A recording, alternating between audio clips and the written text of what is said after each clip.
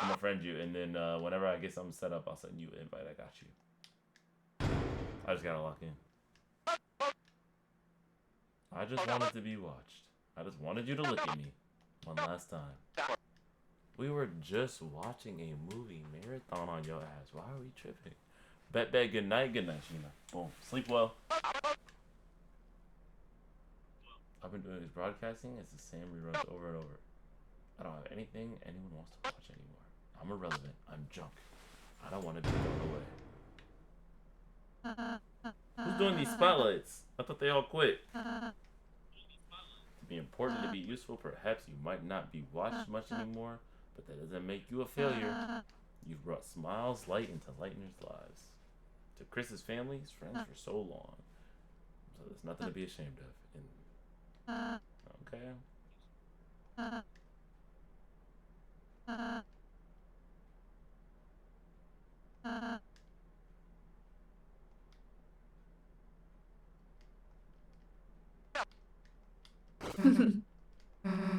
Shit. You want to know what I think? I think, shit. You don't have to take being thrown away. Huh? You don't have to take being thrown away. Huh? Let me tell you. I've never really been able to make friends. I was always the scary girl, the bad girl. The only times anyone ever got close to me was as a joke. And even if I did start to make a real friend, what's good, Suki? Boom. How you doing, my boy? I'd always end up talk to me. Moving away. W character development. Because I don't think she would have ever talked about this at all, ever to anyone. So, shit, she must really trust us.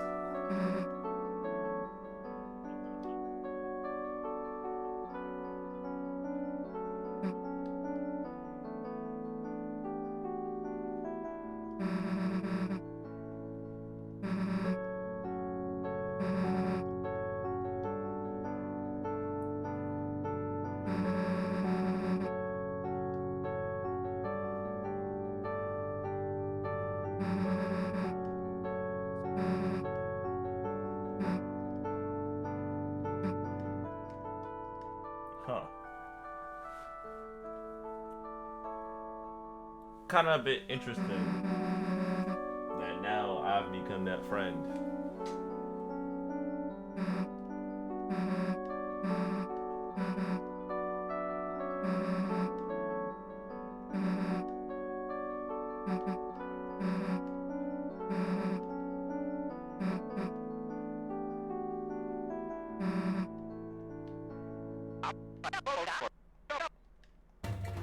W asking for a TV at work. Ooh, how's work been, Birdie?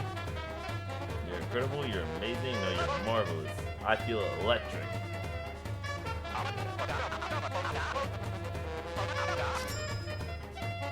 We're inventing a Hall of Fame just for you. But you gotta get back to it. Oh yeah, that's true.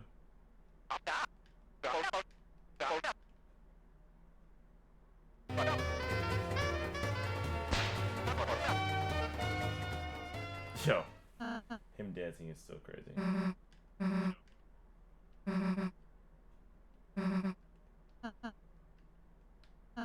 Tough. I'm still so confused on how she's able to exist, but she's gotta be real. He's a guy. Huh? He's a guy. Oh yeah. I be forgetting.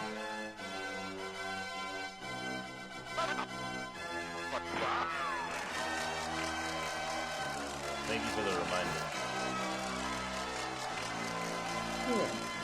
Yeah, I feel like he has to be real.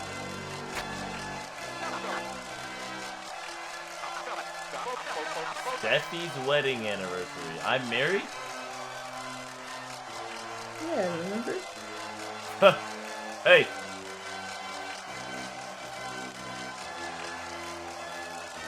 I must be Stevie Wonder in his dish. Alright. Oh no. Oh.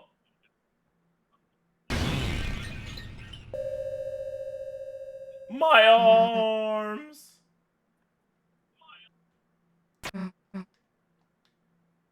Who the hell are you? That's the knight.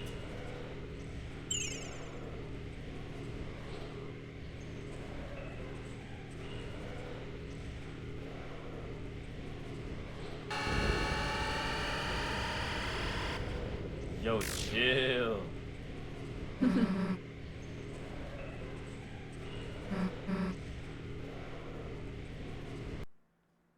Oh, fuck.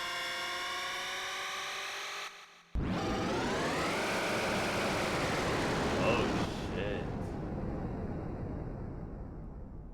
No background, no story, just box. And we're still lit.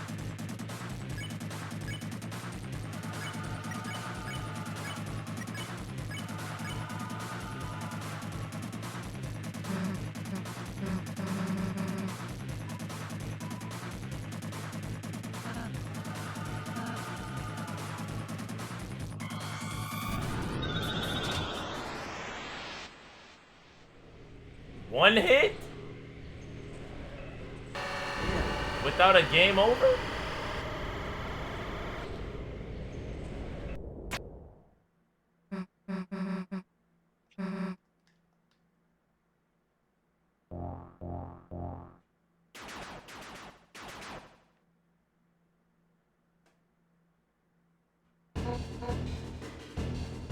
Hey, you stop, police.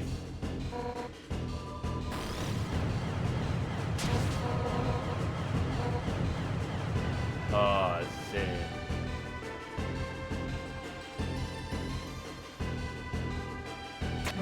So we saved one at the cost of another.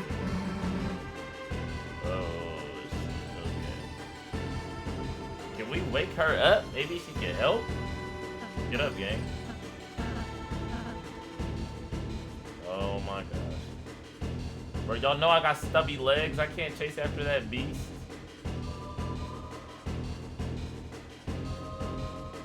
Oh, shit. Here we go.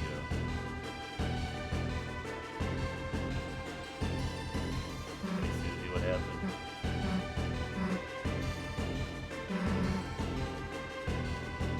Chapter 4.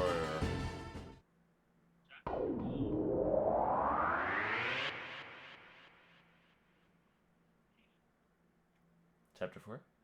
Oh. Chapter 3. Chapter 4. Our house!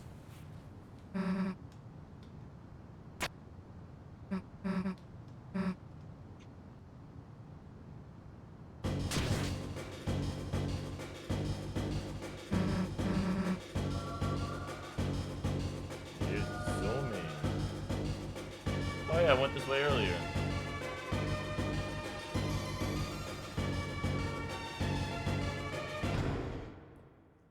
Yo!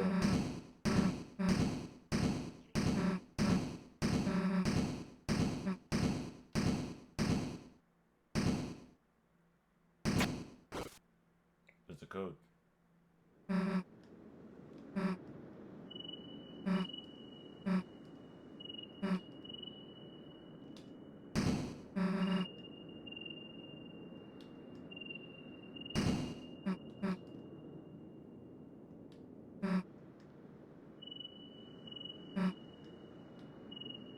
We got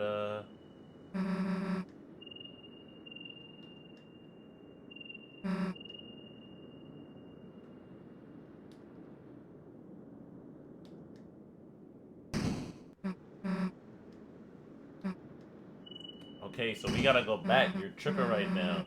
You're thinking a little too much. Let's go back and think while we're going back, cause we still got shiz to handle. It's still up there. We still gotta get rid of it. So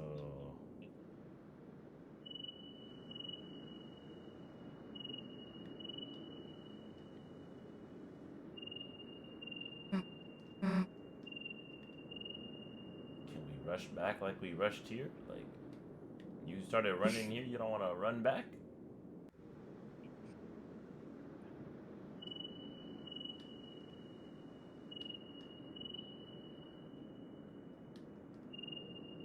Pine Tree. Officer Badge. The Delta Road. That's the name of the game. Why it opened for me?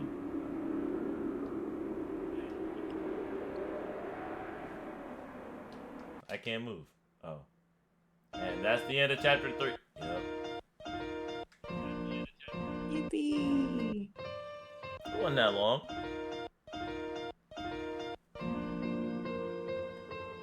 Not bad. I like this. Yeah, you'll definitely finish before. Nice. That means I might be able to take a nap.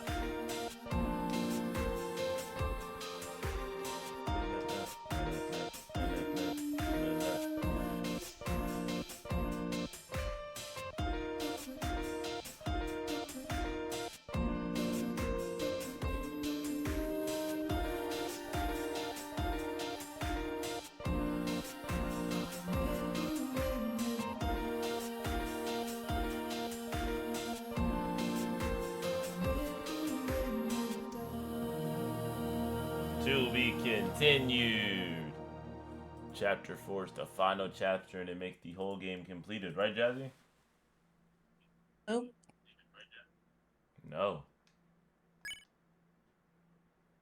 Then why am I playing this? Alright, let's get it. Chapter 4.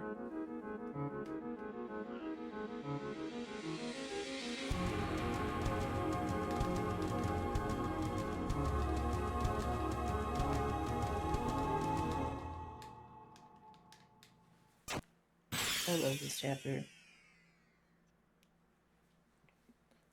Chapter 3 was probably better than chapter 2. I think chapter 2 just had some really good characters. Yeah, it took me 3 hours to beat the other one. I'm 10 hours in right now. I'm locked. Oh yeah, I could have Yeah, did that that. was you. I could have did this in one day.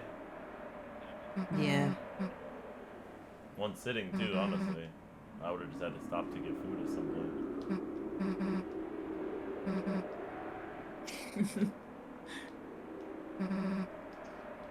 Where my water at? Trade another soul for pizza. That 230 would have been mine if it wasn't for those meddling kids.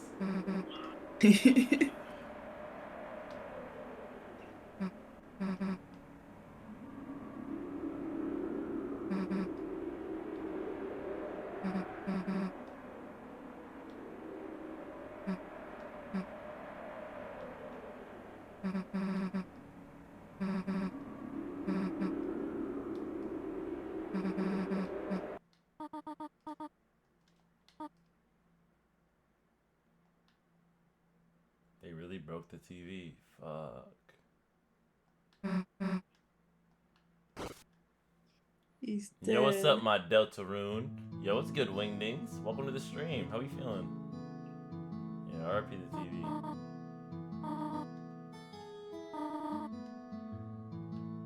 She doesn't remember anything?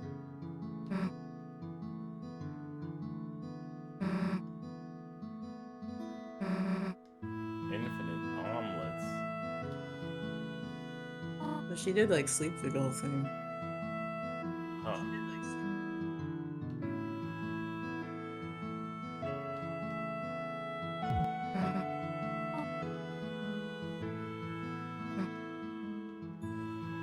So we won. Or not won, but I knew these pancakes were a trap. Time for me to get the hell out. Just wait a sec. You remember last night, right? I'm dying. The place that you was taken to, the shelter. It's like close to the church, right? It's probably a long shot, but maybe there's someone around who knows how to get in. I mean, if we don't hurry and save her, then might be good, bro. Steffi look like the YT logo. A play button? You call me a player? Here, try these on. Where's your perfume bottle? I'm a perfume, what? Earlier you said you're a perfume bottle. He said that? Someone said that. Like, Steffi, you're shaped like a perfume bottle. Yo, Why'd you make your character look so ugly? You know we had no control of this. My character looked awesome. Look at him. What's good, Gospel Pac-Man? Welcome to the stream.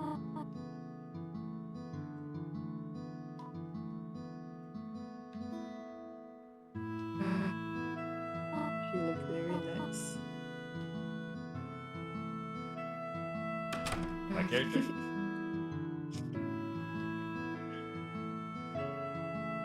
We didn't even finish our pancakes. They're gonna be cold by the time we get back. That's like the best part about pancakes, that they're warm. Cold pancakes are good, but like I'd rather eat cold waffles.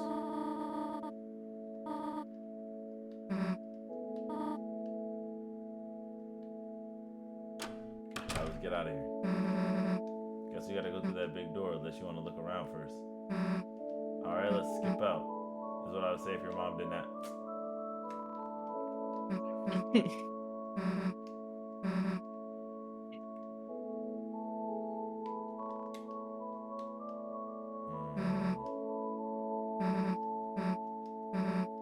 Singing in like church choirs is low-key nice though, actually. I feel like a lot of people that go to church can actually sing.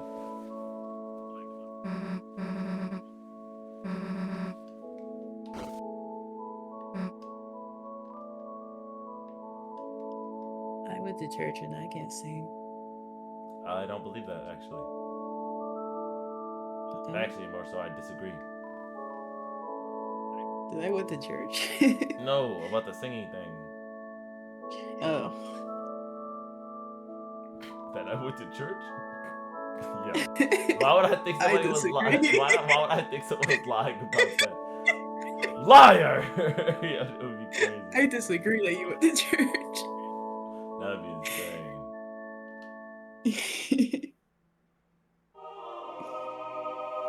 That guy's a turtle. The priest is a turtle.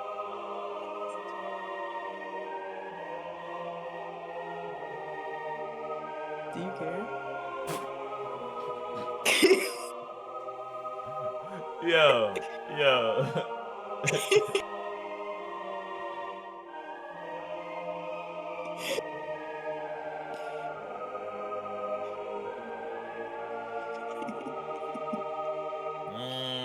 Hold on. The Tale of Deltarune. You may now close your hemnails. What the is that? Legs? Whatever you use to stand up.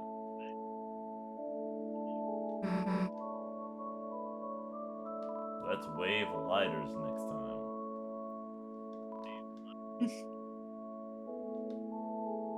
You do that in church, they'll be like, what if it burns down? I feel like lighting any type of lighter in a church is crazy.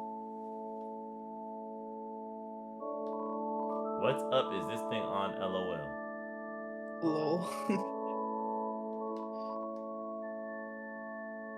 No, I'm like good. I like memorized it. I gotta stop saying the word like now. The filler word of doom. Filler word of doom. Yeah, so everyone ready to rock. Gozies.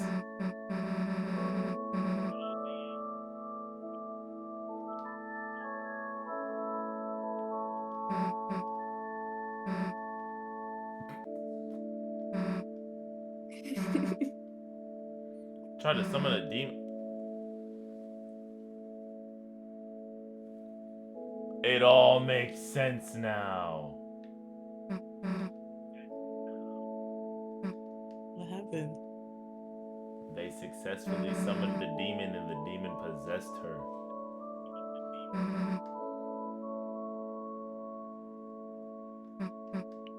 I know how these theories finna go. I get it now.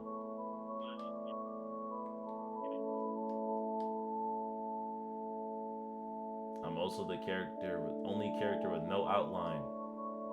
Outline means protection. It means your form can't be changed. My character has no outline, bruh.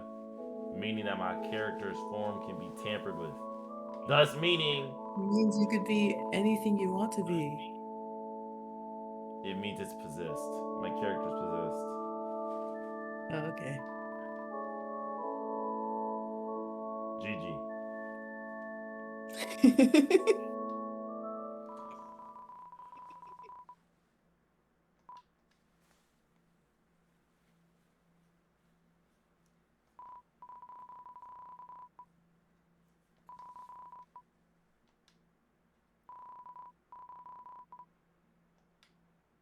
And my person went to sleep.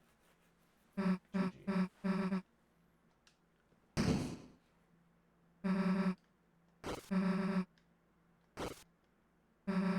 The bottom of these two sweet, sweet cups of juice. Yep. Yo. What the? Yo. Who let these scoundrels in here, yo?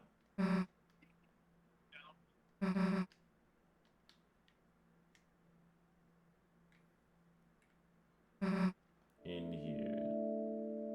Yo. You're actually a fiend. Because he's drinking punch? So much punch.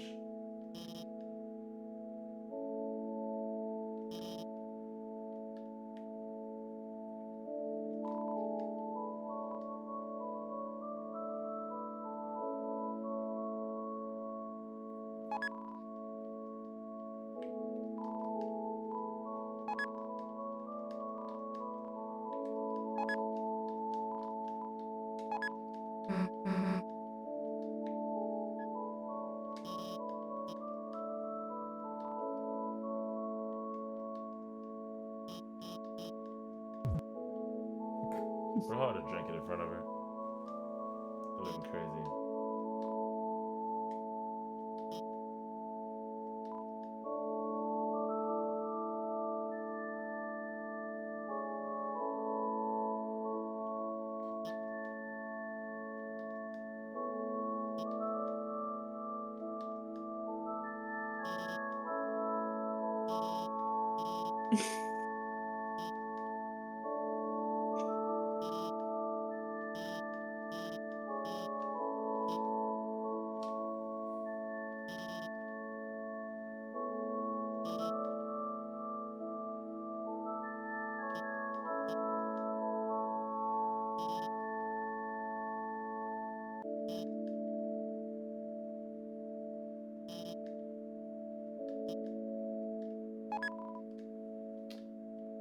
Okay, so I need to talk to the mayor.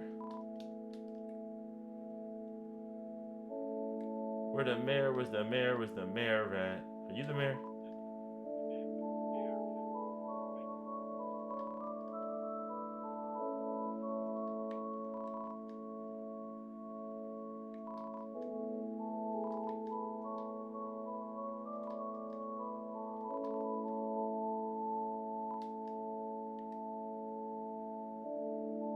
Banging sermon, my man. Yo.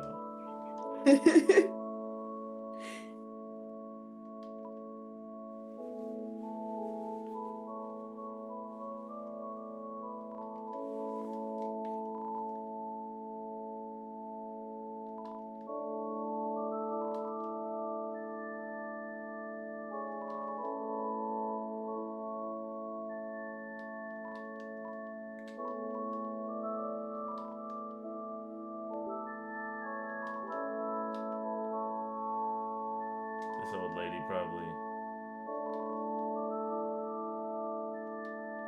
Here we go. What info you got?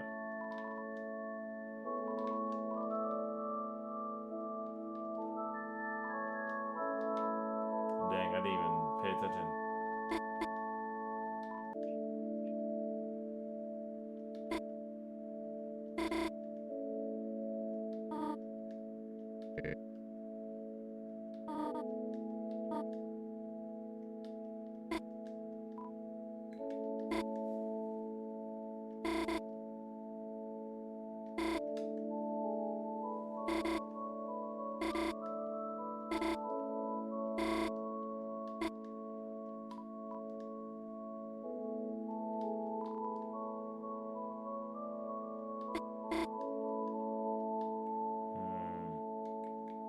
Looks like he's feeling better.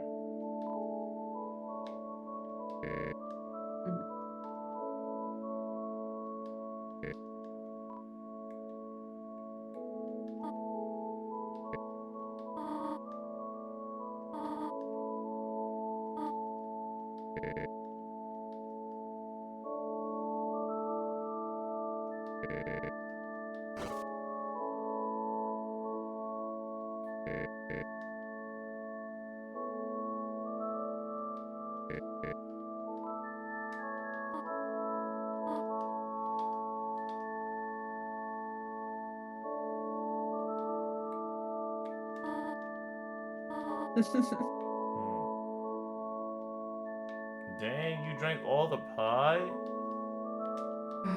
All the pie. I mean, juice. I need 15 hours of sleep, bro. I need to catch up on slop pie. That's my favorite drink. Okay.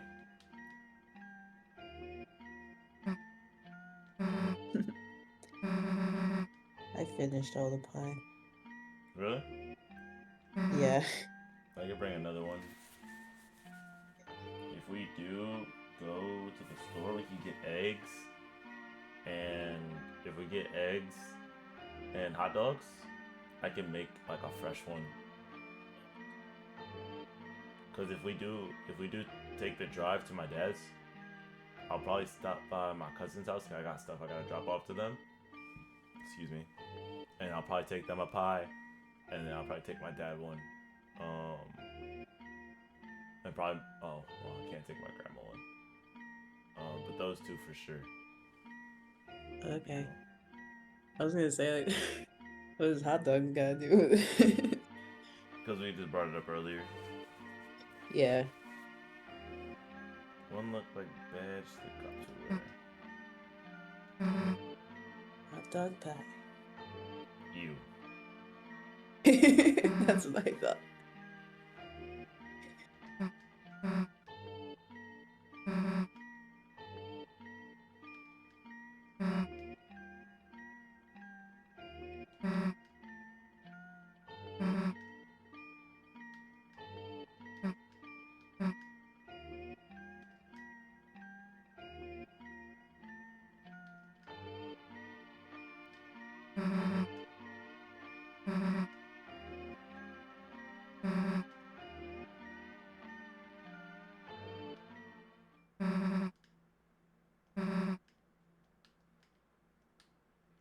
Nope, GG. It's not looking good.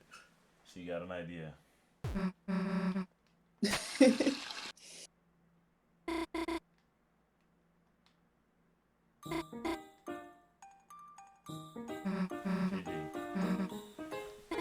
Juice. That's why I come too.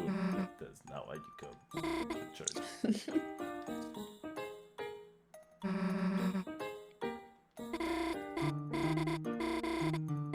That's why I'm always drinking it. Yeah.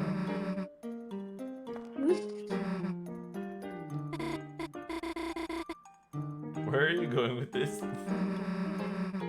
Let me get straight to the point. Yo. Why is she blushing? She's into The violence?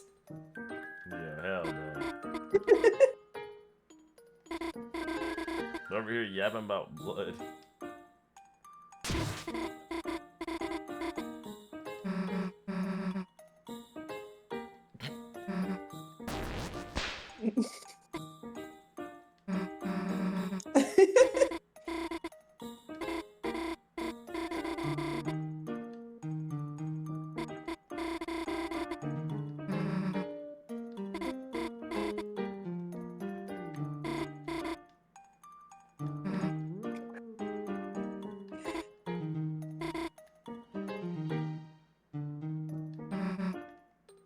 Bro, she does not care.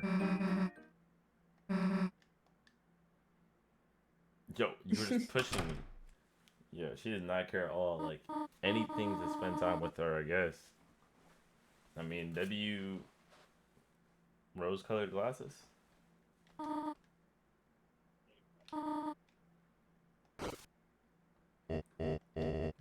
the f?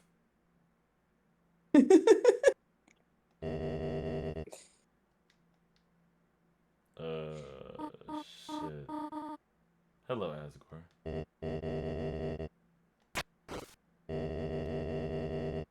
Oh. Oh god.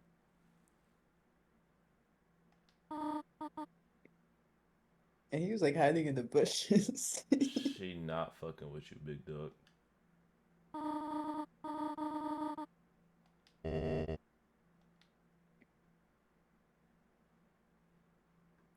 They're like divorced. Fuck, bro.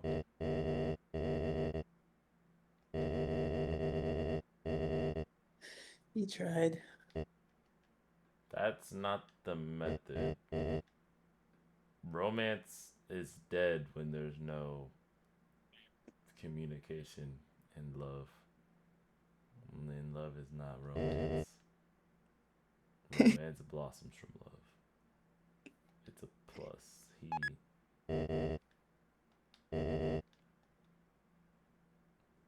Share with your friend. This man coping. Just throw him on the ground. I'm wearing the same thing. No, it had buttons.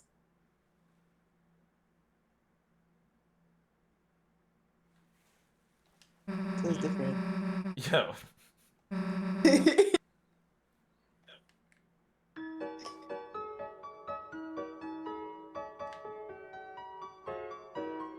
we take the clothes home? These clothes hold no power over you anymore.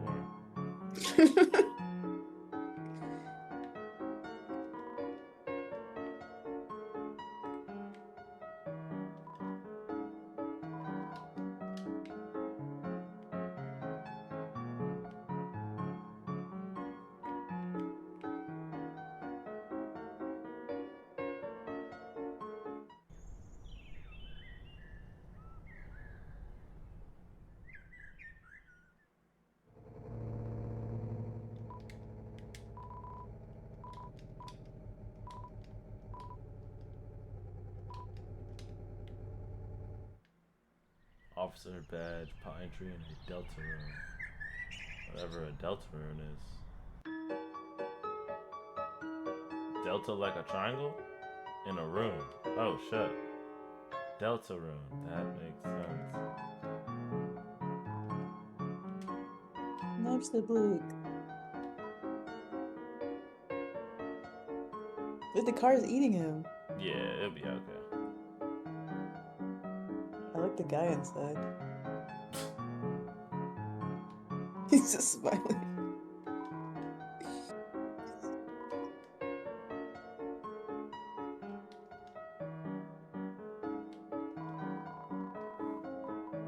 Chris annoying is. You think so? What makes Chris annoying? Chris don't even say anything. Yeah, I know. Like I said earlier, that I felt like it really feels like Susie's the main character. Like Chris is here. We don't know much about Chris yet. Yeah. Other than she tried to summon a demon. Ain't that so tough? He keep foiling my plans. Huh?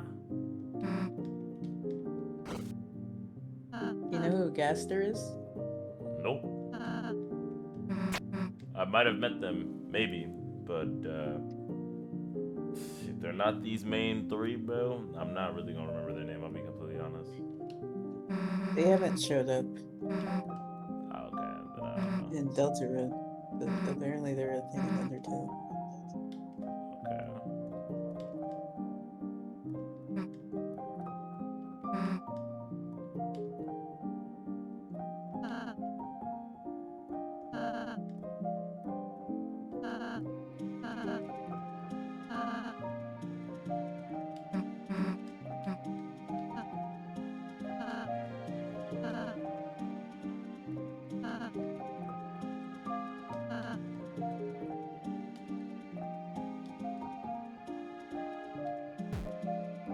Aww. I wiped you too, Susie.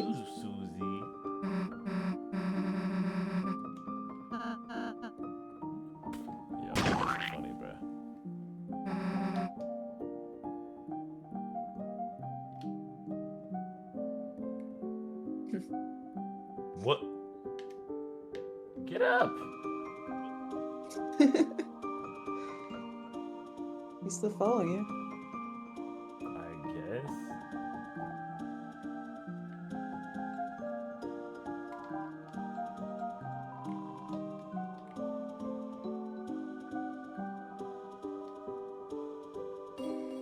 Oh, you didn't get all the recruits.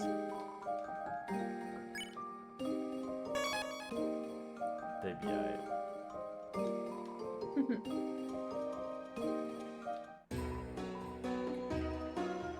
You got new stuff or no? You do. I really care about that though.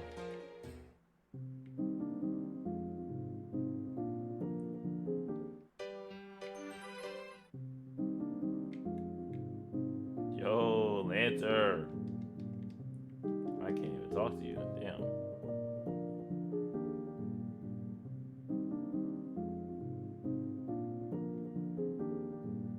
We gotta talk to his dad. It's been a minute. Well, they escaped.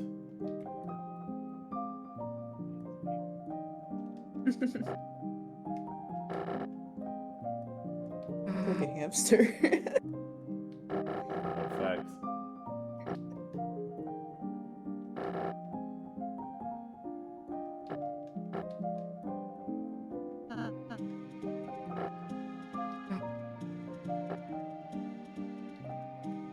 Draw a picture, right? Wench, yo. Why does this seem like, Damn. this place is like...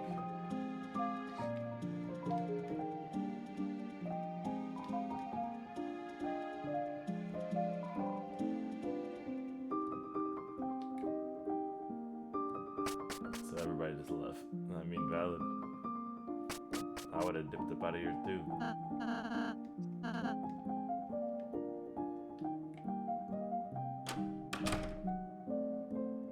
Whoa, you merged our rooms. Now this would be a sick room. Like in real life, oh my god, imagine sharing a room like this. It'd probably be annoying, but like so cool at the same time. Ooh, imagine having a room like this, and you know how in like gyms they have like the little curtains that you can pull across, but you have like something that's like a fake wall.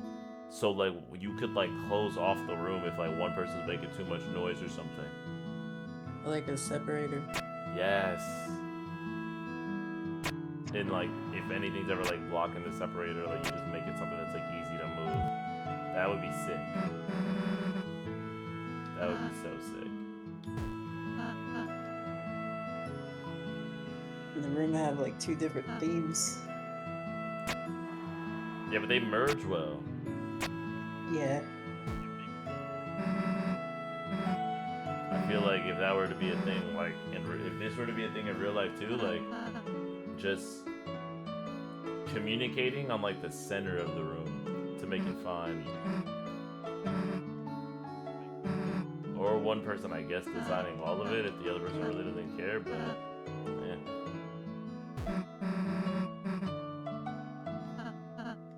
I use the bathroom.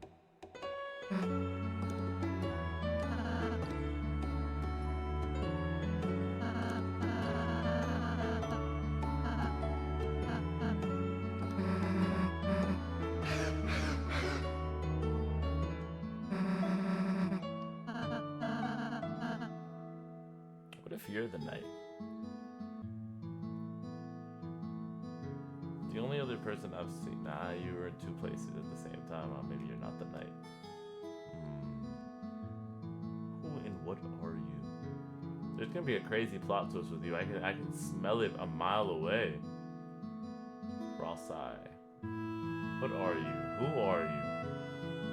Why are you? I'm trying to figure that out too. I don't think they're actually on our side. I feel like this is a double cross type thing. Or maybe they are. But it just seems very random. And they're the only person. Rousey? Rousey, yes. And they're the only one. They're the only one that's able to go into the other dark spaces other than the Lightners.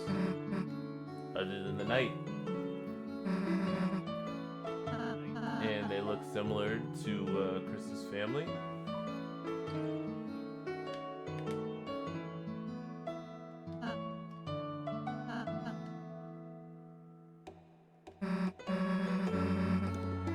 They look like Azrael. Yeah. I mean, their name is basically Azrael, but apparently they're not actually Azrael at all.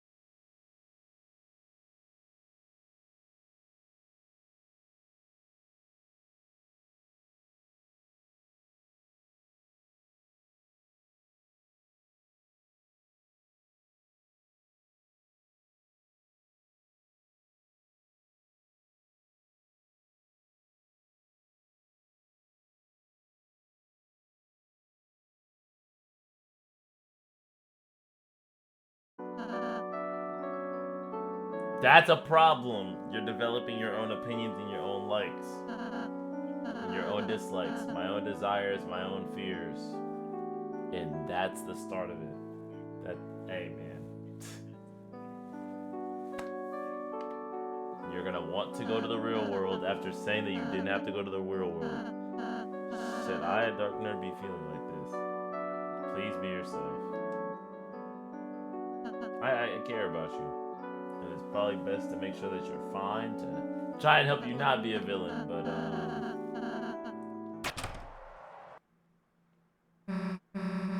furniture piece number trash. No, that's necessary for when you eat in your room or open stuff or yeah.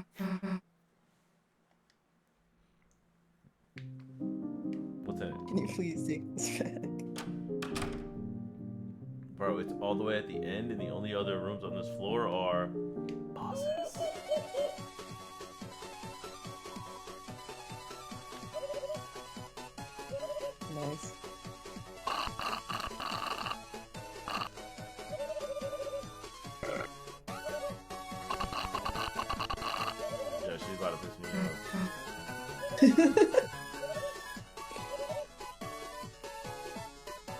Oh, her room tough.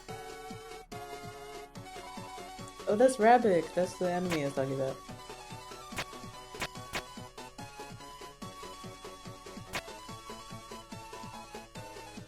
It's keeping the streets clean. Dang, they should have let her keep her world, bro. Her world was tough. But I get it, it can't stay. But we let this one stay. This one's gonna have to leave too. Nope, but they look like them. Jazzy was just saying that. You said that they're not Ezreal, right? Or something? Yeah, Rousey is like his own character. Azriel does exist in the real world though, but he's like away at school, I think. Yeah, in college. Yeah. Ain't nobody raised but. Yeah, okay.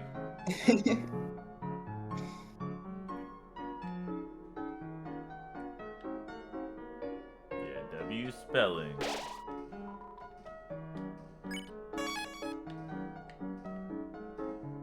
I hear noise over this way. Yo, hey, hey. Oh, I think she was trying to like disagree with you that Rousey's like a villain, Oh,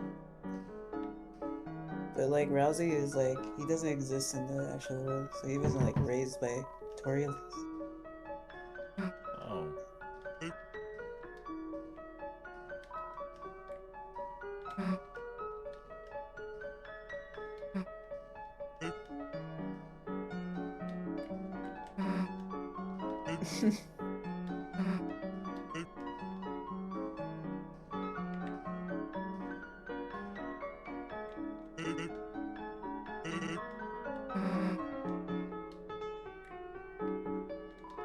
I want a hot dog. Retweet.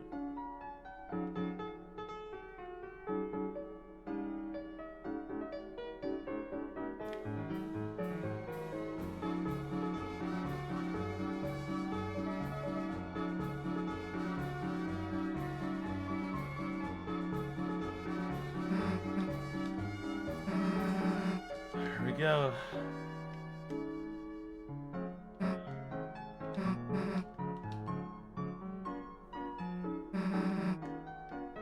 Flowers, a snack. What chapter is this again? Chapter 4. We're on the last one. The last one that's released. Because for some reason there's 7 chapters in this game. But I know what that means.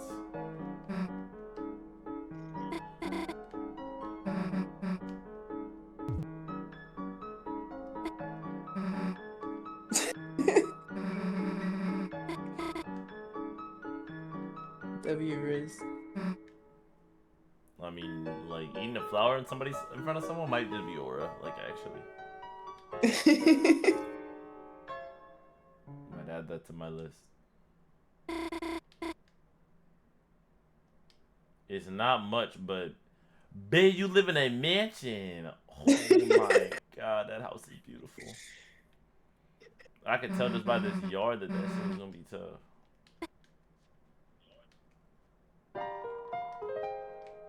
Join my study group. It's not much. Welcome to my ho-ho home.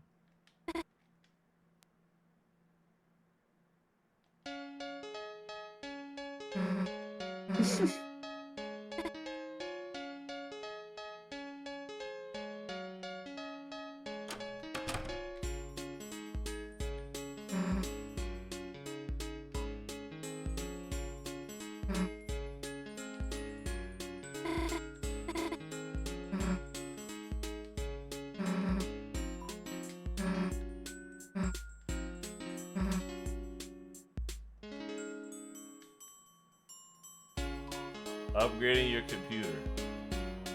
This is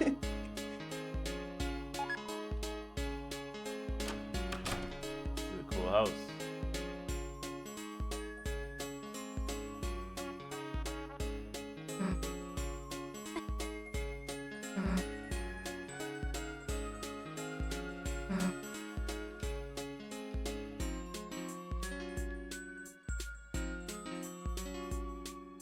actually curious, or like does she not really care too much?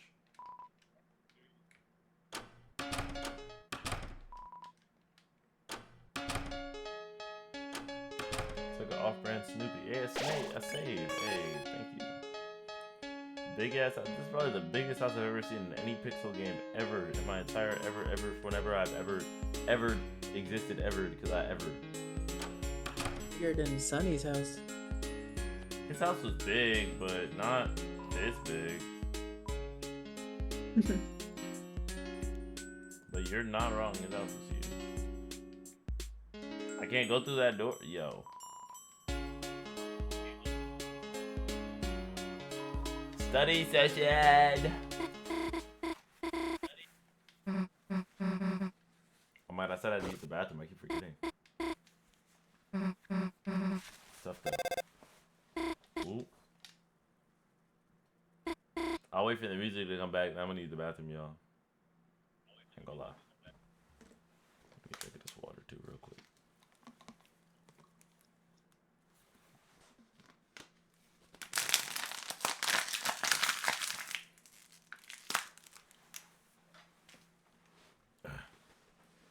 So you guys think Birdley still likes her? Like, cause obviously he was like, well, I must have been a dream. I would never like Susie, and then like just like stopped. Or how do you think that went? Birdley likes Noelle?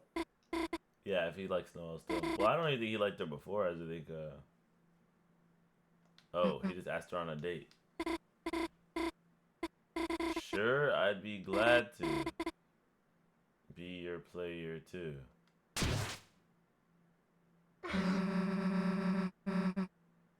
Oh shit. Look, you don't really want to go with him, right? Some people aren't gonna get it till you scream no.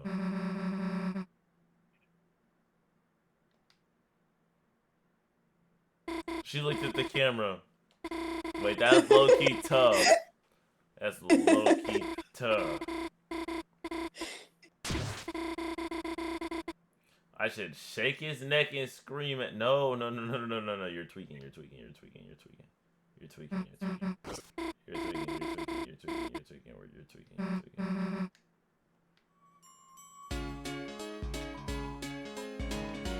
I think Noelle's house, like, this whole segment is, like, probably my favorite part of this chapter.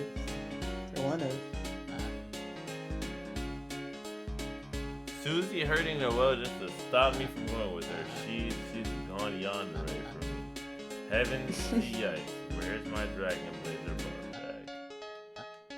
But now that I think about it, she must be very lonely. A poor girl with no one to show her exclusive tips and tricks.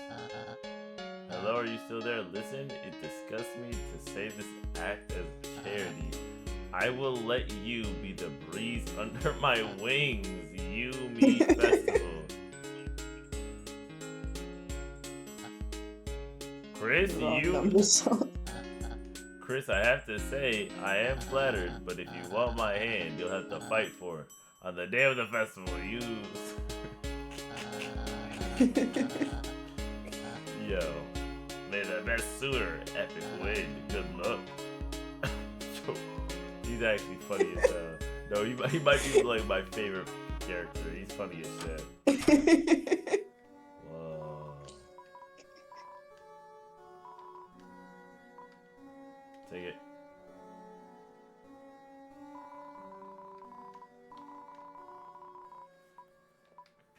One, two. 1, 2, 2. I knew it! One character is a demon. The other character is going to end up becoming evil. Oh my gosh, bro. Where am I going, bro? Put the heart back. I'm supposed to be looking for clues. Please. Oh, no, Still wants you to. She getting rizzed. Why can't it just be on my side for once? Oh my gosh. It's that bush. Something in the red guitar.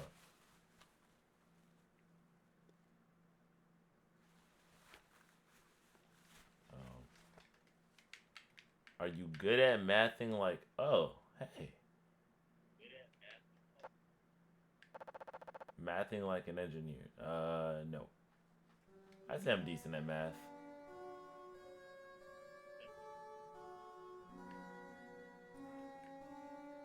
Okay, I can kind of like see out.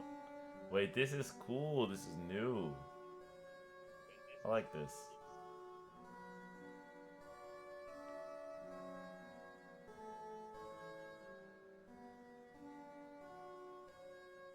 I'm in the vents.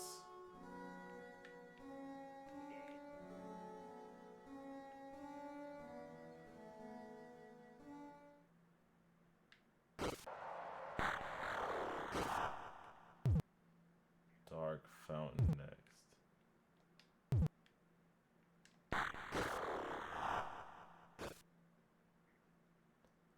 Susie must not get caught. Oh, I'm dead. Okay, don't get caught.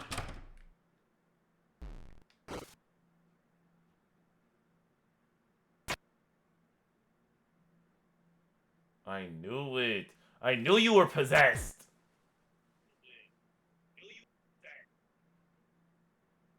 Let me go. So you throw me back in. Oh. Wait. Wait, listen.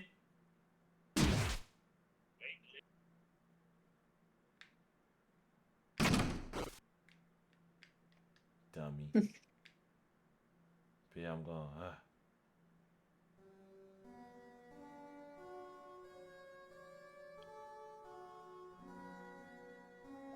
I'm gonna go up this time. Adventure time. Okay. Nothing in that room. This will also help me search.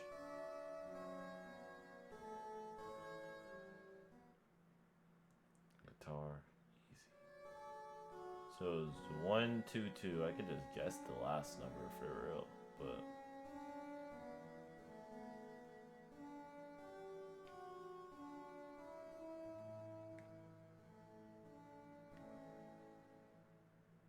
this is back in the room with the guitar, ain't it? Oh, this is somebody else's room I haven't seen yet. Why all dark?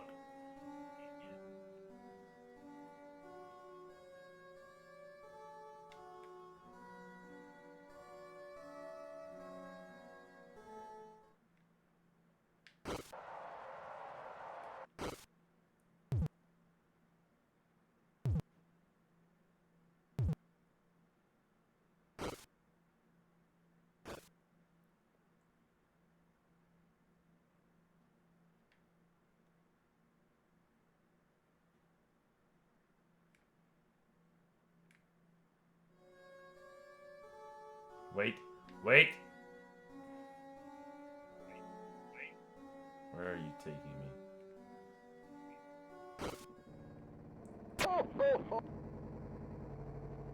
This is sick. I feel magical. Wait, am I stuck? Yep.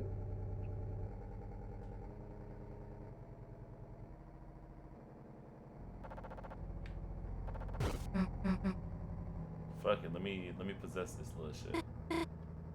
Looks like it's just the two of us. Kinda awkward without Chris here. Oh my god, I'm a wingman. Do the lights, did the power go? Fuck.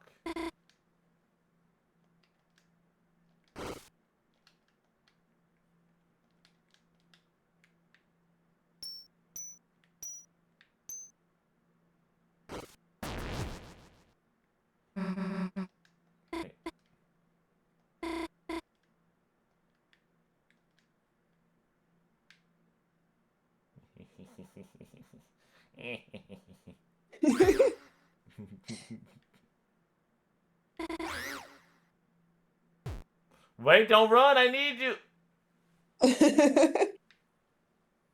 Please, guys, please, wait, don't kill me, please. Guys, wait.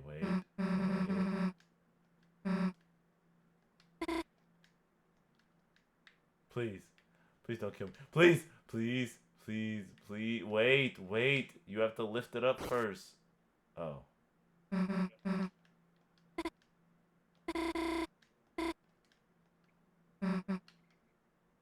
Wait, I'm not a mouse. You are the mouse.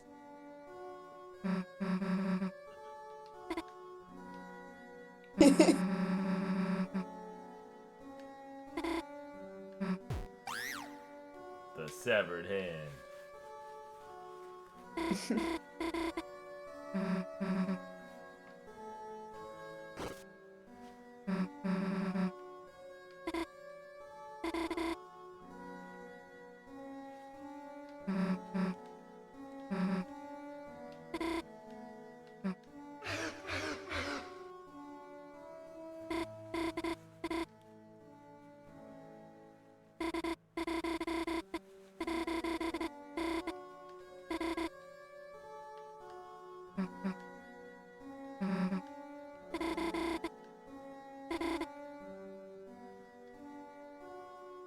Tough.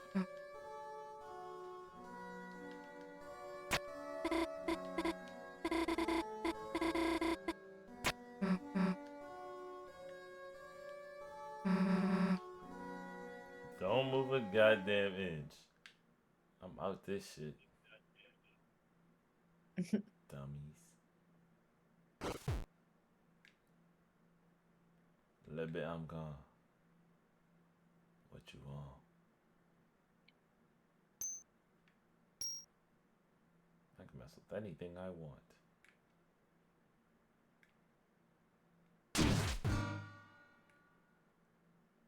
Why are you watching me? Oh Ooh. my god, bro. You're so creepy. Did you hear that sound like a good time?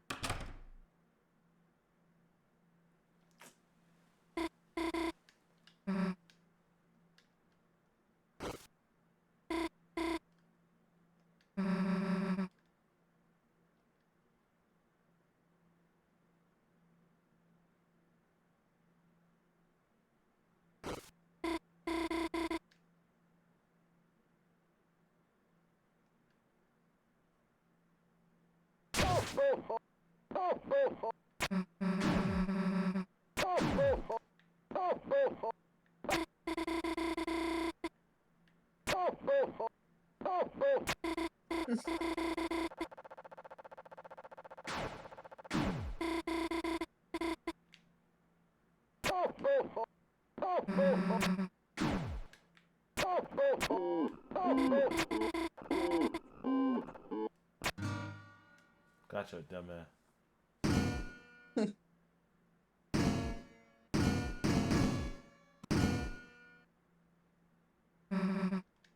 Damn.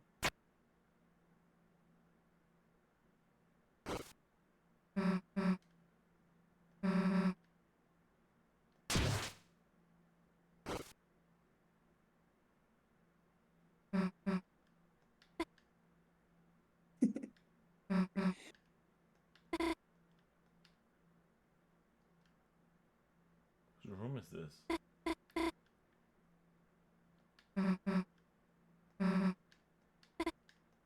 Whose room is this?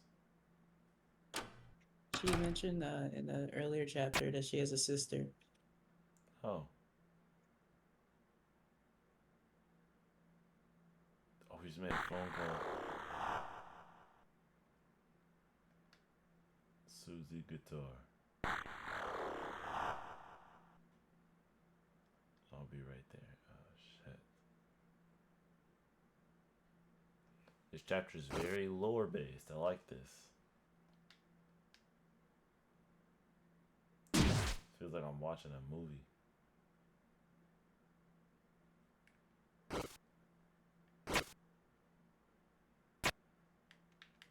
So it's like we're going like we're like fighting each other. That's just crazy.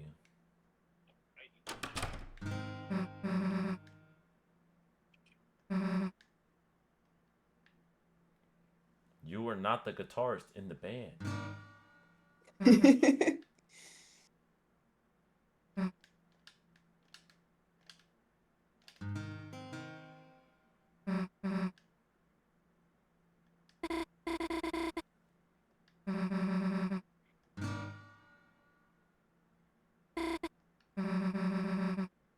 Shut up, that was the remix.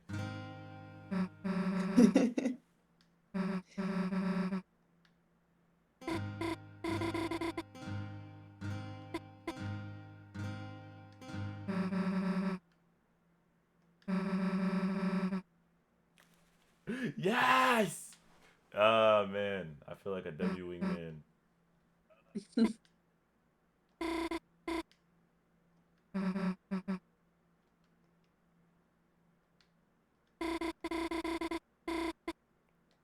Boom!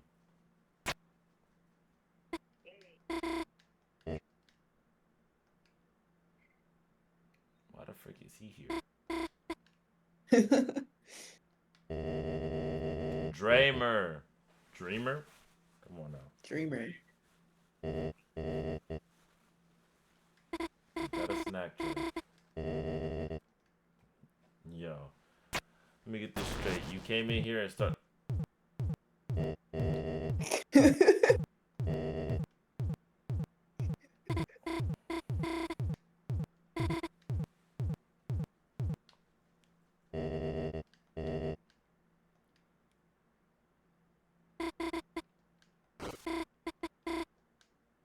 Oh shit. Oh, fuck.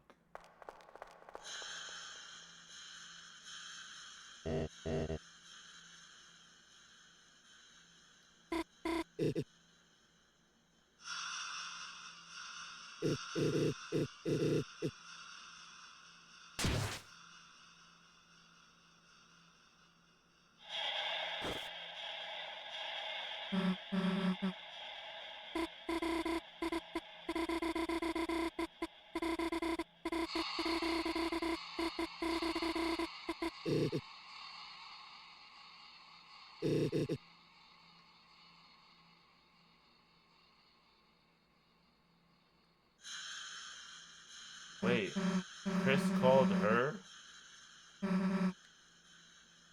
You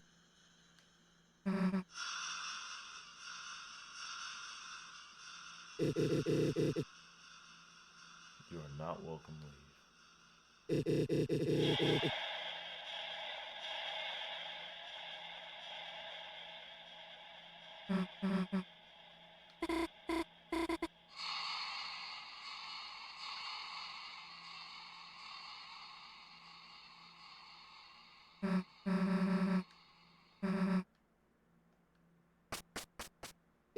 Aura.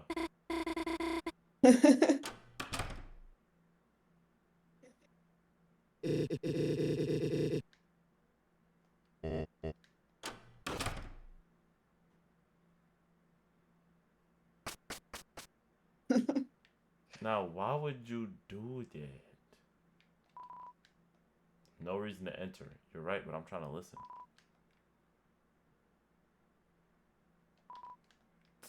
Bro, I was supposed to be searching. Here we flipping go.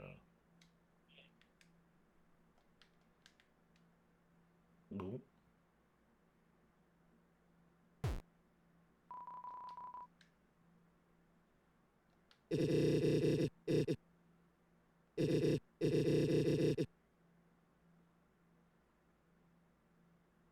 You're welcome here anytime. You are welcome here.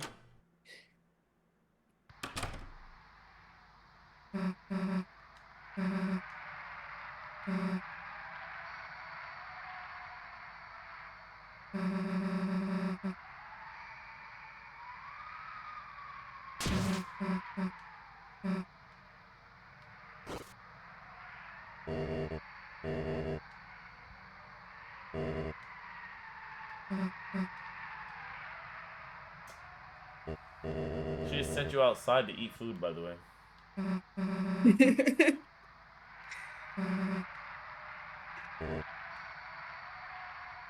Home is where the heart is. Yeah, and sometimes my heart's outside of my body for some fucking reason. No, I don't want a cheese cracker.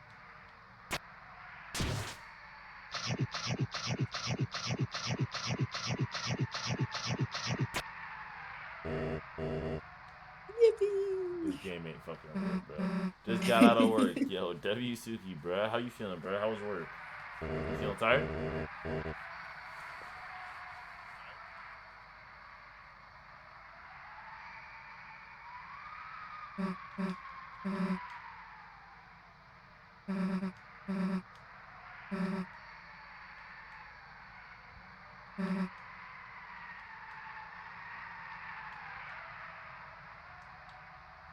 No, we don't. I know the code.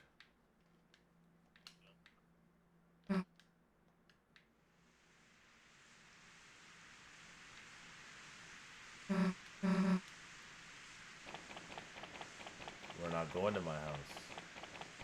We're going to enter the code.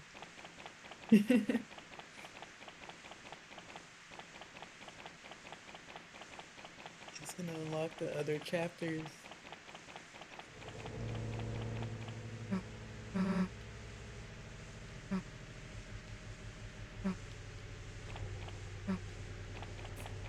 Bruh.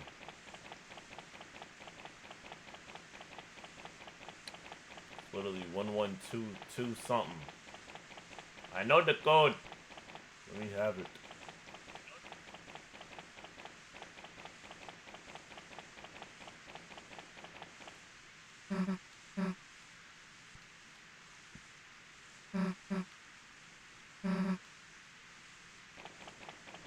And I had to go back down. Yeah.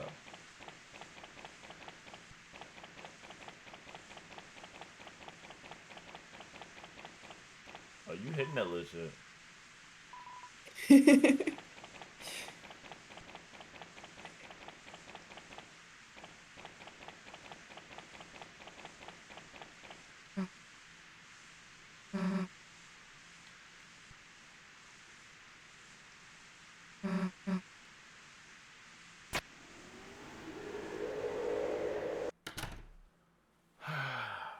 Of course it is.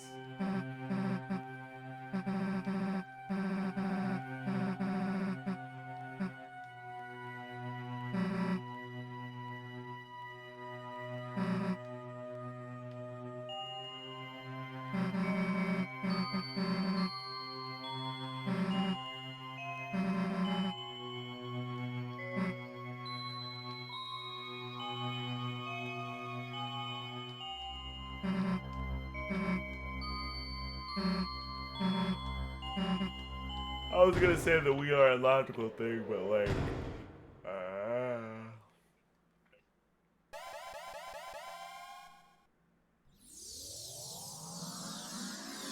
we didn't see the transformation. All of chapter 3, I think. Oh wait, we saw it once. I lied. This looks like the place where Sans was. Yeah, a little bit.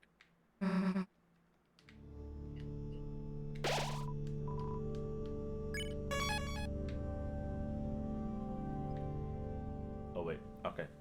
I'll be right back, y'all. I'm going to use the bathroom. Enjoy the Delta Rune music. Let me turn it up. Yippee!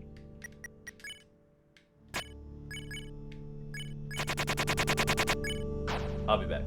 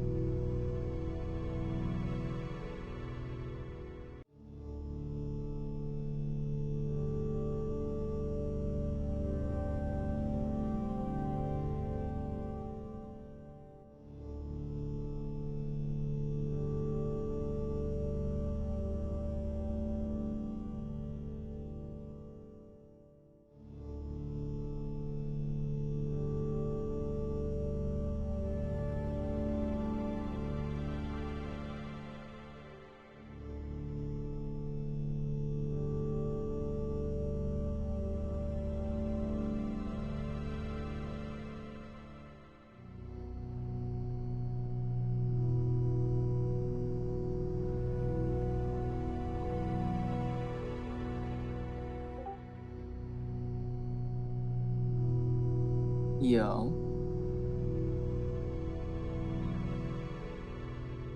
yo, we're the man of the hour or the hours.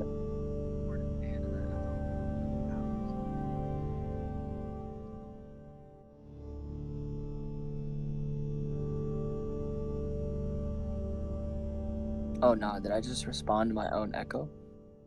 Hello. Hey Jazzy, how you doing? I'm good. Just trying to stay up. Shit.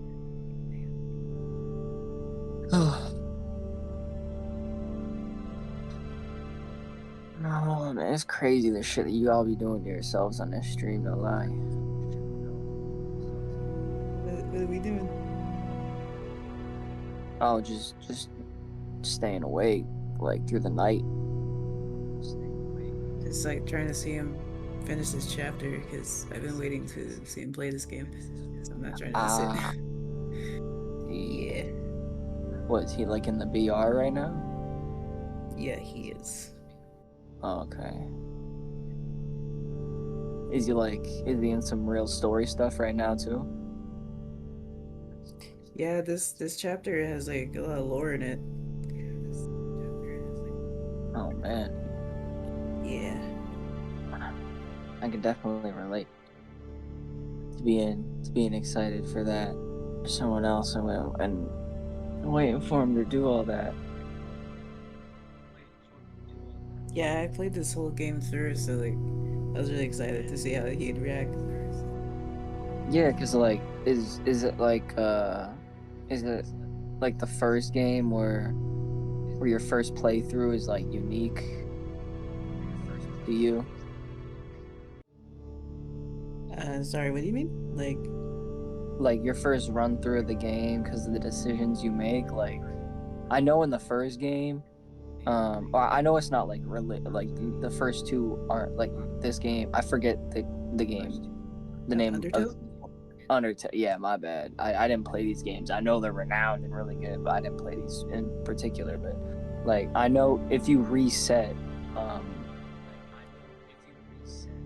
like the characters remember that you reset. Oh yeah, like Chloe. Yeah, something like that. Like I've just heard the mechanics about like the labor of love that the game was. Yeah. There's like different endings for Undertale, but I believe like Deltarune has like different like ways you could get through the game, but I believe that the story will still end the same.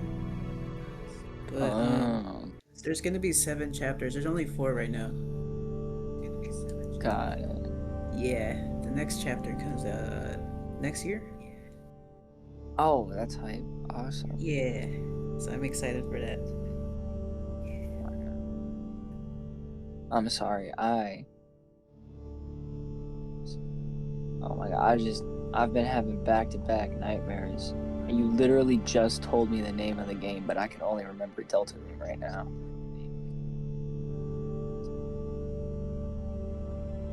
You've been having nightmares. Yeah, bro. Oh my god. I hate nightmares because I'll like wake up from one and I can't go to sleep again because I go, what if I go back in it? Nah, that's so facts. A lot of the time, it'll just jump me right back into the same nightmare.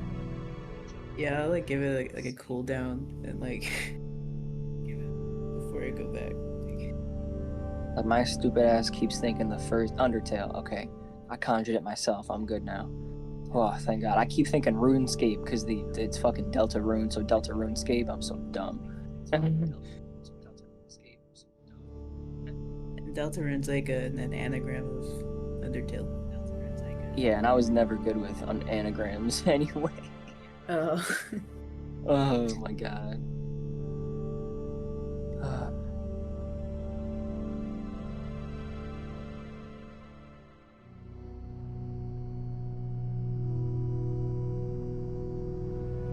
And all I know is that the one person I know would be awake right now that I can yap it up with is freaking Steffi. It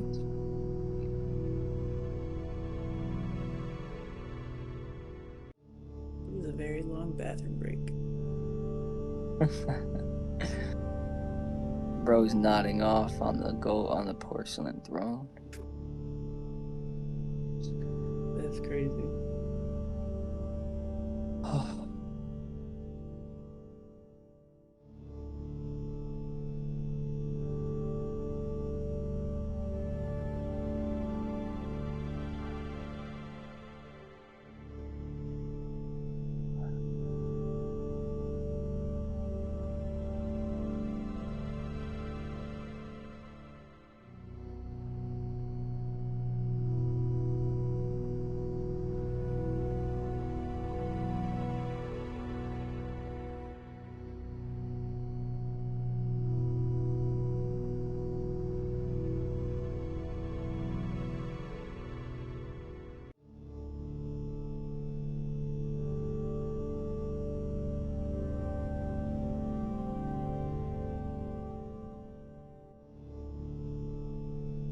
And it's weird too, because the people in my nightmare, they're the same people that show up in someone else's nightmare that because I told them about like how they act, and now because they know how they act, I've basically like introduced them to that person almost, and they show up in their nightmare too. That's crazy. Yeah, and this is back to back. I usually don't have nightmares back to back, but like Like, last night I had one too. are you like stressed out or something? Like I know I went to bed anxious, but I went to bed anxious knowing that like I'm kind of anxious about nothing, but at the same time it still gives me anxiety. I was like gonna ask if like maybe you go to bed like thinking about a nightmare or like anticipating it. Nah, not typically, no.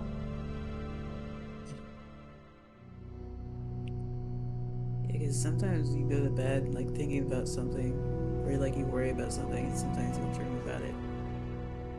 Yeah, that basically happened. I thought I coached myself into being calm enough to just fall asleep.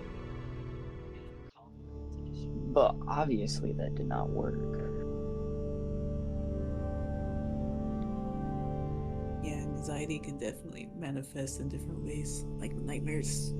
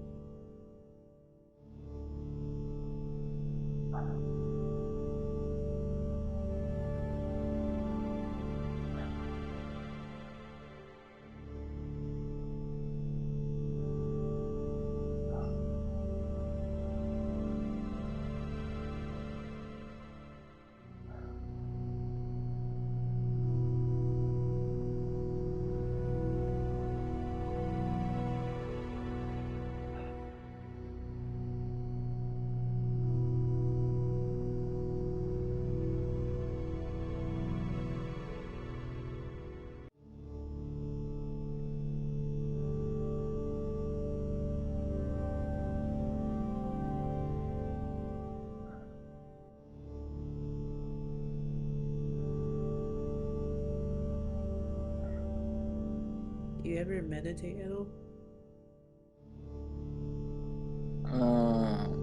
I have in the past.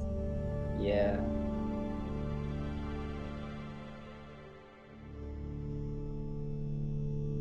Yeah, I do it sometimes, like especially if like I'm like anxious or anything, and like my mind's Yeah. like racing. Yeah, no, it's yeah, I do that with like things that I can like logically process, but it's like I'm worried. I mean, I wouldn't consider it like I guess I didn't really handle it or like meditate on it, but like before I went to bed, I was like, listen, like these emotions, like they're coming, but there's nothing that is feeding into them or anything like that. Like it's not coming from any place. So I don't gotta worry.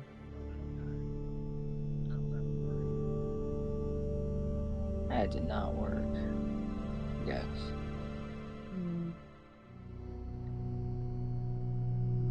Because like everything that's happening in my dreams, I know doesn't make sense. I'm like aware that it doesn't make sense in the dream.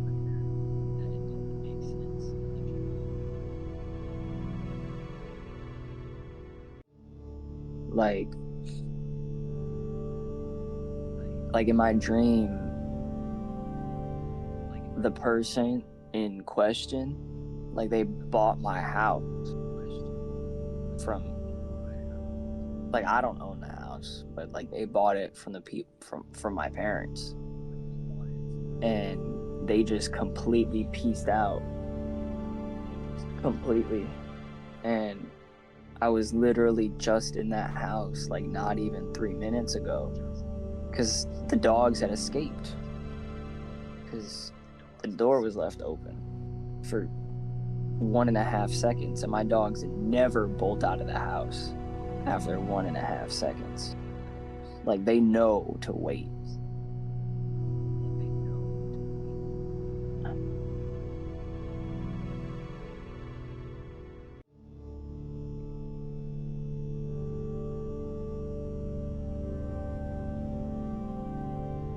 Just like weird shit.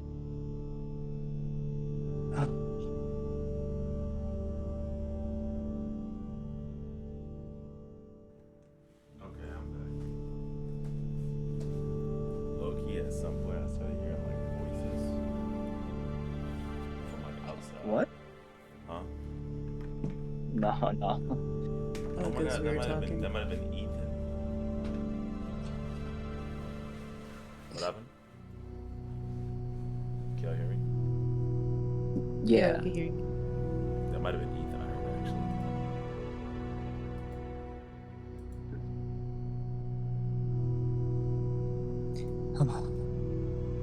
Perhaps I've been chatting with Jazzy. Valid.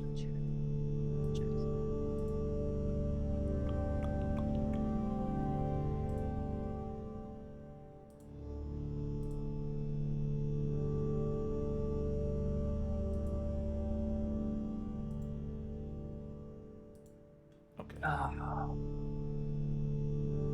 right, let's lock back in. It's time to play. So this is the church.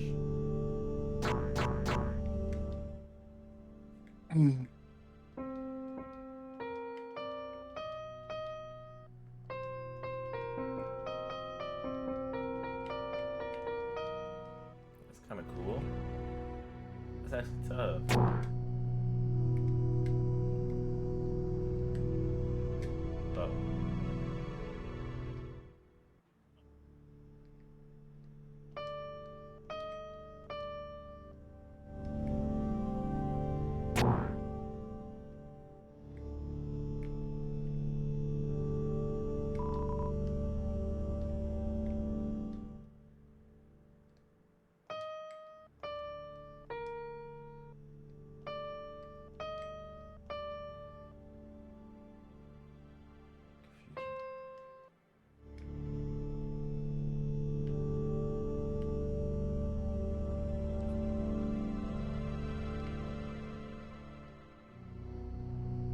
Oh.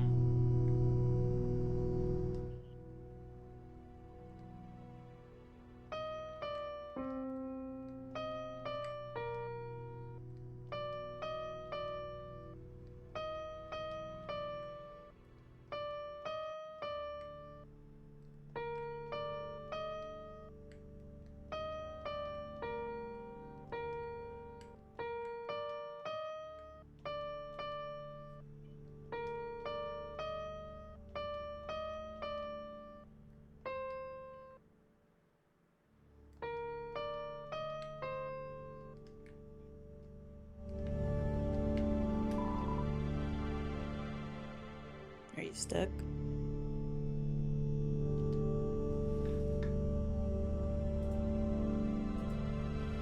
Excuse I me. think I'm still analyzing. Oh, okay.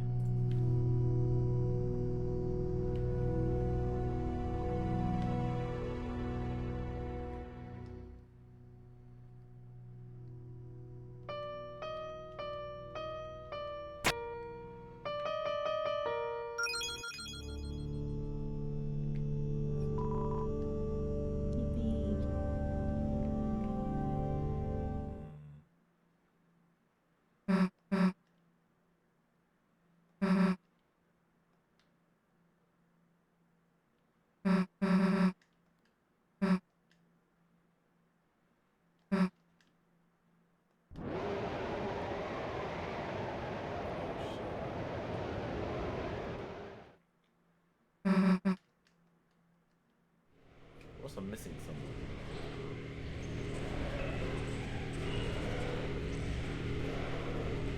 Interesting Oh. how it's just the two of us. What's up, Ethan? Hello. That thing looks not friendly. It is now.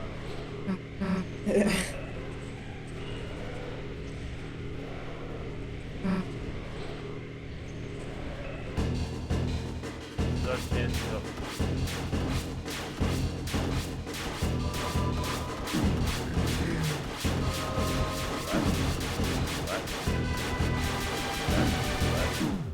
Holy shit. Ew. I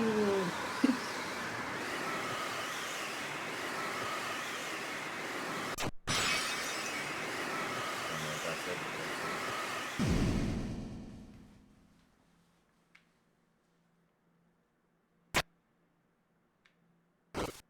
Mandatory L, perhaps?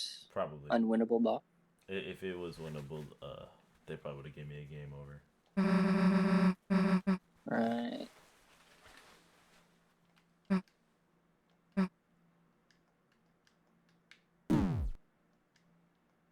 He kind of fucked me up.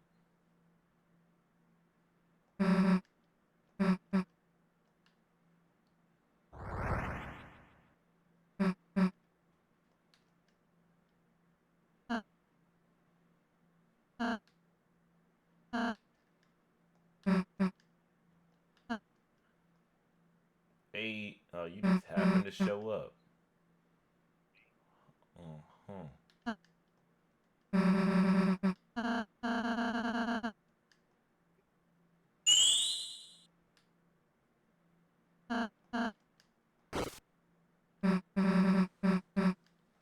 Susie's definitely got to learn that heal. If someone's really hurt, don't try to fix it alone, okay?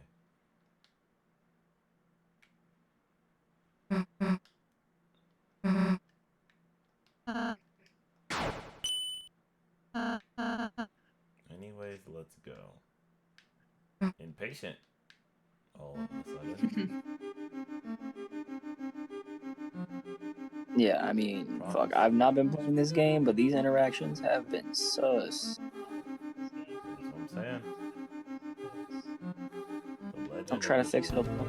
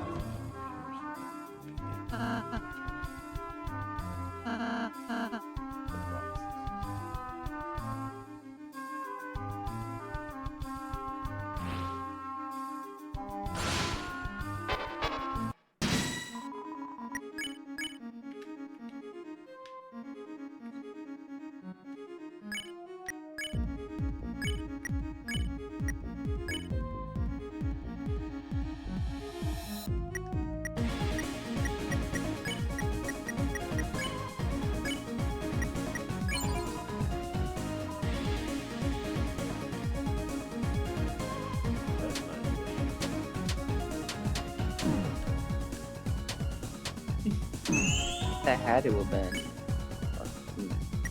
like Chinese, but their massive symbol system.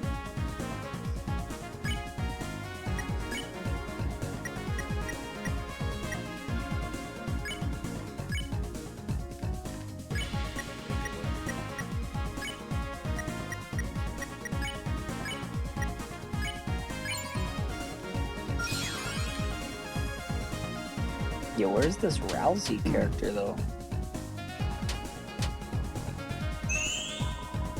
Roses at the bottom.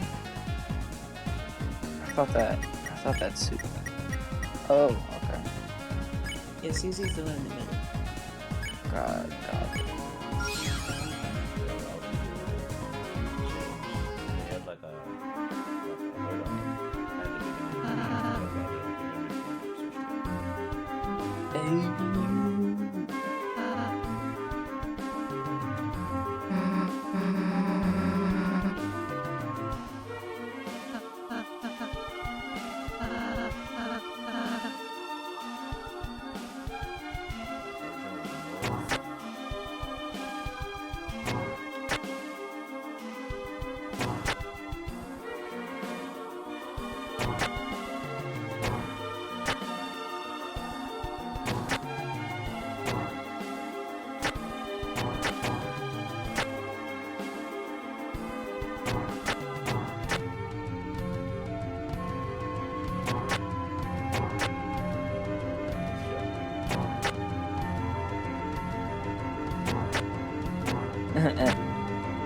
Oh.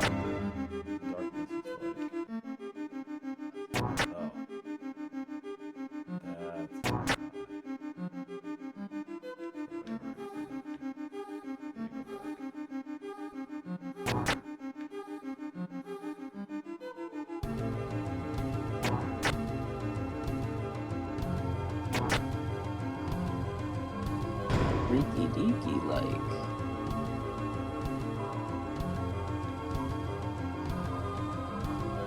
I've across the shadow, bro. Shit going out.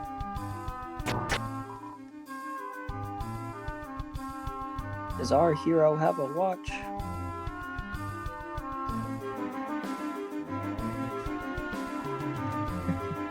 Damn.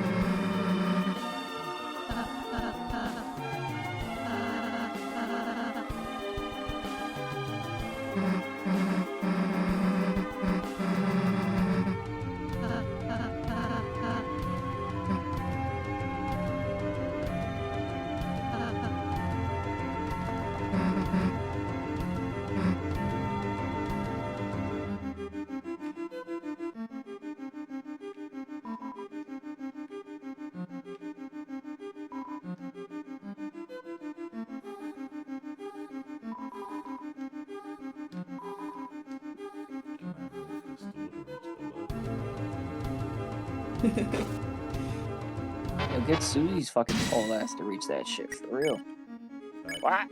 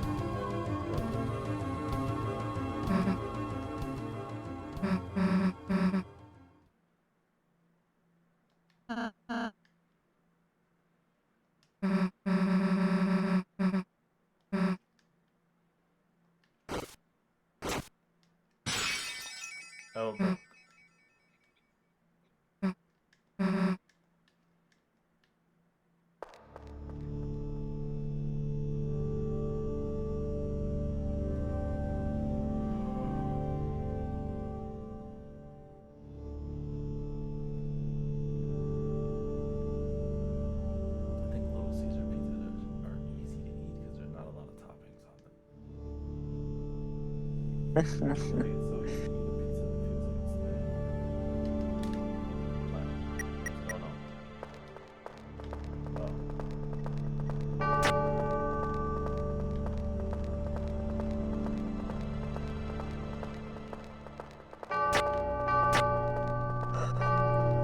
We tough in this bitch.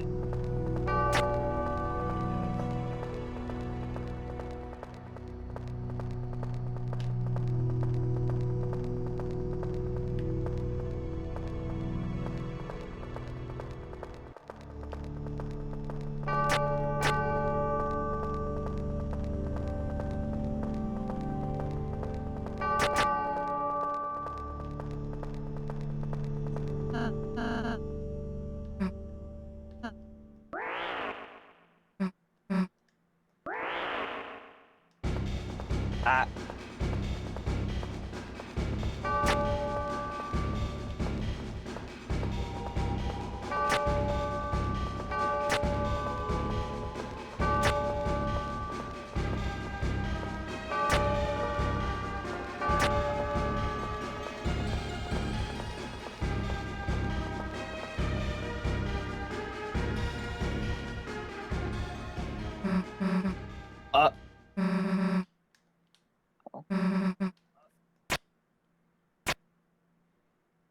And you're alone.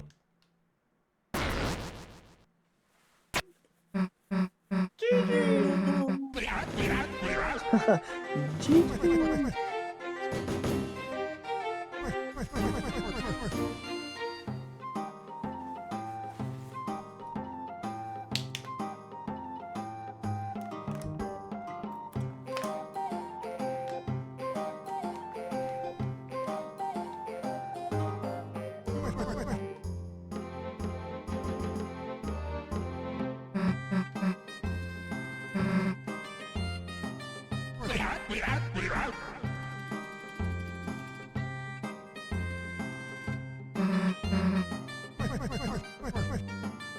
With a dark granny.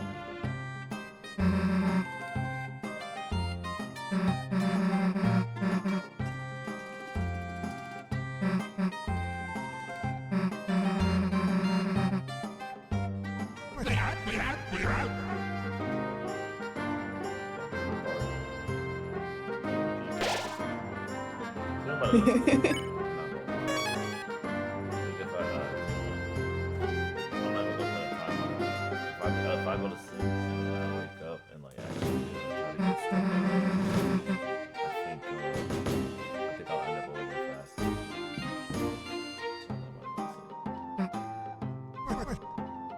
About how far would you say I am through this? 'Cause I feel like I actually just How far? like I think you were. the fourth chapter. But, Um. I guess left.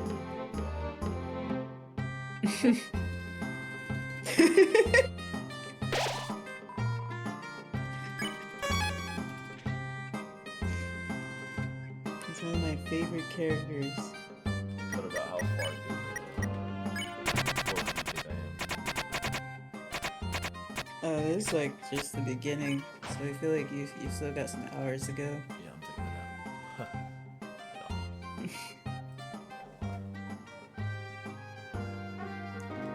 Yeah, I was gonna like stay up and watch you play it, but I was like falling asleep too.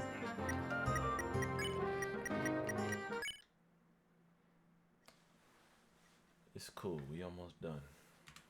We're almost done.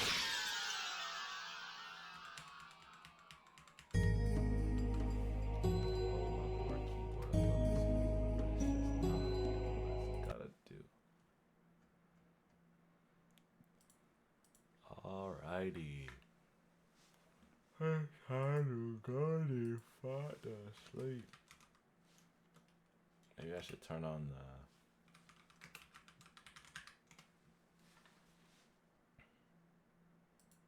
I think I'll put on words on stream and go to bed.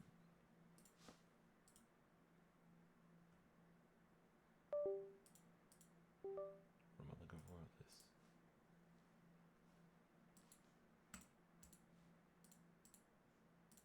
Who's still alive? Anybody? Mars live. Ned's live. Erica's live. W's. Steffi comes about to be asleep. Only 81 people have beat this Pokemon game. 3 hours long. Yeah, fuck it. Y'all getting that video. I just be getting random ass fucking. I've been clicking on car ball knowledge. Hour and 9 minutes. Undertale AU is better than your favorite one. Hour and 51 minutes. What the internet did to Undertale. Add the queue. Nah, you gotta put on that 6.5 hour Expedition 33 video. No, I'm kidding. 6.5 hour long. Yeah, the How video could is it called last A it? Brief Explanation on the Philosophy of the Game. The original PB&J from 1901. The history of peanut butter and jelly. That one's only 20 minutes. The Forgotten World of N64 horror games. Fuck it, bro. Add the queue.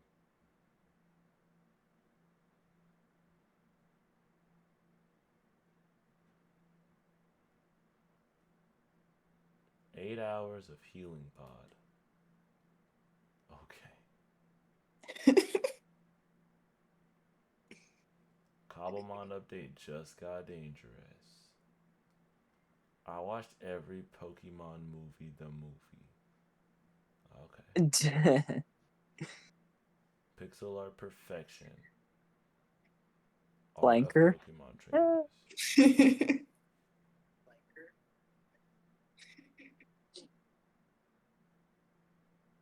Building a working Lego laptop. Yup, add to queue. Ocarina of Time was Ocarina eerie. of Time. Shit, this sleep is about to be the Ocarina of my time. We got 4 videos. Not enough. Not enough time. We'll do the Ocarina of Time one. That's another hour. Shit, I'm about to just give me like, the quest. Nope, no more for FNAF. I'm sorry. Thought about it though.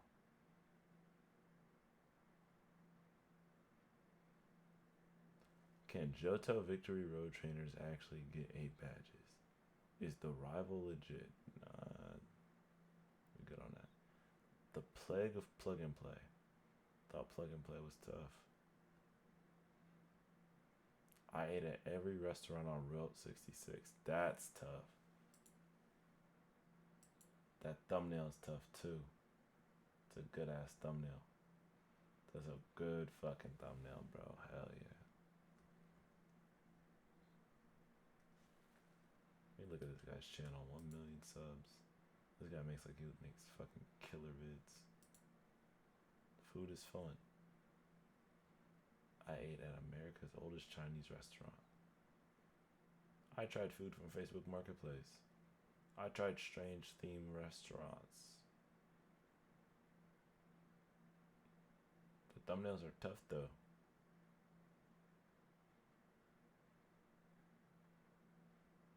Tried every restaurant on Route 66. I ate at every restaurant on Route 66. He did the same video twice. Why? Nelly. That's probably Is it like like maybe arts? like a compilation of those days. Day 2, day. Oh, yeah. Yeah. I didn't read any of that shit. So or it's just every video, like the whole thing in one. If we added these up, it'd probably equal near that time. But then you probably had like director's cut on some shit.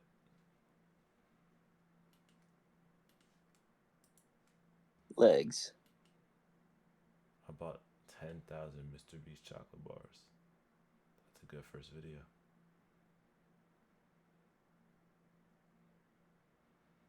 It's a very good first video.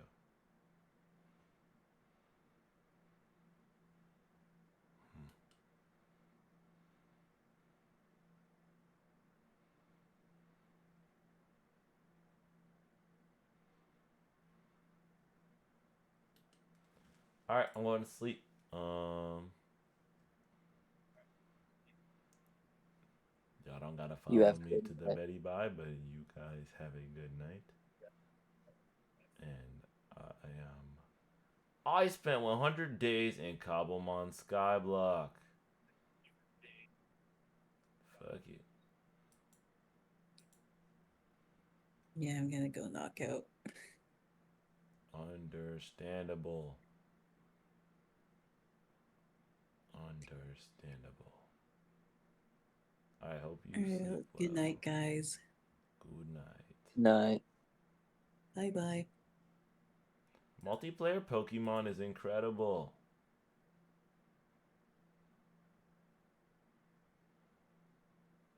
Building a tiny office pod under my stairs. Fuck it. I don't think I'm gonna be asleep this long, but fuck it. I finally tried Terraria. Yeah, I think we're good. I think we did enough. Okay. I go Betty Bye. Queen Turtle is Good night. going to Betty Bye. Ethan is going to Betty Bye. Good night. I'm brother. not going to bed, but Oh. Then good morning. Shit. Hopefully, you get everything done that you need to get done then. I cannot push a boulder in real life, but nothing describes the experience of playing the Pokemon mod called Run and Bun more aptly than the Good Greek night, myth Percy. of I already Sisyphus, a cunning mortal punished by the gods to push a rock to the top of a mountain. Every time Sisyphus is just about to reach the apex, the boulder escapes his grasp and tumbles back I'm down, cooked. trapping him in the What? underworld forever. Have you ever wondered what Sisyphus's first journey to the top of the mountain felt like, when he was still hopeful he could make it? Imagine yourself in that position. The task seems simple at first. You get a feel for the rock, its weight, its shape. You roll and climb, taking care to look out for hazards to trip over, holes in the ground, uneven parts of the slope. You're confident, until you take your first look behind you and see how high you've already gone.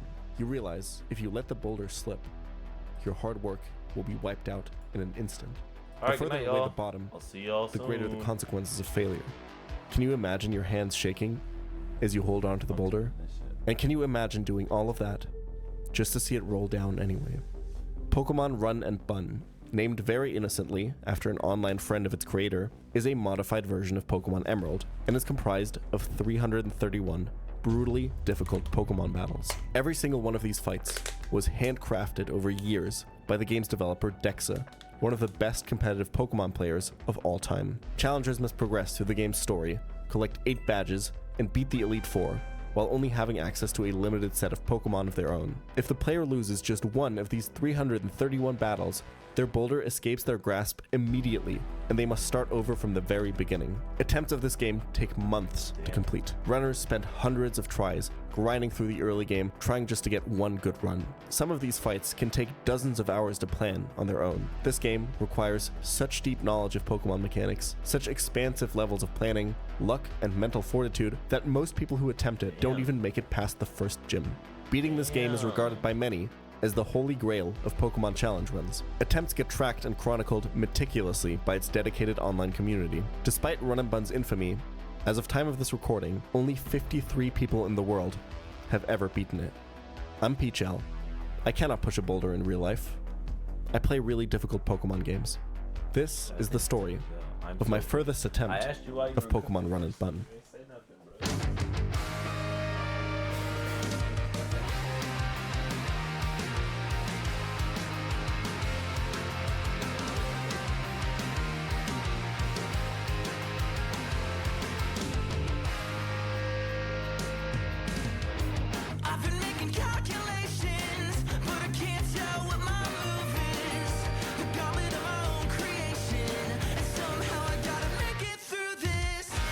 See the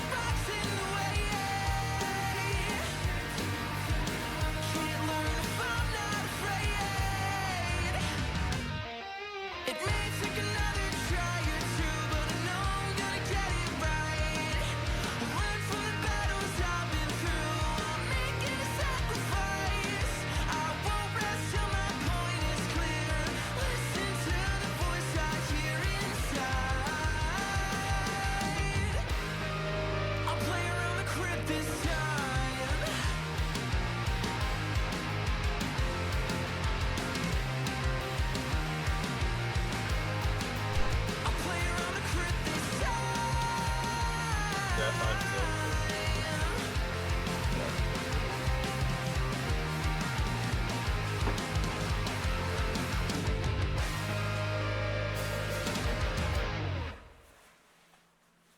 Chapter 1: The Art of the Nuzlocke. Before even the first battle of this behemoth of a game begins, I must acquire my initial team of Pokemon. You can't just use any Pokemon you want in Run and Bun. This mod is played by Nuzlocke rules, which means players can only catch the first Pokemon they encounter on any route. Your starter, together with your encounters from the 5 starting routes, are known in the community as your 6-pack. The variety of Pokemon the player can encounter in Run and Bun is massive. Because of this, no 2 6-packs ever look the same. I have no strategic reason for picking Turtwig as my starter. This is my 5th attempt at this challenge, and so far I've just been cycling through all 3 starters. It's now the grass type's turn. As for my wild encounters, I end up with Tympole, Poochyena, Lotad, Natu, and Ponyta. Of all the possible 6-packs, this is definitely one of them. Nothing here will carry the run all too far. I missed out on the best possible Pokemon on every single route, but I at least have some tools to bring me through early fights and roll for some more encounters later. Pokemon is a simple game. Hit your opponent's Pokemon with super effective attacks and win. Of course, type advantage isn't everything. Ponyta has higher speed, attack, and defense than any of these trainers' Pokemon and can mow through what is essentially the game's tutorial with ease. It's probably around now when I should address why I'm dressed like a hacker from a 2000s police procedural, and all I'm gonna say is, my lawyer has asked me not to comment on ongoing investigations. Of course, in Run and Bun, things aren't going to stay simple for long. The reality of this game is that very, very soon, the player will not be able to keep up with the base stats of the opposing Pokemon. The player always lags behind the power curve of their opponent. Every single gym leader in this game has a legendary Pokemon. Starting at the 3rd gym, they all have Mega Evolutions as well, but I'm getting ahead of myself. In Petalburg City, I fish up a mediocre Krogunk as my 7th encounter, which is then sent to the PC. You might have noticed by now that even though the game looks like Emerald, it has a ton of Pokemon that didn't exist back in 2004. Run and Bun features Pokemon, abilities, and moves from all games all the way up to Sword and Shield and Legends Arceus. Its battle mechanics are also from Gen 8. Route 105, right outside of town, features potentially the best encounter in the game, Weedle. No, seriously.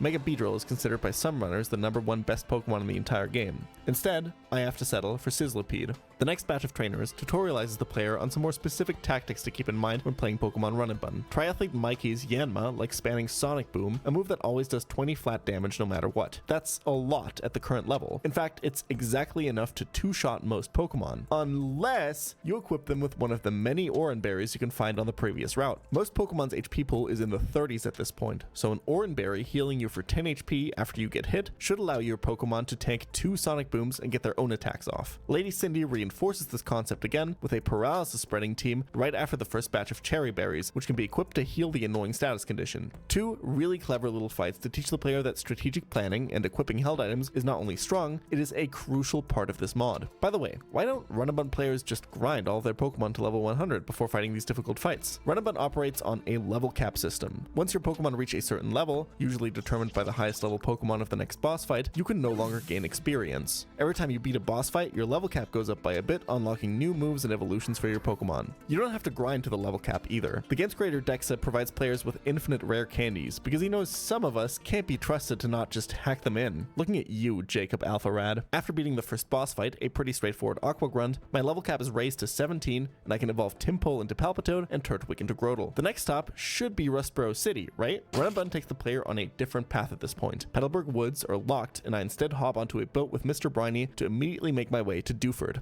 The quaint island town is home to 3 new encounters. The grass here spits out a fighting type Mienfoo with the fantastic ability Regenerator, which heals Mienfoo when you switch it out. Run and Bun doesn't allow for the use of any items in battle that aren't held by your Pokemon. That means no potions, no full restores. Healing is always at a premium in this game. Fishing on the surrounding routes enriches my box with a Horsey and Sveal, 2 of the many water types this game has to offer. The theme of my early game encounter quality continues, about 3.6 Röntgen. Dewford Gym is currently locked, so the next stop in Run and Bun is Granite Cave, guarded by what I consider the first actually interesting fight of the game, Ruin Maniac Georgie. This team has some actual strategy to it. The idea is that Dwebble, protected by its sturdy ability, sets up sticky webs on the player's side of the field, slowing down all their Pokemon when they switch in. The Munchlax in the back can give a massive boost to its attack with Belly Drum, which also drops its HP into range of its Salac Berry. Salac Berry gives Munchlax speed stat what we call a +1 boost, making it 1.5 times faster. Sticky Web gives my Pokemon -1 speed, cutting their speed by 1/3. third. Belly Drum gives Munchlax +6 attack, which is the maximum a stat can be raised by. If Munchlax gets all of this off, it can genuinely wipe a ton of teams at this point. The player must account for this and be positioned correctly when Munchlax comes in. It's pretty easy to deal with, you just have to know that it's coming and position your Pokemon correctly. Most trainers in this game are themed puzzles like this one. The strategic nature of these fights is what really sets Run and Bun apart from other Pokemon mods. The puzzle-esque nature of these battles also means that you never just have one main team of 6 Pokemon. You choose which lineup from your box to use on a fight-by-fight basis. Sometimes I'd rather have Krogung for a fight, so Lotad has to stay in the box. You know,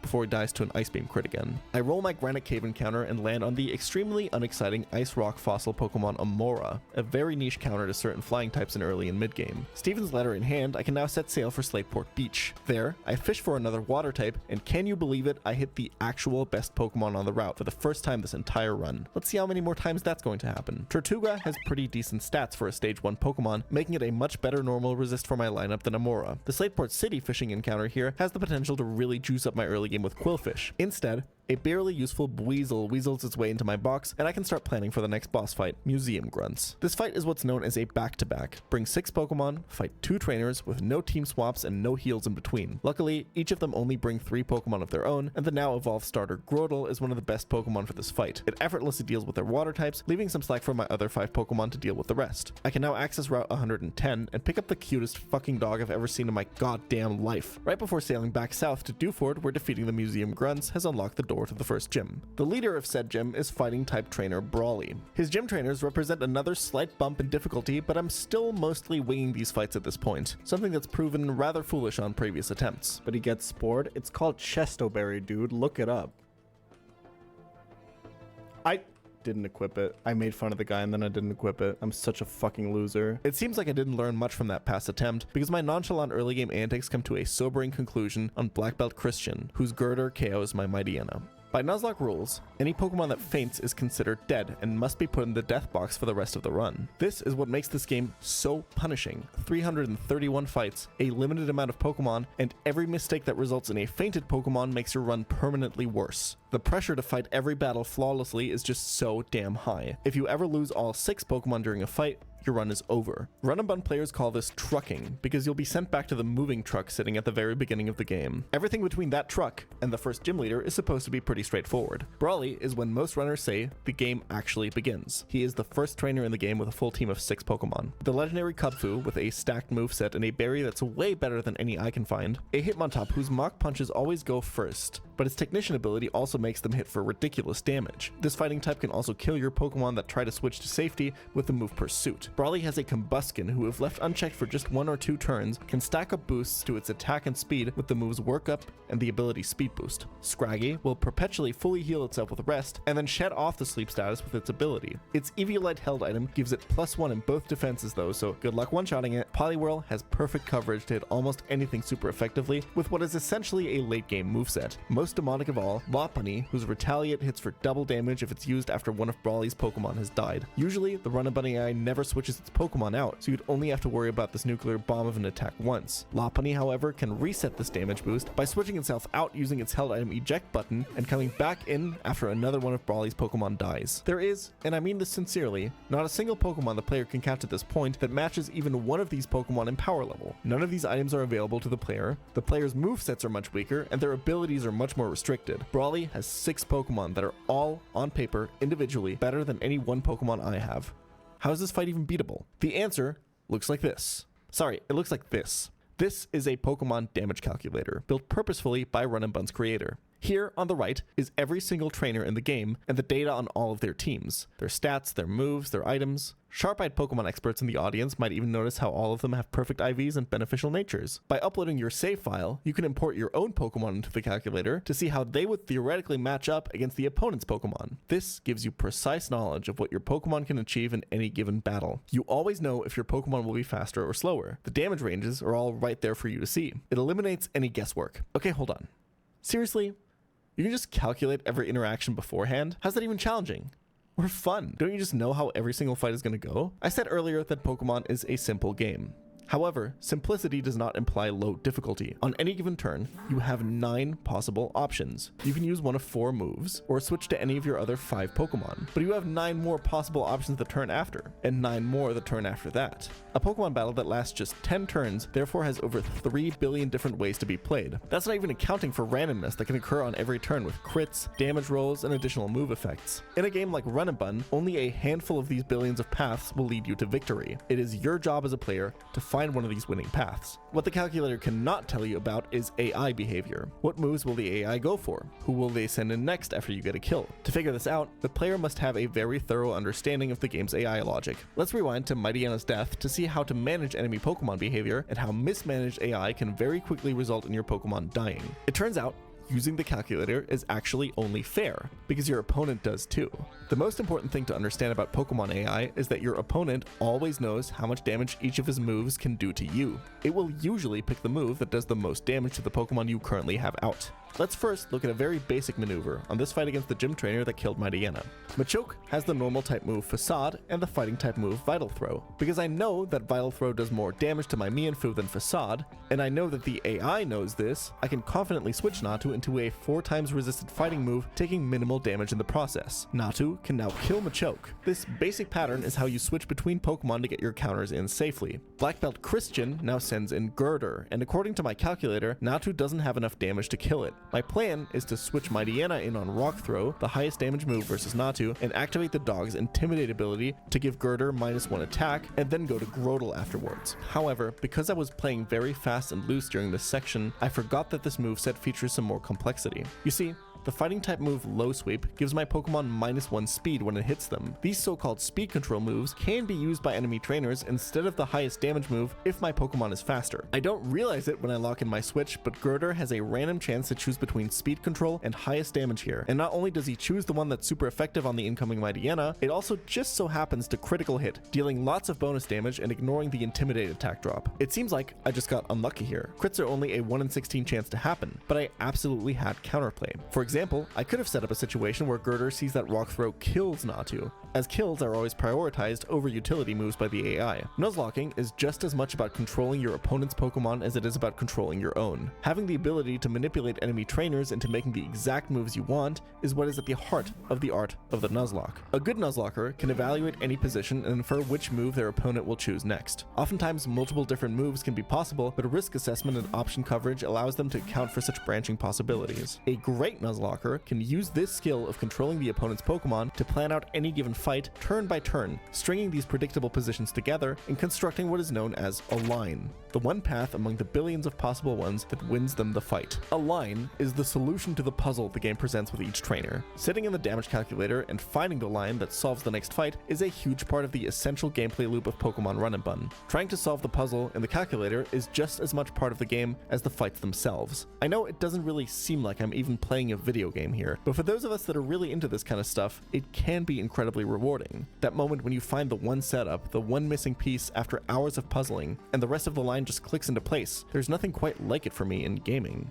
Because of the massive variety of Pokemon in Run and Bun, every run is completely different. Run and Bun is a turn-based puzzle game, but every player has different pieces. It has the RNG elements that make roguelikes like Hades and Slay the Spire so addicting. I think it's the only puzzle game I've ever played where you can't just look up the solution online. You always have to find it yourself, because nobody in the past will have had the same box of Pokemon that you have. I think this also explains why the game's community is so tight-knit and competitive. Why every single person in the world that has beaten this game fits into one tidy little Google sheet. Why beating the game is considered such a grand achievement. But back to the first gym leader. Just because you find a line in the calculator does not mean you have actually solved the puzzle. You still have to execute the fight. Let me show you what I mean. After about an hour of calcing, I decide on a line that I am happy with, knowing that it is not at all perfect. With a fight as hard as Brawly, especially this early in the game, you cannot make watertight lines. And at this point, I'm just much less experienced at this fight than other players. I'm still adjusting to the game's mechanics and AI. The calculator tells me that Boltund will one-shot Kubfu, and my knowledge of the AI tells me that this will bait Lopunny second. This is excellent because Boltund is one of the few Pokemon at this point that just straight up outspeeds Lopunny, meaning I can turn its devilish eject button strategy against it. I simply hit it before it ever gets a retaliate off and send it to the back of Brawly's party. This brings out Scraggy, whose moves are all resisted by Croagunk, giving me a safe switch regardless of RNG outcomes. Still, this matchup sucks. At least Seismic Toss damage doesn't get reduced by Eviolite. I need to get a bit lucky here though. If Scraggy starts raising its attack with Power Up Punch, my line will fall apart. Luckily, Brawly instead locks himself into a cycle of healing up with rest whenever I do damage to him, and Scraggy misses just enough Shedskin procs for me to win the 1v1. This was one of the shakiest parts of the line, but the fight is far from over. Lopunny is back in now. I can tank the second retaliate with Tortuga. If Tortuga manages to kill Lopunny here, it will do so on very low HP, and will then get Pursuit trapped by Hitmontop. The custom AI that Dexa wrote for Run and Bun is very smart. It knows how Pursuit works, and will use it specifically when you're low HP, anticipating you to switch. Instead of just 1v1ing with the turtle, I swap into healthy Mienfoo when Lopunny is just low enough for me to take the KO. The plan now is to have Grotle deal as much damage as it can to the incoming Hitmontop, and then finish it with Croagunk. I can't let Grotle get too low because of Pursuit. I had no way of predicting exactly what HP Croagunk would be at when constructing this line, and it looks like the matchups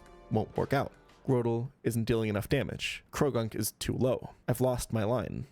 What do I do from here? It's moments like this, where your line has fallen apart and you need to improvise, that fights on Run and Bun get the most intense. Nuzlockers call this steering, when you have to take control of the vehicle and try to get it back on track as cleanly as possible. My team might look healthy here, but remember every death is permanent, and Hitmontop has both the speed and the damage to take out at least half of my team. Losing 2 or 3 Pokemon to Brawly is a guaranteed reset. Time to steer. No, I can never beat this. I think I just lose. I'm never sacking here. This run's already really bad. Why did I think this was gonna work, bro? If he Mach Punches here, I just put myself into Pursuit range. Even if I absorb. Okay, let me try to find something crazy here. I can't find it. I think I can only win if I sack, right? I think it's just sack Croagunk.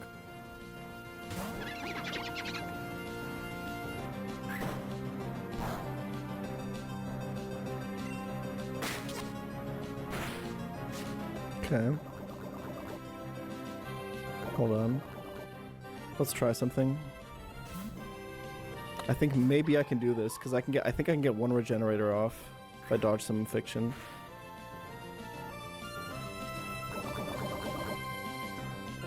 I think the poison might have saved the run there. So I think, is he dead to poison this turn?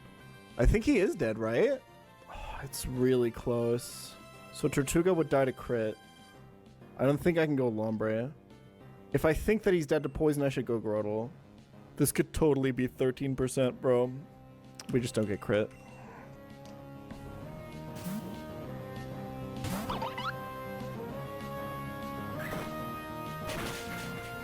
See, it's just that easy. Okay, let's see if we were right.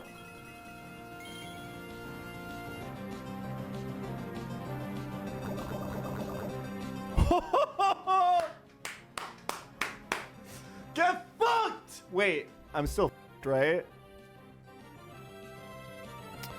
No, because now I can go Grotle. Because I have Aqua Jet, but he has Mach Punch.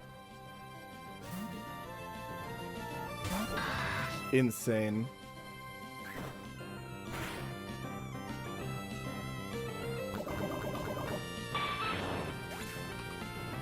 Always kills. Okay. So we're always going Lombre, right? That's what we brought him for.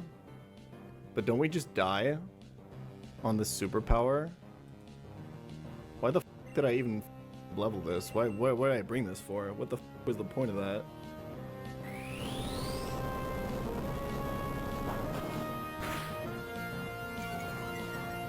That's the worst possible HP he could have put me at, but it's fine. Oh no, that's perfect actually. Alright, Lombre. You still gotta dodge some bro. I don't know why you think you're out of this. You're definitely not. Good luck. We've always dodged crits on this Poliwhirl every single time. Okay, it's actually is just that easy, huh?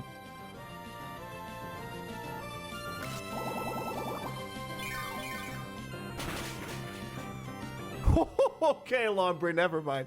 I didn't say anything. How fraudulent was that Poison Touch tick? What the f? That was completely undeserved. How do I walk out of this with 0 deaths right now? Mightyana earlier doesn't count. Steering to victory can already be thrilling on an early game fight like this, but later on, when you're hundreds of hours into your run, hours that will be wiped out if you don't get your fight back on track, trust me when I say, your heart will start pumping. Maybe this still all seems pretty silly to you, or maybe you understand a bit better now why so many people have started rolling their boulder and why only so few have brought it to the top. Let us begin ascending. Chapter 2. Doppelganger. The main thing you have to understand about Run and Bun is that its difficulty curve will, like the path up a mountain, continue to get steeper. Brawly is difficult, but the upcoming gym leader Roxanne already makes him look like a joke. Beating Brawly opens up my way through Petalburg Woods where random trainers still don't pose much of it, but What's up, YouTube? I'm Pokemon Challenges. I'm the best Nuzlocke in the world. I don't really have a YouTube intro or anything. Today, we're going to be reacting to, well, he's not really new and upcoming, a Nuzlocke by the name of Pichal, I think. I don't know. I don't really watch his videos. challenge. Wait, what the hell was that? Did you just pause in the middle of my sentence to do a YouTube intro? I do Anyway, that a I pick up lot, Chikorita yeah. in Petalburg Woods, a Pokemon whose cheesy stall strats are not nearly as powerful as they are in Crystal Kaizo, but it's still pretty useful. Yeah, Crystal Kaizo, isn't that game that he gave up on like 4 separate times? I think everyone's like beaten that game at this point, right, chat? Chat, hasn't even Squirk beaten Crystal Kaizo? But remember, guys, this isn't supposed to insult anyone or imply that I'm like better or anyone or anything. This video is an educational resource for you to get better at your Nuzlocks. Okay, can you stop that, man? Jesus. Chikorita is still a pretty useful support tool for upcoming fights, and Overgrow is a classic abusable Nuzlocke ability. Right. It increases the damage of grass-type moves by 50% if the user is at 1/3 or less of its maximum HP. There's other abilities like it, like Torrent for water types or Blaze, Swarm for bug or types. Swarm, We yeah. can use these abilities by utilizing a strategy called Pre-damaging, yeah. There's an NPC in every Poke Center of Run a Bun that allows you to apply any status condition to your Pokemon. Right. If I poison one of them, I can use the Overwhelm Poison to get it to the exact HP I want. True. This isn't just used for obvious cases like setting up Overgrow before a fight, but comes up all the time to bait enemy Pokemon into certain moves on certain lines. Let's look at this concept in action on Lass Haley. The main puzzle in this fight is her Numel, with the ability Simple, which doubles every stat boost that it receives, meaning that Flame Charge will double its speed when used. What is much more scary is that it has the move Ancient Power, which has a true. 10% chance to give +1 in every stat. Make that +2 in every stat with Simple. If it gets this boost off, I'm almost certainly losing at least one Pokemon. Believe it or not, Cedra's IVs are so terrible that it can't one-shot Numel reliably. That's really it therefore bad. risks baiting the dreaded Ancient Power and having itself and potentially more of my party members killed. Instead, I have to rely on Palpitoad's inaccurate Muddy Water, but I can't risk Numel being at +2 speed when Palpitoad switches in, so I need to avoid the speed controlling Flame Charge. Here's how I can Right. use pre-damaging for this. After the adorable Boltund takes out Lumineon, it is always He is really exactly in cute. kill range of Numel's Earth Power, which deals too much damage to Palpitoad. I need to bait exactly Lava Plume for the water type to come in. To achieve this, I switch into Grotle, who is pre-damaged to 64 HP exactly. That is the highest possible HP I can be at that still always baits only Lava Plume from Numel after Grotle takes an Earth Power. The math is easy. 64 is just the lowest possible roll of Earth Power plus the lowest possible roll of Lava Plume on Grotle. If I took this Earth Power at full HP, Numel could instead go into Flame Charge and double its speed on my next switch. By gaining full control over Numel's move, I can ensure that Palpitoad can win the 1v1 even if it misses its first Muddy Water. The rest of the fight is pretty much free from Right. there, and I can enter Rustboro City. Yeah, you know what's funny is if you rewind there, you can actually see he made a mistake. He paralyzed his Grotle as well as pre-damaging it, and that's because he wasn't even sure if the AI could maybe still go for Flame Charge for speed control even if it saw a kill. So he paralyzed to make Grotle slower than Numel, so it didn't want to go for speed control anyway, which is clever, but when you think about it and you really know the AI, you kind of know that it's completely unnecessary, because AI will always go for kills over speed control anyway. So you can just kind of tell that he's, you know, inexperienced with the AI here and like not very confident at all, which is fine, right? He's like a new and inexperienced Nuzlocke. Oh wait, he's kind of been doing this for a while, huh? You know, he used to call himself the best Nuzlocke in the world, but now that he's playing a real game, he kind of looks like an amateur. Awkward. Seriously, man, don't you have like a VPN to sell or something? Makuhita, a solid fighting type, is my encounter east of Rustboro. I fish Clamperl up north, which when evolved into Huntail makes a great counter to one of the biggest threats on Roxanne's upcoming team. There is another encounter I could pick up here in the city itself, but if I delay catching my Pokemon here, I can revive a fossil in Rustboro later, which is usually a much more powerful encounter than anything I can get from the grass. If I get into a sticky situation while calking, I can always come back later and cash in early.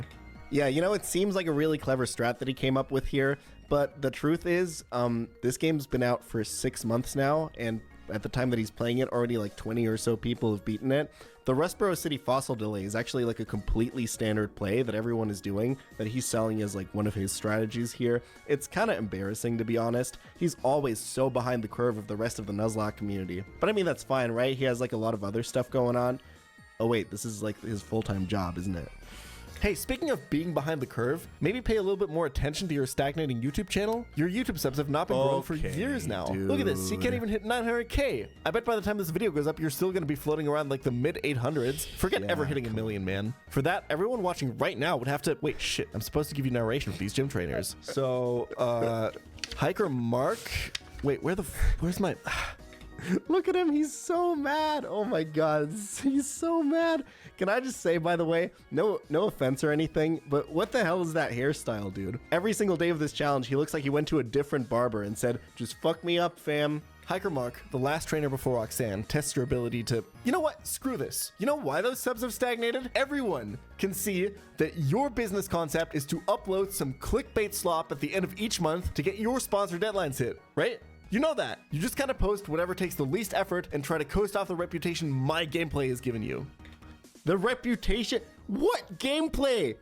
You haven't completed a Nuzlocke in a year! A whole year! You're the best Nuzlocke. You haven't completed a single Nuzlocke in a year. I have nothing to coast off of. You know that I made you, right? Who the hell do you think you are? Who do you think bought that fancy camera setup? And those fancy new glasses? Who do you think pays for all those trips to vacations and raves when you don't randomly stream for like a month? That's me. Manscaped keeps your lights on, little bro. And speaking of things that are really obvious, you know what is really obvious? That you're just trying to beat Run and Bun to prove that you've still got it, that you're not washed, that you're still one of the best ones. Well, guess what? This game's too hard. Nah, I'm not done talking. You call me lazy? You want me to bring up the Nuzlocke Archetypes video? You want to talk about that one for a bit? That video was literally just an ad for a mobile game. You duped everyone who clicked on that thing. And that after you promised to make better content that year. Yeah? You don't want to talk more? You're done reacting? Okay, I think he's gone. Let's finally look at this gym fight. Just like on Brawly, the line I cooked up still has some major inconsistencies. Palpitoad is an excellent lead into Bisharp, as one mudshot turns the speed matchup in my favor and lets Palpitoad find checkmate while only taking one hit. Immediately, the fight's demon comes in. Zygarde 10%. The ground dragon type has basically perfect coverage with late game tier moves and is ready to rip through my team. The only solution I could find involved risks and a planned sacrifice. The legendary's designated counter Huntail comes in and has to immediately dodge a 1 in 16 crit. It will probably have to dodge another, but I can abuse the AI just a little here to turn the odds in my favor. Zygarde has the move Skitter Smack, which is not the highest damage and does not kill with crit, but Zygarde can still use it here. Why? Because Skitter Smack lowers the target special attack and the AI can sometimes use it over a highest damage move if my Pokemon has a special move, just like how Girder could use speed reducing attacks on faster Pokemon. When leveling Clamperl into Huntail, I intentionally kept a special move in its moveset even though I don't ever plan on using it. Zygarde sees my special move and goes for the Skitter Smack that can never kill Huntail, as I one-shot the legendary with a quad super effective Ice Fang. Aurorus comes in next, and I just couldn't find a line that lets me get my next Pokemon in safely. It's situations like these when you have to intentionally get one of your Pokemon killed. We call this sacrifice or planned sack. A lot more on that later. Huntail's heroic death lets me bring in my next Pokemon safely. The still unevolved Mienfoo can bring down Aurorus, and I now have to take on Roxanne's Lunatone, who presents one of the most unique and devious sets in the whole early game. The idea is that its item weakness policy will raise its attack when hit with a super effective move. This will make the normally incredibly weak move Stored Power a massively powerful psychic attack because the attack's base damage scales with how many individual stat boost stages the user has. Weakness policy would give it 4, 2 in attack, 2 in special attack. This means that when also accounting for the fact that Lunatone's special attack is now doubled anyway, Stored Power does literally 10 times more damage if Lunatone's weakness policy should activate. So just don't hit it with a super effective move, right? Well, if you don't proc this item and instead kill Lunatone slowly over time, it has tons of chances to use Ancient Power. The Rock move will be seen as highest damage against almost anything, as Lunatone's other moves are comparatively weak. If Lunatone gets off the 10% Omni boost, however, Stored Power's damage will go through the damn roof together with Lunatone's speed and defenses and make it impossible for me to win. Pick your poison. Kill it fast and activate weakness policy.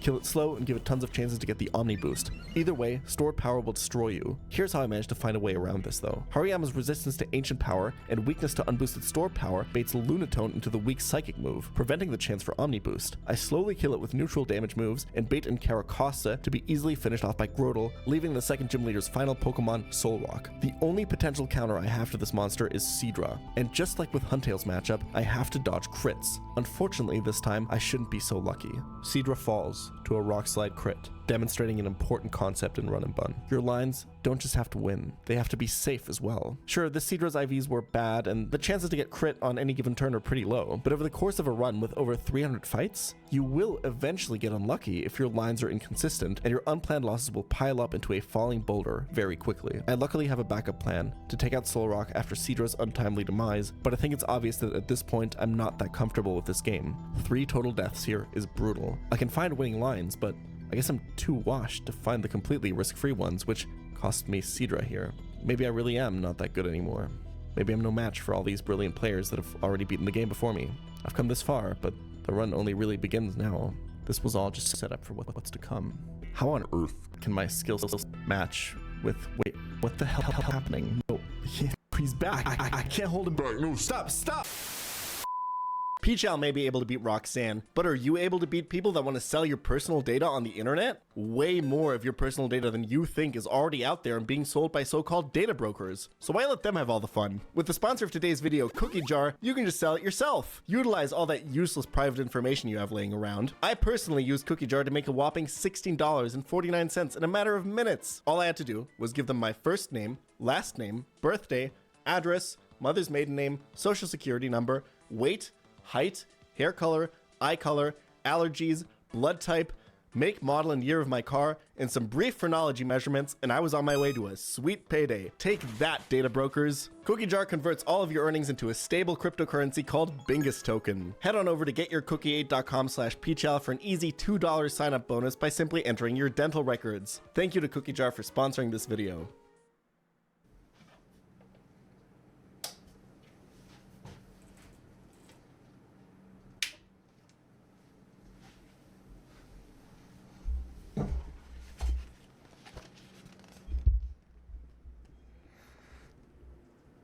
Osidata, du hast bei den Samanas mehr gelernt, als ich wusste. Es ist schwer.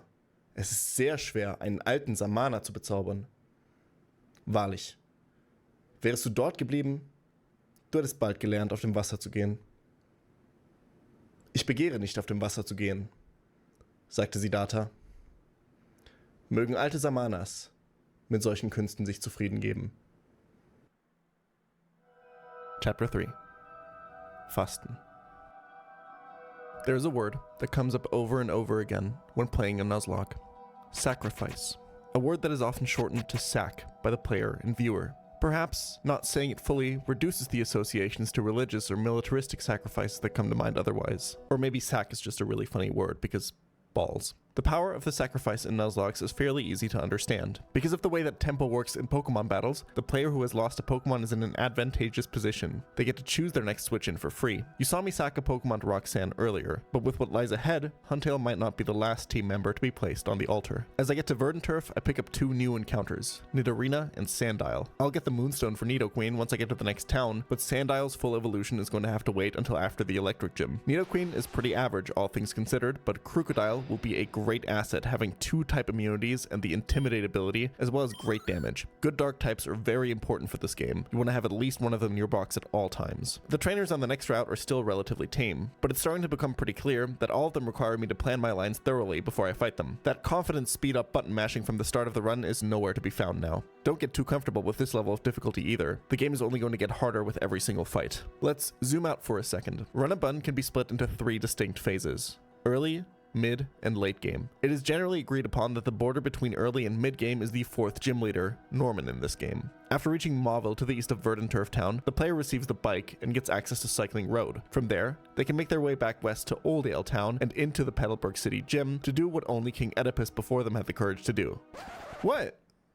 I meant defeating his father, not the other thing. The specific part of the early game that I am on now is considered the first of many large bumps in difficulty, specifically because of the 4 upcoming boss fights. Shell, who guards Mauville, Watson, the third gym leader, my rival on Cycling Road, and finally Norman. All 4 of these fights are considered run killers and separate good runs from those that just don't have what it takes. Let's begin with Shell. All 6 of her Pokemon are demons in their own right. With 3 deaths, my box is far too weak at this point. Shell is destroying me in the calculator here. To make sure I can find any sort of line, I have to cash in on my previously delayed encounters. Mudsdale and Magnemite are actually just barely good enough here. Shell's Slowking Galar, a Whirlpool trapping monster, can now be countered by the evolved Mudsdale. With a bit of luck, Magneton can take both Vespiquen and Delcatty. Hariyama can take out her Lapras. Floatzel can take out Rhydon, but I just don't have a counter to Togekiss. Our good boy Boltund just barely can't do it on its own. Togekiss' set is designed to make it land critical hits nearly half of the time. It just does too much damage. I'll have to break out another sacrifice to punch this box through the mid-game. Floatzel can do some very important damage to Togekiss, and its death can reset my tempo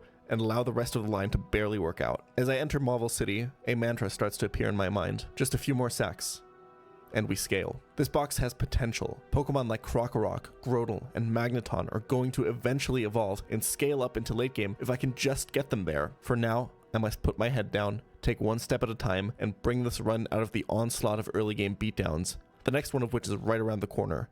Gym Leader Watson. Let's take a detailed look at what the planning process for these fights actually looks like, so you can get a better understanding of my general approach. I load Watson's team, as well as my save file, into the calculator. Usually, I'll start with the opponent's lead Pokemon, in this case Magnezone, one of the central pieces of this fight's puzzle. This Magnezone set is very annoying to deal with, as its ability Sturdy means you can't kill it from full HP. It will always survive on 1. If you knock it into low HP range, not only will it be able to activate its Cuss-Step Berry next turn, making it always go first, it will also be very likely to explode and deal devastating damage. The lower an enemy Pokemon's HP, the more likely it is to blow up. My first idea is to lead with Mienfoo, who can get free damage onto Magnezone with Fake Out to disable its Sturdy ability. Mienfoo could then show Magnezone that it can kill Mienfoo and allow me to swap in Torterra on an electric move for an easy outspeed and kill. Kills will always be clicked over Explosion. Unfortunately, Mienfoo is just a little too bulky to guarantee that Magnezone goes for the kill. Remember, you can't pre-damage for gym fights. Mienfoo also doesn't consistently bait Discharge, as Flash Cannon does the same amount of damage, meaning even if it's not Explosion, Torterra still stands to lose a ton of HP on the switch in. I know from previous attempts that Torterra's HP is incredibly important for the rest of the fight. If Torterra tanks an Explosion or a Flash Cannon on this switch, it probably can't beat Watson's ace Pokemon Mega Ampharos. My other Fake Out Mons, Hariyama and Toxicroak,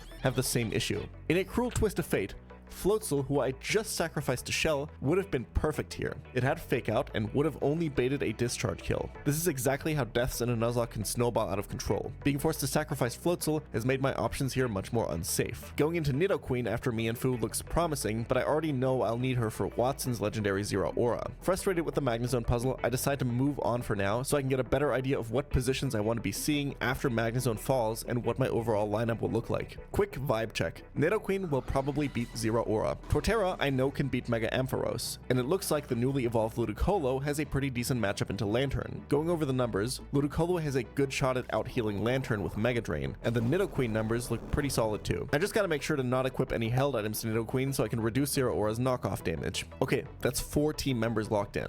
Next, I look at Rotom Fan, who's eager to flinch my Pokemon into oblivion with Air Slash. 2 options immediately come to mind. First, Aurorus, who resists Air Slash, meaning it won't be highest damage, and therefore not used by Rotom. Aurorus has great special defense and doesn't care about its attack being dropped by Will-O-Wisp Burn, as it's a special attacker itself. On the other hand, Aurorus doesn't quite do enough damage, and fails to outspeed Rotom after one Icy Wind speed drop, which is not ideal. The second option is Mudsdale, whose Inner Focus ability will prevent flinches altogether. It can kill Rotom by using the move Smackdown and making Rotom vulnerable to ground type attacks the next turn. Seeing that Mudsdale also takes quite a bit of damage and will have its own damage reduced by burn makes its matchup look rather dubious as well. I call it a toss-up and decide to lock this one in after I know what the rest of the line looks like. Next is Electros, and this thing is a demon. Leftovers and Drain Punch can heal it, and you can't hit it super effectively because it's a floating electric type. If left unchecked, it will set up its attack and defense with Coil to make sure it really never goes down. Very scary stuff. Back when I caught Chikorita in Petalburg Woods,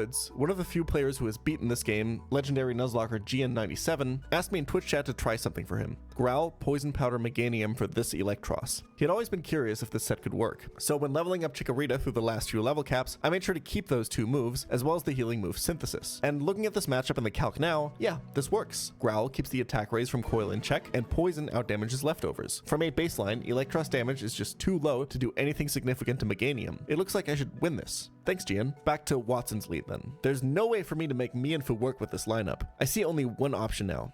Rapidash. Rapidash can weaken Magnezone with Secret Power without activating its Custep Berry, and then kill it with High Horsepower.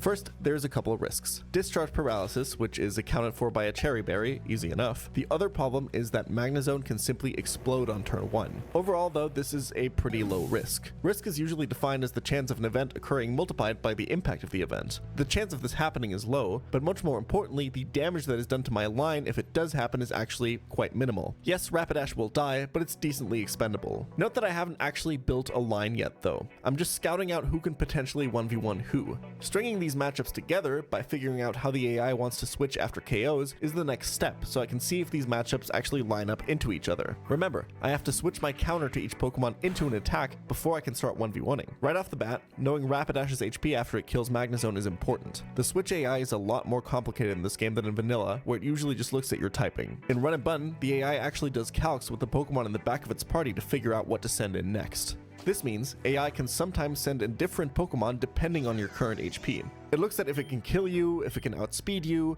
even if it will, on average, outdamage you or not. It's pretty damn smart. In this case, I know that after taking a discharge, Rapidash will always be dead to Zero Aura, so Zero Aura will be baited next. It'll probably see a kill on Rapidash with all 3 of its moves. If the AI sees a kill with multiple moves, it will always choose one of them randomly. This is actually completely fine. Nidoqueen tanks any of them and still handily wins the matchup. The next bait is Rotom Fan seeing a kill on the weakened Nidoqueen, which makes me favor Aurorus over Mudsdale for this matchup, as Aurorus will take minimal damage when switching in. After Aurorus kills Rotom, it will bait Lantern for a Scald kill, which is the perfect switch in for Ludicolo. But Ludicolo is dating Ross, who's still in love with Rachel, even though Rachel...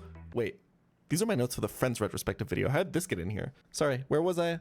Oh yeah, Ludicolo will probably be low enough to bait Electros next. We're looking pretty good. Meganium can switch into any move here. There's a problem though. It looks like the final mon, Ampharos, is very likely to see kill with either of its moves on Meganium after the eel goes down. It'll choose one randomly. If Torterra switches into a Dragon Breath, I'm unlikely to win the matchup, but my team will be too weakened to pivot and confirm a discharge at this point. After some thinking, I find the final missing puzzle piece. Electros is very likely to have lowered attack by the time its HP runs out from poison. Coil only has 5 PP, and Growl has many more than that. Him and Meganium will be spending a lot of turns together, so I can bring Torterra in when Electros is about to die to poison. I don't even have to worry about crits because Torterra has battle armor. My line is complete. The opening is risky, but I should always win. After double checking that my line is recoverable bait-wise, if I get turn 1 explosion, I roll up to the fight. If this whole process seemed exhausting, good. It is. Now imagine having to do this for basically every single one of the remaining 300 or so fights. Maybe the boulder analogy seems a little bit more apt now. Anyway, Rapidash immediately gets wiped off the face of the earth by a 5% Magnezone boom. I'm glad I spent some time developing a line that accounts for this risk. The rest of the fight goes as planned, but I'm starting to get the feeling that something is going terribly wrong. This death only happened because I sacked Floatzel earlier. How many more risks will I have to take now that Rapidash is also missing from the box? Just a few more sacks, and we scale. I pick up my bike and head south. It's time to introduce you to the Cycling Road rival fight, and with it the scariest recurring Pokemon in the entire game. The Chicken. Blaziken's speed boost ability means that if it's left uncontrolled for just one turn, this monstrous bird can outspeed anything the player can put up against it. Its damage output and offensive type coverage is absolutely vicious. The Chicken is notorious for ending early game runs, and the worst part? Throughout the game, you face this thing over and over and over again. Almost every single time, your calcing process will come to a screeching halt as you spend hours trying to figure out how to safely beat it. It's like a deity that follows you through your run, again and again demanding that you bring it a sacrifice so you may continue. I sit down and plan, going back and forth on what line I can possibly take that would exorcise this demon. Maybe there's a solution to this puzzle that allows me to protect my already severely weakened box, but I'm just in denial. During the darkest and most desperate times, we turn to sacrifice the things we love most, just so we may see another day. Just a few more sacks, and we scale. After Boltund one-shots Brandon's lead Pokemon, the Chicken hits the field. I feel like Boltund is looking back at me, trembling with fear. But it's too late. I've made my decision. I need to paralyze the Chicken to prevent it from spiraling out of control with speed boosts. I command Boltund to charge forward and set up my line. The cutest fucking dog you've ever seen in your goddamn life falls to Blaziken's massive damage. And thanks to the paralysis, Torterra can now outspeed and kill the chicken, bringing me into the advantage state that I need for the rest of this brutal fight. How many sacrifices is too many? At what point will my box be too weakened to make it through mid-game? Is it already too late? It's okay. Just a few more sacks. And we scale, right? I head west. My only encounter for this whole section is Porygon, by far the worst Pokemon in its cave. This encounter is so insignificant, it will not come up again throughout the entire script. My encounter quality has been extremely subpar this run. It appears that I've not yet appeased the evil deities inhabiting this game. I hop towards Petalburg City to take on the final fight of the early game, Gym Leader Norman. Planning for this fight, it becomes very clear, very quickly, we have not yet scaled. I have a line, but it'll be bloody. Just a few more sacks, and we scale. Hariyama leads into Porygon 2, and its job is to remove the defense boosting Eviolite and die to guarantee the position that enables my line. Hariyama carried hard against Roxanne and Shell, but now he has to watch as Porygon takes him down. Just a few more sacks, and we scale. I need to kill Porygon 2 with a full HP Toxicroak. This baits in Norman's legendary Meloetta for exactly only Zen Headbutt, giving me full control and enabling a safe switch to Dark-type Crocodile next. Crocodile's Intimidate means that Meloetta no longer sees a kill with close combat. Her AI is hard-coded to Relic Song for a form change now.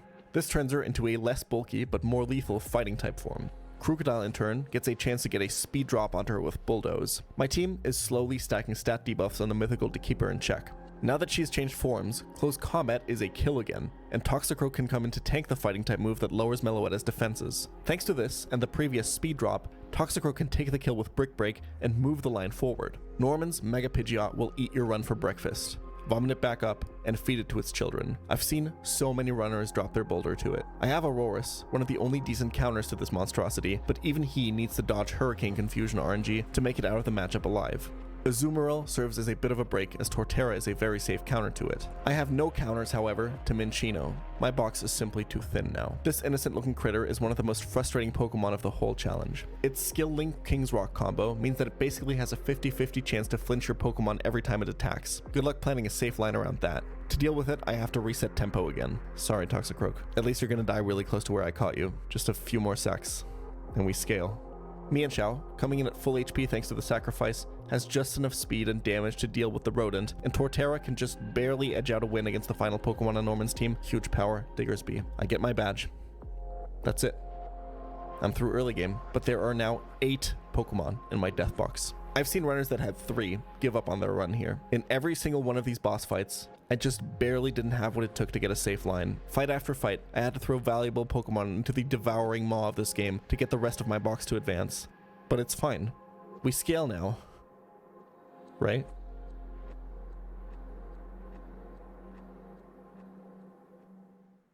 Chapter 4. Platzangst. In the middle of Hoenn, there stands a building that is central to every run and bun attempt, the Mauville Casino. Every Nuzlocke gets to pick up one encounter here. The twist, however, is that the potential encounters you can acquire get better with every badge you earn. The longer you can delay this pickup, the more valuable it will get. Starting at baby Pokemon, slowly ramping up with strong mid-game Pokemon that fall off later, and capping out at broken mythicals that can save your Elite Four if you're disciplined and delay the encounter until you've acquired your 8th badge. The best I can get right now is a 50-50 shot between Heracross and Pinsir, for example. The encounter is still chosen randomly from each pool, making it an inconsistent decision no matter when you get it. Good runs get to just save this until the very end. Runs that are on dire straits, however, that are faced with a battle they can't find a line for, must cash in early. It's one last emergency button to hit to bail out your run just a little further. As I progress through the next part of the game, my hand will get closer and closer to this button. If things don't pick up soon, I might just have to hit it. This is where the terrain of the mountain starts to get rough. But this is also the point of no return. Getting here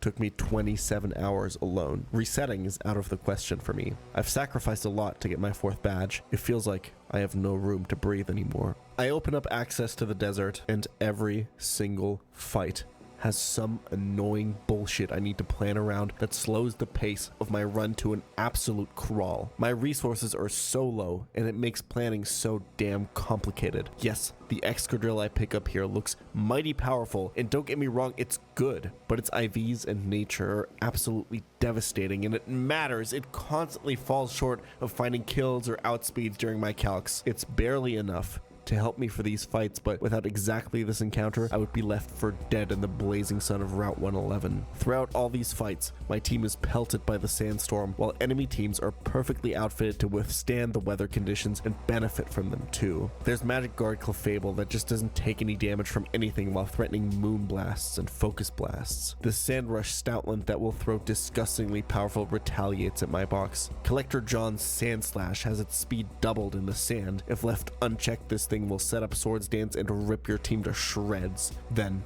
there's the evasive demons, Cacturn and Golem, both sporting the Sand Veil ability and Bright Powder held item, making your moves miss them almost a third of the time. They combine this strategy with the move Focus Punch, which does massive damage as long as the user isn't hit that turn, and Cacturn will even want to set up substitutes as a shield to make itself even harder to hit. I get an encounter in Mirage Tower, and it's a Sigilif that adds basically nothing to my box, as Xatu already does basically everything its flying psychic cousin would do as well. What could have been an oasis is just a dried hole in the ground. The sun is blasting, the sand is pelting. I'm so tired. Every single one of these 22 fights is brutal, and if it weren't for the value that Excadrill, Torterra, and Krookodile provide at this specific point, this run would have been completely lost here. As I finally leave the desert after hours and hours of calking, I'm greeted by a cool trainer whose Scizor will lure in your fire-type Pokemon only for them to get trapped by Dugtrio in the back. I would comment on how creatively these fights are designed if it wasn't so demoralizing. Every time you find a good line, your reward is just yet another fight. There's rarely any breaks, almost no more fights that are quickly planned in a few minutes. I'm out of the sandstorm, but things are not going to get better. There's no light, no breaks, only harder and harder fights. Salazzle is my next encounter, and she gives me the fast fire type my box was lacking. But more importantly, she's potentially a fast Encore user. Encore is a move that locks your opponent into its last used move for the next 3 turns. Combine that with an AI that can be manipulated by the right hands, and Encore becomes one of the most powerful moves in the game. To take advantage of this, I will have to use one of my limited heart scales though, and you really want to save these for late game when reteaching strong moves becomes even more valuable. For now, the lizard remains a middling encounter, and my box remains incredibly weak. Permasand may be behind me, but Route 113 blows not just ashes, but yet another set of unfair trainers in my face. Look out for this Kecleon, because it has knockoff, and guess what? If your held item gets knocked off, it's permanently gone. Yep. That's a thing, by the way. Don't switch anything into knockoff that has a valuable held item. You'll need them for the next 300 fights. Hey, you like puzzles, don't you? Well, good luck solving this one, because after Ninetales sets a permanent sun for Rich Boy Santos' Choice Scarf Typhlosion with Eruption, it outspeeds and kills everything! Oh, his Mamoswine has perfect coverage, by the way. Also, make sure the Ninetales doesn't randomly hypnosis your Pokemon or you're fucked. You found a line for all that? Throw it in the trash, because his Shiftry has Chlorophyll to outspeed everything, and it will explode on you if your line doesn't plan to bait it in last. It one-shots everything that might resist explosions, by the way. Show kills to it. Don't let it boom. Don't let Ninetales hypnotize you. Don't let Mamoswine set up rocks and fuck up your whole line. Don't get burned by Ninetales Flamethrower. Don't get flinched by Shiftry Dark Pulse. Typhlosion one-shots and outspeeds everything. Come on, find that line. It'll only take a few hours. You're almost out. Oh, except you're not, because right after are the unironic run killers Tori and Tia. Hope you've been keeping up your double battle AI knowledge this entire time. This team is built around trapping both of your Pokemon with Shadow Tag, making your usual switch heavy double battle strats absolutely useless. Scrafty intimidates your lead mons, and Bruxish denies you the use of any priority moves. Those are really good in double battles, by the way. I have 4 badges. Why are these grade school twins pulling out this fucking VGC team crafted by Wolfie himself on me? Why?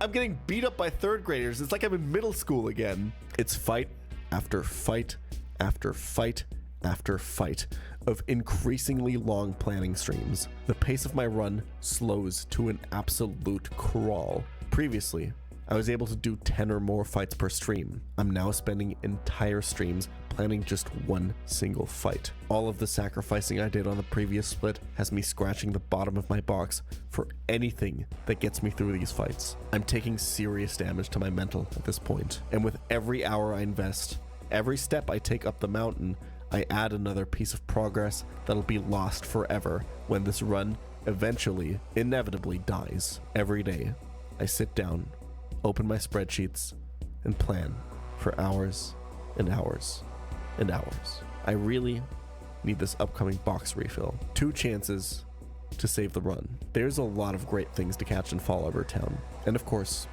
I had exactly none of them. There is, however, one more encounter coming up that can save me. Route 114 features the amazing flying steel type Corviknight. I just have to clear one quick fisherman to get there. I have what I think is a brilliant line cooked up here. Lagging tail on Xatu would always force it to go last, so I could slow U-turn after taking an Ice Beam from Melodic and chip it into range for Meganium to kill with Energy Ball. Meganium is then only baiting Psychic from Starmie at this HP, or so I think. Why? What? Analytic. I guess it's analytic. Fuck. As impressive as Run and Bun is, the game has more than a few bugs in its attempt to pack mechanics from 8 generations of Pokemon into a Gen 3 shell. One of those bugs is that Pokemon with the analytic ability will always calculate as if they have the analytic boost if they were slower on the previous turn. So even though that Starmie never actually could have killed the slower Meganium with Hydro Pump there, it assumed it would have the analytic boost and saw it kill, leading to the extremely untimely death of my Crocodile. Not only a strong mon for this point in the game, but my only dark type. I could sit here and complain about the bug, but this was documented, and I was more than capable of playing around it in this fight had I studied the bug list a bit more carefully. There are so many things to keep in mind when playing and planning. So many knowledge checks, AI behavior, items, abilities, and now bugs as well. This is why planning takes so damn long. You have to make absolutely sure you don't miss a single detail for every turn, because in this game, if you do, this is usually how it ends. The lack of dark types will continue to haunt this attempt for basically the rest of its existence. But I have more pressing issues than that, because this run has no existence at all if I don't hit Corviknight right now. And it actually appears. I cannot overstate how important this encounter is. Corviknight is one of the best defensive Pokemon for the entire game, with an S-tier typing, self-sufficient healing, attack debuffing, the list goes on. This is probably the best Pokemon I have now. The run is just barely alive. Standing between me and Lava Ridge Town is the Meteor Falls Gauntlet, the main reason I've been so down about this run's chances to go anywhere. Once I go over this ledge, I'm locked in, and the only way out is to beat 7 trainers in a row. These fights are all no joke, and they culminate in a trainer with an absolutely hellish Durant with Hustle and Hone Claws to boost its attack and get around Hustle's accuracy problem. I can use items to heal between battles, but because I can't retreat to the Poke Center after each fight like I usually do, I'll have to use the same 6 Pokemon the whole time. I have to calc all of these fights together and basically make one big line for all of them. If I lose one of my Pokemon at any point in here, I won't be able to go back and refill my team back to 6. If something goes wrong at any point, it could just mean the end of my run. Before I even start though, looking at my calculator and spreadsheets, Pokemaniac Steve, the very first trainer of the Gauntlet, has me stumped. He only has 2 Pokemon, but they're both potential run enders. His Muck can explode and kill your Pokemon right away, and even if you manage to get through it, there's a Poltegeist waiting to set up Shell Smash and wipe your whole team. Even with Corviknight in my box now, I'm not seeing a way to get through him without risking a Pokemon, and going down to 5 mons for the rest of the Gauntlet seems impossible. This is probably a good time to talk about an important skill for this run, setup control. More and more trainers at this point will have Pokemon wielding setup moves that can spiral completely out of control if left unchecked for just one turn. Setup moves that the player basically never gets access to. Luckily, there are ways to lock the opponent's AI out of setup moves. 1. Bait them to kill you and switch. Or 2. Show them that you can kill them in 1 turn if you're slower, or 2 turns if you're faster. If you want to prevent setup, you have to maintain one of these 2 positions at all times. I have nothing that can control this Sinistea. Nothing that does enough damage to mitigate the risk of it setting up. The mistake that cost me Crocodile, as well as my incredibly light box, thanks to a full chapter of sacrifices, rears its ugly, ugly head here. Crocodile would have been the perfect answer, switching in on Shadow Ball and killing it before it could do anything. After hours of planning, I decide it's time. I have just one single out that can help me now. It's a 1 in 2 chance to get Heracross, but on top of that, it's another 1 in 2 chance to get a really good Heracross, wielding the ability Guts, which boosts your attack if you're afflicted by a status condition. Run and Bun allows you to apply status to any of your Pokemon before any non-gym fight, meaning you can enter fights with the ability already active, and Heracross even gets a dark move that can deal with Sinisty. I need a hero. I need to hit this. An unlikely Pokemon, shunned by almost every run and bun player at this point, made fun of for not being one of the Elite Four beasts you can get from cashing in your casino encounter later. A sign of a weak box. He's not who I want here, but he's who I need. Yes! Okay. Enter Pythagoras. Bold guts, okay. It's minus attack, but it's 31 attack IV, 12 speed. I think this is okay. I think that's enough. I think that's okay. My line for the gauntlet is looking really strong now. There's just a few inconsistencies left. I may just make it out of this goddamn section and head towards the massive amount of encounters that lies beyond this point. For the first time this entire run, I feel hopeful. Unfortunately, Run and Bun is going to start building a very, very nasty habit of giving me something good only to immediately claw something away from me right after. After hours and hours of planning, I enter the first of 7 fights, only to see the one thing that can't go wrong here immediately go wrong. And I see every single line for every single one of the other fights in this gauntlet crumble to dust as the boulder slips out of my hands. We have to feather dance this twice and then kill it with Torterra. Don't boom. If this is boom, we're very likely losing the run. Good.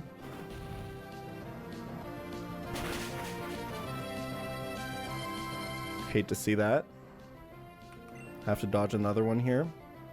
But that's good. If he booms now, it's okay, because I'm at least baiting Shadow Ball. The only thing we don't want to see is another Fire Punch crit now.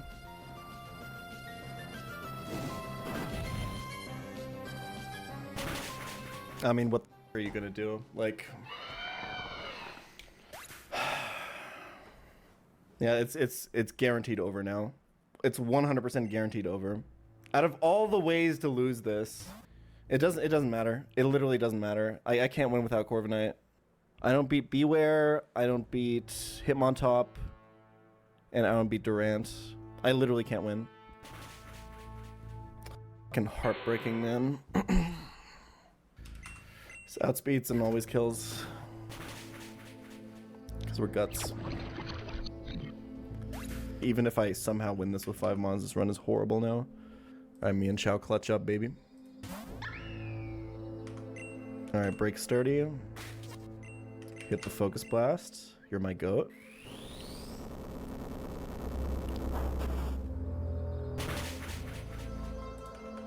Didn't need that crit, but thank you. So far, so easy. But unfortunately, we just lose to like everything. This fight's free. This fight's free. So far, so easy. Okay. God, it's so man. Okay, Cradily. Ancient power boosts anyone?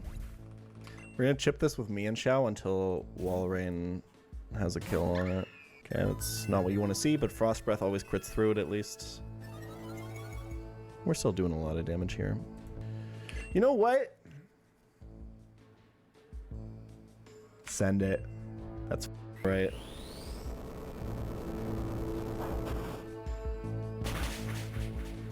That's right. Dude, me and Xiao is trying so hard to keep this run alive right now. You have no idea.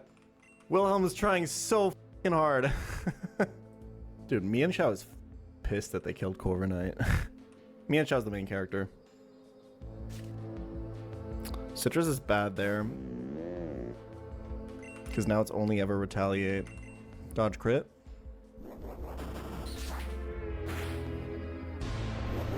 Nice. Okay, this is always Hammer Arm. This has a Citrus Berry, huh? Okay, so I can't Air Slash, and sometimes two Psychics don't kill. I think I'm dead to crit. Yeah, I am. Good luck, Siggy. You got this, bro. This game is so hard. How the f do I kill Durant? I don't know. I don't know. I just don't know, man.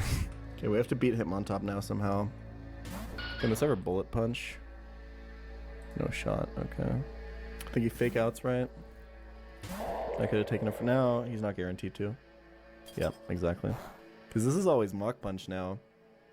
So we can just go here. I think I always had this.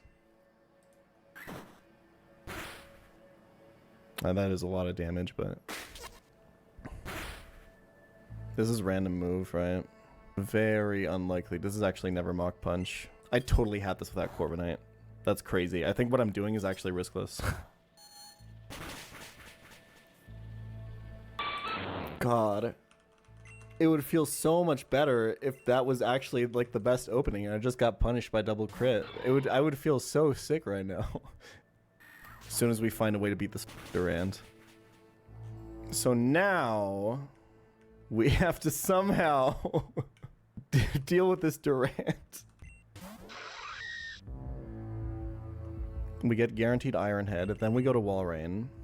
Then we dodge high rolls, we dodge flinch, we dodge crit. He is hustle. And then we have to hit a focus blast. That's what we gotta do.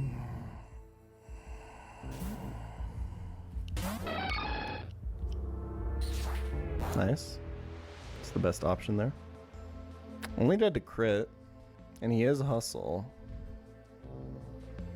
Revenge does a lot of damage right now.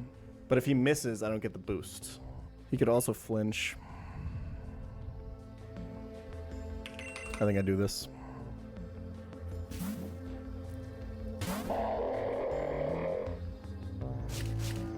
That could also happen. Okay. So now we no longer can miss with hustle. I think we lost. Don't flinch, bro. Nice. Okay, I'm dead to one rock slide roll. I think I switched to Mian Xiao now. And then I have to dodge Iron Head flinch. If he home clauses again, which he absolutely can, it's the exact same situation. The upside of charming again is it means Mian Xiao doesn't lose, well, it loses less HP overall. And it also doesn't lose to Iron Head flinch immediately. But if that's what I'm playing around, then I should Icy Wind. That's good. That's actually really good because now it's guaranteed Rock Slide.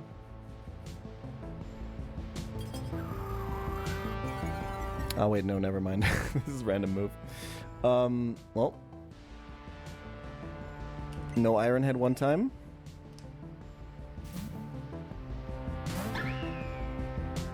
Nice. Alright, Mian Xiao. This one's for all the marbles, baby! Bro.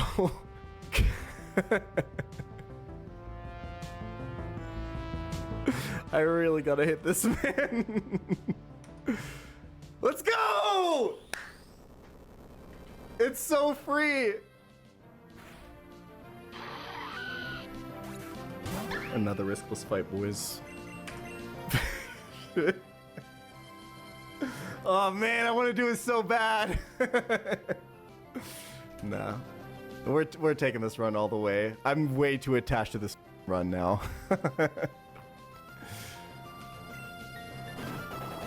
I'm way too attached to this run now. Well, in the end, my mistake only cost me my Corviknight, which is, you know, arguably best mon in my box. But we're out! We made it! Without Corviknight! What the f? Chapter 5. Alfind. Despite everything I've been through, despite my box being decimated in the early game, despite the awful encounter luck, despite the heartbreaking loss of Corviknight that nearly wiped out all of my hope in Meteor Falls, I can't lose faith in this attempt. In the past, I've been quick to throw away runs I've deemed unworthy, but seeing Wilhelm hit that run-saving focus blast set something off within me. The potential of Heracross, the unseen tech in Zatu's moveset, the Salazzle in my box just waiting to come online, they all activated something within me, emotional attachment to this run.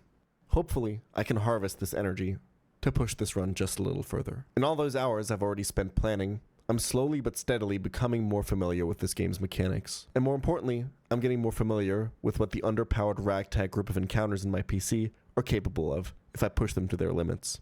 No place will test this knowledge more than Flannery's gym. Filled to the brim with brutal trainers, every single one just as strong, maybe even stronger than the 5th gym leader herself. On my way there, I make a few more Pokemon pickups. Some of them are real stinkers. Lycanroc, Camerupt, and Wardeer are all pretty much useless at this point. I hope to pick up some good shit in Meteor Falls, but the run's RNG disappoints me once again with a mediocre Rhydon pickup. But there is also some crucial ones here, namely Hisui and Arcanine, whose unique type combination and monster stat line makes it one of the most versatile offensive Pokemon in the entire game. As I get more familiar with the intricacies of this game's mechanics and my rogue lineup of Pokemon, it's time that you do too. Let's deep dive into the most technical fight of the game yet, and witness the confidence that this game has now instilled in me. Battlegirl Danielle has another demonic chicken. I have nothing left to sacrifice to it. Time to tear down this false idol. The last Blaziken I had to remove by sacrificing Boltund, but I don't have that kind of box anymore. What else can I do? I legitimately have not a single counter to this thing. Overheat, Close Combat, and Brave Bird are all much too high base power moves for my tanks to deal with, and I have no Pokemon that can outspeed and kill it. I'm stuck.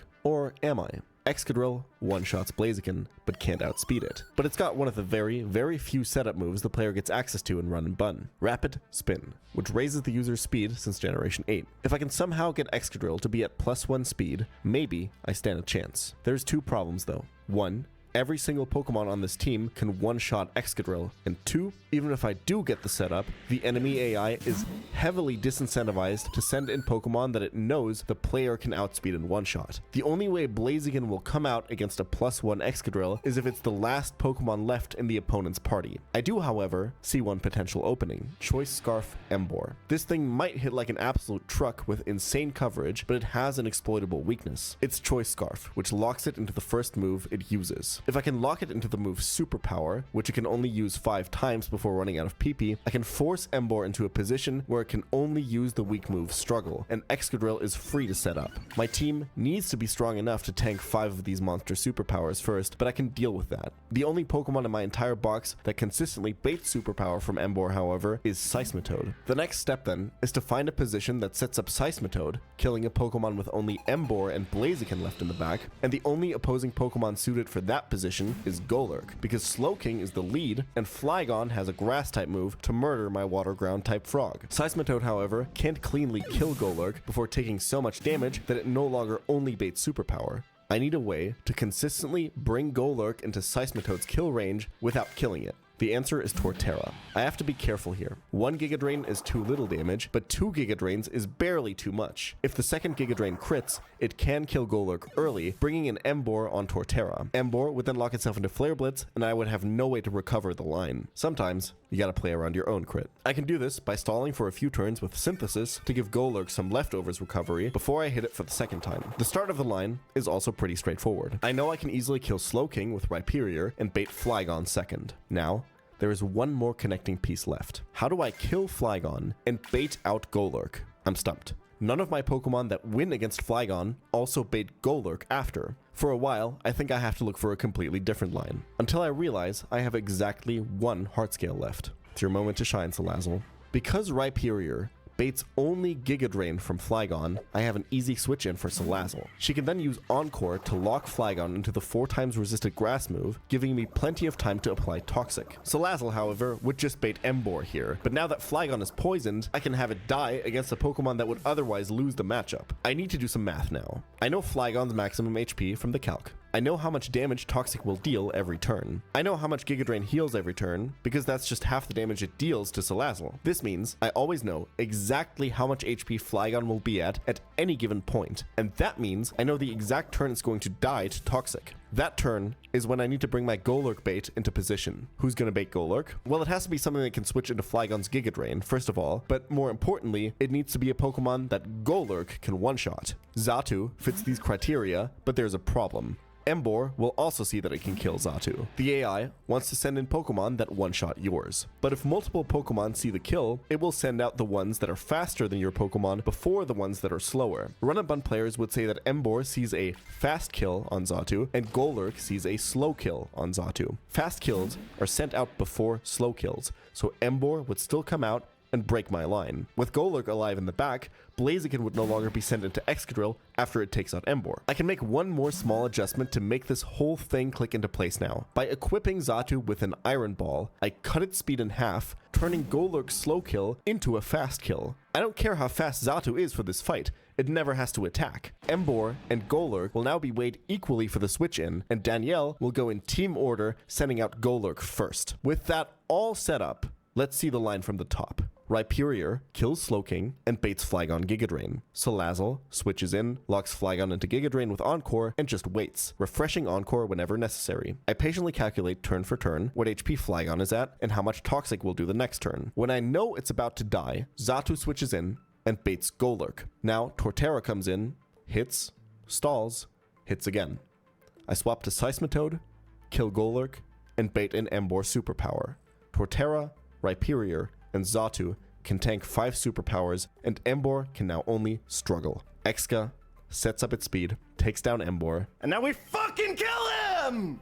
I'm building up momentum and confidence. I'm finally finding joy in this game. Don't stop now. My reward for taking down the evil god of the underworld that is the chicken, it's one of my own. But this one is but a shadow of the eldritch beasts I have to go up against. It doesn't get the broken speed boost ability or any of the busted offensive moves. What makes this chicken useful, no, vital for the upcoming gym leader, is that it dies very easily. Let me explain. Double battles are very, very complicated because you have to keep control of not just one, but 2 enemy Pokemon at all times. The first double battle gym fight, Flannery, is a perfect illustration of one of the main strategies to deal with double battles, protect baiting. The general idea is to have one Pokemon on your side that's your bog standard damage dealer who can kill the enemy Pokemon, your DPS if you will. The other Pokemon is the bait, who you use to get control of the enemy Pokemon and bait guaranteed kills away from your damage dealer. Ideally, your bait Pokemon has a move like Protect or Detect, which are unfortunately quite rare. If you set this up right, you can buy a ton of free turns for your damage dealer by either protecting your bait Pokemon or switching it for another bait Pokemon with a different resistance profile, stun locking the enemy trainer and giving your DPS free reign. This strategy is especially powerful because the switch in baiting works on a slot by slot basis. Your slot 1 baits for their slot 1, and your slot 2 baits for their slot 2. In a single battle, AI almost never switches in Pokemon that it knows can be beaten by yours. In double battles, half of the Pokemon the AI sends in are based on the one you have in the baiting position instead of the killing position. This makes it much easier to set up chain kills for your damage dealer by simply putting your bait in slot 1, for example, and then having the DPS kill the opponent's slot 1, whose next switch in will not even see your damage dealer. Let's see how this can apply to Flannery. So the reason Combuskin is not a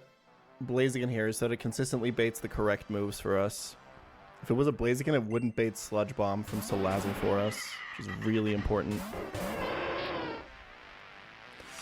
Alright, so we detect as Charizard Air Slashes and Salazzle Sludge Bombs us. We Rock Slide to kill Charizard and chip Salazzle down real fucking low.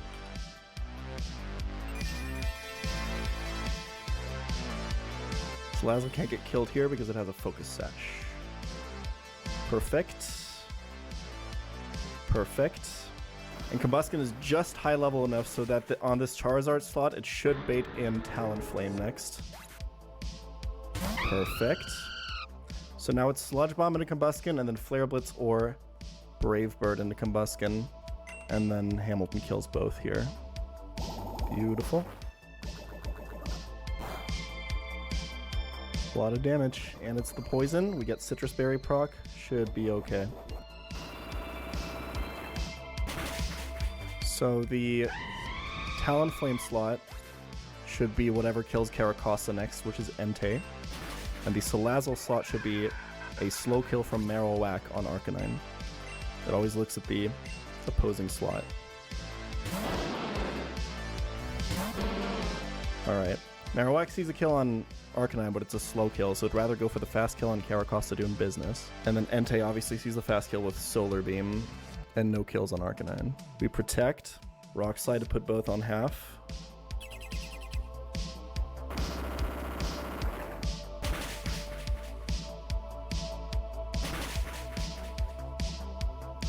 That works. Does this ever bait anything else from Entei? Marowak's just about to die. Stone Edge is like 46 on Caracasa. So this is only a Solar Beam from Entei.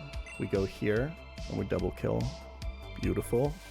And then these guys die. And now it's literally a 1v6 versus Incineroar.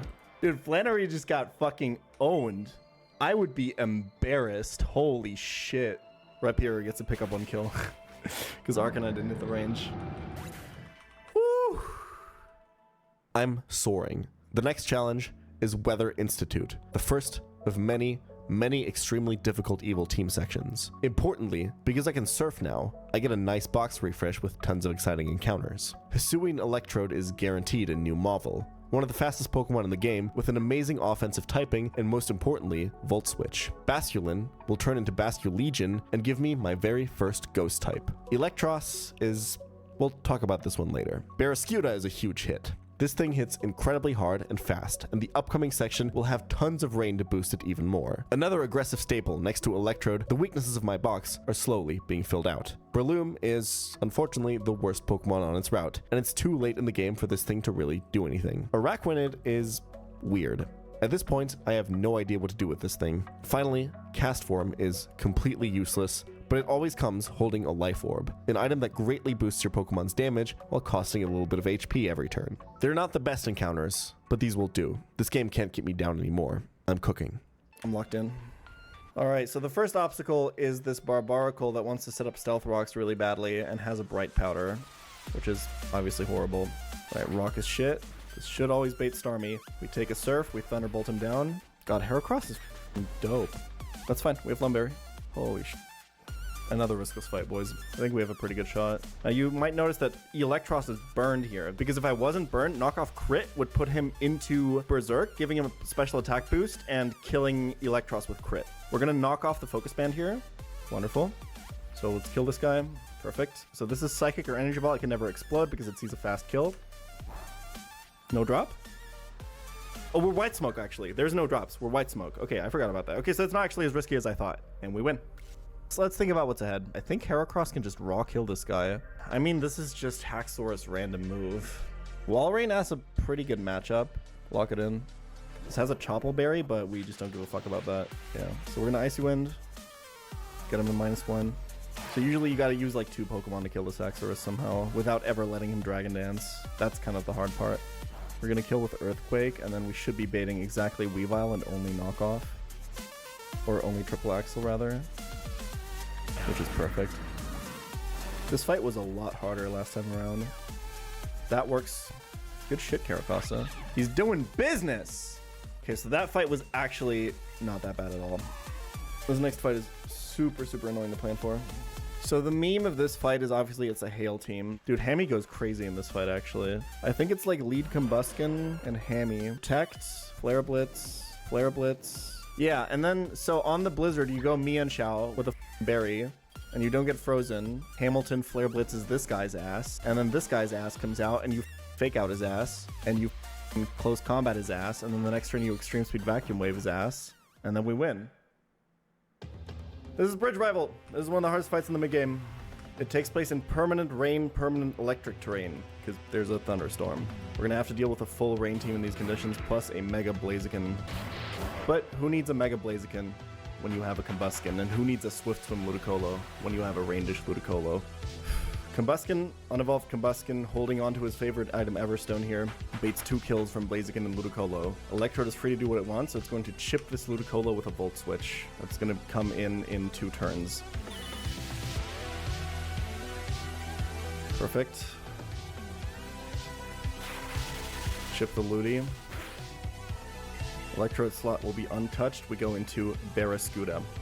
This Barraskewda is the only way I can win this fight. Barraskewda is going to get 4 kills on this fight. We will leave the chipped Ludicolo untouched for this turn. I have set a trap for Brendan here. The trap will spring in 6 turns. Liquidation outspeeds and kills Blaziken. Combuskin baits Weather Ball. We go into our own Ludicolo.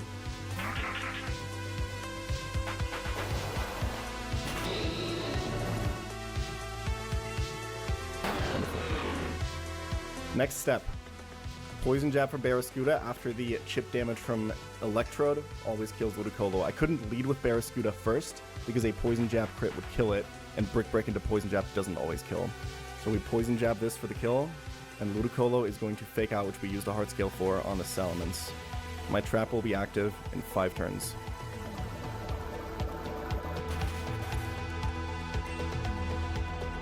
This is Heliolisk, sorry. Dry Skin, Focus Sash, Thunder, in electric terrain and rain. Salamence and Heliolisk both see fast kills into Ludicolo and see slow kills, meaning they're slower, into Barraskewda, so they're always going to go for the fast kill on Ludicolo. Brick Break, we go into Excadrill. My trap is active in 4 turns.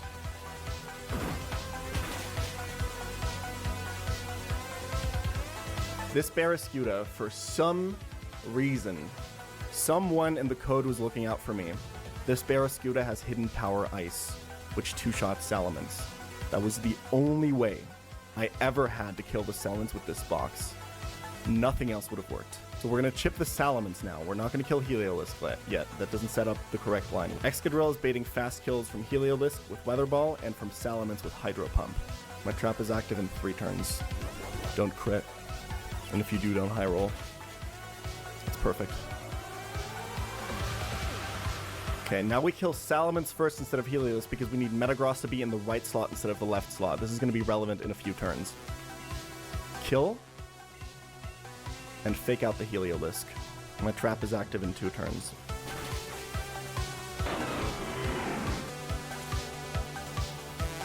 So we'll bait in Metagross. 1 more turn. It's perfect. I set it up exactly right. Now we kill Heliolisk. Metagross sees Zen Headbutt or Thunder Punch kill into Ludicolo here. Ideally, we see Thunder Punch, but it should be fine on either. Kill Heliolisk. I think only Meteor Mash attack raise is really bad here. Let's just see Thunder Punch. After this turn, my trap will be active. Thunder Punch. Perfect. Alright, time for the reveal. So, usually, Blastoise should see a fast kill into Excadrill with Muddy Water right now. That's bad. Excadrill wants to stay on the field. These entire past 6 turns, the Life Orb chip damage from Barraskewda has been chipping it down to the exact right amount. Barraskewda is now exactly dead on the exact right turn to fake out from Blastoise and Bullet Punch from Metagross, meaning they both see a kill into it. Fake out fast kills on the first turn the Pokemon is out always go before any other fast kill. So Blastoise cannot Muddy Water Excadrill despite seeing a kill with it. So Barraskewda is going to switch for Basculegion to tank Fake Out and Bullet Punch. Rapid Spin on Metagross here. And if we did everything right, this should be Fake Out, yes, and Bullet Punch. Get fucking owned! And now, Iron Ball Barraskewda baits Fast Kill to Rain Pulse from Blastoise and Thunder Punch from Metagross. Which means we can safely switch into Electrode on the Basculegion slot while Excadrill sets up a kill on Metagross with high horsepower. It's probably not going to kill unless it crits, but it's going to do enough damage for our final turn of cooking here. This last turn is one more little trick that we can do.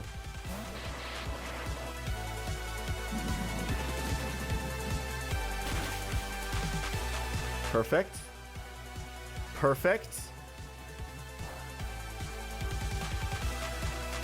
Perfect. One more little trick. Magnet Electrode doesn't quite always kill Blastoise. It would kill it if I clicked Earthquake on Excadrill right now, but obviously that hits Electrode. So we have to Volt Switch. But Volt Switch plus Earthquake spread damage doesn't quite kill Blastoise, unless we take advantage of the spread damage bug, which happens when you kill the right side Pokemon of the enemy and then do damage with the same move to the left side Pokemon. The left side Pokemon will take full single target damage. This is why we killed Salamence first, so that Metagross would be in the right slot. This is for losing Crocodile to a bug. Fuck you.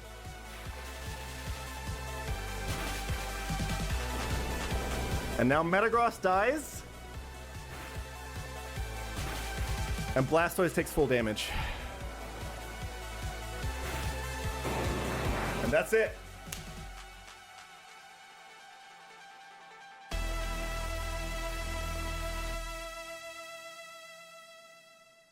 Not even the final boss of this split can slow me down now. Gym Leader Winona's menacing team of airborne threats is no match for me at this point. I've gained so much control over this box now, and I know exactly how to apply it on a fight like this. The moment Winona's final Pokemon falls, I realize something. I haven't had a single death since Corviknight. I catch myself thinking that maybe my sacrifices have paid off, and the run has finally scaled. That maybe I'm not completely washed. Don't get too cocky now. Hold the rock steady. I'm about to head into what is by far the most brutal part of the entire game. And there's a deep-seated problem haunting this attempt. Like... Oh, hello there. I'm Pokemon Challenges, President and Chairman of the Pokemon Challenges Corporation. Today's video is brought to you by the Nuzlocke Archives. This is a project me and my team have been working on for the past 6 years, and I'm finally ready to share it with the world. You see, I've said in the past that Nuzlocks are a way to share your personal story, and I know a lot of my viewers, like you, have their own personal Nuzlocke journeys to share. Unfortunately, the only place to do so far has been my YouTube comments. Until now, introducing the Nuzlocke Archives. The Pokemon Challenges Corporation has purchased a high-security facility in Moldova where your stories can be stored in perpetuity. There, nobody can delete them, nobody can block you, and nobody can reply with comments like, "I don't remember asking," or "Who cares?" Your stories are finally safe. To submit your stories to the Nuzlocke Archives, simply type out your long, riveting, winding, slow burn Nuzlocke stories exactly the way you would in my YouTube comments into a text document. Then, print out that text document and send it to our facility in Moldova via mail. After 30 to 40 business days, our experts in Moldova will scan your story and upload it to our encrypted servers. Next, they will shred your physical copy and mail it back to you in a secure Ziploc bag for confirmation. This way, nobody can steal your original ideas. And the best part? It's completely free. You only pay shipping and handling. Finally, there's a place for your fascinating tales to be shared the way they were meant to be shared. I'm very excited to finally be launching this project, and I hope that you are too. Let's get back into the video. Chapter 6. Heldenmut. Was that a fucking second ad read? Jesus Christ. Anyway, as I was saying, there's a deep-seated problem with this attempt, and it's been growing for a long time now. My encounters are just not good enough, and I'm standing at the gates of what is considered by far the hardest section of all of Run and Bun, the Tate and Liza split. Let's zoom out for a second. Once I wake my way down from Four Tree City into Lily Cove, I have to face yet another infamous rival fight featuring yet another terrifying chicken. But this fight is just the beginning. This is where the core of the evil team story of Emerald takes place. There are 3 separate sections here, all filled with grunt trainers, admins, and bosses. First, Mount Pyre, where enemy teams fight in permanent tailwind. The final fight there against Archie is a tag battle where you're stuck in a double battle with an NPC partner and can only bring 3 Pokemon. If you want a safe fight for this infamous run killer, you basically need to have an Alolan Muck on your team for explosion strats. After that, it's straight into Magma Hideout.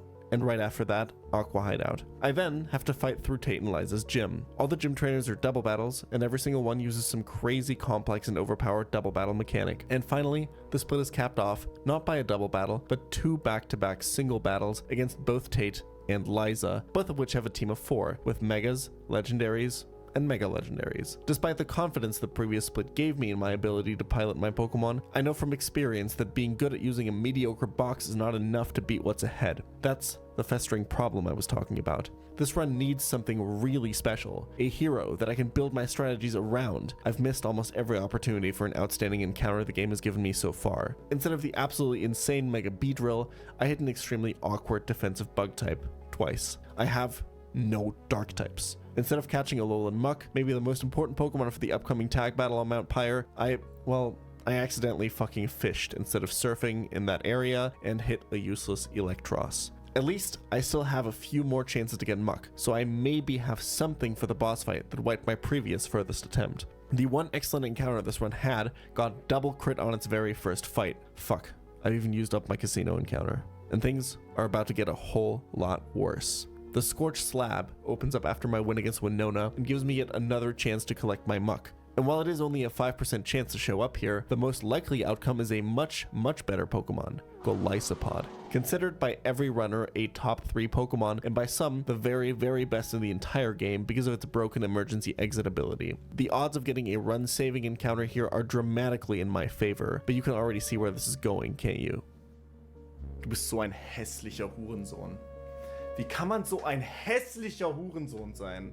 The game is just battering me down with disappointment after disappointment. I seriously need something now. I arrive at Route 121. No mucks here, but I would really love to get Elite Four staple Weavile. Instead, I roll the most middling encounter possible, Gallade. Another fighting type in a box already filled with them. Next is the Safari Zone, and what I really want here is Dreadnought. Not because it's the best encounter, but because of my upcoming encounter in Lily Cove City. Nuzlockes have a Dupes Clause, which states that if a Pokemon I've previously caught shows up as my first encounter on a route, I must re-roll it. You can't catch the same Pokemon twice. The surfing encounter table in Lily Cove only contains Muck, Caracosta, who's already a dupe, Dreadnought, and Dragonite. If I get Dreadnought in Safari Zone, the only 2 non-duplicates would then be Muck, a 30% chance, and Dragonite, a 10% chance, resulting in an overall 3 and 4 chance of encountering Muck in Lily Cove. And Dragonite wouldn't be too bad either. I just need to get the Dreadnought in Safari Zone now. Don't let me down. Okay. I mean, at least it's not Blastoise, I guess. Fuck me, man. Alright, fine. At least Greninja isn't terrible, and I can still just hit Muck in Lily Cove anyway, right? Please. Dude. It's so fucked, man. It's so fucked up. Things are getting pretty grim now. It's time to start grasping at straws. Maybe my encounter in Mount Pyre? Weavile again is a potential Elite Four Mon as well as a Dark type. There's also Drifblim, an Exploder that presents one last chance to bail me out of this upcoming Archie fight. Dude, come on, man. It's like 1 in 8 to catch here. Dude, it would be insane if I got this. Yeah, that's what I fucking thought. Unfucking believable. That's it. That was my last chance before all hell breaks loose in this game. At this point, I'm just assuming this run is on borrowed time. Archie is going to end this run again. I don't even have an emergency casino encounter to fall back on now. Hold on. As I remember my line versus Winona, I realized something. Heracross was using doubled speed with Tailwind, and it was incredible. Heracross in general is incredible. The star Pokemon, it's been in my box this entire time. And there's one more thing I can pick up here to kick Heracross into overdrive. Mega Heracross is a slower version of Heracross, yes, but it's also much more bulky and can potentially deal much more damage. Its ability scaling guarantees that Pin Missile and Rock Blast will always hit 5 times, not to mention all the little tech that multi-hit moves offer. This gives Heracross something unique and exciting: versatility. It's basically 2 Pokemon in 1. I can bring a faster, more frail version that's burned and deals a ton of damage with close combat, or bring a tanky version that breaks through other bulky Pokemon with ease and tanks a huge array of moves. Welcome to the team, Pythagoras. Time for a lesson in geometry. Around the year 1680 BC, the Egyptian scribe Iames writes the following problem on a piece of papyrus. If a pyramid is 250 cubits high, and the side of its base 360 cubits long, what is its slope? This problem, along with the solution that Iames calculates on the same piece of scripture, is one of the earliest known applications of trigonometry. Around the same time, the Babylonians would discover something that we now commonly attribute to a certain Greek philosopher. This is the Plimpton 322 tablet, and it features a set of so-called Pythagorean triples. These numbers are... Jesus Christ, this goes on for like 40 more pages. Fuck this. Here's a montage of Heracross beating the shit out of a bunch of trainers.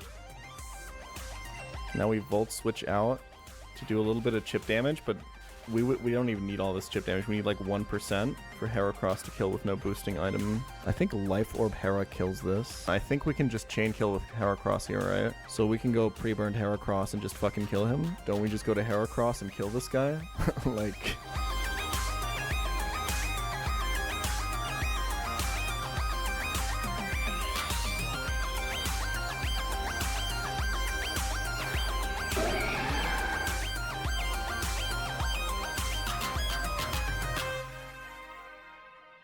Heracross's raw power isn't enough to break through the brutal boss fights of this split, but I do realize there is a simple 3-part formula that I can use to beat almost any fight. A² plus B squared equals C squared. Let me show you what I mean on Lily Cove Rival. A squared.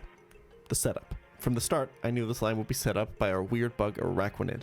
No other Pokemon could do everything it does in this fight. First, it nerfs this Garchomp by using Soak, turning it into a water type, effectively reducing its damage output by a third. It then sets up Sticky Web, ready to slow down the rest of the rival's team whenever they switch in. After chipping Garchomp into the red with Mudsdale, I pivot through Araquanid to bring in Electrode. All of this setup was to allow Electrode to kill Garchomp, who is normally a ground type, with Volt Switch. I bring in Mienshao, and poor Weavile is baited in. This is the first fight that illustrates to me how broken Araquanid's unique Sticky Web might be, because of how it messes with the enemy switch in AI. AI does not know about the fact that all of its Pokemon are going to be speed dropped when switching in, and therefore gives me the opportunity to bait in Pokemon that I can actually outspeed in one shot, something that should normally be impossible with the smart AI. Normally, Weavile would outspeed and kill Mienshao, and the AI sees this. After the Sticky Web drop, Weavile is a sitting duck for Mienshao. B squared. Reposition with sacrifices. After sacrificing both Mudsdale and Electros to the incredibly scary legendary Articuno Galar, I can bring in Electrode for a Volt Switch kill, removing the last Pokemon that my new hero cannot deal with. It's done. I've brought the chicken its sacrifices, and now it must let me pass. C squared. The Heracross sweep. Heracross simply wins from here. Behold the power of Guts boosted Life Orb Heracross free to rampage thanks to Araquanid's webs. I'm starting to realize that Heracross, as the core piece, surrounded by supporting Pokemon like Araquanid and Xatu, as well as weaving switchers like Mienshao and Electrode, might just be enough to get this run up the mountain. But remember that I can't keep doing this strategy forever. It's my holdover until I get to the end of Tate and Liza split, where my box will be kicked into overdrive. But every sack still hurts my box permanently. After a few hours of puzzling through the permanent Tailwind Aqua Grunts of Mount Pyre, it's finally time for Archie. But the ghost of the past won't hold me back anymore. The unlikely hero Heracross will usher in a new era of run and bun. I will carve my own path to victory. The scariest part of this fight is turn 1. Depending on random damage rolls, my NPC partner Shell's Delcatty can survive the turn, and my position will be absolutely ruined. This thing is useless, and you want it to die as soon as possible. This, followed by a whole lot of bad RNG, is how I lost my second furthest attempt a few months back. Attempt 5, however, will go in my favor. Meganium can kill Urshifu with Leaf Storm on turn 1 while surviving no matter what, and Delcatty goes down as planned. Next, a Dragon Pulse goes into Meganium, a planned sacrifice, allowing Shell's Rhyperior to take out Archie's Regalgy with high horsepower. Now, it's time for the second planned sacrifice, Camerupt. Camerupt is pre-damaged all the way down to the red. It's the slowest Pokemon on the field, but with its Custep Berry, this pre-damage will allow it to go first, despite Archie's Pokemon having doubled speed and Tailwind. You only get one of these mighty powerful Custep Berries per run, but it's almost always used on this fight. I may not have found the Muck, whose use of this berry guarantees a really stable endgame position, but it turns out Pythagoras can even get me out of what would normally be a very unstable endgame position. Archie's Mega Sharpedo is always targeting the Rhyperior with a fast kill, so I can safely Brick Break and take out the shark. Stakataka isn't a threat either, and it goes down the next turn. Revenge. Oh, it's so sweet. The casino encounter that nobody believed in. We scale, baby! Pythagoras, A squared plus B squared equals C, ya bitch! But this is still not even close to the end of Tate and Liza's marathon split. Mount Pyre was just an appetizer. Nobody's box is safe in Magma Hideout. This part of the game is designed to beat you down and send you back to the truck. It's not supposed to be about if you sacrifice, but when. And just in time, seemingly as a reward for casting away my past mistakes on Mount Pyre, I'm finally rewarded with an encounter. I catch the pseudo-legendary Dreepy and evolve it into Dragapult. Incredible speed, good bulk, an ungodly amount of resistances, fantastic damage. This is the first true S-tier Pokemon I've managed to get, and it couldn't have come even a second later. Without this encounter, this attempt is dead in the water right now, in light of what is to come on this agonizing split. Now don't get me wrong, this Pokemon is incredible, but it's certainly no Heracross. Also, in previous versions of the game, Dragapult had the broken move U-turn, something this one dearly, dearly misses. God, this thing would have been bonkers with U-turn. I also pick up my Magma Hideout encounter and it's Weezing, which is actually fine. I can trade this for Galarian Weezing, a Pokemon with a fantastic defensive typing, as long as it doesn't explode before I catch it.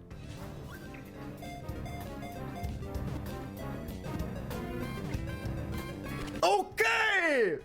The third fight of Magma Hideout really shows the lengths I had to go to in order to find riskless lines. I need a way to bring in my Salazzle on an Ice Punch from the Grunt's lead Nidoking without it getting frozen. Normally I would just pre-poison or pre-burn a Pokemon for this, but Salazzle is fire poison, so it can neither be burned nor poisoned. I need to use Salazzle as the Nidoking counter here, because poison and other forms of indirect damage are the only ways to kill Focus Band users like this Nidoking without risking the 10% chance of them surviving fatal damage. I have to get creative. The Wild Basculins on this route know Soak, and that allows me to equip a Flame Orb onto my Salazzle, wait for it to get turned into a water type by Soak, and then have the Flame Orb apply the burn. Even though Salazzle returns to its normal fire poison type at the end of the battle, it stays burned. Salazzle's ability Corrosion allows it to poison other poison types, which is how we end up with a burned fire type fighting a poisoned poison type. Salazzle's Encores, Dragapult's damage, and Heracross's main character energy slowly but surely drag me through this hellish hideout. The run is glacially slow at this point. Often I construct almost a full line over the course of hours, only to have to throw out the whole thing because I missed one detail that invalidated my whole plan. It's not just the slow pace that's affecting my mental though. All the time I've already invested in this run makes the prospect of losing now that much more scary. I'm already so high up on the mountain, if I slip up now, the fall is going to be devastating. And with each slow step forward, the ground gets further away. And so I carry on. More hour-long planning sessions, more ridiculous RNG bullshit like this fucking Swagger Electrode, more game-breaking bugs I have to play around in double battles. I fling King's Rock for flinches with Greninja, one of the many cool niche techs this Pokemon provides. I defuse explosion mons, dodge pursuits, slowly, grunt after grunt falls, Heracross delivering killing blow after killing blow, until I eventually arrive in the final room of the hideout. Hell Room. By the way, why do they call it Hell Room when you held the cold Pokemon out of Hot Fight the Magma team in Warm Cold Room? In this final room of the hideout, I have to fight the two bosses of this area in Permanent Magma Storm. My Pokemon lose 1/8 of their HP every turn, and I can't switch them out unless they're ghost types or have a Shed Shell equipped. Tabitha and Maxie still stand in my way and things are about to get very, very real. I sacrifice 2 more dogs from my box with Lycanroc and Granbull to power through the admin Tabitha fight and force open the way to the big man himself. Maxie leads Groudon to set up Permanent Sun in addition to the already raging Magma Storm. Mega Houndoom and Chlorophyll Tangrowth in the back of his party are ready to take full advantage of these conditions. Time for my setup. Electrode is the only Pokemon in my box that can take this kill, and I have to invest both my Grass Gem and my Solar Beam TM to do it. But instead of letting Naganadel in the back come in to take the kill on Electrode, I pre-damage it to guarantee that residual Magma Storm will take it out first. That means I get to decide what comes in next. By switching in Araquanid, I instead bait Maxie's Tangrowth, giving me an opportunity to set up the webs. A². Wordier has to be sacrificed, but that position is exactly what I need to win this battle. Castform comes in next to take a kill with Weather Ball, baiting in Garchomp. After getting in one Icy Wind for the road, Castform's short appearance in this run is over. B². Dragapult kills Garchomp, outspeeds and kills the Scarf Naganadel thanks to webs, and makes way for Heracross. C². Regular Heracross with Heart Scale. Outspeeds -1 Houndoom Mega here. And kills with close combat. We do not Mega Evolve yet because it'll lower our speed. But wait, we don't have enough damage to kill the last Mon. How are we gonna kill the Mew? The Dragon Dance Mew in the back. Well, guess what? Max IV, speed, Mega Heracross, outspeeds -1 Mew, and we kill with Pin Missile. And that's it!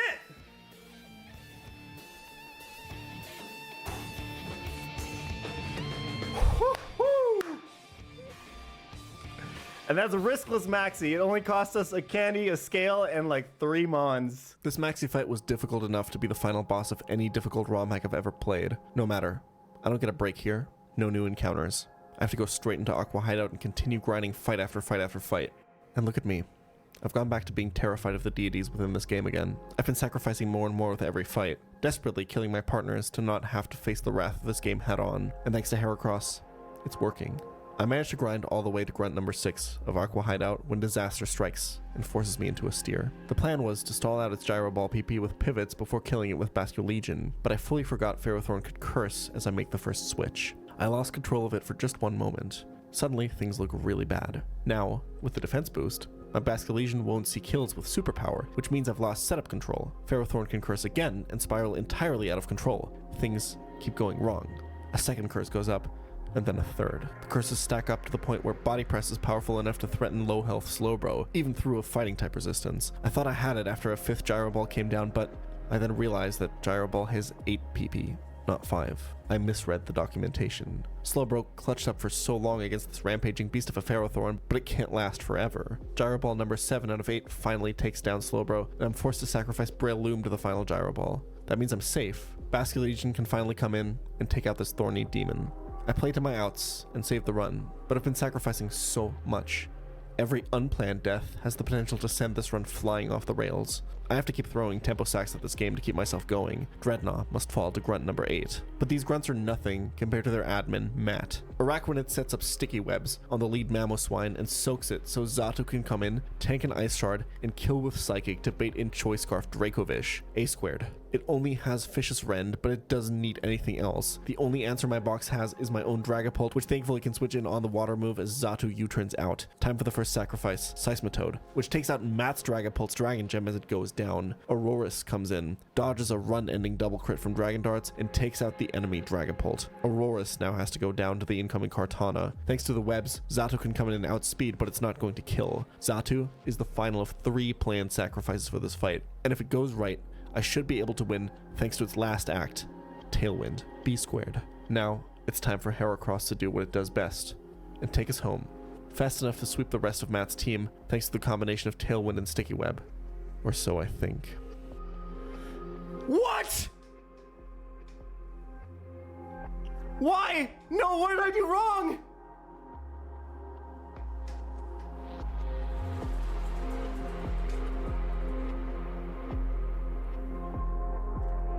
I calced this dude. Fuck! Close combat after Intimidate was a 93% damage range to kill. I just missed it when calcing. I thought it was guaranteed. I've been staring at my calculator for so long that day and I just missed it. Maybe I was too focused on my formula, too confident in the one thing that made this box good. And now, just like that, a 7% chance strikes and takes it all away from me. Dragapult flies in desperately to avenge his fallen team leader and end the fight. All of us look down horrified at Pythagoras. I'm not actually sure I had a better way to play this fight than to roll the dice with Heracross here, but the fact that I missed it during planning means I never even explored other options. Was I too tunneled on Heracross as my hero? Would I have had to risk it anyway? I'll never know. That's what really hurts. A squared plus B squared equals see ya, my friend. I look again at my box. All those Pokemon I've sacked and lost to mistakes on this split. At all those shitty Pokemon that could have been good ones. My group of Pokemon who had been carried through every hard fight by the now dead casino encounter. I look ahead towards Tate and Liza's gym, and I realize that I'm utterly, supremely, and completely fucked. Chapter 7. Niemund. The reason I was willing to sacrifice so many resources on my way through this part of the game was that at the very end of this passage of the mountain, there's a light. If I can make it past Tate and Liza, I'm rewarded with a new hero Pokemon, someone entirely capable of keeping up with the rising difficulty. This entire time, I knew that if I held on and kept a steady course, I could be safe for quite a while if I just made it past the 7th gym. I've been slowly moving towards the light, but we all know that most of the time, the light at the end of a tunnel is just a truck. For now, I'll have to settle for an absolutely useless Dragalge encounter. I feel the consequences of my miscalculation immediately. The fights on the way to Moss Deep City are supposed to be a warm-up, some fairly straightforward battles to prepare you for what's to come in the gym. And oh my god, did I struggle with even these little exercises. Oh man, the box feels so weak right now. Where's my boy Heracross at, man? But I mean, Ludi should take care of it. Wait, Ludi's slower? Come on, what? I'm in danger. I'm in so much trouble. I think it's actually over. Dude, my box is so fucked. It's actually crazy how much I needed Heracross. Boys, I'm so cooked. This box is completely fucked. I'm so cooked. Wow.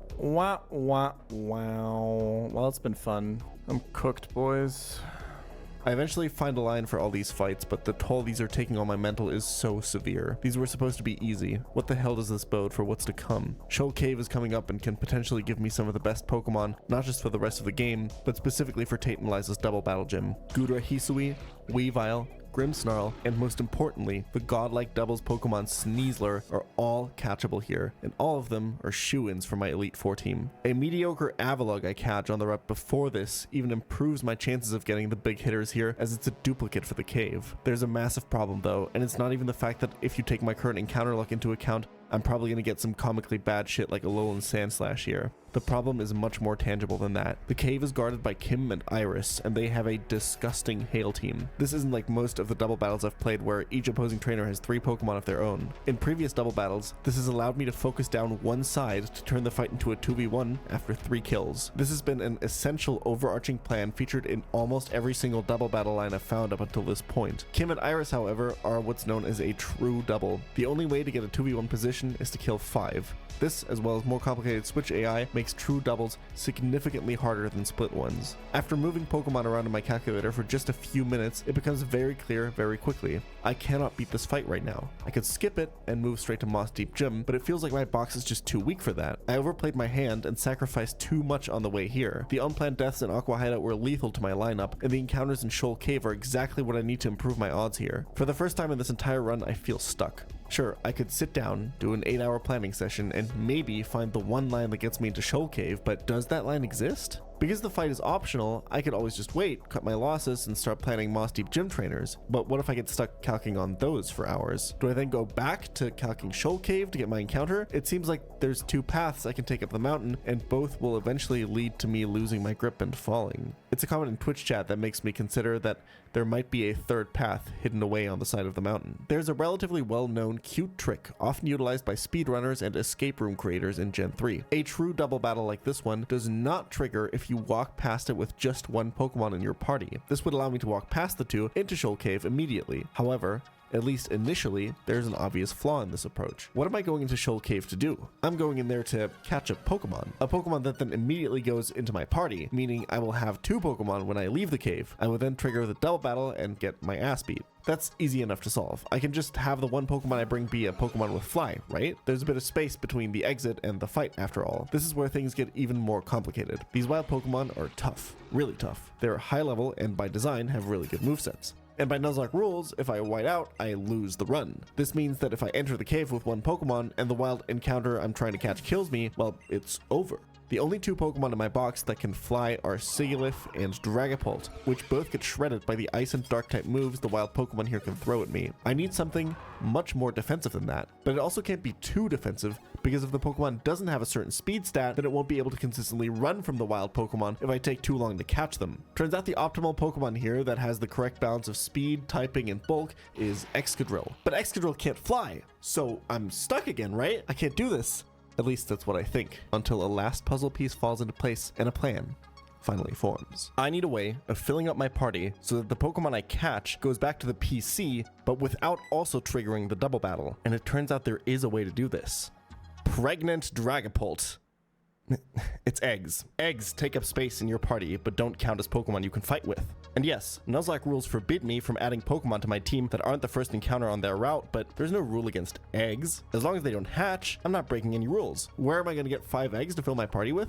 Well, the daycare, of course. I just need to find 2 Pokemon in my PC of opposite genders that are in the same egg group. I do need to be careful here though. If any of the eggs hatch while I'm in Shoal Cave, I'll have a Pokemon in my party that will trigger the double battle on the way out. The room I want to get my encounter in is all the way in the back of the cave. I need to find the pair in my box that will make the eggs that take longest to hatch. Turns out that's Dragapult and Dragalge, who I guess is not so useless after all. These 2 lovebirds will be making plenty of Dreepy eggs for me, which, like, how? Dragalge is just like seaweed. It's actually, never mind. I take it back. I don't want to know. Coming up with this heist, looking up weird stats like egg groups, hatch timers, practicing overworld movement to not run into optional trainers. I spent so much time here where for once I'm not just staring at a calculator, not thinking about how bad my encounters are or how much I miss Heracross or how hard Tate and Liza's gym is going to be, how steep the mountain or heavy the boulder is. For a brief moment, I find pure joy in solving a fun puzzle. And as I set out for my little heist, only Excadrill and 5 eggs in tow, running past the double battle that's been taunting me so long, I don't even notice that something in my mind has shifted. And even though it looks like I encountered the worst Pokemon of Shoal Cave here with Sandslash-Alola, I've gained something that is much more valuable to this run than any one Pokemon could ever be. I finally approach the last part of this horrible section of the game with a smile on my face. let's do some double battles, huh? After hours of planning, I challenged the first battle in Tate and Liza's gym, and it goes really well. That wasn't horrible or grueling at all. That was like a fun puzzle. Fight number 2 is a trick room team, and I find some really cool lines here as well. Another fight that Heracross would have trivialized. Another fight where I really wish Dragon Ball had U-turned, but I make it through anyway. And again, I somehow just had fun cooking this line. Nate and Virgil are another really cute gimmick team. Virgil's Pokemon constantly want to fling berries at Nate's Pokemon to give them a variety of really scary stat boosts. The most game-breaking bug in the entire hack shows up here, and kind of makes this fight free. The Pokemon are hard-coded to fling at their partners when they have a boosting berry, but they don't realize when they've already used that berry, so they're just kind of stuck always flinging with no item equipped. This makes it trivial to turn the fight into a 2v1. And you know what's interesting? I'm not relieved here that I get a free fight. Somehow I feel disappointed. The gimmick was really cool and I would have loved to solve a puzzle around it. Motivated, I move on. Hannah and Sylvia feature Pokemon with the move Imprison. And it's, again, a really clever little setup. If a Pokemon uses Imprison, no enemy Pokemon can use any of the moves that the imprisoning Pokemon has in its moveset. The moveset of Meowstic is purposefully stacked with moves that you would want to use on its partner's Pokemon. Psychic for Conkeldurr, Thunderbolt for Gyarados, Fake Out because it's generally broken in doubles. Meowstic is programmed to see my moveset and use Imprison if I do have a Pokemon with Fake Out or Psychic or Thunderbolt out. It's a really clever team.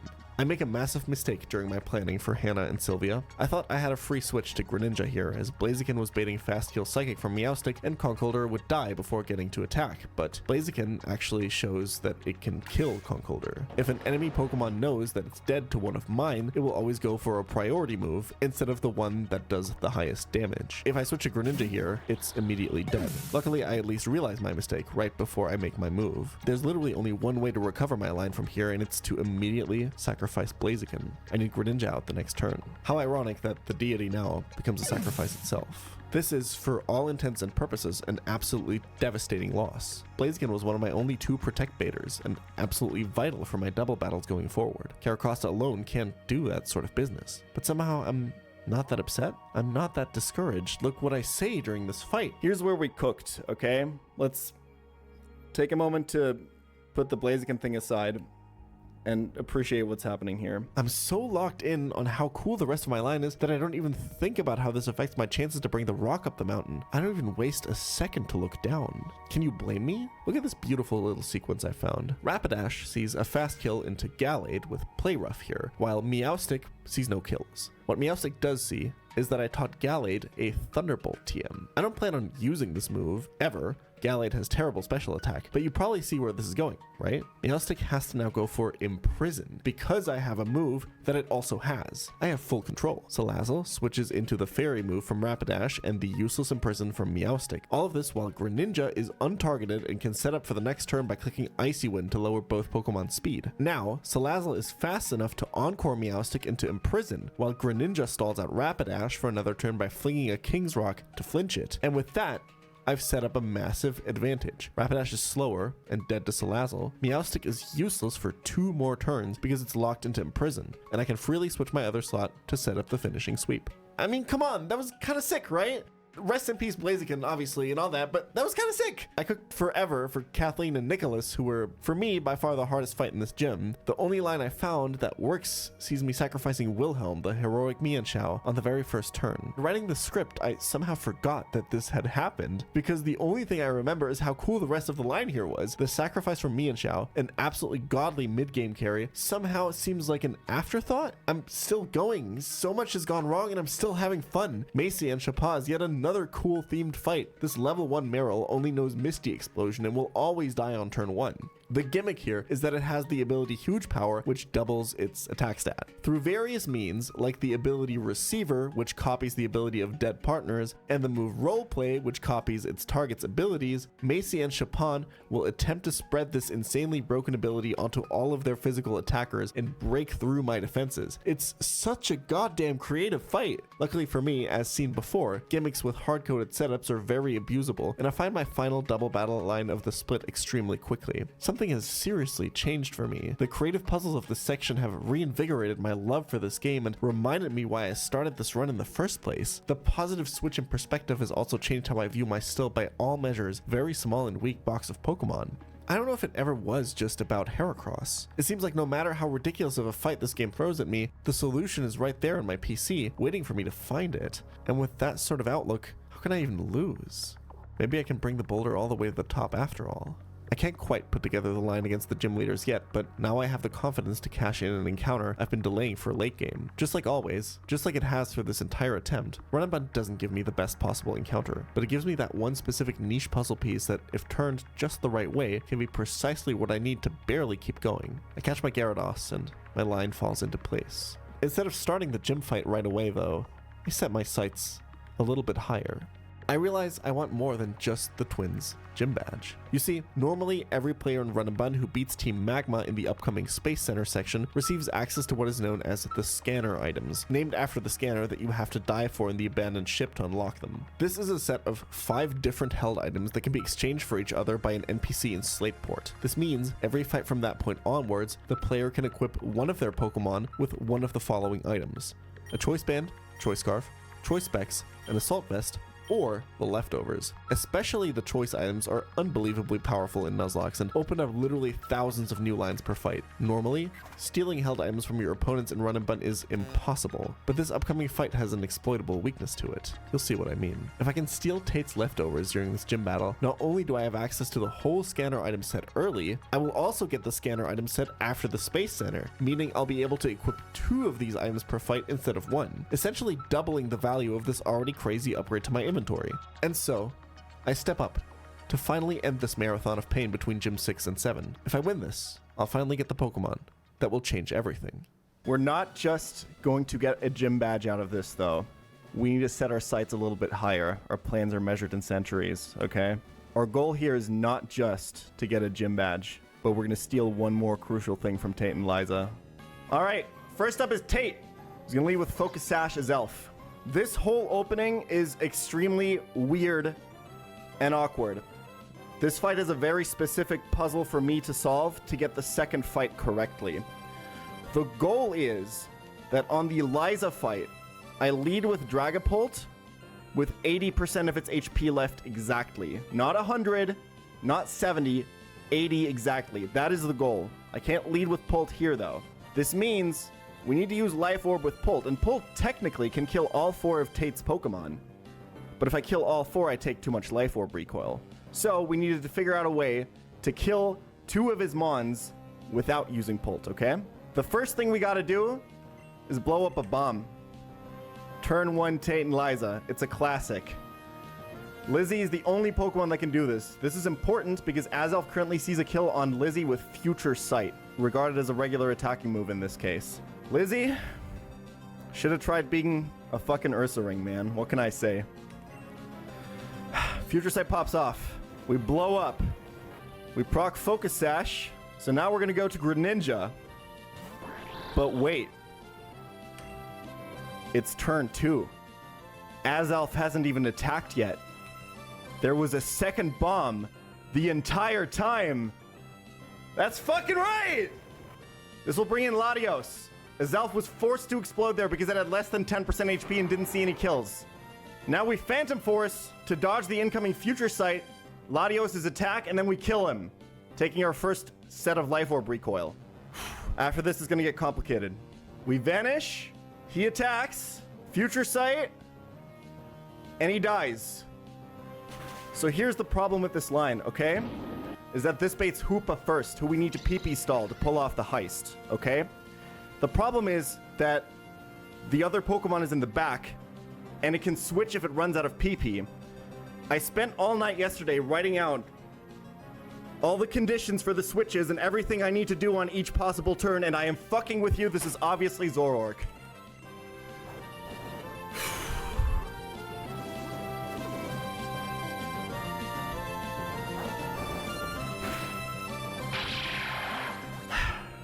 Okay, let's calm down because we really need to focus now.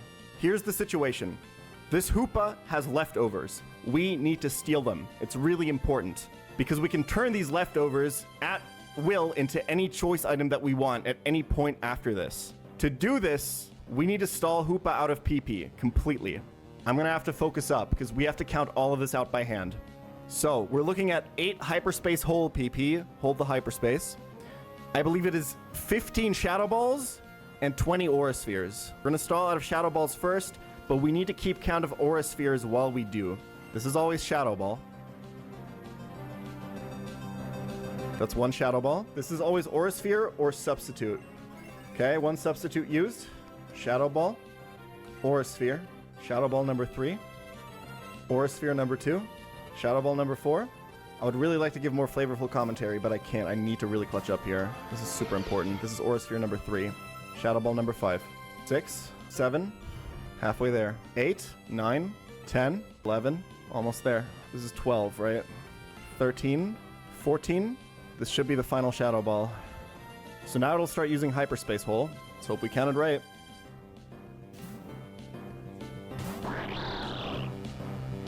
Okay. Now let's get rid of the aura spheres. This is number 15. Burger King foot lettuce. 5 left. 2 hyperspace holes. Shadow aura sphere number 16. Hyperspace hole 3. 17 aura spheres. The elusive 4th hole. It's the 4th hyperspace hole, guys.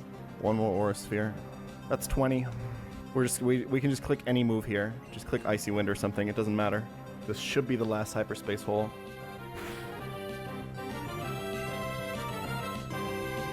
Okay. So it should only have 9 substitute PP left now. Here's how we get these leftovers, okay? We go to Kecleon. We roleplay to steal Hoopa's Magician ability. Magician turns all of your moves into Thief. Kecleon has no item. And then we'll click moves, breaking substitutes until he's substituted himself down so that substitute fails. And with that, we should kill him.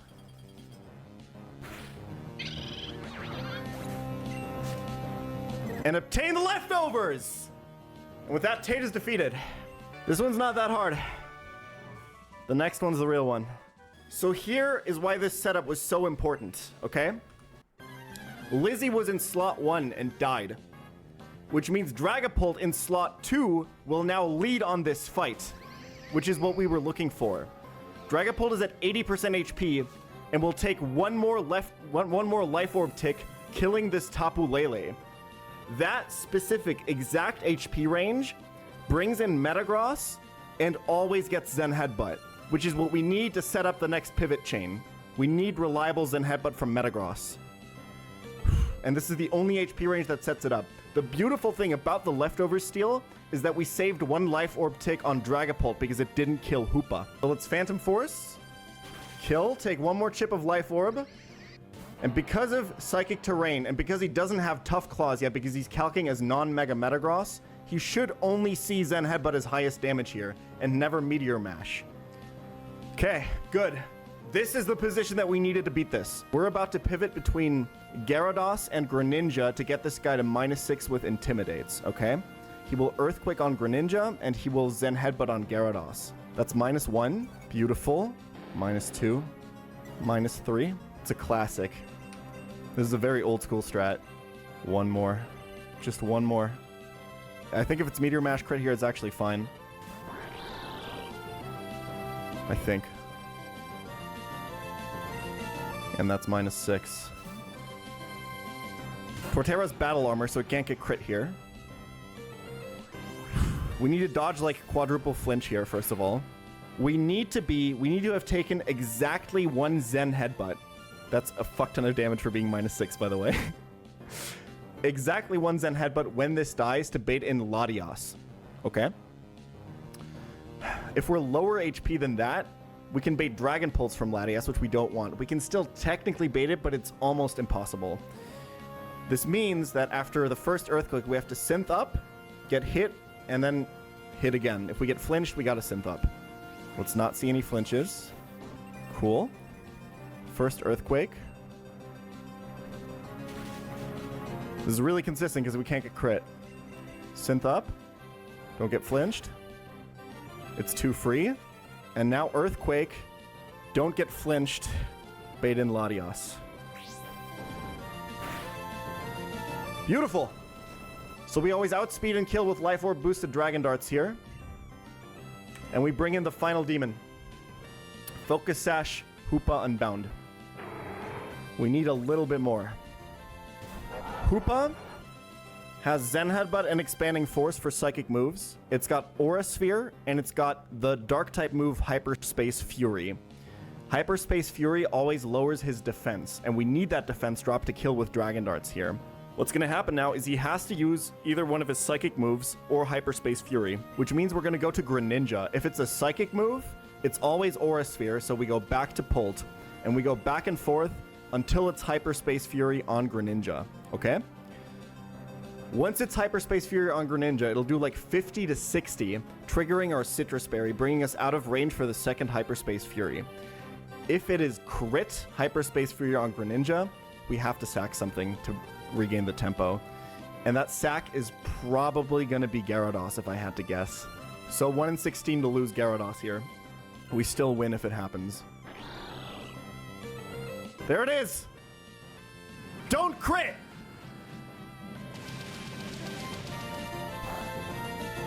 Okay! We break the Focus Sash! And Tantalizer Split is done, baby! Let's fucking go, man! On attempt 5! The longest, the hardest, most egregious split. And we leave with a Mind Badge and a Leftovers.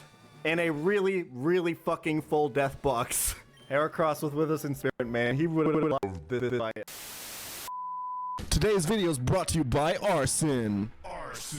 Arson is the first paraffin-based vegan energy drink made from entirely recycled ingredients. Other energy drink brands try to fool you with random made-up flavors like Berry Blast or Citrus, as if anyone knows what the fuck that means. Arson has no sugar, no micronutrients, no calories, no discernible flavor, all the energy for none of the nonsense. Here's a graph showing the caffeine contents of every popular energy drink brand. All the way down there is Logan Paul's prime. Look at him. He's so fucking small. Here's the caffeine content of Arson. Yeah, I bet Logan is fucking crying right now. I can already hear you saying, "Oh, that exceeds the legal limit of how much caffeine can be in a beverage." Well, guess what? Arson isn't legally considered a beverage, you stupid moron. That's why the only place you can buy it in person is the vermin and rodent control section of Home Depot. And while Arson might be illegal to purchase in these countries, if you're in the US, you can head on over to drinkarson.com/peachel right now to get your first case of Arson for free. They're practically giving this stuff away. And now Arson has invited me to record my reaction to trying their drink Arson for the first time live on camera. Okay, here we go. My first time tasting Arson. Definitely not smelling anything. I mean, doesn't really taste doesn't really taste like it. It doesn't really taste like anything. I mean, it's like sorry, it's like advertised, right? That's what they're going for. Oh god, go to drink Arson. Oh god, my ears. I can't feel my ears. What the fuck? What the fuck? Arson. Chapter 8. Tifa. Is he okay? Hello? Pokemon challenges? Oh man, my balls are really hairy. If only someone could sell me a product to help with that. Hello? Oh my god, is he dead? Did he die? Does that mean I'm gonna die? Anyway, I think I finally get it. It's not about my encounter luck at all. I am in control. I am the player. Run and Bun is the game. And so far, the game has given me just enough tools to succeed every single time. With a deeply rooted trust that this will continue to hold true, I move forward. Bad encounter luck can't keep me down anymore, because I see the light at the end of the tunnel I've been talking about. The new star Pokemon. The Pokemon who will hopefully carry me up the final sections of the mountain. It marks the official beginning of Run and Bun's late game. It's time for Urshifu. I go looking for it. I ask the man if his Urshifu is wet or creepy. He doesn't understand, so I pull out an illustrated diagram explaining what is creepy and what is wet. He laughs. It's a good Urshifu, sir. I take the Cubfu and evolve it into Urshifu. It's wet.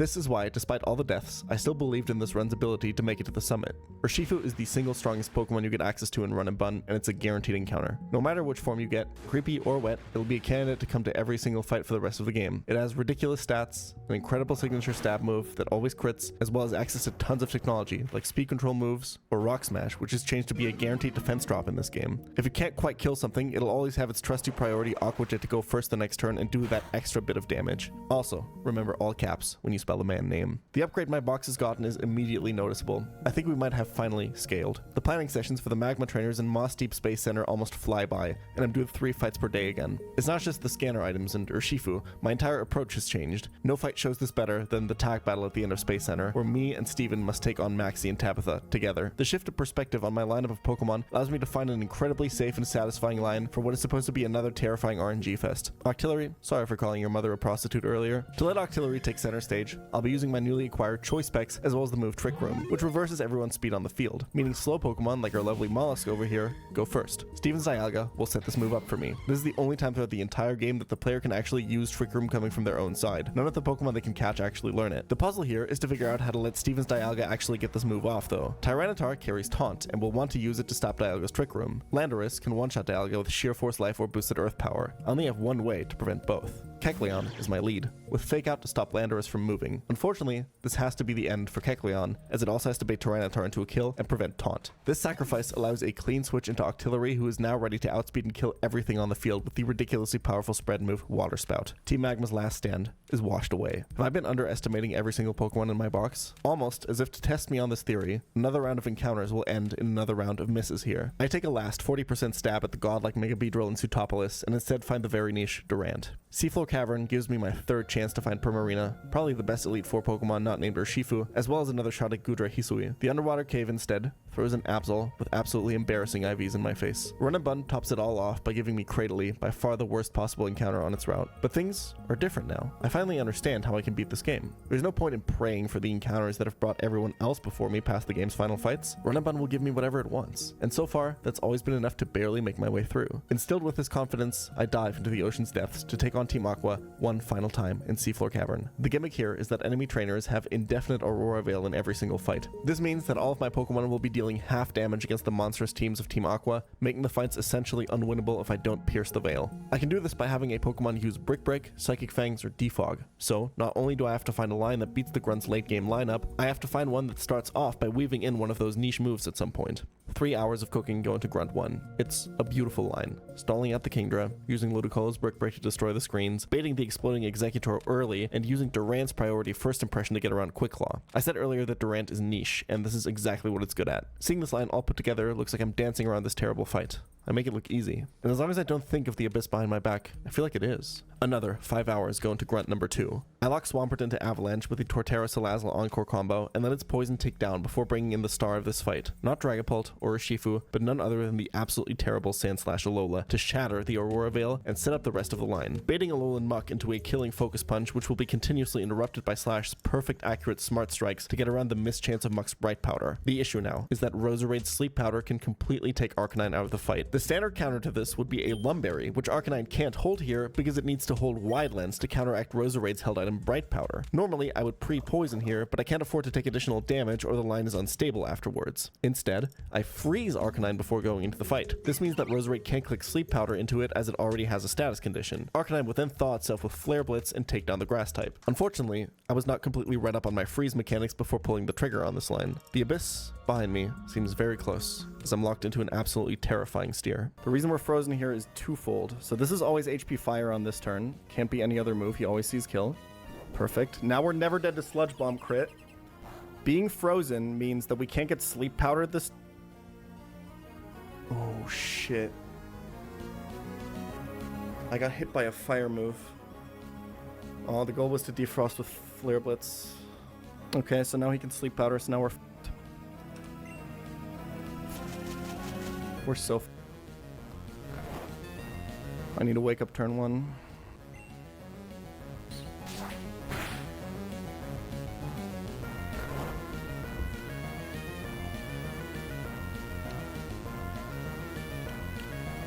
I'm dead to all rolls.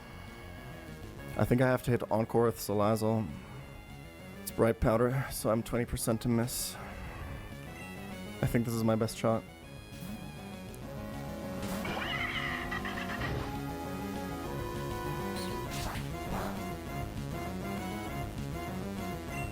There's one alternative play. I could Toxic, because I never miss. I'm dead to most sludge bombs, like half of them. I don't know if I can survive enough for that to matter, though. If Encore misses here, how do I win? Yes! Okay. It's not over, though.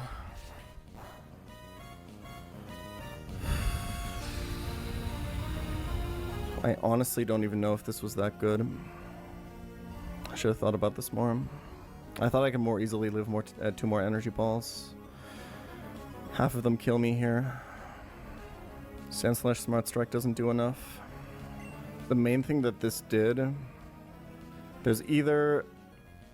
So I don't have Avalanche on Sandslash now. Icicle Crash is a range to kill. So scuffed. It's a good range. What happens to the line? I'm pretty sure this is fine. I think my best shot is Sandslash. And if I don't get it, it's Sack Sandslash. Fuck. I think this is the best one.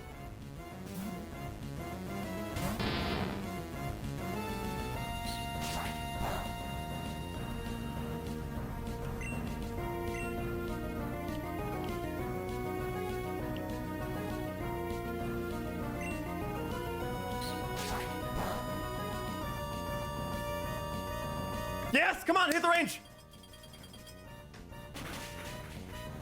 You're the GOAT, bro!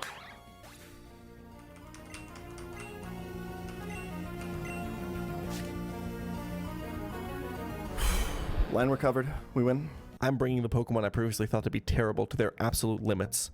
And it's working. I continue carving my path through the caverns, no longer relying on just 1-star Pokemon or one central strategy, but unleashing the full potential of my box. It's not only a psychological advantage carrying me here, it's that my strategies have fundamentally changed. Previously, I was often bringing a full lineup of Elite Four worthy Pokemon. I would leave myself no room to breathe, because sacking any of them to regain advantage would be disastrous. By utilizing these less valuable Pokemon more liberally, I'm able to craft more aggressive lines that are much easier to recover if something goes wrong. Because I always have 2 to 3 Pokemon on my team I'm willing to sacrifice, I can plan for crits and other bad RNG events much more confidently because my lines no longer require every single turn to go right. This means my planning sessions are faster as well. My line for the next grunt is very adventurous and aims to take advantage of potentially exploitable Baton Pass AI. I make a mistake in planning again because I'm not that familiar with this AI, but I left myself some slack in the line and planned another line I could take if things went wrong. I can now use a more risky strategy that sees me dodging some potential crits on the likes of Durand and Nidoqueen to get myself out alive. Nidoqueen normally sits on the throne of mediocre Pokemon and was brought to almost no fight prior, but her unique typing is vital for this fight's pivot chains, and her expendability allows me to play a lot more risky. Grunt 5 is incredibly annoying to cook for, as this unkillable Ferrothorn lead introduces so much potential RNG thanks to its quick claw and the erratic nature of Hazard setup AI. But Octillery pops in on this fight one more time to lock in a safe line with a well-timed sacrifice. Turns out every Pokemon has emergency exit if you're willing to lose it. Octillery, du bist vielleicht hässlich, aber du bist ganz bestimmt kein Hurensohn. 2 more Team Aqua fights remain now. Calcing for Shelly is a full day affair. 6 hours go into this one, and I end up with one of my favorite lines in the entire run. Here's how the puzzle for this fight works. I see that I have a beautiful chain kill checkmate position for almost her entire team with my stars Dragapult and Urshifu, as well as another one of the underrated heroes Greninja. If Dragapult kills Hawlucha, it shows that it fast kills Shelly's entire backline. We call this baiting down the line. Her Pokemon will just come out in team order now. Dragon Darts kills Gengar through its Focus Sash. Shelly still thinks I can kill her entire team, but she doesn't know that I can't go for those kills because Dragapult's Choice Band has locked me into Dragon Darts. In her stead, Urshifu can then come in and kill both ice types by abusing Sticky Web speed drops. Finally, Mega Slowbro is unable to match up against Greninja. That's the back of the fight. That's my checkmate position. It's easy. The hard part is getting there. Here's what has to happen before. 1. I need to break Aurora Veil. 2. I need to set up Sticky Web for Urshifu. 3. I need to bring Shelly's lead Tapu Fini to low HP. 4. I need to always consistently bait in Hawlucha and its close combat when Tapu Fini dies. 5. Hawlucha needs to use close combat on one of my Pokemon once to drop its own defense. Finding a line that fulfills all of these conditions is what took me most of the 6 hours to figure out. The way I can fulfill both Condition 1 and Condition 4 is by setting up a position in which Arcanine switches into a Moonblast from Tapu Fini and kills it with Psychic Fangs, breaking the veil in the process. Condition 2 is pretty easy, because Araquanid can tank a lot of hits from Fini. So the issue is, I only have one slot left on my team, and it needs to both set up Tapu Fini to be killed by Arcanine, and tank a Hawlucha close combat at some point. For this, I need to have extremely precise control over Tapu Fini's HP. I have to get it very low for Arcanine to always kill, but I have to account for my own crits. If the Pokemon in charge of weakening Fini does too much damage and accidentally kills before Veil is broken or webs are set up, my entire line completely falls apart. It turns out that the Pokemon capable of fulfilling all of these conditions is actually none other than the oh-so-useless Cradily. It's weak enough that I don't mind sacrificing it into Hawlucha's close combat, so Condition 5 is met. But more importantly, it's the only Pokemon in my box, maybe in the whole game, that can actually get me exact control over Fini's HP here. Check this out. Cradily is pre-damaged to 251 HP, the exact same amount of HP that Tapu Fini has. Tapu Fini has the signature move Nature's Madness, which always deals exactly half of my current HP as its damage. Cradily has good special defense, so Nature's Madness is Tapu Fini's highest damage move and will always be used. Importantly, rounding in Pokemon is always done down. You always drop the decimal, so half of 251 HP is computed as 125. We're almost there. Cradily can now use Mirror Coat, a move that reflects the last special attack, dealing always, consistently, exactly double its damage. 125 times 2 is 250, leaving Tapu Fini at exactly 1 HP. Its leftovers will heal it back up over the next few turns, but I know exactly how much that will be every turn. I know how many turns I need to spend setting up, and therefore know how much HP Tapu Fini will be at when Arcanine comes in. All I need is one defense drop to confirm this kill now. Cradily can just throw out a Rock Smash. There's no risk of a crit kill after leftovers recovery, and just like that, all of my pieces are in place. Araquanid sets up webs, Arcanine kills and breaks the veil while being healthy enough to bait close combat. Cradily sacrifices itself to lock in the defense drop on Hawlucha, and my chain kill can commence. It's an exciting feeling. It's also an insane amount of pressure, and it's been weighing on me in each and every one of these fights. That drop behind me is so goddamn deep now. A loss is absolutely devastating here. Seaflow Cavern should have broken me, but I'm still here. Just one more Team Aqua fight to go. A fight headed by Kyogre to set up permanent rain. Archie's Zapdos, his Aegislash, his Contrary Superior, and his Swift Swim Overquill all look run-ending. And what am I bringing? The undisputed king of Rain Sweepers and mid-game legend Barraskewda, and 5 random shitters who all should have been a different Pokemon when I encountered them. Once more, a team of complete misfits will wipe the floor with one of this game's boss fights. Ludicolo is my counter to Kyogre, and it will be sacrificed here. Its range ability allows it to stay on the field just long enough to 1v1. Ludicolo just has to dodge one Ice Beam crit. Are you fucking serious? It's actually fine. I know my Ludicolos. I know these mediocre encounters like the back of my hand at this point. I accounted for this possibility. All Ludi had to do was remove Kyogre's Cuss-Step area to keep the line intact. Rhyperior enables a pivot chain for Barraskewda to take down Overquill over multiple turns. This Rhino has been an absolute beast for defensive pivot strategies. I completely underestimated it when I first caught it. Durant is not Mega Beedrill in any sense, but it is pre-damaged to always be knocked into Swarm by even Superior's lowest roll here, giving it enough firepower to skewer it with first impression. And I'm about to repeat the same tactic again with Greninja. Had this frog been a Dreadnought instead, it would have all but guaranteed a muck for my team, and with it a riskless Pyre Tag fight. But it turns out I solved that fight without having to stick to the meta strategies of this game, and now Greninja is about to turn into a low orbit Ion Cannon. Aegislash knocks it into Torrent. Rain is falling. Greninja is wearing Choice Specs. All of these 1.5x boosts stack exponentially to allow this fast amphibian assassin to nuke anything in its path with Surf. It baits down the line, leading the normally very defensive Zapdos into its sights, and the legendary bird, believe it or not, drops to a single blow. AI didn't send in Swampert because it thought it was outsped and dead here, but Swampert is actually about to Mega Evolve and double its speed, so I can't take this final KO with the frog. Instead, Gyarados, whose route I wanted to save for a late game encounter, but couldn't because my box needed a strategy for Liza's Mega Metagross, comes in. It learns Power Whip, an inaccurate but powerful grass move, and I can shore up its weakness by equipping a Wide Lens, making this Gyarados an unlikely but extremely consistent counter to Archie's seemingly unstoppable ace Pokemon. The further I push, the less of an underdog this run becomes. And I realized something absolutely terrifying. Getting through Seafloor Cavern doesn't just mean this run has a chance. It means this run is probably going to the Elite Four. Chapter 9. Petrichor.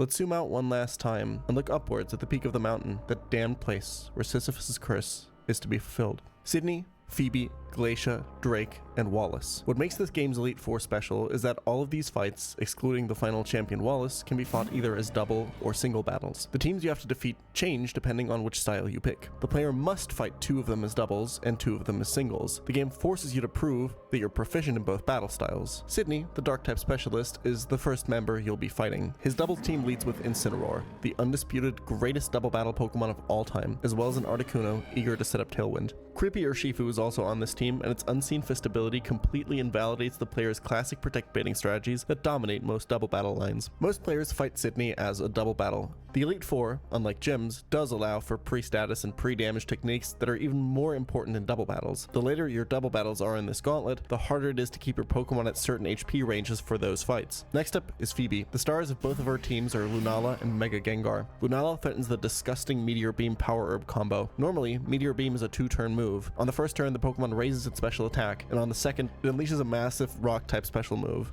Power Herb consolidates these turns into one. What ensures that Lunala should always get this combo off is its ability Shadow Shield, which makes it take half damage when at full HP. Her singles team has the mythical Marshadow, which will turn into an out-of-control monster with just 1 bulk up. Both of Glacia's teams challenge you to deal with the ungodly powerful attacks of Calyrex. Her doubles team is a classic Trick Room abusing team, full of slow and hard-hitting Pokemon. She's far from the first Trick Room team the player has to fight in Run and Bun. The issue is that normally your solution to these fights is to build a specific Trick Room counter team with 6 slow Pokemon of your own. You cannot afford to bring a team like that to the Elite Four whatsoever. Every slow Pokemon you bring will be a burden for the rest of your fights in here. And then there's Drake. His doubles team is so complicated that only a handful of players have ever even attempted fighting it, but his singles incarnation is still one of the deadliest trainers in the entire game. Reshiram is nearly impossible to pivot into because of its raw damage output and crazy neutral coverage. Mega Salamence uses its Aerolate ability and massive attack stat to turn the move Return into a flying move that slices through everything. But Suicune.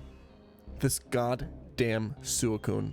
The central challenge of this entire Elite Four, and the Pokemon pronunciation I get called out for the most. A Pokemon that is so bulky that just naturally one-shotting it will simply not happen, especially with Pokemon that you brought to kill Drake's Dragon types. You have to kill it slow and methodically, but every turn it's on the field, it's another turn for it to recover with leftovers, to set up a substitute, set up another Calm Mind, or freeze you with Ice Beam, burn you with Scald. Finding a line that reliably kills this Pokemon is one of the hardest things about this series of boss fights, and it's been the nail in the coffin for many, many runs. The truth is that usually when accounting for everything else in this Elite Four, you can't find a 100% safe line on this thing and are forced to take some amount of risk. Finally, there's Wallace. Champion fights are by their very nature a bit easier. They're the final fight of the game, so you can generate insane amounts of tempo by sacking all of your remaining Pokemon throughout the fight. But this also means that you have to conserve them as much as you can throughout the other fights. A 6 Pokemon Wallace is almost always doable. A 5 Pokemon Wallace is hard, but you'll have a good chance. But what about a 4 Pokemon Wallace?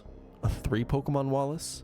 How much are you willing to sack to Drake to get here? The most evil Pokemon on this team, however, is not the legendary Kyogre Origin or Palkia. Neither is it the durable Manaphy who sets up Tail Glow and heals status conditions in the rain with hydration. It's not his ace Mega Swampert who's nearly impossible to outspeed in the rain. It's this absolutely evil Barraskewda set. Like Mega Swampert, it has the ability Swift Swim to outspeed everything in the permanent rain of the fight, but it also only has 2 moves which it powers with a choice band: Liquidation or Flip Turn. These moves will always be at least similar in damage. Very often will they both see a kill when it comes in. What this means, and this is what makes the design of this fight so devious, is that when Barraskewda comes in for a kill, it will almost always be a coin flip to either use Liquidation and stay in, or Flip Turn to switch out to a completely different Pokemon. This makes planning a consistent RNG independent line for this fight almost impossible. You usually have to plan at least 2 for both Barraskewda outcomes. As you can imagine, calcing for this Elite Four is by far the most complicated task in this entire game, and takes even the most skilled players weeks to do. The catalyst that gets me to start actually thinking through potential Elite Four teams is my next encounter in the Cave of Origin. For the first time since Dragapult, I hit it really, really big, confirming once again that Run and Bun is willing to give me just enough to keep me going. I'm handed an incredible Elite Four candidate. This is Ursaluna.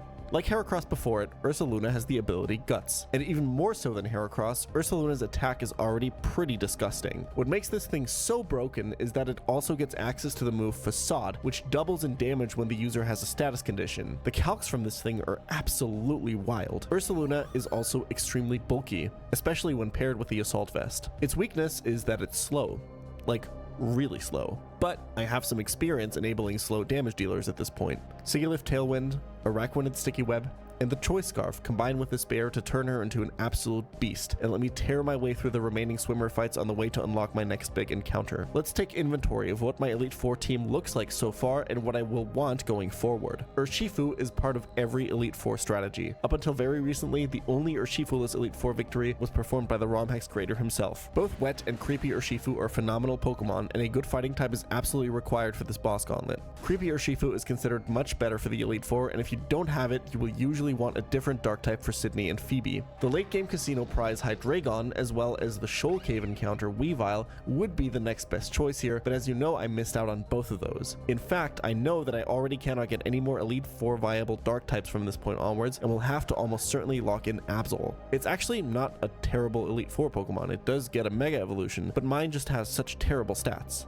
I'll have to make do with it. Ursaluna is a shoo-in for slot number 3. Other runners like using this third slot for one of the Elite Four staple bugs, Golisopod or Mega Beedrill here, both of which I've continually missed out on this attempt. The fourth slot is almost always reserved for a dragon type, most commonly the previously mentioned Hydreigon. Alternatively, there is Dragapult, a Pokemon that I actually have. It becomes very clear very quickly on my initial calcs that Amelia Earhart will be flying for this final team. In almost all winning runs, the fifth slot is used for a fairy type, the best and most common one by far being Primarina. Its resistance profile and access to slow encore and flip turn are completely unmatched qualities. I only have one more chance to get it down the line in Victory Road. And while it sounds like the meta for Elite Four teams is quite stale, there is actually a very cute tradition in the Run and Bunt community. To challenge themselves one last time before finishing the game, runners try to bring a Pokemon to the Elite Four that has never won before. It sounds crazy, but 90% of Elite Four teams have featured a brand new Pokemon, and it's in no small part because of this unspoken rule. Unfortunately, it doesn't look like this team has room to play around, and I'm completely willing to break tradition to get my victory. If I can't get Primarina, there is only one other fairy type that can save me. Basically, the only other Pokemon that can give me a decent Drake matchup is a Namarus. Wait, isn't that a legendary Pokemon? Let me explain. This is the Devon Radar that I've just gained access to by banishing Kyogre and Groudon back underground. This item is what Run and Bun runners use to get their two most important late game encounters. Here's how it works. There are 7 legendary roaming Pokemon in Run and Bun. By using the Devon Radar, you summon one of these roamers at random to be your next encounter on the route that you're on. If you haven't caught a Pokemon there yet, this legendary will be your first encounter and therefore legal for you to catch and add to your team. The issue is that these Pokemon are coded to be impossible to catch unless the player uses a Master Ball, of which there are 2 in the game. The first one I picked up in Aqua Hideout, the other I will receive at the end of Victory Road. This means that every player has access to 2 roamers for their Elite Four teams. Which roamer you get might be random, but you can improve your chances at getting what you want by skipping as many encounters as possible in the late game. The more open routes you have by the time you get the Devon Radar, the more often you can afford to re-roll your roamer. If you don't like the one you get on Route 126, run from it, accept the fact that you don't get an encounter here, and roll again on Route 127. This makes for a really interesting minigame. How much are you willing to re-roll? You might get the same unwanted roamer 5 routes in a row. Almost every Elite Four team will bring at least 1 roamer,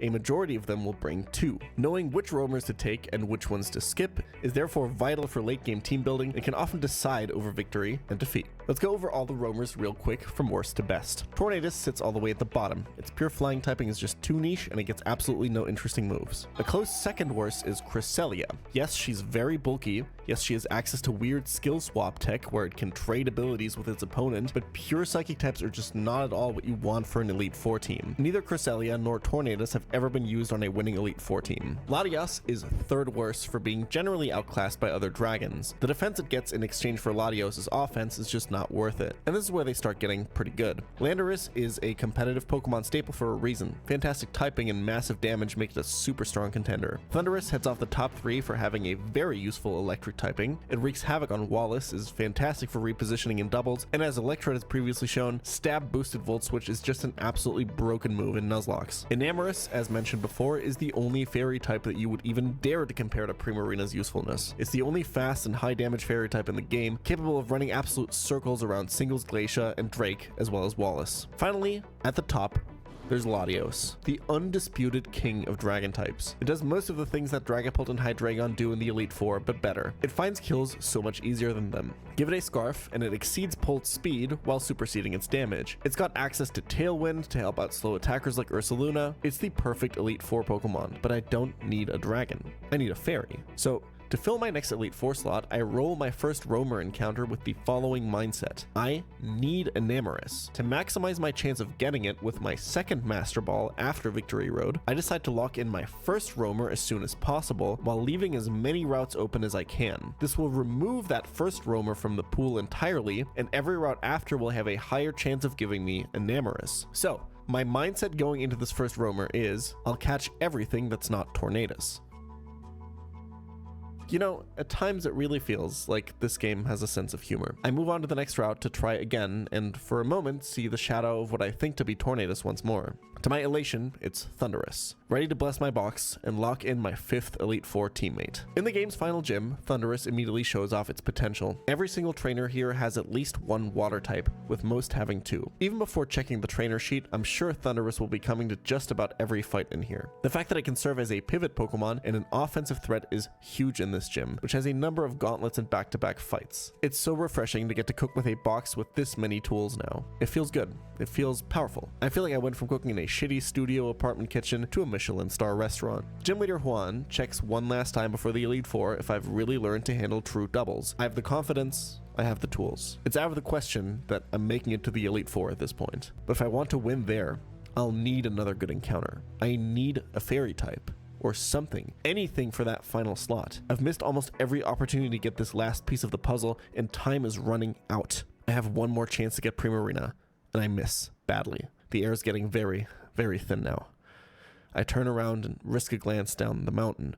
I get dizzy. My whole body goes numb. The fall is still immense. Any mistake will wipe out 4 months of work. Other runs can cash in a broken mythical as their casino encounter at this point. For me, it's going to come down to the final roamer. But it's my path through Victory Road that calms my nerves just a little bit. Because as I strategically sacrifice Pokemon after Pokemon that I know won't be able to make the cut for the Elite Four, I'm showered in reminders of all these unlikely heroes that made the run possible. Torterra, immune to crits and standing strong, taking on physical threats over and over. Excadrill, with the shit attack IV, gets to rapidly spin one more time. Sigilif, that I cursed out so much for being a carbon copy of Xatu, ended up carrying out its Tailwind duties far after the bird's death. I see Salazzle run circles around this Mega Mawile with Encores. It poisons the Steel type thanks to its broken corrosion ability. Seriously, without her, this attempt is dead. Over and over and over again. If I told you about every single cool Encore line she made possible, this video would be 7 hours long. Rhyperior pivoting again and again to open up clean switches. What a beast this guy was. Greninja, who ruined my chances at Muck, shows off his double battle prowess one last time. Sandslash Alola, my reward for the egg heist, who somehow saved the run twice in Seafloor Cavern, trying to desperately clutch up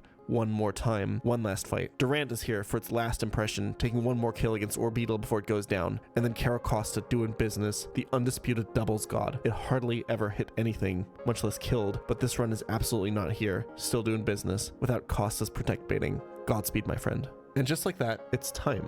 I have 3 routes left to roll for Enamorus, but my chances are not great. Should I just throw the ball when I get a good roamer? Just figure it out from there? There's no guarantee that Tornadus won't show up on the last route, and then I'll be stuck with him. I hit Landorus on the first one. I decide I need more. It's not enough. 2 more chances. And faced with Latios, the most powerful of all roamers, I really want to throw that Master Ball. And the person who started this run 4 months ago probably would have.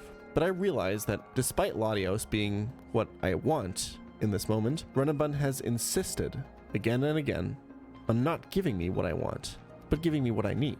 I throw a quick ball, taunting Latios, knowing that it will fail and make the legendary flee. But Enamorus is still out there. Finally, trusting this game blindly, I take one last leap, accepting that whatever I encounter here will have to fill that final team slot. One more chance. Here we go.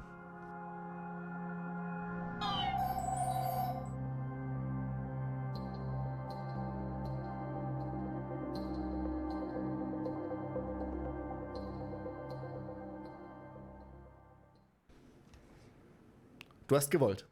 Sieh. Wenn du einen Stein ins Wasser wirfst, So eilt er auf dem schnellsten Wege zum Grunde des Wassers. So ist es, wenn Siddhartha ein Ziel, einen Vorsatz hat. Siddhartha tut nichts. Er wartet, er denkt, er fastet, aber er geht durch die Dinge der Welt hindurch, wie der Stein durchs Wasser, ohne etwas zu tun, ohne sich zu rühren. Er wird gezogen, er lässt sich fallen. Sein Ziel zieht ihn an sich, denn er lässt nichts in seine Seele ein, was dem Ziel widerstreben könnte. Das ist es, was Siddhartha bei den Samanas gelernt hat. Es ist das, was die Toren Zauber nennen und wovon sie meinen, es werde durch Dämonen bewirkt. Nichts wird von Dämonen bewirkt. Es gibt keine Dämonen. Jeder kann zaubern. Jeder kann seine Ziele erreichen. Wenn er denken kann, wenn er warten kann, wenn er fasten kann. Chapter 10. Der Stein. Sydney's double team asks me, "Can I survive 4 turns in Tailwind?" I answer back, "I don't have to." The more I studied for this Elite Four, the better Absol looked. And not just for its much more powerful Mega form. Right now, it's playing the Caracosta role. It's holding the Iron Ball, quartering its speed. The absolute garbage defense stats that kept this thing in the box for all but 5 fights up to this point are now baiting fast kills from both of Sydney's leads. As a result, I can keep Tailwind from ever going up. Thunderous's Volt Switch deals massive electric damage to Articuno and allows it to instantly swap positions for Choice Band or Shifu as Absol detects both Incineroar's and Articuno's fast kills and effortlessly glides underneath them. Thanks to the Volt Switch chip damage on Articuno, I can now go for a double kill with Absol's Sucker Punch, which always moves first despite his Iron Ball, and Shifu's multi-hit Surging Strike. I take a massive tempo lead, and as Overquill and Sydney's creepy Urshifu come out, I've set up what looks like a completely standard double battle position: Protect Baiter and Damage Dealer. Except, Sydney's Urshifu has Unseen Fist, which ignores Protect moves and upends my tried and true strategy. I need to instead perform a specific position shuffle here, while MF Doom starts doing his job as the team's agile melee fighter. Before the Elite Four, I picked up 2 one-time use switching items, and I'm planning to use them both on this fight. First up is Thunderous, holding an eject button, which lets him immediately switch out again when he takes a hit from the enemy Shifu's close combat. Dragapult can now come in its slot and tank Overquill's Gunk Shot, and while it looks like that eject button was completely wasted as Dragapult would have not taken damage from the fighting move anyway, it was actually essential to making this line work. I needed Sydney's Urshifu to take these defense drops before mine hits it with a massive 1 for the money, 2 for the better green, 3 for the coolest motherfucking bear you've ever seen. Dragapult does not learn U-turn.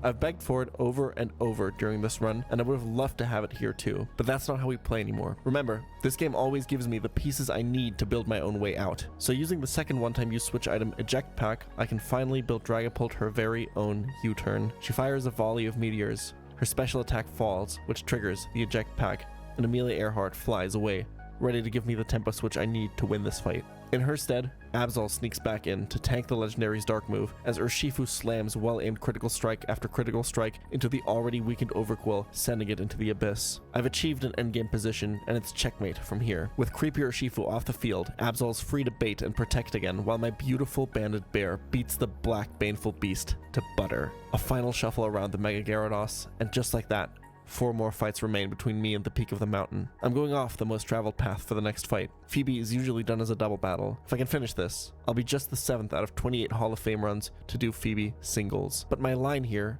is spectacular. Thunderous starts the singles Phoebe fight by casting a speed-lowering Electro Web. Volt Switch then easily kills on turn 2, blinking Voltaire to a safe position in the back of the party and bringing in the star of this fight, Absol, who is going to run laps around this oh-so-harrowing team of spirits. I might see right through the illusion that her Hisuian Zoroark is putting up here, but she does not see through mine. She's so tunneled on Zoroark outspeeding and killing here that she doesn't realize Absol would just go first with Sucker Punch anyway. A stab to the back exposes the true form of the ghost and sends it back to whatever realm it came from. Lunala is one of the most terrifying Pokemon in this entire Elite Four, and she is next in line to see a fast kill on Absol. Unlike Zoroark, this legendary won't drop to Sucker Punch, but Absol still has an entire bag of tricks ready to go. It's all about constantly switching your speed stat to mess with the AI. I Mega Evolve Absol, making it faster than Lunala. You might have noticed that Absol is pre-damaged. It's exactly at the HP where Lunala's Meteor Beam always kills, except Absol Mega Evolved, and is faster now. Knockoff rips Lunala's held item Power Herb off before it can ever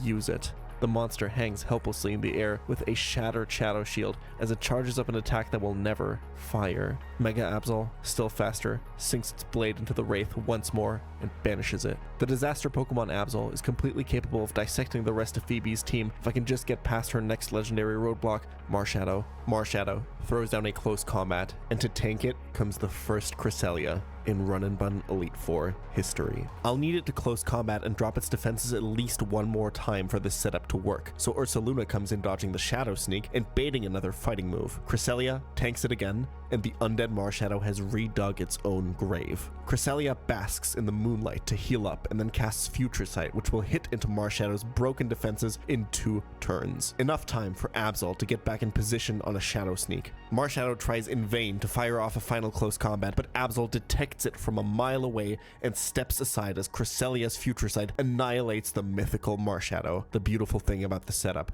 is that Absol is now already in position to surgically cut out the rest of Phoebe's backline and open my way to part 3 of this gauntlet. Remember, Doubles Glacia has a Trick Room team, so they are slow, and I'm about to take full advantage of this with one of the most merciless sweeps of a boss fight I've performed throughout this entire run. I lead with Thundurus next to bear number 2 of the team, Ursaluna. Ursaluna is slow, but it's fast enough to outspeed most of Glacia's Trick Room abusers and take full advantage of its absolutely disgusting damage output. Naturally, I burned her before entering the Elite Four and have kept that status condition on her throughout all of the last 2 fights. Now, her blazing claws are ready to rip Glacia's team to shreds. As someone who's been traumatized by this woman in Emerald Kaizo, I couldn't imagine a more satisfying fight than what's about to come. Another Volt Switch cast by Thundurus removes the Crabominable's Focus Sash and swaps the genie's position with Urshifu, who tanks Ursaluna's Earthquake, always surviving even the strongest crits. Glacia's lead Pokemon should not be so lucky, as the ground shaken by Ursaluna's raw strength opens up to swallow them whole. Her next 2 Pokemon appear, and they look mighty scary, but Urshifu can throw its fist into the weak points of Kyurem's armor, and Ursaluna tears the normally unkillable Calyrex apart. I've saved my normal gem all the way to this point, and its damage boost is vital in ensuring that this guts-boosted facade finds the kill. Glacia's last 2 Pokemon are still too slow to deal with these 2 rampaging fighters because her precious Trick Room never went up. The 3rd Elite Four member falls without getting off a single move. And between the powerful multi-hit moves on Sydney, the Mega Evolving Trickery on Phoebe, and the Guts ability use on Glacia, for a moment, it does feel like there's a 7th member on this team watching me. I stride, in a way that looks almost effortless, up the final steps of the mountain. But now it's time for Drake. My lines were mighty pretty until now. Drake doesn't care about that. He forces you to take risks. He forces you to step outside of the calculator and truly prove how much you trust your skills. I can get to his demonic Suicune, but to get past it, I'm simply going to have to get lucky. There is no consistent line anymore. No safety rope. I'm on the penultimate step of the mountain. The fall could almost not be deeper, and this is where everything would go wrong.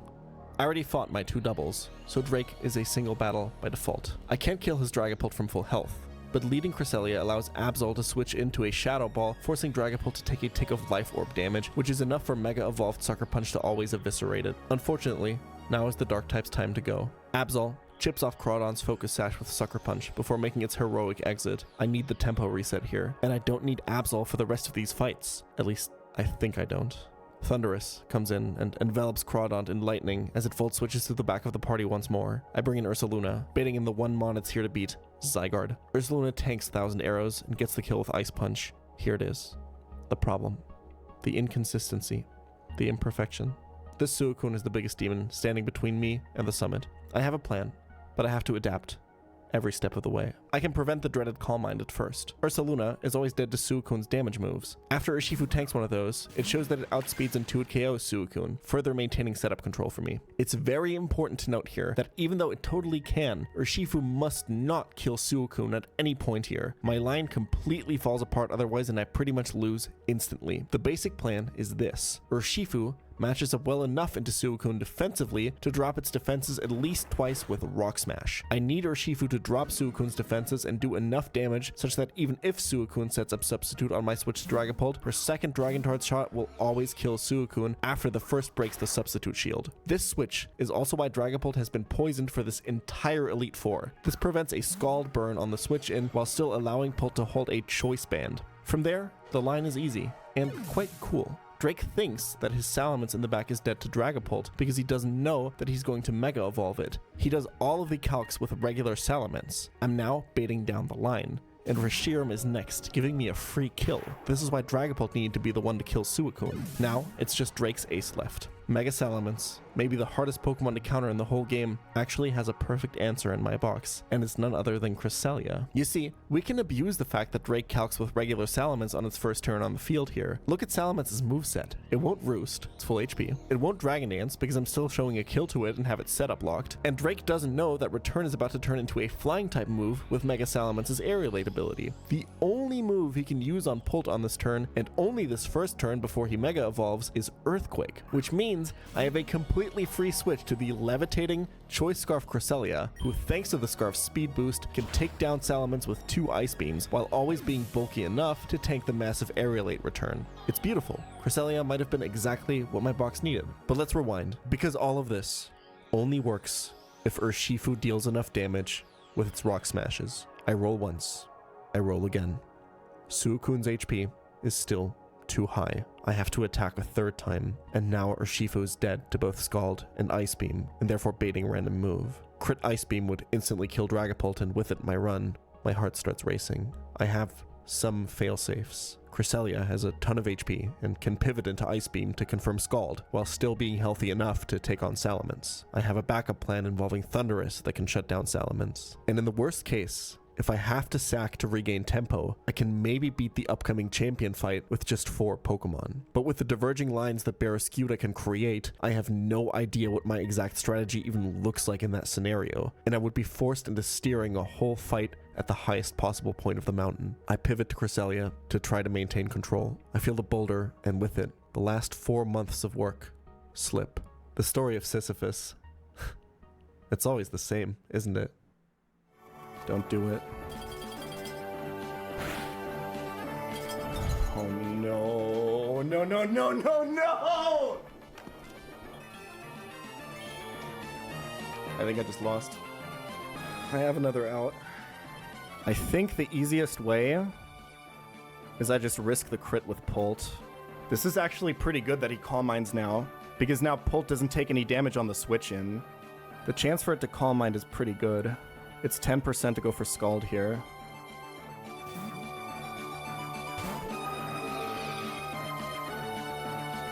Unlucky. No crit at least.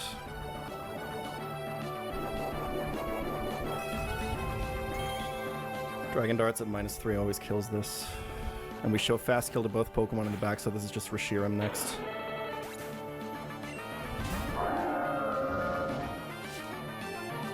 We always kill it.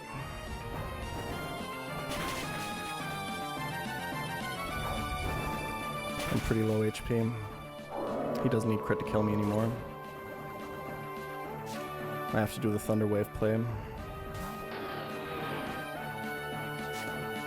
So because I'm a Ghost type and he doesn't see that he's Mega yet, he can only go for Earthquake, but only on this turn, because Return is still a normal type move. He doesn't have Dragon type moves. He has to Earthquake here exactly. Normally the plan would have been to go to Cresselia, but this is just a losing play now. Dragon Darts is a range to kill, and it's a really bad one. He can Dragon Dance on Thundurus. I have a Formon line for Champ if I sack Ursaluna. Bear always just dies on the switch in. I think I have to T-Wave. I'm never dead to crit with Thundurus, so I always get at least one attack off a Volt Switch, which will put it into Dragapult range.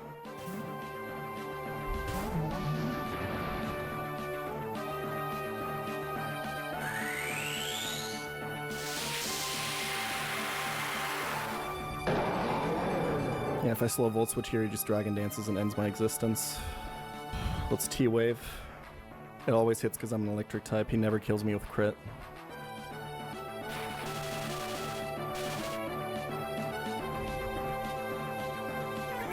No Dragon Dance. This is really likely to return again. I think Ursaluna is just always dead to it. Should have gotten an item on him. What happens if I go Cresselia here?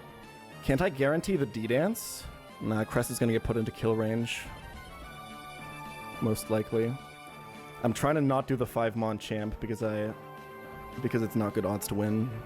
I'm trying to think if it's better to go to Cresselia first and try to get the thaw. I can't tell what's better. I think I go to Cress.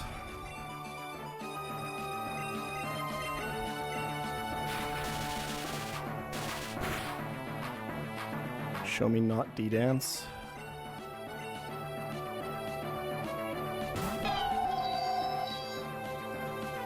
Okay. Yeah, now I have to go to Bear. The only way we get saved here is if it's full para. This is it.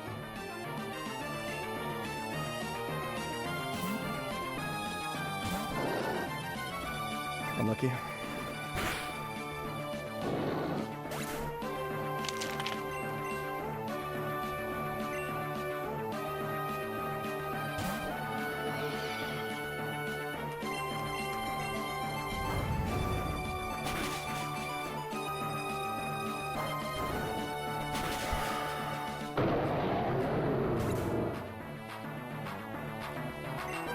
It's winnable, but it's really bad.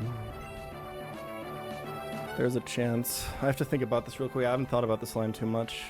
I have to remember what the line is. I think if it's not flip turn, if it's not flip turn, I think I just lose.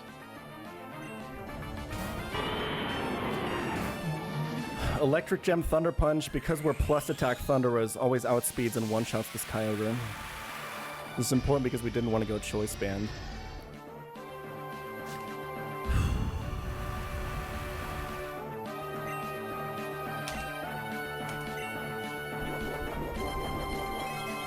And now here comes our destiny, our fate. Barraskewda has only Liquidation or Flip Turn, both always Fast Kill Thundurus. The plan is to Thunder Wave it to slow it down, because this thing is faster than everything else in the game in Rain. Thunder Wave will hit first because we have the Prankster ability. Now if we had Ursaluna in the back, the line would be free. If it's Flip Turn, he goes to Palkia, my line is intact. If it's Liquidation, I'm pretty sure we're done. Full para can also save us.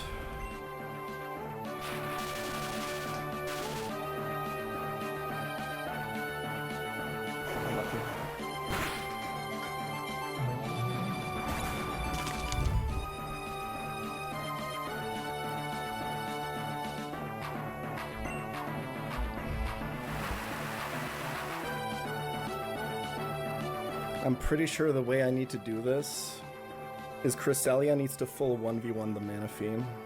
The problem is Palkia is alive in the back now, so something needs to get sacked to Palkia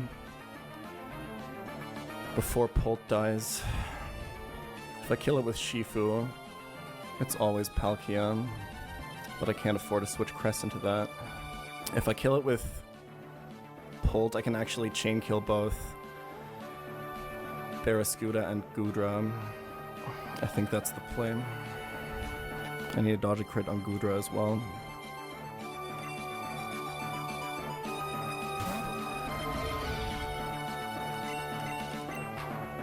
This should bait out Gudra.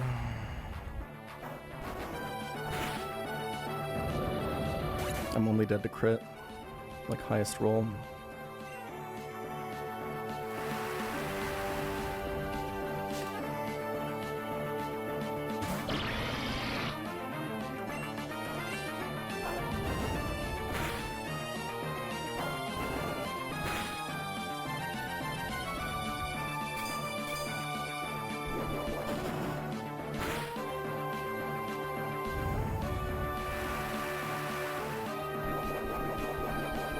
Okay.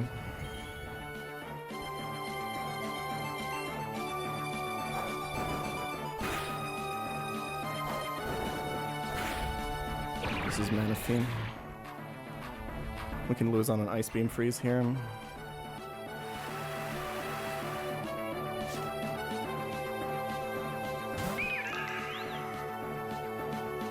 Cresselia has to 1v1 this without dying.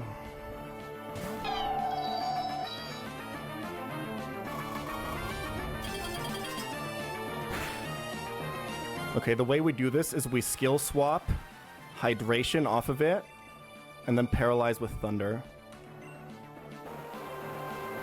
No tail glow here is really good.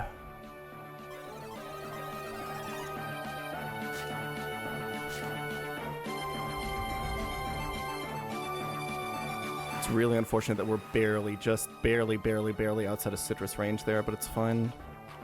We are just dead to crit though. Don't do it, don't do it, don't do it. Okay. Hydration heals us here.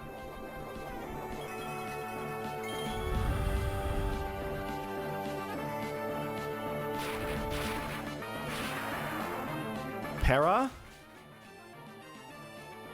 Unlucky. I'm gonna lose. I'm gonna lose. The story of Sisyphus. It's always the same, isn't it?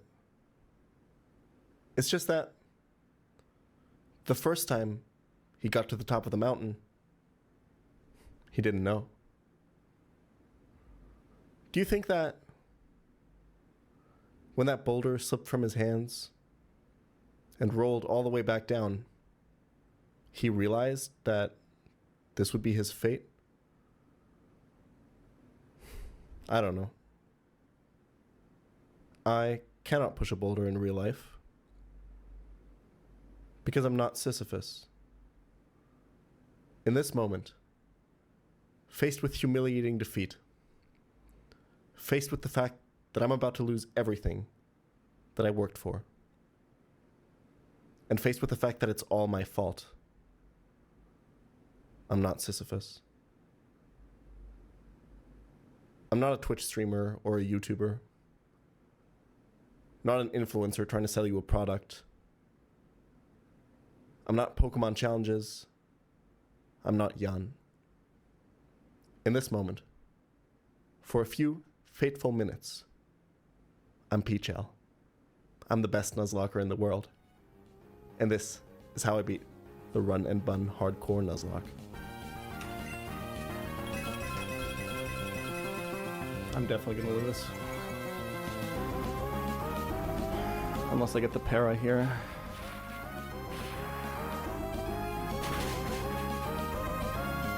Okay! I think I'm still gonna lose. I think I still lose, man. I can't get Palkia out. This thunder never kills. He always kills me. I need full para or crit.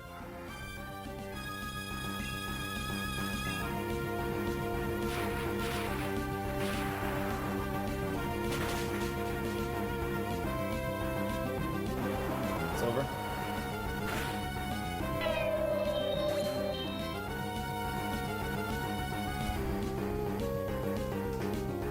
I can win on a 50-50. It's less than a 50-50. I think I can do it. I kill with Pult here and bait random move from Swampert. And then I just need it to not be Earthquake or Liquidation defense drop. It's full random move and Liquidation isn't even that likely. Ice Punch Freeze also means I lose.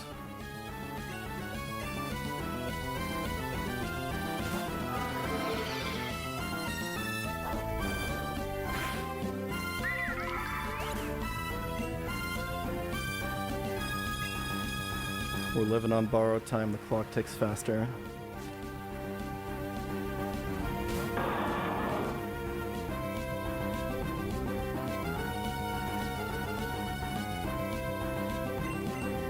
We can win.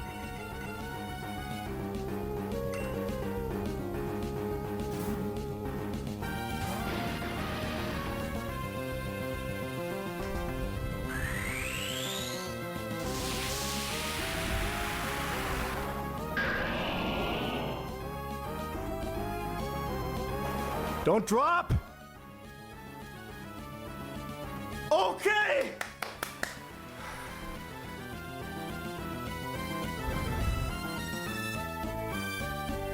We're dead to most crits.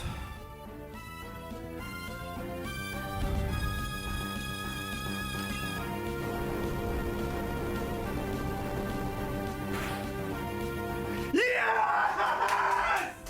Yes!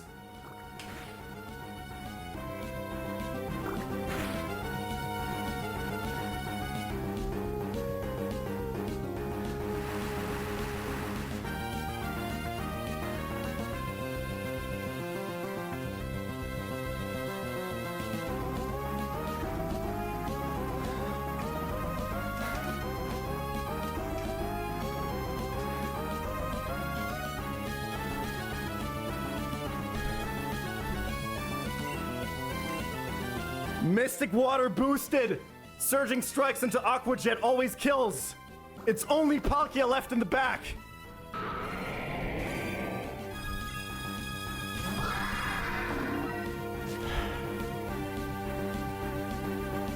All caps when you spell the man name! ICE cold, come on! Choice band Dragon Darts from Dragapult, Amelia Earhart to save the run one more fucking time!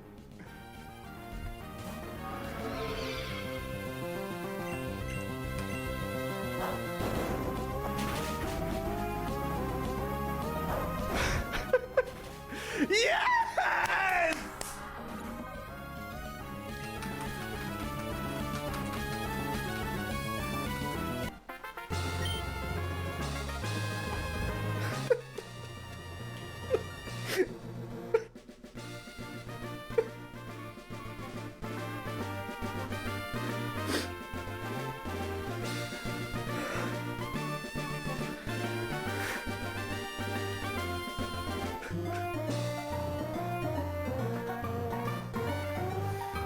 I can't believe it, man.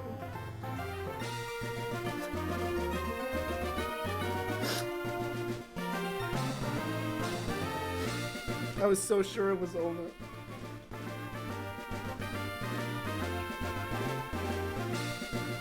Four months.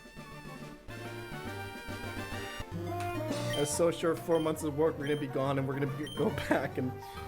Oh man. Attempt 5.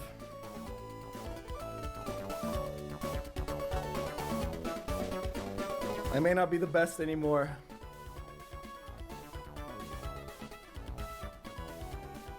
But goddamn will I earn my seat at the table.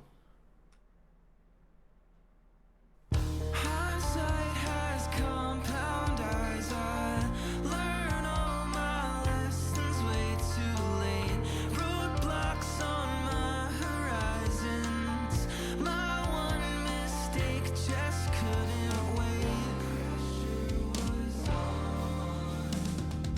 I played it wrong, but I'll be waiting for the day where everything works out the way I planned it. Till then, I'll just wish away every single move I wish I landed the way I planned it.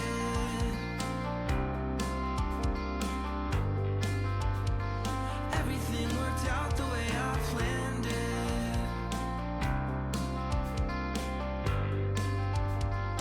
Everything worked out the way I planned it.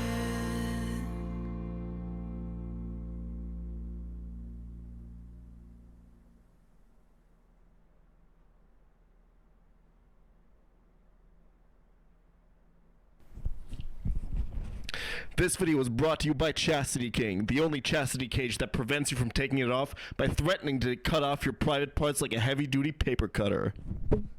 Stupid.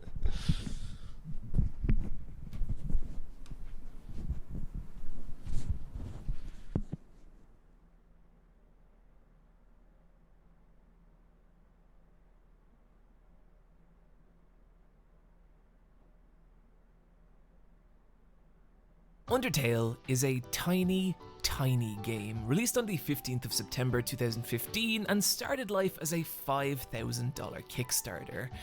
And it's here you can see its creator Toby Fox's bewilderment as the budget soars to 10 times his initial ask, as well as little updates like Fox having to take time away from development to sit his college exams. And what I find interesting about these posts is you can see in them a person who had no idea what he was making or what it would become. And how could he? 5 years later, Undertale has become one of the most massive and bewildering forces on the internet. Seriously, I've done 2 videos like this, and exploring those fandoms, it felt like digging through a mine, but Undertale's was more like staring into a massive, yawning abyss, infinite and ever expanding.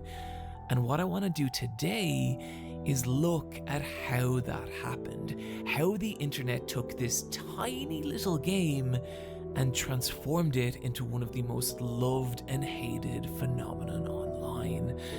And to do this, we need to start with Undertale itself.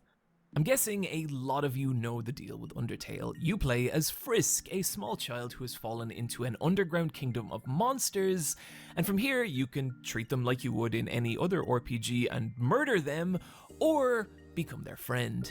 It's a cute idea, but in isolation, it wasn't that new or interesting in 2015. Games like Moon having very similar concepts, but releasing 18 years earlier, with non-lethal runs in games being popular by this time. So why then is the simple choice of Undertale's battles a big deal? And I think there's two answers to that. The first being its characters. Undertale has great characters, and how much you agree with that is going to define how you feel about this game. Take a character like Undyne. Initially, she just seems like a human murdering machine, but spend time with her and you'll see that her more homicidal tendencies are just an expression of her loyalty to Asgore. That's how much her friendships mean to her, whether it's knowing Papyrus isn't suited to combat and teaching him to cook instead, or appreciating Alphys's pathetic love of anime. She's someone who's able to see people for what they are rather than what they wish they were, and is able to love them for those reasons. And learning all this about a character who first seemed like a standard RPG boss is really endearing. But that same discovery exists for each major character of Undertale, whether it's Alfie's self-deprecating humor hiding an intense layer of guilt and self-loathing, Flowey's hateful, pathetic existence, or Mettaton's journey to transition into a body they can be themselves in. Despite the fact that a single playthrough of Undertale takes about 6 hours, you get a lot of these characters, and I think a reason for that is how subtly their personalities are communicated. Each character has a home that you can explore, full of all these little touches, like Papyrus's race car bed. As a side note, I really like the mirror in Toriel's home that just says, "It's you." What a cute little joke, and certainly not a prelude to any massive emotional, as well as each character having their own highly expressive theme music. Like take Asgore, the king of the monsters waiting for you at the end of the game, who you are constantly told is this super nice guy, but who has also murdered 6 human children, your soul being the 7th and final one he needs to break the barrier trapping his people underground. And his theme music, the reluctant but frantic Bergentrucken, captures that.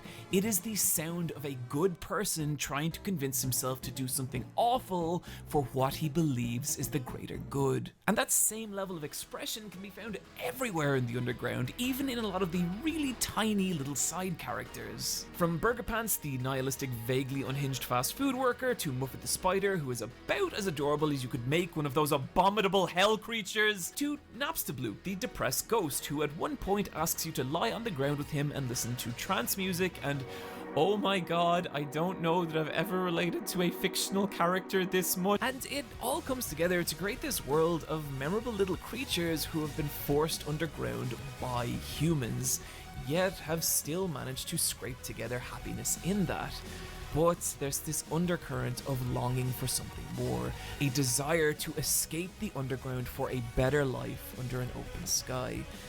And it's sad, but it's that contrast that gives the world of Undertale its beauty.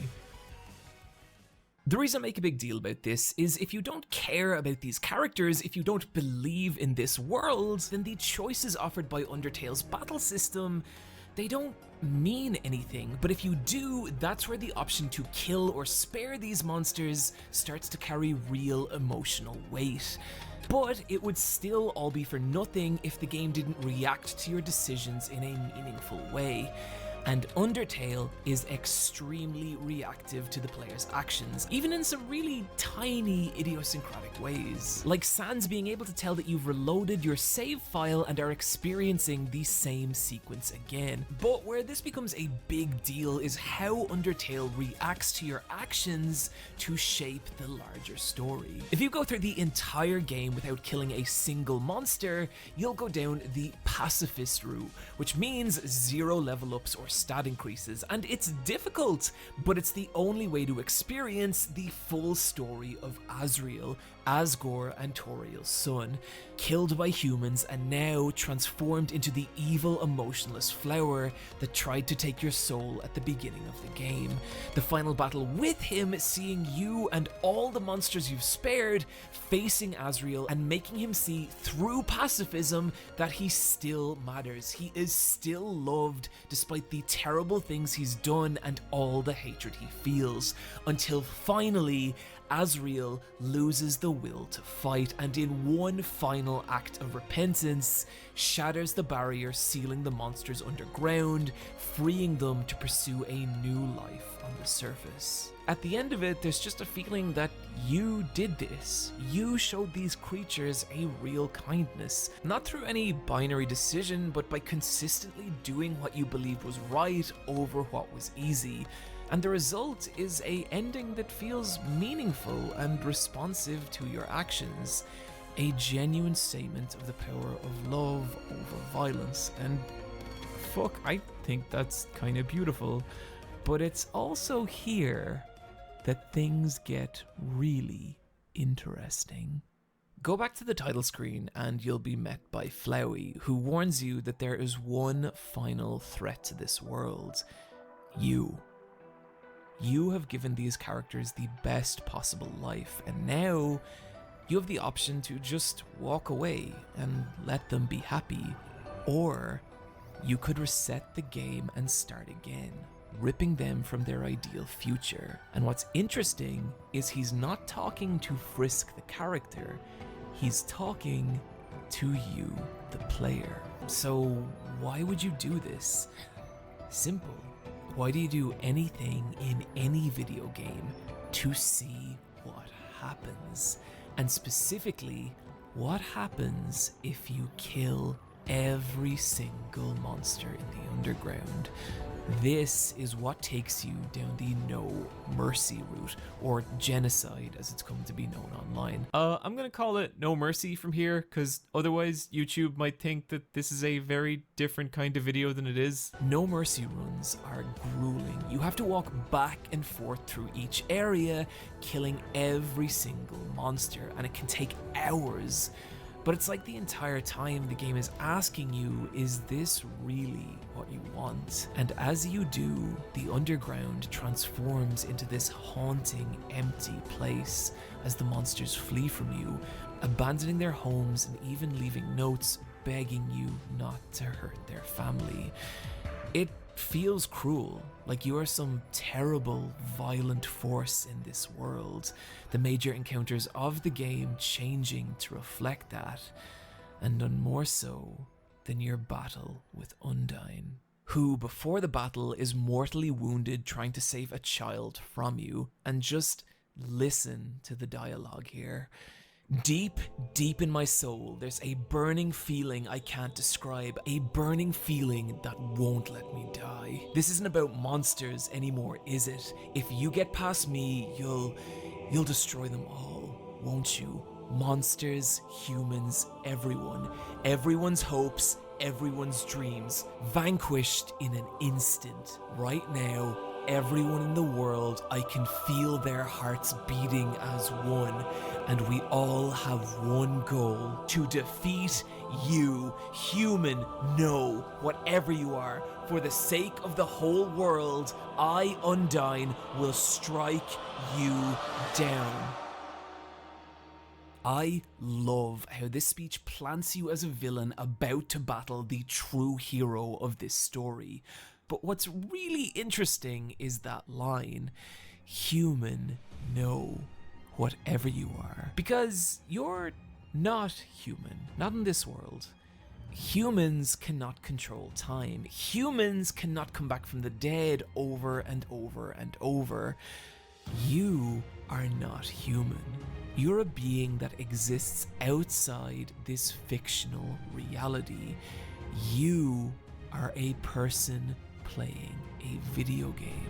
And that gives you massive power over this world and every character in it, illustrated by the battle that follows. Undyne is now dramatically more powerful and difficult than anything you've faced before, but for as grueling as this fight is, it's not a fair one, because each time you die, you can just reset, respawning at the last save point, and with each new attempt, your muscle memory strengthens as you learn the patterns of her attacks, rendering them useless. You are growing. She is not. She can defeat you an infinite number of times and it doesn't matter. You just need to kill her once and it's over. You are not two equals engaging in a fair contest. You are an actual person in the real world, using every advantage you have to defeat a fictional video game character.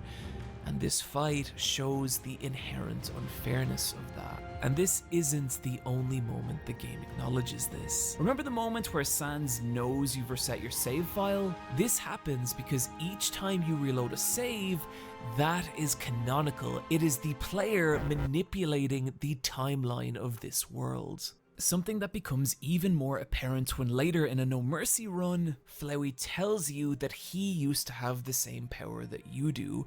He used to have the ability to reset the timeline of this world. How he used it to do everything. He saved everyone, he killed everyone over and over until the people of this world to him became nothing but sets of numbers and lines of dialogue, like characters in a video game. And that power is what made Flowey so pathetic and cruel.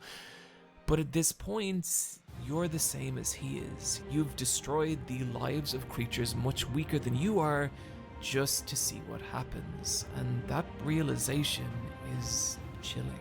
But this is the strength of Undertale. It presents you with a choice through its battles, gives that choice meaning through its world and characters, and consequence in how the game reacts to your decisions. And it uses that to reach out beyond the screen and form a real connection with you, the person holding the controller, and makes a direct statement on how you choose to engage with the lives of beings in an inherently weaker position than you are.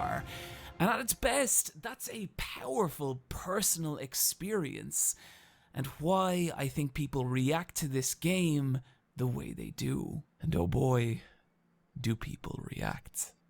The reason I spend so much time talking about the appeal of Undertale is that whether you love it or don't, it's important to understand that this is a game that elicits a lot of emotion in people. But this created a problem. Undertale was still a small indie game. You could see the majority of its meaningful content in less than 20 hours, and from there, all that emotion had nowhere left to go. Take a character like Azriel. Go back to the beginning of the game after a pacifist run, and there he is tending to the flowers. He will not go with you, and you cannot save him.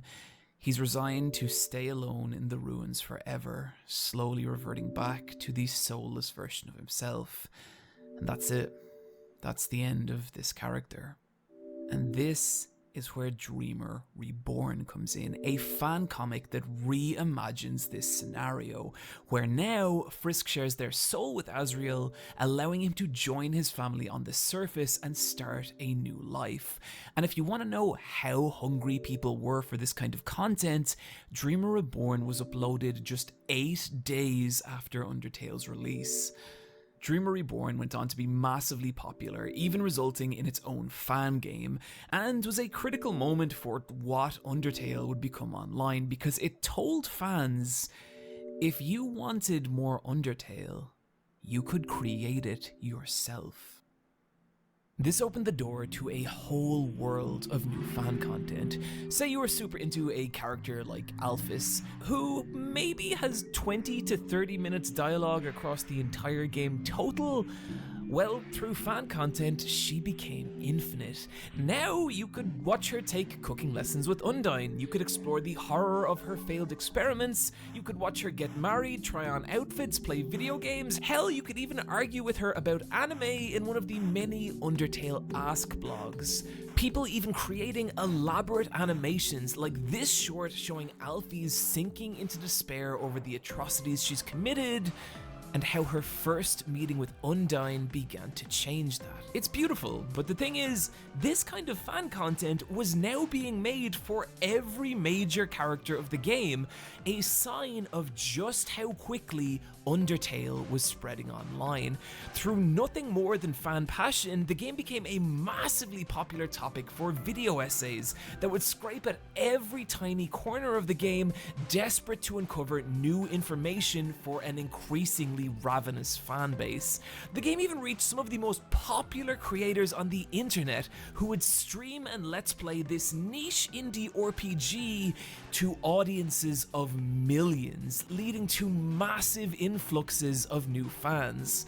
And if you want to see the most explosive expression of that new popularity, you can find it in the Undertale battle animations. No matter how dramatic the showdowns in Undertale felt, visually they were nearly always very simple, and had to be in order to remain feasible for its tiny development. And what these fan animations did was free the most dramatic moments of Undertale's story from those limitations, letting us experience the sheer lunacy of the ratings-driven war with Metaton, the violent, desperate cruelty of a no mercy route Undyne, or the sheer tragic beauty of a pacifist route Asriel, like the fucking stunning Telly LZ's Hopes and Dreams, capturing all the emotion, tragedy, and tenderness of the showdown with the god of hyperdeath. And I think that's what drives a lot of the artists behind these creations, a desire to recreate how these fights felt.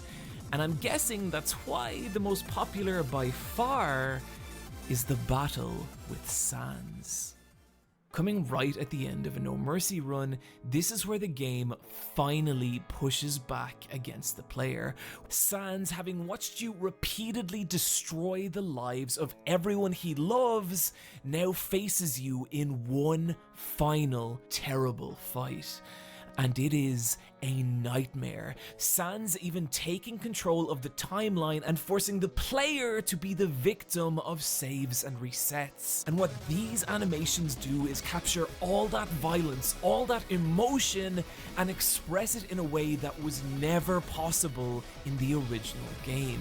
The crazy part isn't even how many of these animations there are or their sheer quality, but their insane popularity. I want you to take a look at this animation on screen now, and I want you to try and guess how many views you think this has. Okay, hold that number. Did you guess as high as 4 million views?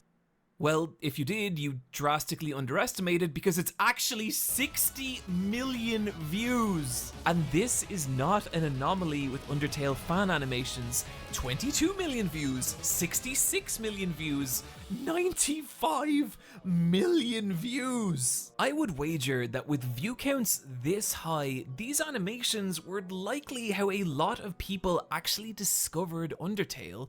Meaning, at a point, the Undertale fandom became self-perpetuating, fanworks creating new fans who would in turn create new fanworks, and you could see this new level of popularity being expressed in some really insane ways. An entire music scene built up around Undertale fan remixes. People were programming their own Undertale fan games. Kenny Omega even main evented Wrestle Kingdom 13 to Undertale entrance music. I swear to God, this is a big deal.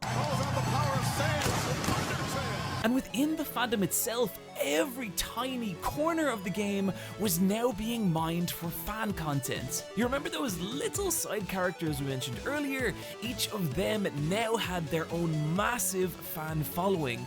Each tiny strand of Undertale was being filtered through 1,000 different lenses, resulting in legions of fan art, fan comics, fan fiction, plushes, stage productions, live action films, cooking videos, body pillows, porn! Which, yes, yes, I am going to talk about, because I refuse to be silenced on this platform. Resulting in a profound sexual awakening, the likes of which I never thought I'd experience. My point here is that from the little carrier burden waterfall to the bench quiche, each tiny strand of Undertale was being magnified 1,000-fold and given new life online. And if you want to see how minute this gets, look no further than W.D. Gaster. If a fictional character could win an award for appearing in a piece of media the least, but inspiring the most fan content, Gaster would win that award. His existence is only suggested in a handful of easily missable moments throughout the game. The Royal Scientist before Alphys, your odds of actually encountering him are tiny, dependent on a randomly assigned number at the start of your game from 1 to 100. And if that number happens to be 66, a mysterious grey room appears 10% of the time, which may contain a character sprite commonly believed to be Gaster, meaning he only appears in roughly 1 out of 1,000 playthroughs. And yet he is a massively popular character in the fandom, appearing in innumerable fan comics, fan fiction, a fully playable boss battle, as well as fan animations, the most popular of which has 45 million views. He's barely in the fucking game! And if it's starting to make sense why I call Undertale's fandom an abyss, oh buddy, we're just getting started. On October 17th, 2015, Tumblr user Underfella uploaded a drawing of Toriel, but rather than the kindly goat mother you encounter at the start of the game, this was a creepy distortion of that character, and something about it resonated with people, so much so that Underfella began to reimagine each character of Undertale in this more sinister light. These images running rampant throughout fan communities, with people now creating their own fan works of this fan work, creating a collective online world of thousands of people envisioning what this new, darker reality of Undertale would be like. And this was the birth of Underfell, one of the first massively popular Undertale alternate universes, or AUs. I have legit seen full-blown AAA games with lesser followings than Underfell, to the point that it's difficult for me to even convey how massive it is, so I'm going to be using a very specific example. This is what happens when I type Underfell Remix into YouTube, and just look at all the results. These are all soundtracks for a game that does not exist. Except it kind of does. There are multiple fully developed Underfell fan games, along with all the other weird shit you'd expect from any property with a massive fan following. All this dark, edgy shit, I love it, but I think the appeal is deeper than that. Undertale was at a point where every tiny part of it had been memeified 1,000 times over, and so the only option left was to break these characters free from that canonical limitation. And so, like a remix of a song you love, Underfell let fans re-experience them all over again, and in doing so, making them personal, specific, and limitless. Oh, and if you're wondering why I referred to Underfell as one of the big Undertale AUs, well, Underswap came into existence when a piece of fan art from Tumblr user Popcorn Prince swapped the personalities of Sans and Papyrus. Sans, now the overenthusiastic human hunting goof, and Papyrus, the laid-back older brother who knows more than he should. Just like Underfell, the idea picked up a massive amount of momentum among the Undertale fan community, with Popcorn Prince creating similar swapped personas for each character in Undertale. Undyne became the Royal Scientist, Alphys the head of the guard, you get the idea.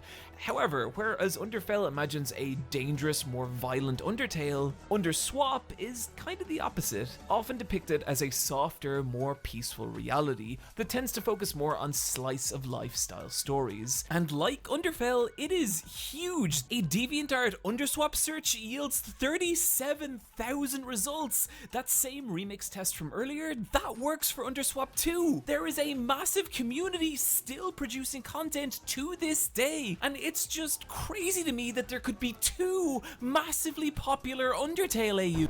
Horror Tale began life as a DeviantArt webcomic that reimagined the world and characters of Undertale as horrific nightmare versions of themselves. Went on to gain a massive fan following with fan games, fan art, and a hugely popular creepy version of Sans with his head cracked open. Dust Tale is a Korean Ask blog in which Sans, emotionally destroyed from experiencing repeated genocide runs, murders the monsters of the undergrounds to level himself up to finally take down the human and end the infinite looping genocide. It also has a massive fan following with a hugely popular version of Sans, kind of like Undertale crossed with Berserk. Outer Tale is an Undertale AU set in space. It also has a massively popular fan following. Oh, okay. That's the last Undertale AU. Fellswap is an Underfell Underswap combination alternate universe set during the 20th century Cold War, in which the characters of Underfell swap personalities as they do in Underswap. Not to be confused with Swapfell, which is a different thing where the characters of Underswap become fellified versions of their swapped selves, and technically this version of Fellswap is Fellswap Gold, which is a different thing from Fellswap Red or Fellswap Emerald. And this is the point where my mind started to break and I started to feel like there was no bottom to this community.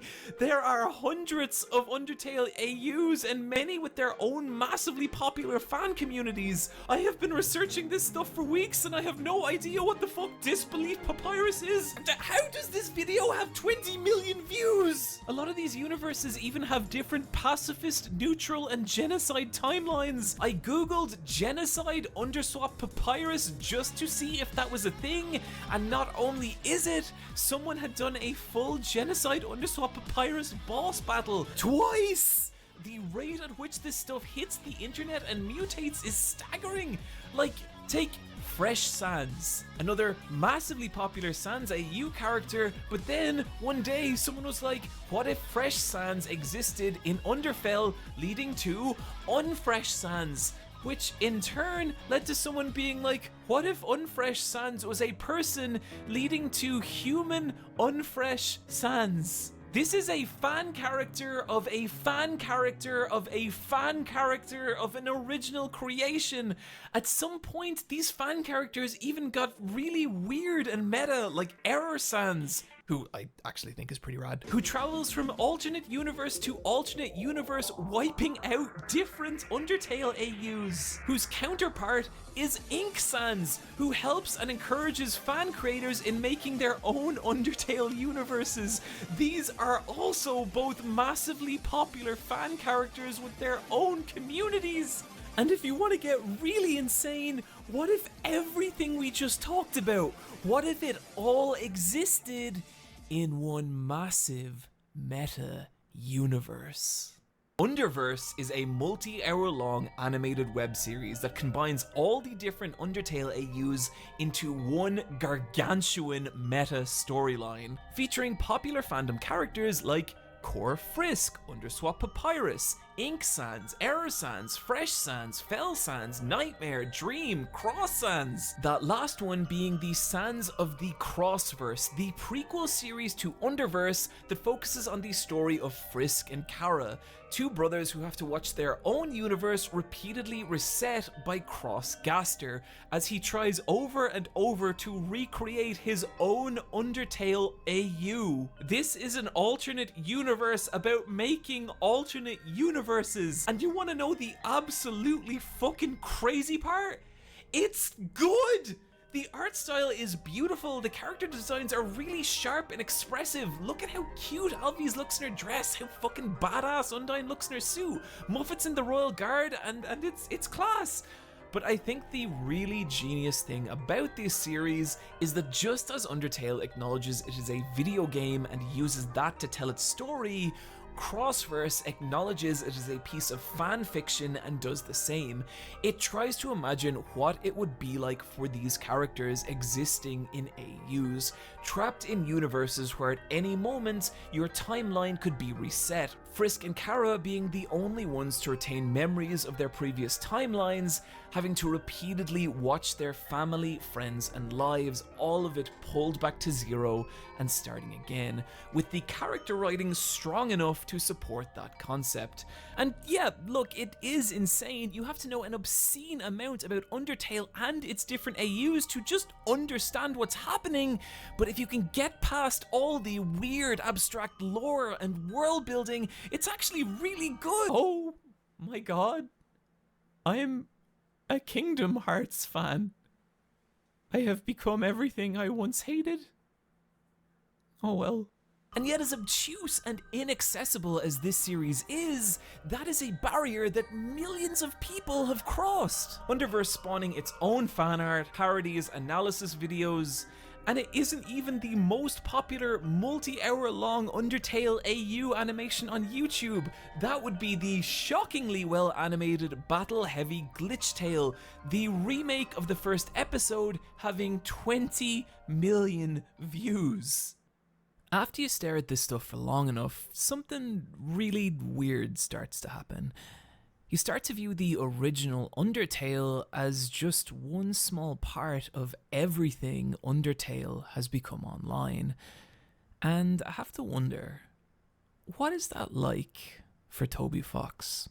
I've done 2 videos on gigantic online fandoms, but the difference is that one was a massive multi-million-dollar IP designed to disrupt the global games industry, and the other was a primetime TV show created by a multi-billion-dollar corporation.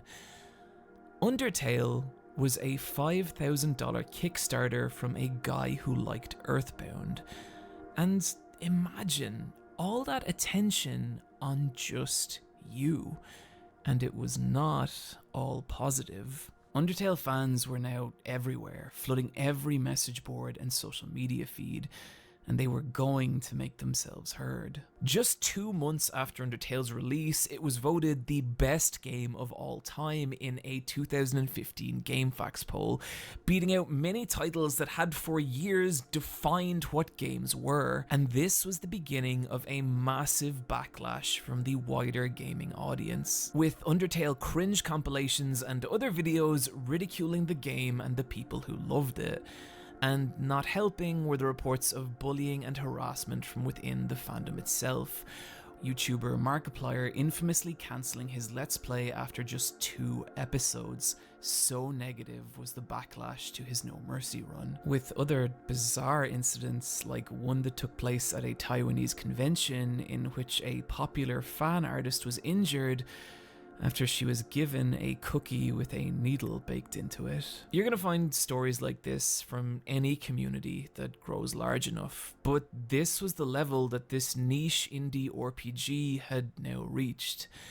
And if you want an idea of how intense that might have been, both the creators of Underfell and Underswap deleted their original blogs. And just imagine what it's like when even the people making things from the thing you made are unable to withstand that massive online feedback.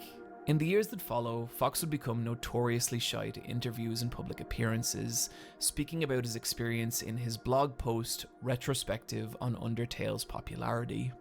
Not only did I not expect this level of popularity, but initially I was afraid of it. I even tried to contact certain Let's Players to tell them not to make any content about it. Like a thunderclap to a small dog, all this attention stressed me out. I wished I had a way to quell the attention. I felt a strange powerlessness. But the line that really chills me from Fox is when he gave in a 2017 interview with Edge magazine, where he stated, "My life has changed permanently and will never change back." And I gotta say, I get that.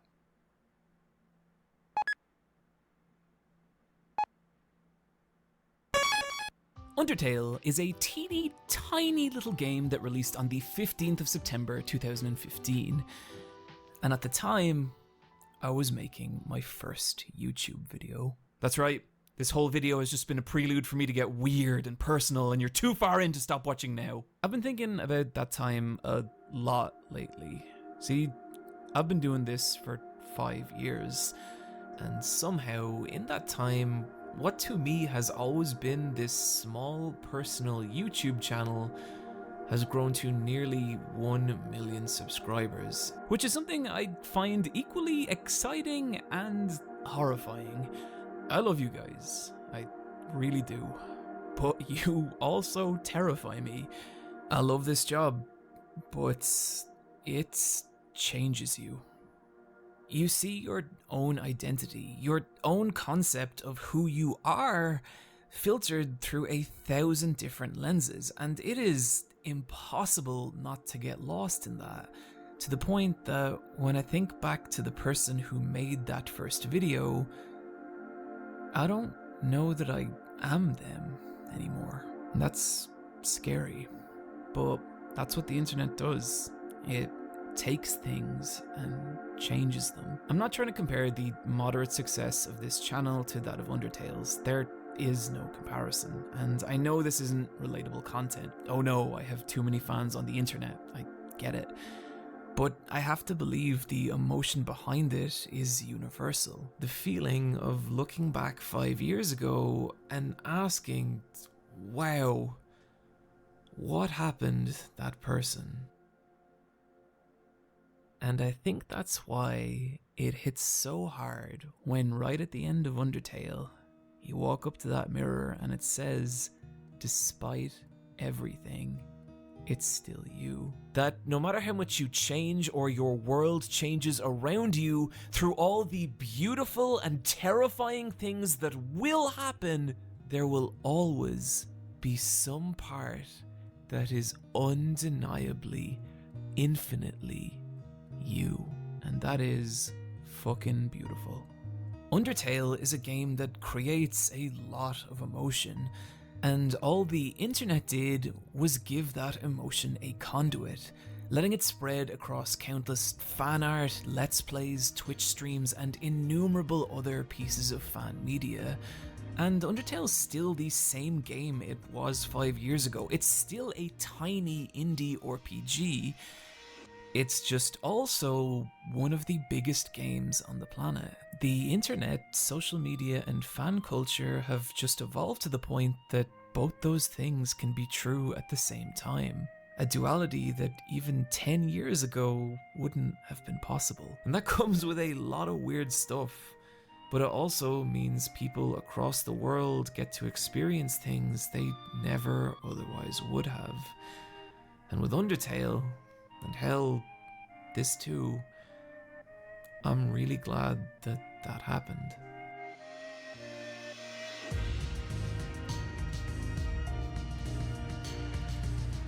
Friends, thank you for joining me today. I really hope you had a good time with this one. If you did and want to help me create more like it, you could do so over at patreon.com/super eyepatchwolf, where for a single $1 you can join me for our Discord anime watch parties, video diaries for each video, and see your name with these beautiful people right here. Special thank you this week to Tate Fancher, Winks, Poopy Face, Time for Thomas, Serena Rahal, Faye Sadler, and the 29th Taco.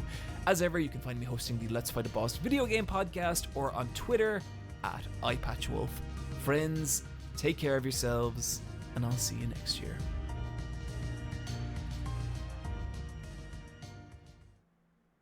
When you think about horror on the Nintendo 64, a few games may come to mind.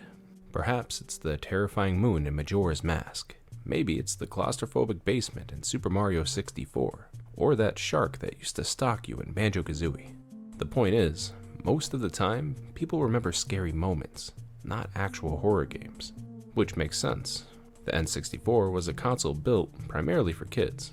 It was loud, colorful, and even obnoxious at times. A machine full of Italian plumbers and time-traveling elves.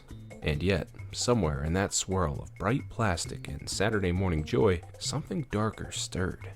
A shadow beneath the gray paint, a current running under the surface, like a decrepit basement rotting below the floorboards of a child's playroom. Some games feel like they shouldn't exist on this platform, and yet, they do. I'm not talking about in a Crow 64 way, mind you. I mean actual games that were made for the console. These games weren't always good. Some were clunky, others cursed, and a few were just weird. But the developers were trying. You could feel it. The ambition, the uncertainty, the creativity that comes from not knowing the rules just yet.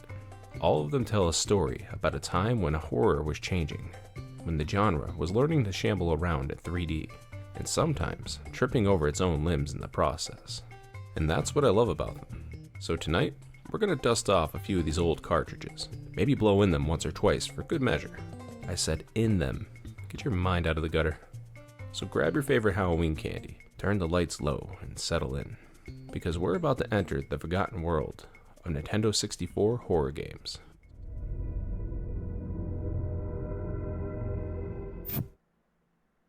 Holiday season, it's the new Nintendo 64. So what's the big deal, and why is Toys R Us already sold out? We have the answers. Back in the golden age of late 90s gaming, I was but a wee lad. Every weekend my dad would take me down to the local video store to rent a game. He was a hard-working construction guy. Age ratings on boxes never even crossed his mind. Hell, he let me rent Conker's Bad Fur Day 3 weeks straight. Boy, you sure like that squirrel game. Conker, honey, fancy going for a bounce? A bounce? Okay. Now this is what I call a platform game. Yeah, Dad, it's awesome. One fine October weekend, I was feeling the Halloween spirit. I didn't want to rent another kid game like Banjo-Kazooie. I wanted something darker. Something that pushed me beyond the safety of Pokemon and Mucha Lucha. Now, I wasn't a complete stranger to the concept. I had beaten Ocarina of Time, and Lord knows that game has its fair share of horror.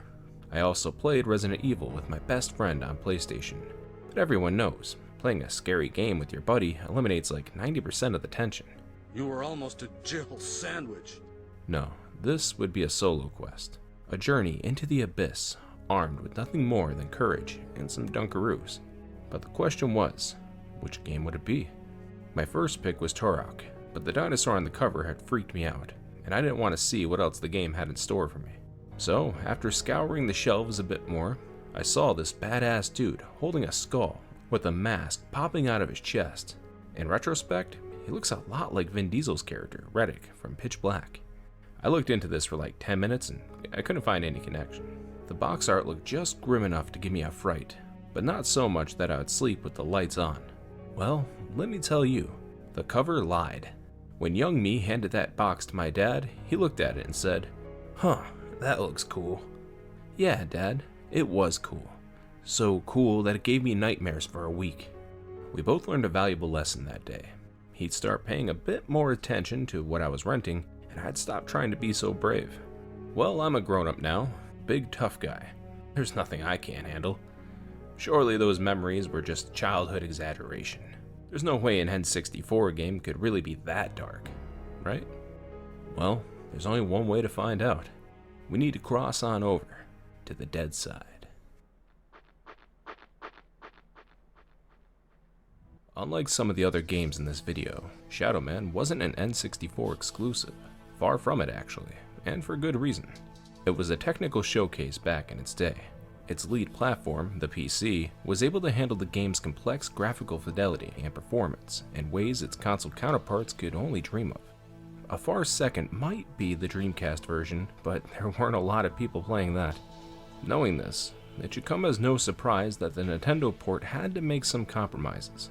Led by Simon Phipps, the team at Acclaim Studios' T-side was trying to build something that didn't really fit on the 64, both literally and figuratively.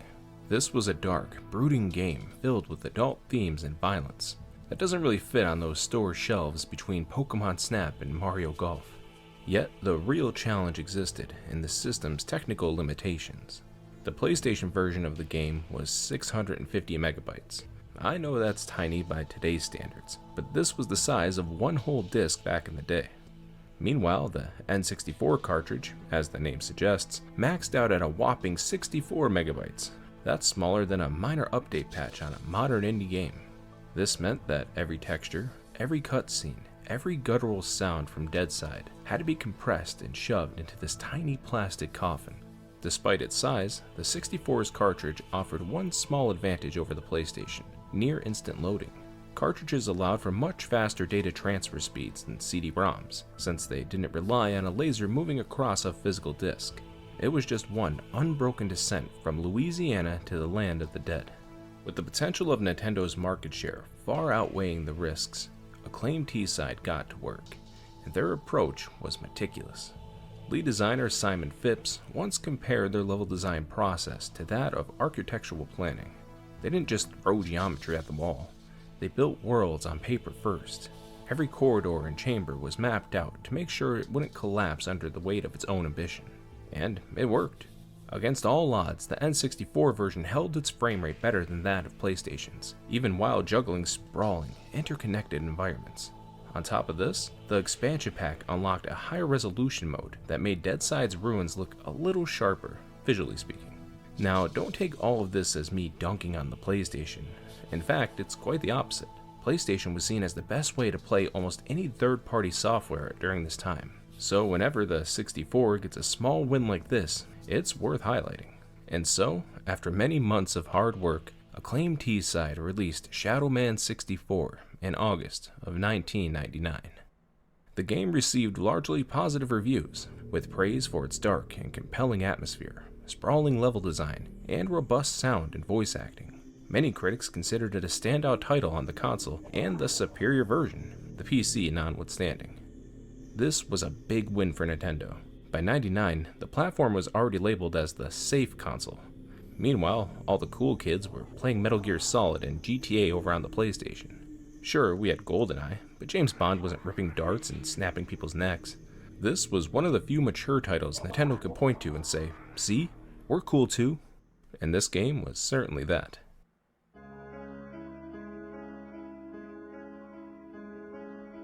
The 9th of November, 1888. By my deeds am I known, and I am known as... When the game starts, we're greeted to the sounds of Moonlight Sonata, and treated to a monologue by none other than Jack the Ripper, the notorious serial killer of 19th century London. One thing that's evident from the very beginning, this game oozes with style. It's pure cinema. Half the time you feel like you're playing through a movie, and I mean that in the best way possible. You could skip through the cutscenes and dialogue, but you won't want to, because they're that damn good. The voice acting and performances in this game are excellent, and even more mind-blowing when you remember what system this is on. We're going to circle back to this later, but I just wanted to mention it right up front. Same goes for the cinematography. These cutscenes are filmed with purpose. The camera isn't just thrown wherever. The director was trying to evoke a certain feeling or show off something cool. Again, very movie-like. Every aspect of this game maintains the same standard and passion, and it makes for one hell of an immersive experience. Here, I'll let you watch the opening cutscene, and you can experience it for yourself. This does run a few minutes long, so if you want to skip ahead, just jump to the next chapter.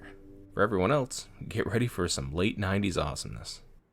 A place of asylum for all of the unique and misunderstood individuals that will follow you as the time of Armageddon approaches. And at the heart of Asylum, we shall construct a great dark engine powered by souls of equal hue, and we shall harness their power to create an immortal army to punish and cleanse this pathetic world. And where might I build this cathedral of yours? Across the veil, in the darkness, amongst the restless spirits of those who have passed beyond, in the place known as Deadside. Then, if I am to join you, I must die. It is prophecy. We cannot fail, for we are many. For we are many.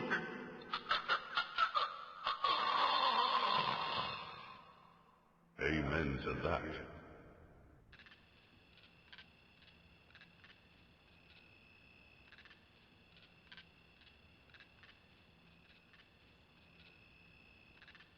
The darkness coming. What's the problem, Magneto? I had a dream, Shadow Man, a real bad dream, a dead-side dream. The five are here, the herald of the apocalypse. Deacon's file confirms everything I feared. The end's coming, Shadow Man. An ancient prophecy tells of the return of a great evil to Deadside, a terrible force gathering dark souls to its darker heart and using their power to cross over into this world and bring about apocalypse. I must stop this evil from bringing about the end of all things. Only you can do it, Shadow Man. You are the walker between the worlds. I can't go Deadside, and Jaunty's next to useless in both worlds. You are the only one who can do anything about this. As it ever was. But you ain't never confronted anything like this evil. It's so pure, not even the ancient protectors of the Dark Souls could destroy it. They could only banish it from Deadside. They knew it'd come back one day, hence the prophecy telling of its return. The power of the ancients is all but gone now, and the Dark Souls that evil desires lie unprotected. What you gotta do, Shadow Man, is to go Deadside and recover the Dark Souls. Take them into your own protection before evil gathers them to its terrible heart. Okay, so let me get this straight. If I don't recover these Dark Souls, then the world's gonna end. Am I right? You got it. Shit. Look, I gotta go. I've got a lot to do. Take Deacon's file and meet me at dawn at the church on the hill. I've kept your stuff safe for you. From here, the stage is set. Legion's primary goal is to trigger the apocalypse and take control of the human world, otherwise known as Liveside. As the ruler of Deadside, he seeks to expand his dark dominion by breaking the barrier between these two worlds. To achieve this, he recruited a group of 5 infamous serial killers, providing them each with demonic power. These killers must help him gather immortal artifacts known as Dark Souls. That's right, this game is about Dark Souls, but not the one you're thinking of. The protagonist, Michael Lara, must race against Legion and his followers to find and collect these Dark Souls before they could be used for their sinister purpose. Now right up front, I have to shout out Michael Lara's voice actor, Red Pepper. Red is a legend in the voice acting community. He's voiced countless movie trailers in the UK for films like Space Jam and Armageddon. His deep, booming voice often draws comparisons to fellow voice acting legend Don LaFontaine.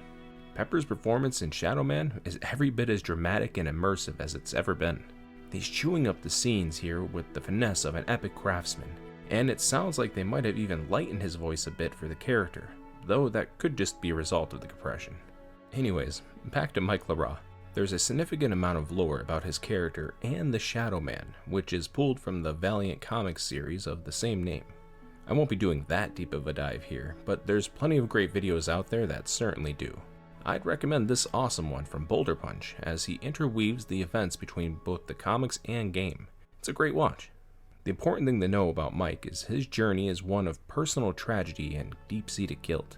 Once a college student, his life spiraled out of control when he stole money from a gangster. His choices led to a brutal ambush that killed his family and a trauma that left him in a coma. He was found by Mama Nettie, a voodoo priestess who saw great potential in him to serve as a supernatural protector. She fused the ancient mask of shadows into his chest, forcing him to become the Shadow Man. It's a lot more complex than that, but that's the gist of it. These deep character building elements really add a lot to the game in many interesting ways. For instance, at the beginning, you're given a worn teddy bear that once belonged to your dead brother Luke. Because of Mike's deep spiritual connection with his kid brother, he's able to tap into the dead side via this memento, allowing him to fast travel to previously visited locations. Having a toy bear serve as such a pivotal mechanic and making it a core part of the story is just genius. It shows the level of talent the game designers had, and how much they wanted people to care about the character and his story. Whenever you fast travel, you're not just warping to another level. You're touching a memory, a sad reminder of why you're here, of what you lost.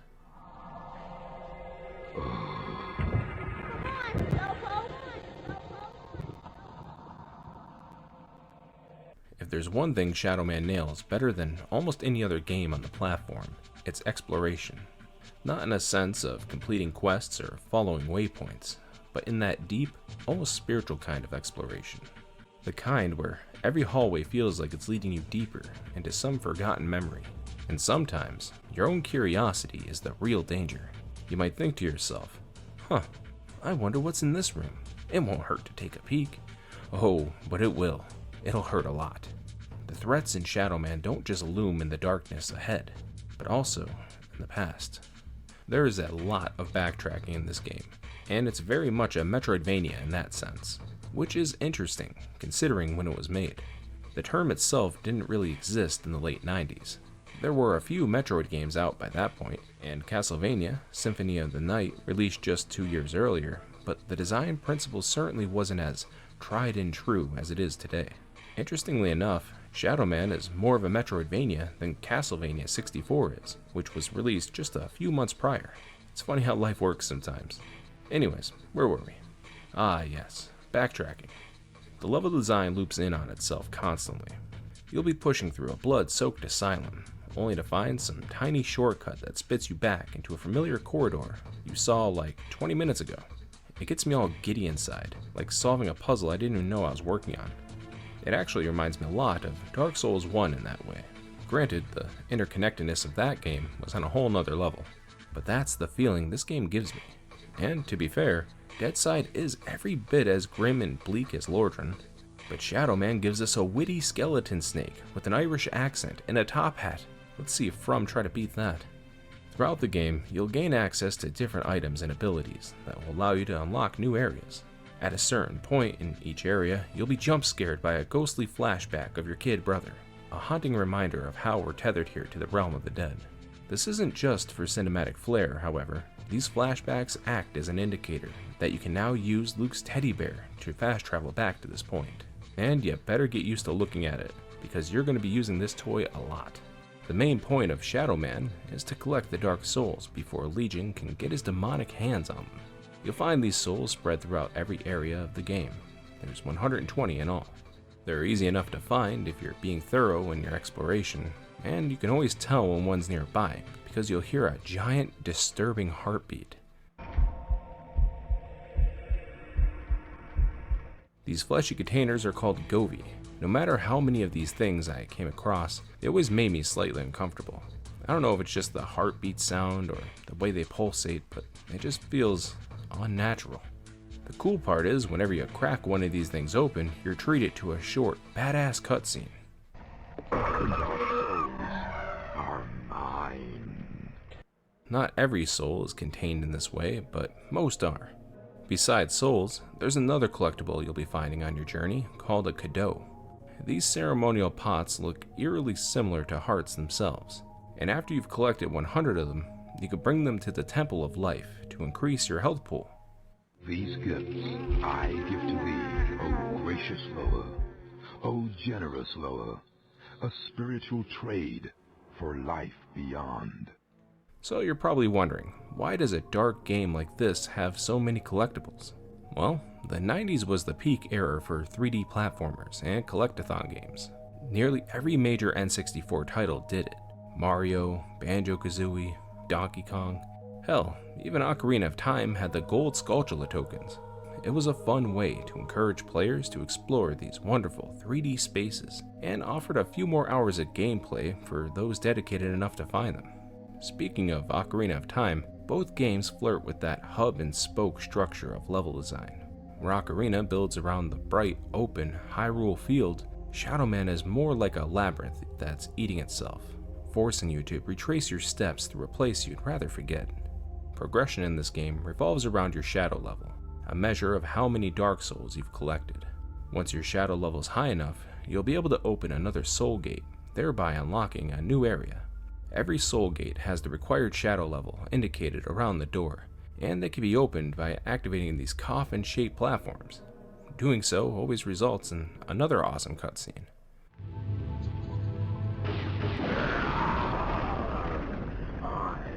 I'm the Lord of Deadside. This dude is just so damn cool. I love it. Exploration becomes a ritual of patience and memory. Find the souls, raise your level, revisit old haunts, and see what's changed.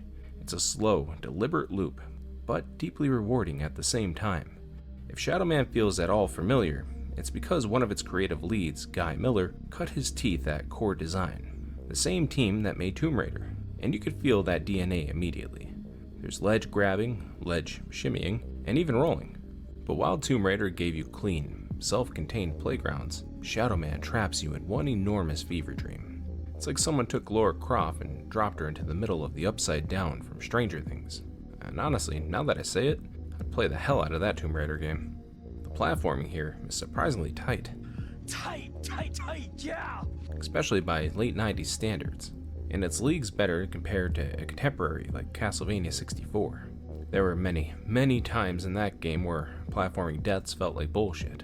But in Shadow Man, errant deaths always feel like my fault. Sometimes I might leap at the wrong angle, or push down instead of up. I did that one quite a bit. But it never feels cheap, and instead it has the opposite effect. It makes me want to get better. Once you've learned enough about an area to breeze through it without losing any health, it feels awesome. It's not just progress, it's personal growth. Shadow Man 64 makes you a better person. I'm being facetious, of course, but the point still stands. Movement in this game is wonderful. Well, except for combat. And that's going to be one of my better segues today.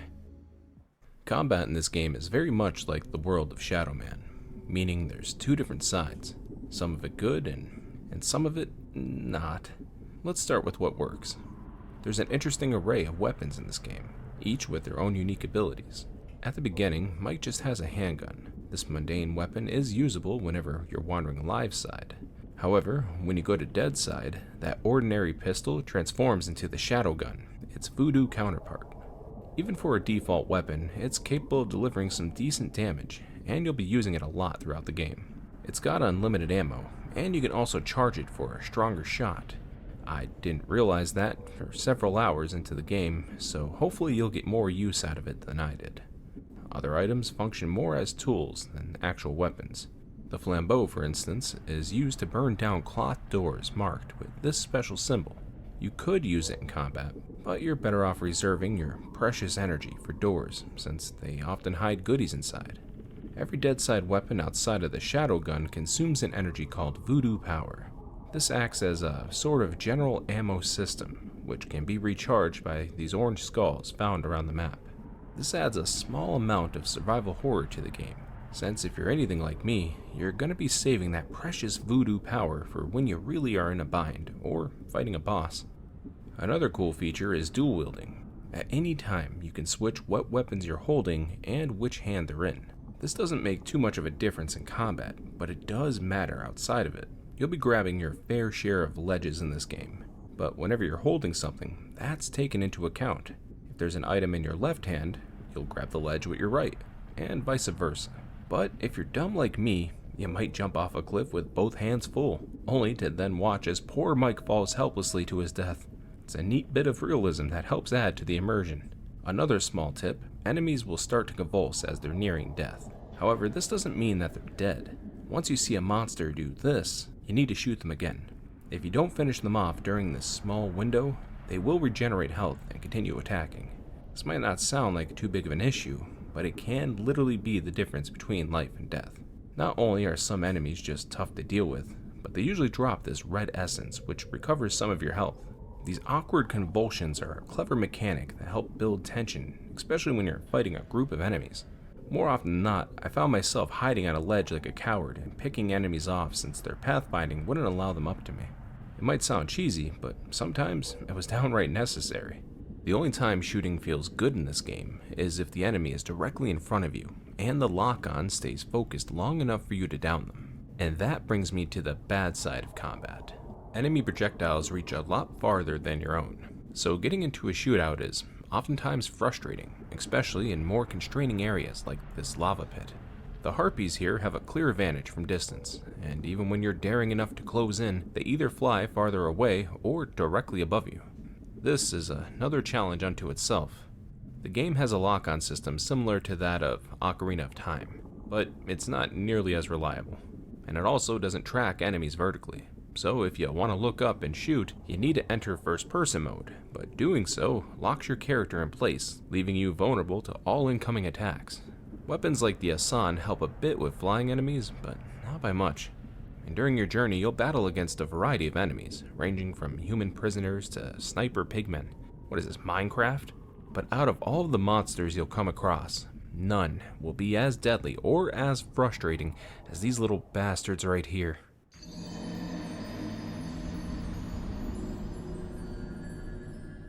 See, you can swim in Shadow Man, which is really cool. Most games at the time would kill you just for looking at water the wrong way.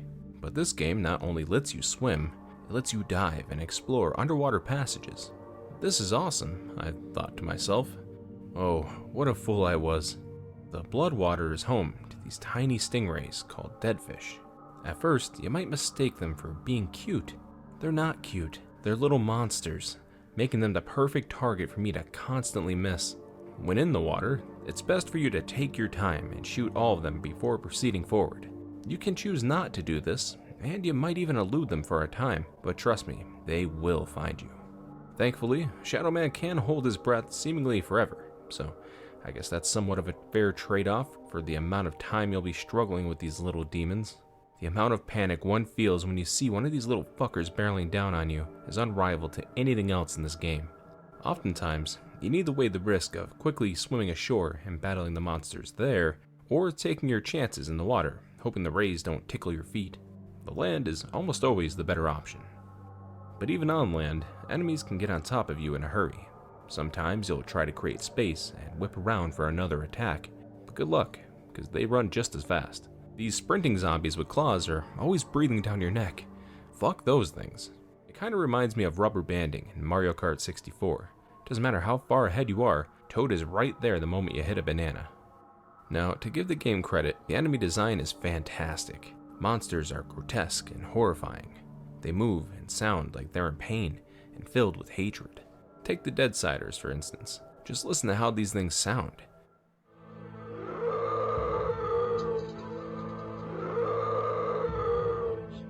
If you were a kid playing this game in '99, you'd be shitting your pants.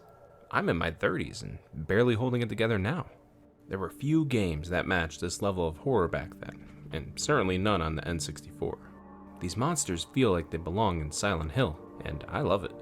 I thought these creatures would have been inspired by the comics, but that's not the case. In fact, almost everything in the game was created for the game.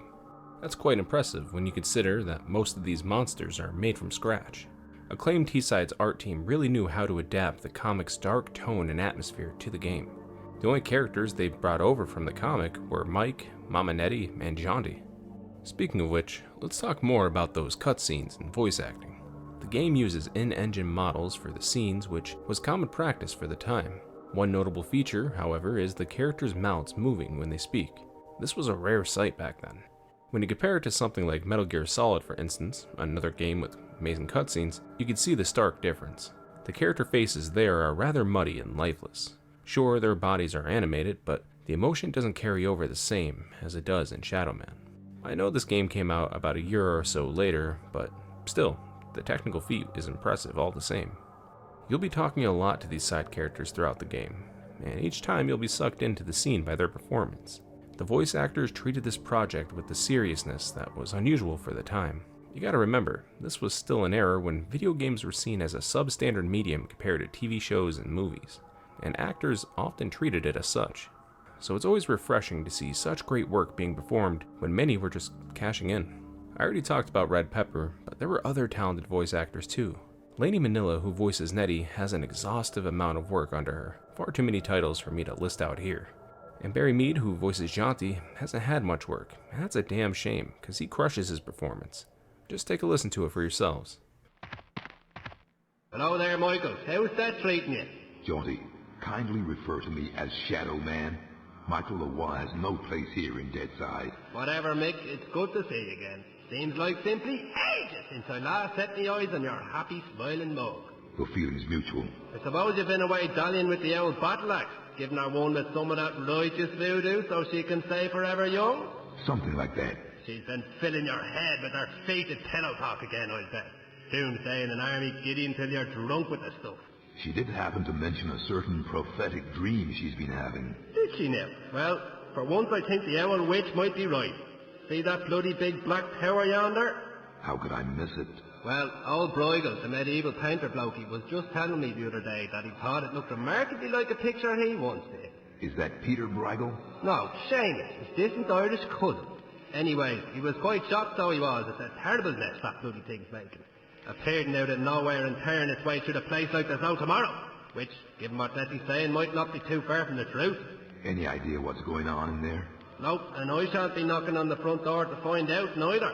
All I'll say is, if there's something wicked heading this way, it'll be coming from in there. Nettie mentioned the Dark Souls. Can you tell me any more about them? I'm afraid I'll have to reply in the negative again, Michael. Suffice it to say, Nettie's told me that they're bloody powerful, well nigh indestructible, and shouldn't fall into the wrong hands. Any idea where they might be? What am I, a Dark Souls travel guide now? I suppose you could try all of the ancient sacred places down amongst the whalers and shiverers. I just hope that none of them souls have ended up in that filthy big black tower. From what Nettie was saying, some of them already have, which is all the more reason for me to be pushing on. Open the gates, Jaunty. Places to go, people to see, eh, Michael? Just open the gates, Jaunty. Did I ever tell you about the time me and Attila the Hun were playing skittles with the guillotine heads of the French aristocracy? Jaunty. All right, keep your bloody hair on. Which, looking at your shining bonds, may prove to be rather difficult. Open sesame!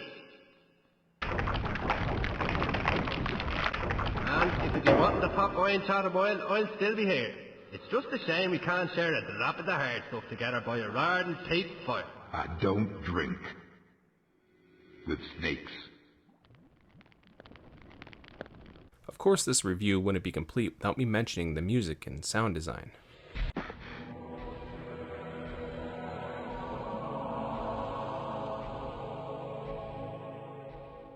They were handled by Tim Hayward. Tim masterfully blends electronic and industrial soundscapes with percussive beats, creating an eerie and immersive tone throughout the game. He was also brought back to reprise his role for the Shadow Man remaster in 2021, which is a great choice. He has a few other titles under his belt, but the one that stood out most to me was Jackie Chan Adventures on PS2. I love that show, and I just felt like it was worth mentioning. So, is this game worth playing today? Absolutely. Some of you may prefer the remaster since it greatly improved the visual aspects among other things, but for me, I prefer the older, less defined features of the original. The muddier textures create an almost uncanny valley feeling in some areas, where Deadside feels more like a vivid nightmare than an actual location, and I think that fits this game perfectly. Sure, combat's going to be, well, what it is, but there's an innate horror aspect in that itself. Being limited in what you can do is a genre-defying staple, after all. Are you going to be terrorized by vicious little stingrays? Yeah, most certainly, but you're going to be a better person for it. Deadside wants to break your will, to make you kneel before evil itself, but you'll find the resolve to overcome that fear. If anything, this game is worth playing just to say you've experienced it. I'm glad I got the chance to replay this game after all these years, and I'm excited to see what other horrors await us on the N64. When it comes to the horror genre, there are certain games that require no introduction, and the Resident Evil franchise is certainly one of them. Odds are, if you're watching this video, then you're very familiar with the series, or at least one of the mainline games. Quick aside, I am planning on doing a full retrospective on this game in the future, so I won't be diving too deep into it here. But obviously, I had to talk about it. When you read the title of this video, this is probably the first thing that came to mind. It certainly was for me. The Nintendo port of Resident Evil 2 needed to change a lot in order to cram onto the 64, but how much of the game would be lost in translation? Would it even be worth playing? Well, let me go ahead and spoil this whole section right up front. Not only is it worth playing, it's one of the greatest feats in game development history.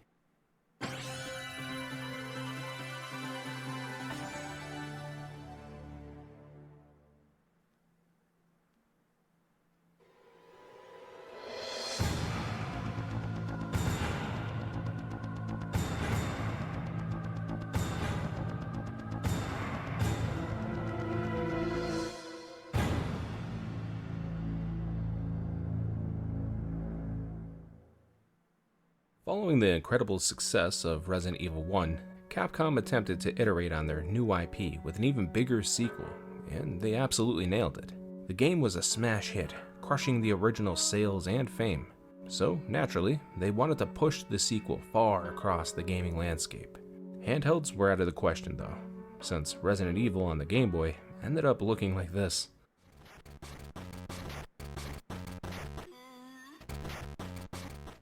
So the next logical step was the PlayStation's Nintendo counterpart. And yes, I know the Saturn existed, but no one was playing it by '98. Besides, Nextech tried porting it there and even that fell apart. But porting the game over to the 64 would prove a significant challenge all the same. However, unlike the Saturn, the juice would be worth the squeeze. The N64 shared a large market presence alongside the PlayStation. But unlike the PlayStation, the 64 was bereft of mature content. And I don't mean that type of mature, though the system certainly lacked that too. But I'm referring to games that would be enjoyed by someone older than 15. On PlayStation, you had seemingly endless titles to choose from, many with darker themes or edgy content that lured in that teenage audience. And though Nintendo had next to none, there was certainly a demand for it. So when Capcom announced they'd be porting RE2 over to Mario's platform, gamers rejoiced. And really, this was a win-win for both parties. Capcom could start spreading its undead tendrils into an untapped player base, and Nintendo could look a bit cooler to its older fans. But the biggest hurdle still remained. How would the developers get to show off the game's awesomeness within such tight confines? The primary challenge was compressing over 1.2 gigs of data from the PlayStation's 2 discs onto a single 64 megabyte cartridge. Since Capcom wasn't well versed in the 64's hardware, they'd be contracting with another developer to do just that. But who would be crazy enough to take on such a daunting task? Hi, this is Ken Griffey Jr. Let's play Major League Baseball.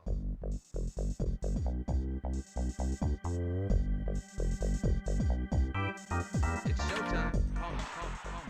Based in San Diego, California, Angel Studios, a small, relatively unknown team, had just finished releasing Major League Baseball featuring Ken Griffey Jr. The game was decent enough, praised for its fun, arcade gameplay. Surely, they seemed like the perfect studio to handle a Resident Evil port, right? Well, as it turns out, that's exactly what they were. You see, Angel Studios went on to make some pretty good games, but it wasn't until 2002 when they were acquired by Take-Two Interactive that they really hit their stride. Today, you might know them better as Rockstar San Diego. That's right, the same studio who brought you the Red Dead series was responsible for porting RE2 to the 64. Man, I love video game history. Of course, at the time, Angel Studios wasn't the same prestigious studio that we know them as today, but they were pretty damn talented all the same. This port was nothing short of technical wizardry. To start, Angel Studios developed custom compression tools for every aspect of the game. The original's 15 minutes of FMVs took up over 700 megabytes on the PlayStation. That alone was more than 10 times the size of an entire 64 cartridge. In order to squeeze it all in, the team heavily compressed the game's assets using a proprietary video codec, not Nintendo's standard HQVM, along with several other techniques. For example, the frame rate for videos was halved from 30 FPS down to 15. There's a lot more that went into video compression, but what's important to know is that it resulted in muddier visuals compared to the PlayStation, at least where the FMVs are concerned. And thankfully, since RE2 used pre-rendered backgrounds, there wasn't much compromise needed there. The game's audio took a big hit too. Voice clips and sound effects were heavily compressed. Audio was loaded in dynamically as needed to prevent RAM overload. I could bog you down with lists of technical details on how they did it, but I think you get the gist.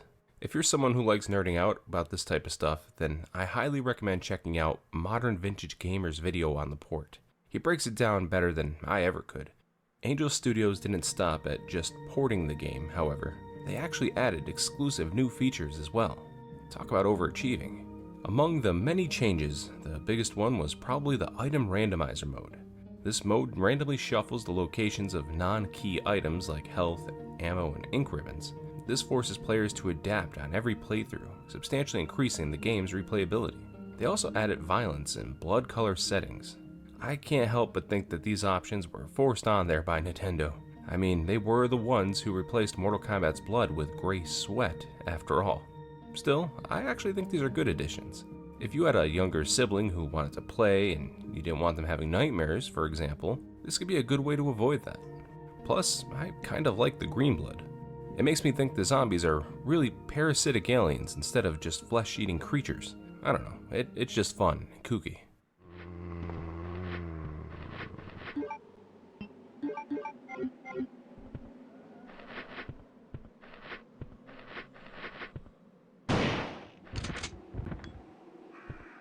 were some surface level additions as well.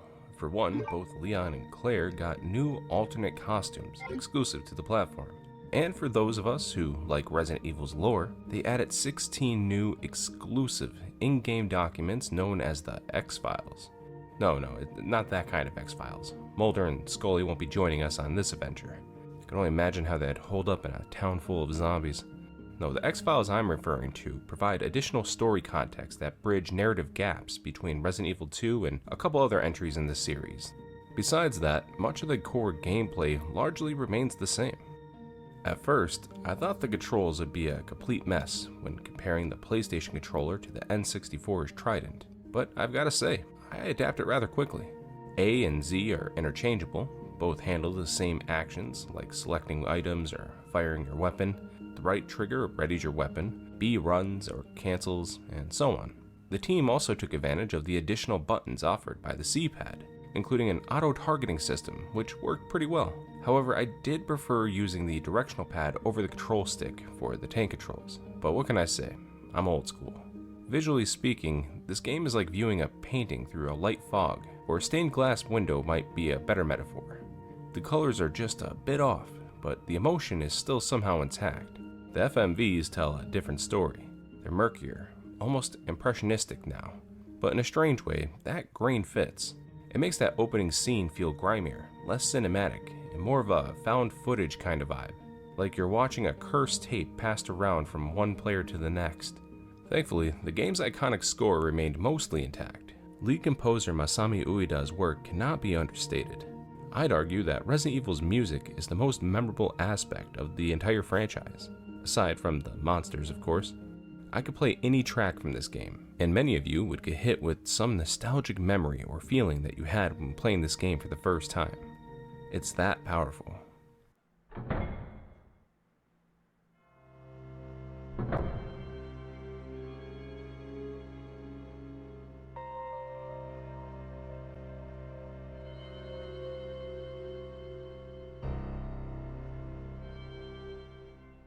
The PlayStation version had the luxury of CD quality audio.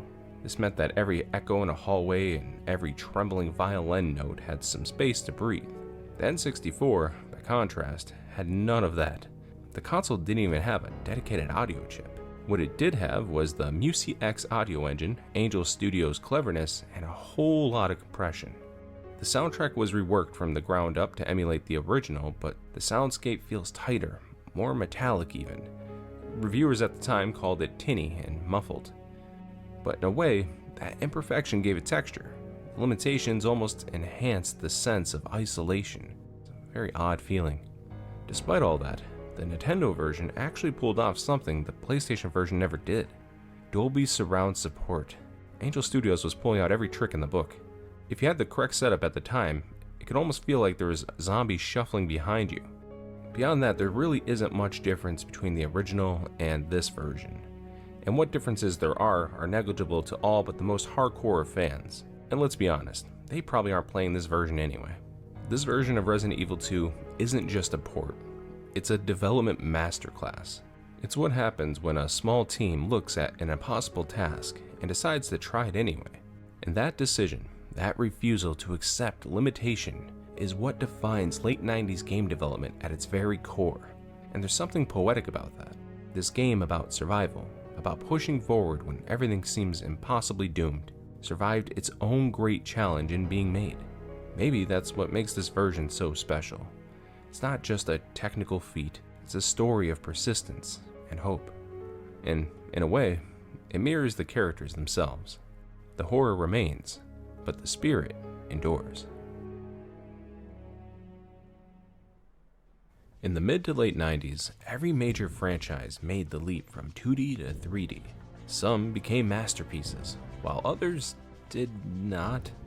And then there were those stuck in a polygonal purgatory, a space between the light and the dark. For me, that is Castlevania 64. And yes, I know, it's actually called Castlevania, but for clarity's sake, I'll be referring to it as Castlevania 64 throughout most of the video. When Konami announced the game as their first major leap into the 3D realm, it generated a lot of hype. Expectations were understandably high.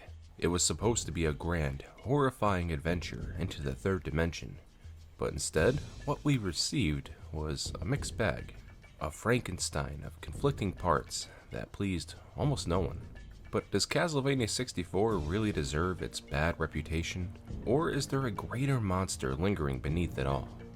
Back in 1997, Konami Computer Entertainment Kobe, or KSEC, a subsidiary of Konami, began the daunting task of transitioning Castlevania from 2D to 3D. The franchise was a titan of 2D side-scrolling, and as such, bringing it into the future of three-dimensional gaming was a bold yet necessary risk. See, for gamers at that time, 2D games were out of vogue. Who wants to play Mega Man X when you could play Mega Man 64? Don't answer that. It may seem ludicrous now, but believe me, this was a very real thing. It was one of those things you just had to be there to experience. Of course, making this jump in gaming technology wasn't so easy. Many studios were struggling with it at the time. For every Mario 64, there were about 20 Bubsy 3Ds. Still, the team at KSEC had a vision, and with the backing from Big Brother Konami, they got to work. Things didn't start off so well. The group had to create a new 3D engine for the Nintendo 64 from scratch, a task that proved quite challenging and led to many technical flaws, including the infamous camera. As months flew by, deadlines loomed, and the genre's scope needed to be drastically cut down. The original game had an ambitious 4-character roster. Previews and playable demos painted a promising picture, teasing not just the familiar Belmont air, but a cast of distinct characters and a grand, dark adventure in Dracula's polygon-rendered castle. But the team had to slash it all in half. In fact, there was so much cut content that they saved it for the re-release, Legacy of Darkness, that would come out later in the year. But don't worry, we'll be getting into that shortly. By February of '98, the game was only 20% complete, and with less than a year before the release date, the pressure was mounting, and it was mounting fast. This led to a rushed and unpolished final product, but it had to be done. And yet, despite all these challenges, Castlevania 64 was released to the world in January of 1999. The game opens with a gorgeous cinematic that seamlessly transitions to the menu select screen. I tried several times to describe this in writing, but I simply couldn't do it justice. So instead, I'll let you watch it, uninterrupted, so you can experience this beauty for yourself. But first, I want you to really try and imagine what it was like to be a kid in 1999. It's Friday night. You and maybe a few of your friends are eating some pizza rolls and putting this cartridge into the 64 for the first time. Most of what you've experienced in gaming so far has been two-dimensional. One of your friends turns off the light, another turns on the console, and then, all of a sudden, you're greeted with this.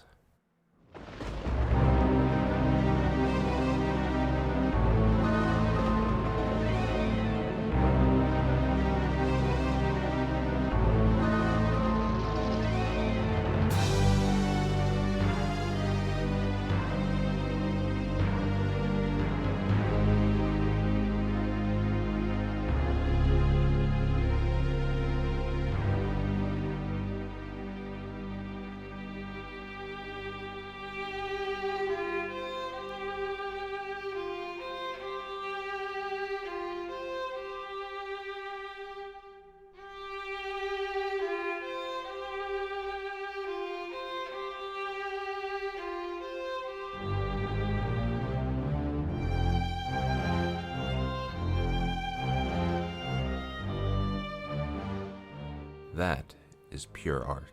If it doesn't get you all giddy inside, I don't know what will.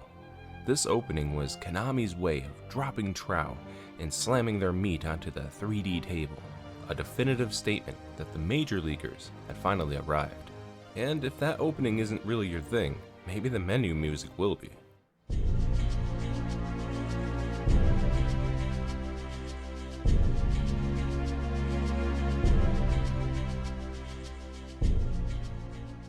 There's just a head-nodding type of vibe to it.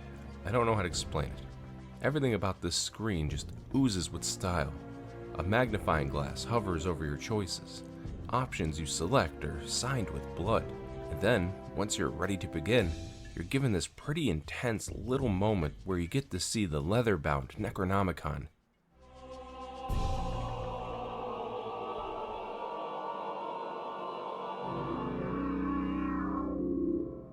Yeah, let's fucking do this. When you start the game, you're given a choice between two protagonists, each with their own campaign and motivations. The first is Reinhard Schneider, a whip-wielding heir to the ancient Belmont clan of vampire hunters. Don't let his name fool you. His family is an offshoot branch of the Belmonts, an association that created both deep pride and profound insecurity within him. There's actually a bunch of interesting lore online about it. It's worth the read if you have the time. The second is Carrie Fernandez, a young orphan with powerful magic in her bloodline. She tragically lost her parents to Dracula's minions and is now on a quest for revenge. She has a particular beef with the witch actress, a loyal servant of Dracula who harbors a special hatred for the Fernandez family. These character backstories are fun and interesting, plus they play a role in what each character experiences throughout the game. Now, for the uninitiated, Castlevania 64 is an action-adventure game, which blends in some of the series' classic horror elements. Exploration involves navigating dangerous environments, fighting various enemies, and collecting items to progress. Character movement is a key feature, but also the most difficult monster to take down. Many platforming sections emphasize timing and precision, which are two things this game sucks at. Or maybe it's just me. It's probably just me. It also doesn't help that the camera system is a shoddy mess. Platforming in this game feels like pulling your own teeth out with pliers. That is to say, it sucks ass. You get used to it eventually, but I can also get used to getting punched in the face every day. That doesn't make it good. The biggest problem I have are the platforms themselves. They're inconsistent. Sometimes they're easy to grab, while other times you need to jump at just the right angle and grab onto just the right spot. Otherwise you fall to a horrible death. And I know, the developers were still trying to get a handle on this whole 3D platforming thing, but when you compare this game to contemporaries like Shadow Man 64 that came out only 7 months later, the difference is staggering. Now, I wouldn't be complaining so much about these parts if there weren't so damn many of them. For a game centered around killing monsters, it feels like half the time you're just battling ledges. It's maddening. I'm starting to feel like Bubba from Forrest Gump. There's stationary platforms, visible platforms, some that rotate from under you, others that move through the environment like a rail shooter, some that crumble underfoot, some that crush you, some that stab you, and there's even some that only work at specific times of the day. That's right, there's a day-night system in this game. This was a surprising mechanic that I didn't think too much of at first. Not only does it change the way the skybox looks, but it triggers specific events, enemy strength, and even affects the game's ending. My first real aha moment came when I was in the villa.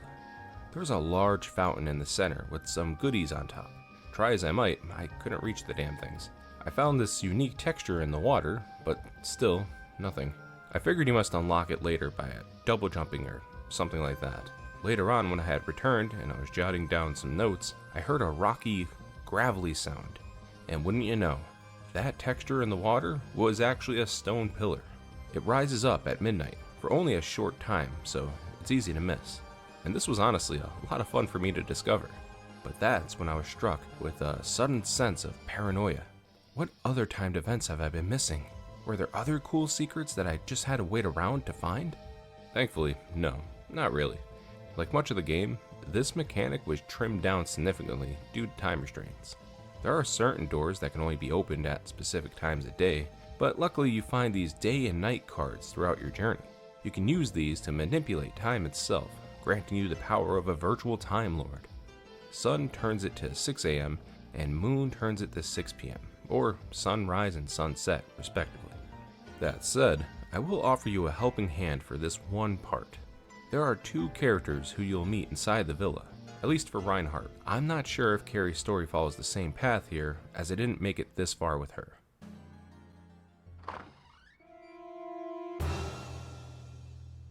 The first time I entered the mansion at night, and I met Charles Vincent, the mightiest of all vampire hunters. See? His words, not mine. He walks into this room, throwing a cross in your face like he's trying to compel a demon from your body. he tells us we need to leave because of how dangerous this place is. But if you exit this room and then just re-enter, you'll find him sleeping peacefully in this lavish bed. You know how big your balls have to be to sleep in a place like this? I couldn't figure out where to go or what to do, and there was no waking Charles up. But that's when I remembered it was still night out. So I left and did some more exploring until it was day.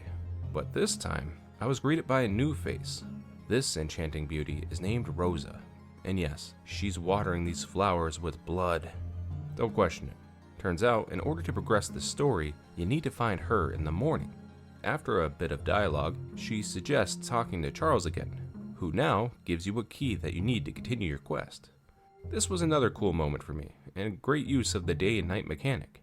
And you get similar experiences to this from the very beginning. You see, the game starts you in a place called the Forest of Silence.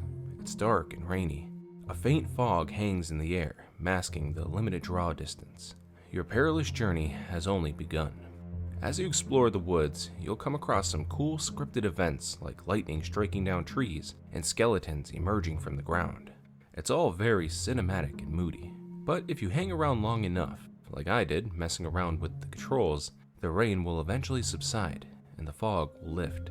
It's now daytime. The skeletons, who seem so menacing at night, are a lot less scary when the sun is shining. Maybe shining isn't the right word, but you get the idea. Despite what I've mentioned so far, this first area is rather bland and uninspired. There are some cool parts, but the game's visuals don't really hit their stride until you reach the castle villa. Here, the game shifts to a slower, more deliberate pace, kind of like you're exploring a haunted house. There are some beautiful areas to be found throughout Castlevania 64. As I mentioned already, the villa was great. Every room felt unique and lived in. The storage room where you can save your game feels sheltered and warm. This antechamber feels cold and empty. The designers really understood Gothic horror and fully leaned into that strength. This red curtain blowing in a dark room while there's a storm raging outside, it's such a vibe that it's difficult to explain, but it just feels like Castlevania. These dim, silent hallways are filled with dread, but they also bring about a sense of wonder. I asked myself a few times, what was life like here, back when things were normal? Beyond that, there's confusing hedge mazes, creepy spider-filled caverns, towering clock towers. To me, the biggest standout was the castle center. You never know what awaits you behind each door. It could be a museum room, or maybe it's an arena with a giant sleeping bull. It also has these kooky skeletons zooming around on Harleys like a biker gang. That's a lot of fun. You could tell that the developers were letting their imaginations run wild in here, and that fun transcends into your own experience. But as much as I enjoy the visual spectacle, this area is also home to the most frustrating part of the entire game, the dreaded magical nitro. Just saying those words makes me shudder. Those of you who have played this game before are likely nodding in agreement, or laughing at me. That's fine too. See, there are puzzles in Castlevania 64. Most of them are rather tame, like this observatory, for instance. Simple, straightforward, find the clues and solve the puzzle. No big deal. But then there are these stupid cracked walls. You need to break through these walls, but you can't. You need explosives, but we don't have explosives. So you have to make your own. But the only way to do this is by gathering reagents found throughout the castle. Now, the game does a good job in explaining what you need, and both ingredients are easy enough to find. There's even cool in-game logic behind it. The magical nitro is a substance infused with explosive magical energy, but is extremely sensitive to physical shocks. The mandragora is a mythical plant known for letting out a deafening magical scream when its roots are disturbed. Put the two together, and you got yourself one hell of a good time. The devs even make it easy for you for the first wall. It's conveniently near the magical nitro room. You place down your ingredients, get some cover, and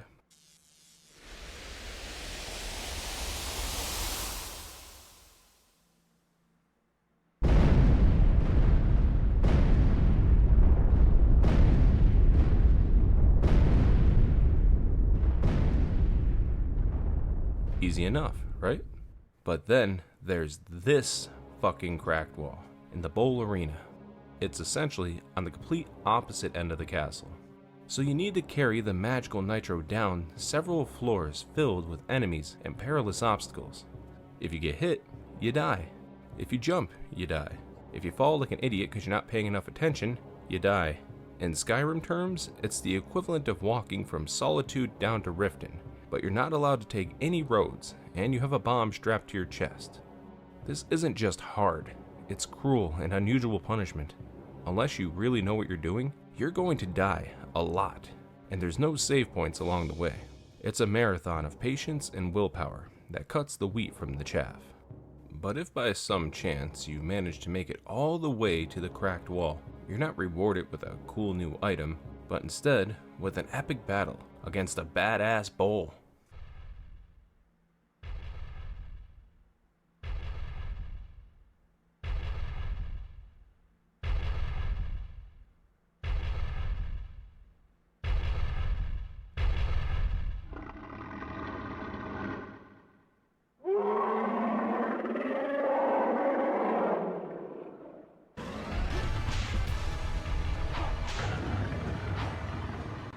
Transitioning the series' combat into a 3D environment was never going to be easy. Combat in Symphony of the Night was smooth and damn near perfect. Those would be mighty big shoes to fill. Castlevania 64 didn't have to be that. It just needed to be on par with its platform contemporaries. And for the most part, I'd say they accomplished that. Each character has both a primary and secondary attack. Reinhardt uses a whip and a sword, while Carrie uses magic and a melee ring. Each also has access to tertiary thrown weapons like daggers and holy water, which use red jewels as a quasi-ammo system. Surprisingly, the game features a basic lock-on system, which wasn't very common at the time. Unfortunately, it's not the most reliable thing in the world, and I can never seem to get it to work right, especially when facing more than one enemy. This means you'll be baiting and dodging a lot of attacks. Sometimes that works, other times not. Now, for the first few hours of the game, combat was damn near unplayable for me. The game would run at the speed of a PowerPoint against certain foes, and I almost had to call it quits on this review. Well, turns out, that was all on me. I was running an old version of OBS, which was destroying my MacBook's performance. After a few tweaks and an update, the game ran smoothly, even in its busier moments. And let me tell you, this game can get busy. You'll be fighting a variety of monsters throughout the game, everything from werewolves to exotic spiders to these stupid Medusa heads. But your most common foe, especially in the beginning, will be skeletons. What is this, a FromSoft game? Some are giant, some explode, some ride bikes, and some toss bones. They're all pretty easy to take down once you get used to the game's combat, and I love picking these bony guys apart, piece by piece, and it makes for some good entertainment at times. Hey, get back here! Konami really try to emphasize their boss battles, so much so that they have a unique camera called Boss Mode whenever you encounter one. I didn't notice any difference from the battle mode except you can't ever take your focus off the boss, which can get annoying at times, but I guess it helps these fights feel more cinematic. When you're fighting the giant bull, for example, its skin falls off halfway through the fight. It's actually a pretty neat effect. It does have this cheap little combo where it can hit you with a beam, but, well, we won't get into that. I couldn't help but feel like something was missing. These fights feel half-cooked in most areas. I can't quite figure out why. Then again, to be fair, most of the game actually feels this way. Now, I've been picking at this game's weaknesses, and rightfully so, but amidst all that, there is one undeniable strength. This soundtrack is awesome.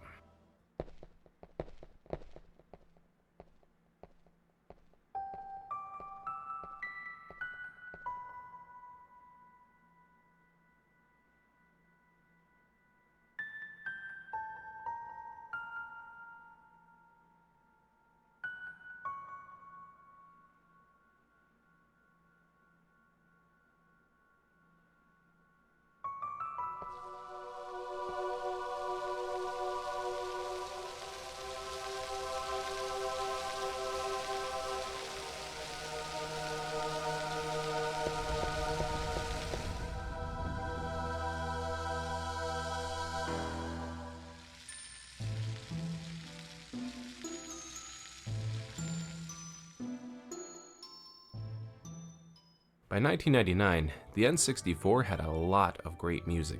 You had the electric espionage tunes of GoldenEye, the acoustic melodies of Ocarina of Time, and who could forget about the funky beats on Donkey Kong 64? That opening song is seared into my brain.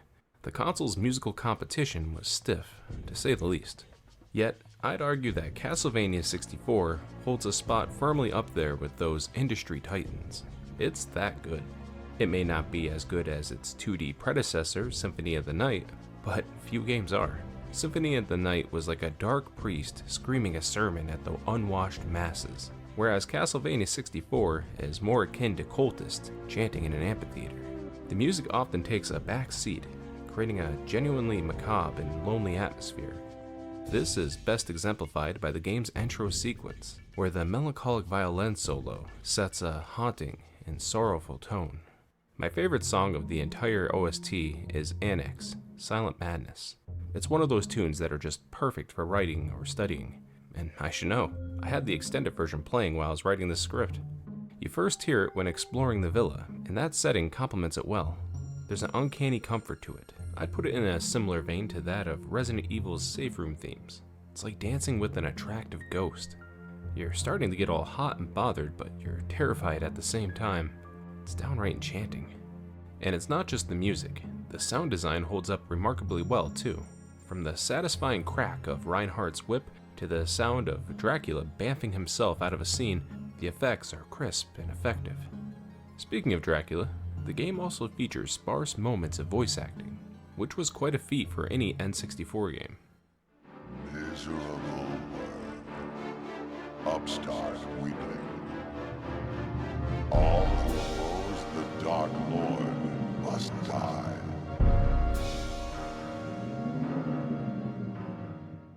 Despite its many flaws, I think Castlevania 64 is better than what its bad reputation would lead you to believe.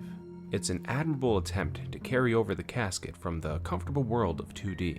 And though not everything transferred over smoothly, the gothic horror setting and oppressive atmosphere surely did. Will you be holding your breath during every platforming section? Yes, absolutely. But in the end, it remains a testament to how atmosphere and a pervasive sense of dread can overcome technical shortcomings, and especially terrible cameras. While its reputation soured over the years, it might surprise you to learn that the initial reception for Castlevania 64 was somewhat positive. Reviewers appreciated its ambition and willingness to adapt to 3D, while others praised its gothic atmosphere. It wasn't all moonlight and bloody rainbows, though. There were plenty of people calling out its technical flaws, too. But even harsh critics still found it to be a worthwhile experience. Because of this, many fans were caught completely by surprise when Konami announced a follow-up Castlevania title later that same year. The company had been listening to their fans and taking some notes. The camera is shit? Got it. Bad controls and mechanics? We're on it. The game lacks content? Huh. Hold my beer. This might seem like a foreign concept nowadays, but back then, game developers used to make games that their fans wanted. But even for the time, you'd never seen a company release an apology game. Well, sort of. You still had to pay for it. Still, it was like Konami had said, "My bad guys, let's try that again." And I, for one, can respect that. Developed again by KSEC, Legacy of Darkness was born from a mix of regret and unfinished business. An effort to finally deliver the game they had meant to make in the first place. On the business front, this would give Konami a chance to wring a bit more profit out of that Castlevania sponge. Reusing assets and code is always an efficient way to get a little more return on investment. Sure, fans would be paying twice for what was essentially the same game, but at least now they'd be getting their money's worth. It was a win-win for everybody, right? Not even a year after the first N64 title, we got Castlevania, Legacy of Darkness.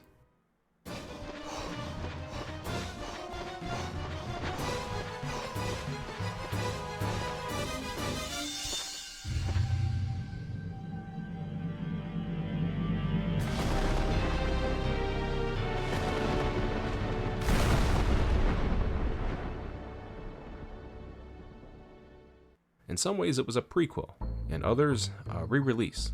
But whatever it was it confused a lot of people. So what changed? Well, a lot actually. From a technical standpoint, Legacy of Darkness is the better of the two games. For one, the camera is much more controllable. You can now adjust the distance and angle using the C buttons, similar to that of Mario 64. The lock-on system is also refined, making fights a lot more manageable. You have a greater sense of command over the field of battle. I never knew how much I underappreciated Mario's camera system until playing these games. It makes one hell of a difference. Controls are a little tighter, movements a bit snappier, and the frame rate, well, it's there. This is still a Nintendo 64 game trying to render gothic architecture at a stable frame rate, and it certainly tries. They also added expansion pack support, which gives a nice little boost to the visuals, but at the cost of turning your frame rate into a slideshow. You can either see the castle clearly or move through it at a reasonable speed. Pick one. It's the kind of decision that perfectly encapsulates the Nintendo 64. Developers were pushing this system to its absolute limits, but there was only so much polish you can put on these little cartridges. In fairness, they really did fix a lot. The level redesigns are actually good. The forest area got rebuilt into something more open and interesting. They also added some new music as well, providing a wider variety of ambient and atmospheric tunes that enrich the game's excellent atmosphere.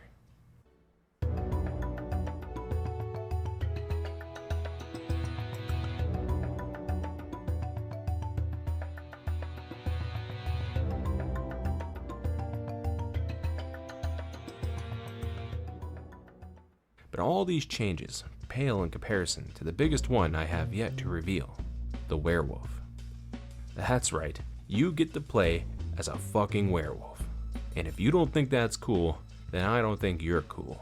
And I only talk to cool people. Legacy of Darkness centers around Cornell, a man-beast who's on a quest to save his adopted sister Ada. She's been kidnapped and is set to be sacrificed in a ritual to resurrect Dracula, and only her brother can save her.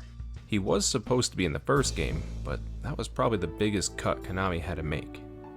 The story takes place years before the events of Castlevania 64. Instead of starting off in the Forest of Silence, the game begins in a destroyed village, a powerful contrast to the first game. Along the way, he has to protect humans, deal with his troublesome beastman power, and face off against old rivals.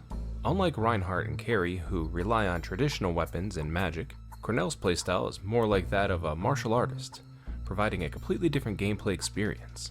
In his human form, he uses energy-bladed punches, which is great for both ranged and melee attacks. But then, he can also do this. I mean, come on, the dude's a werewolf. Werewolves are badass. Of course you're going to use this most of the time. You could transform mid-combat, which in 1999 was actually pretty mind-blowing.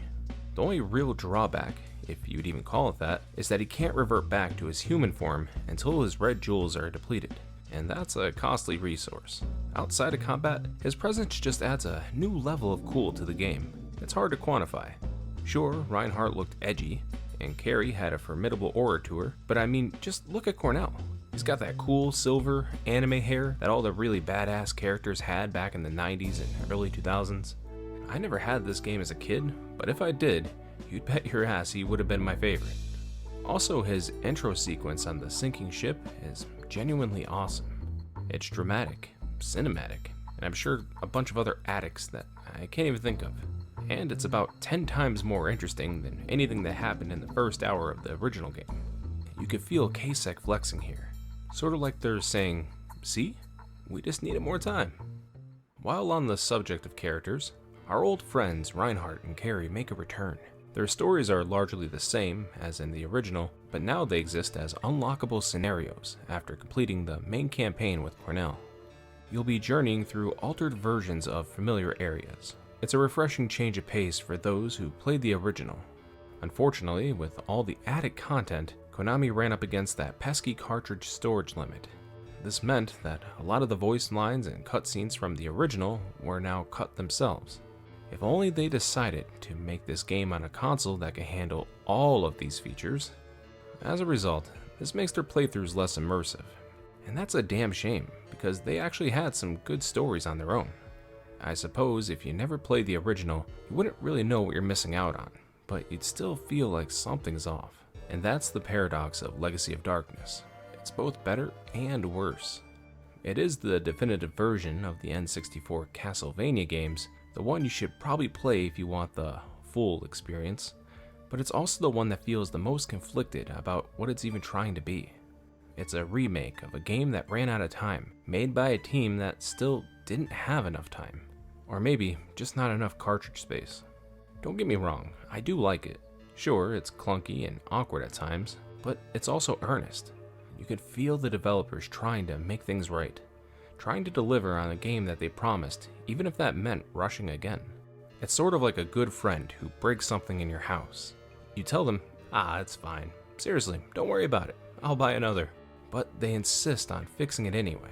And somehow, in their effort to fix it, they only manage to break it more. And at that point, you're just standing there like, okay, well, now it's really broken. But I appreciate the effort, and I admire that. I really do, because they didn't have to try again. Konami could have just walked away and said, yeah, we did 3D Castlevania once. Didn't work. Moving on. But no, they went back and actually tried to fix it. That's rare. That's human. But some things are just too broken to fix. And maybe that's okay, because there's a kind of charm in seeing what could have been. Like an unfinished cathedral with scaffolding still hanging on the sides. If you squint hard enough, you can still see the ambition through the cracks. In an age of endless remakes and remasters, this is one game that really deserves a second chance. Give it a modern engine, a stable frame rate, some proper lighting, maybe a camera that doesn't actively try to murder you, and I swear, there's something special buried here. You just have to dig through a lot of nonsense to find it. Maybe one day we'll finally get to see the full game KSEC meant for us to experience. But until then, we're left with two half-built caskets of the same design. Relics of ambition, trapped on hardware that couldn't keep up, howling at the moon for a time they never had.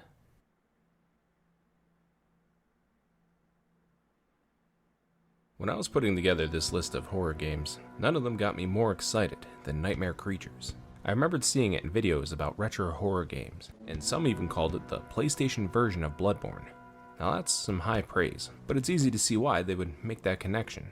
Despite being separated by nearly 2 decades, the games share a number of similarities, such as the 19th century Victorian Gothic setting.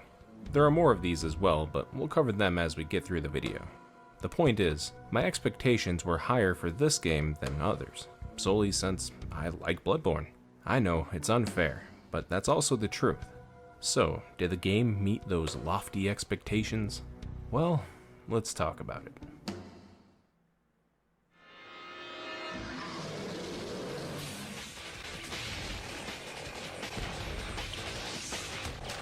Behind every wall, around every turn, and inside every thought, you will discover Nightmare Creatures.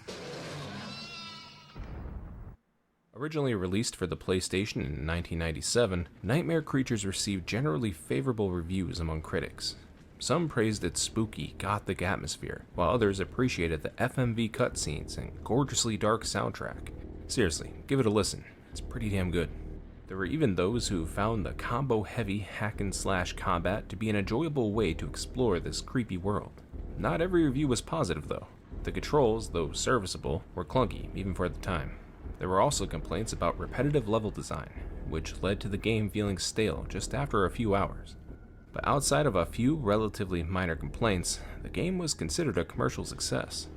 Because of this, Callisto Entertainment wanted to port the game over to Nintendo's more family-friendly N64. The console lacked any true horror games. This meant their title would stand out amongst the endless library of kids' games. This new venture also presented them with an opportunity to fix some of their previous mistakes, but there would be a few trade-offs. Most notably, the 64 version replaced all FMV cutscenes with scrolling text. Now, these scenes were one of the better parts of the PlayStation version. Removing these risked killing much of the game's immersion. They didn't have a choice. Cartridge space was low, as was so often the case when porting games to this console. They also dumbed down the soundtrack by a significant margin, further diminishing the game's moody atmosphere. Still, sacrifices needed to be made if they wanted to tap into that lucrative N64 player base. and they certainly did. And so, over a year after the original game was released, Nightmare Creatures hit the 64 in November of 1998.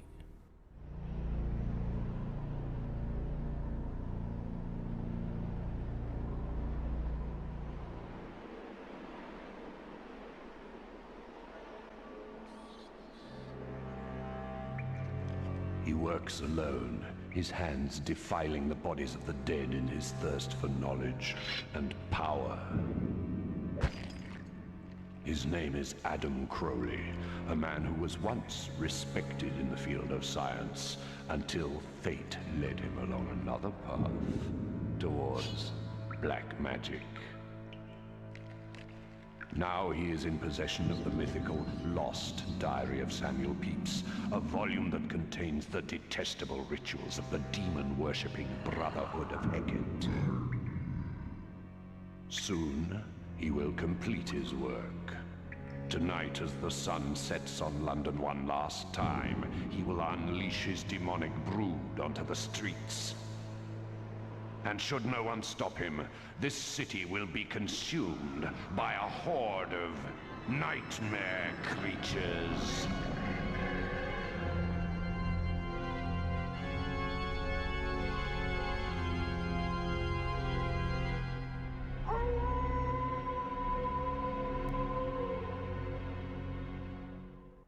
So what type of game is Nightmare Creatures anyway?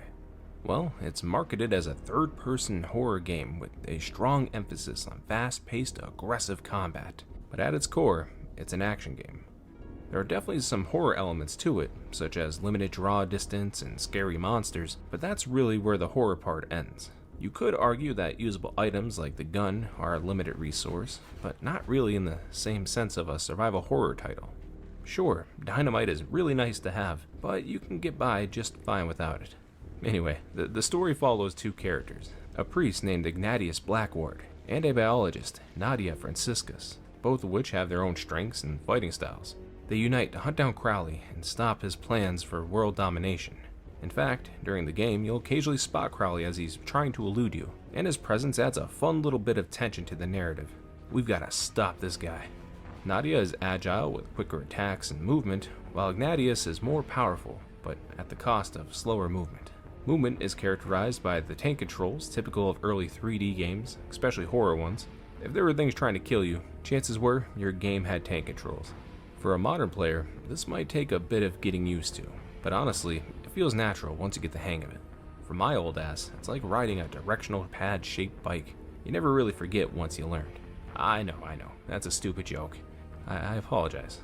Now, I like tank controls just as much as the next guy, but they feel really out of place with this game. See, these characters are quicker and more agile than Leon and Claire were in Resident Evil 2, for example. They control more like they're inside of a 3D fighter rather than a retro horror game. When you couple this twitchy movement style with the game's sometimes finicky camera, it makes maneuvering through the environment a significant challenge. You feel this most when you play as Nadia, who heavily relies on quick, bursty combos and evasion. You never feel like the camera is in the right spot. On the topic of combos, each character has several of them, and they're viewable in the controls menu. The developers will occasionally nudge you to try a new combo at certain points of the game. Now, I thought this was their way of suggesting that some are more effective against certain enemy types, but I never noticed much of a difference. For example, when playing as Nadia, I learned a new combo for the side flip kick, BB left C button. Alright, easy enough, I thought. So I tried it out, but it didn't work. Huh, that's weird.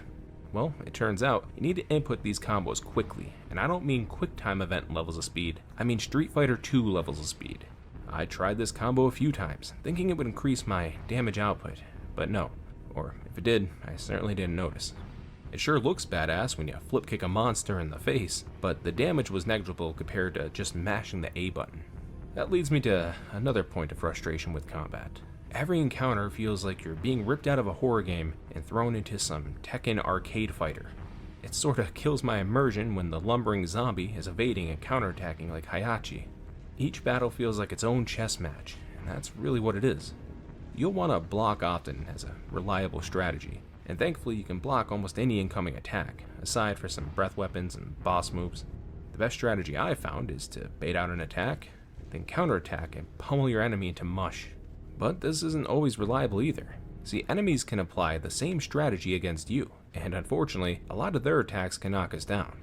This is where combat goes from annoying to flat out frustrating.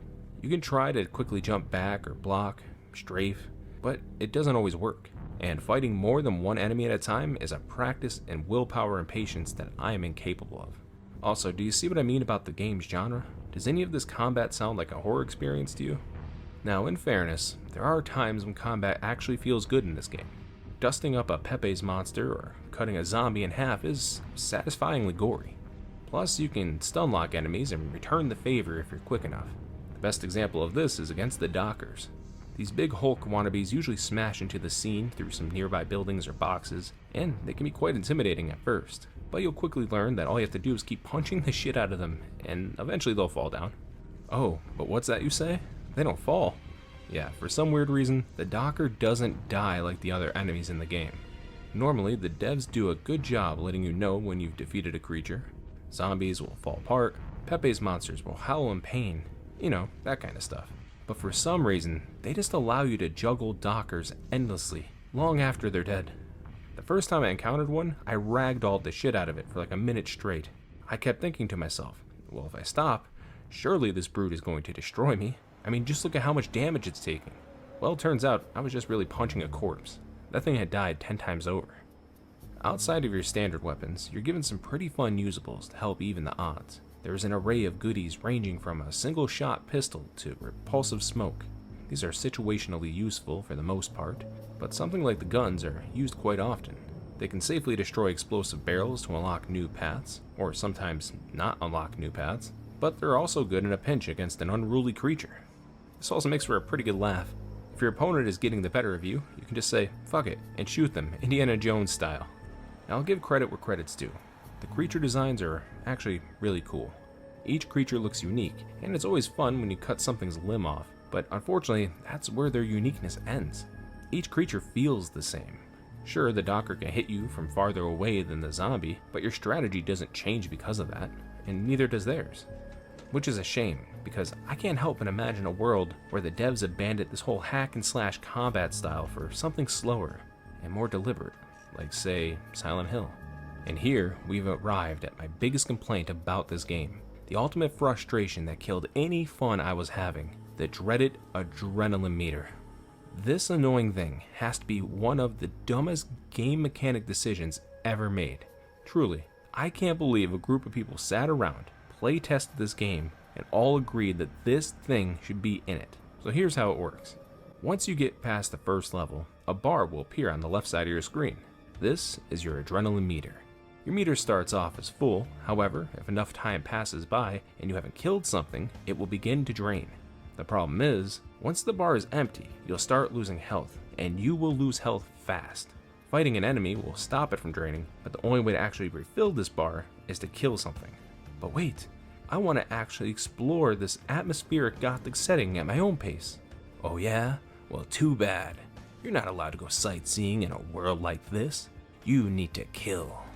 This system shares a tiny bit of similarity to Bloodborne's regain system, which rewards players for quickly striking back after taking damage, and doing so allows them to recover some lost health. But the adrenaline system is more like a back alley, drug-addicted second cousin to that mechanic. And I know there's an in-game explanation for this meter being here, but it doesn't make it any better. It's a stupid choice for a horror game. This one mechanic completely kills the experience of the entire thing. God forbid you go the wrong way and get turned around. It's going to be awfully hard finding your way back when you have a ticking bomb counting down on your screen. Now, to the devs' credit, they did implement a much needed toggle for this feature in the game options, which completely fixes this. But I didn't even notice that until several hours in, and by then I was just damn near fed up with this game. Sadly though, PlayStation users didn't get this option. It's just exclusive for the N64, so they still have to speedrun their way from enemy to enemy. I would strongly encourage anyone playing this game to turn the adrenaline off. And in my opinion, it's the way this game was meant to be played. Alright, frustrated rant over. Once you've turned off the adrenaline and returned to the game, you can now take your time and start enjoying the surprisingly immersive environment. Sure, the combat will still break you out of that, but once you've cleaned up the riffraff, there's a lot of nice work here to appreciate. Again, I can't help but to think that a slower game like this would have made for a much greater experience. If you changed a few things around and made this more of a survival horror type of game, I think we would have been talking about 3 survival horror legends from this era instead of just 2. I could see it now. Which world is scarier? Resident Evil, Silent Hill, or Nightmare Creatures? Much like Silent Hill at the time, Nightmare Creatures dealt with technical limitations that forced them to trim down the draw distance and add fog to obscure the game's weaker textures. When paired with the unique setting, it makes for one hell of a mood. Narrow cobblestone alleyways, claustrophobic Victorian architecture, it perfectly captures the grimy, fog-choked streets of 19th century London. But you know, this timeline has monsters, and it's in this way that it's quite like Resident Evil. Instead of tyrants, we have dockers, and instead of shambling zombies, we get undead MMA fighters. And I feel for the design team, because there's so much cool detail here that mostly got looked past by players trying to rush through these areas. I mean, think about how much time and work went into putting together some of these environments just for them to be a blurry background. They even have a cozy Dark Souls campfire here. Taking your time in this game really helps make you feel the weight of the situation. It's sort of, dare I say, immersive? When I'm walking around environments like these, I do get a bit of that Bloodborne feeling. In the end, this game was a big disappointment for me.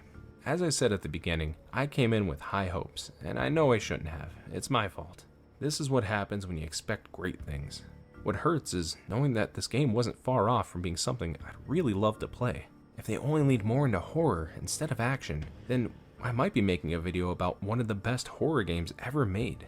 But instead we get this dark, 3D beat 'em up with missed potential. So is this the Bloodborne of PlayStation 1? No, not even close. But it sure does look similar. And really, that's all I gotta say about Nightmare Creatures. Maybe you'll enjoy it, but it's definitely not for me. And for tonight, my time with these horror games comes to an end. I didn't have high expectations coming in, well, except for Nightmare Creatures, but I'd be lying if I said I wasn't surprised. Sure, not all of these games are great, but each brings something unique to the table. And more pointedly, they each possess their own style of horror. Yeah, there's plenty of scary games on the PlayStation 1, and hell, there's even some on the Sega Saturn, but they won't deliver an experience quite like this.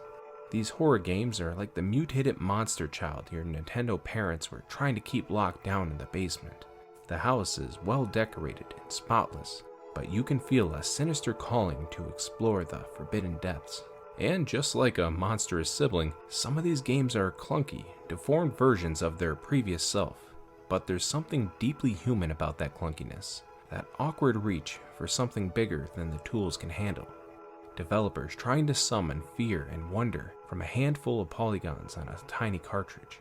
And somehow, they did. That's the thing about horror, it doesn't really need fidelity. It just needs the suggestion of something that you can't quite see. And the 64, with its terrible draw distance and strange limitations, accidentally became perfect for that. Everything felt a little too quiet, a little too empty, like the console itself was holding its breath.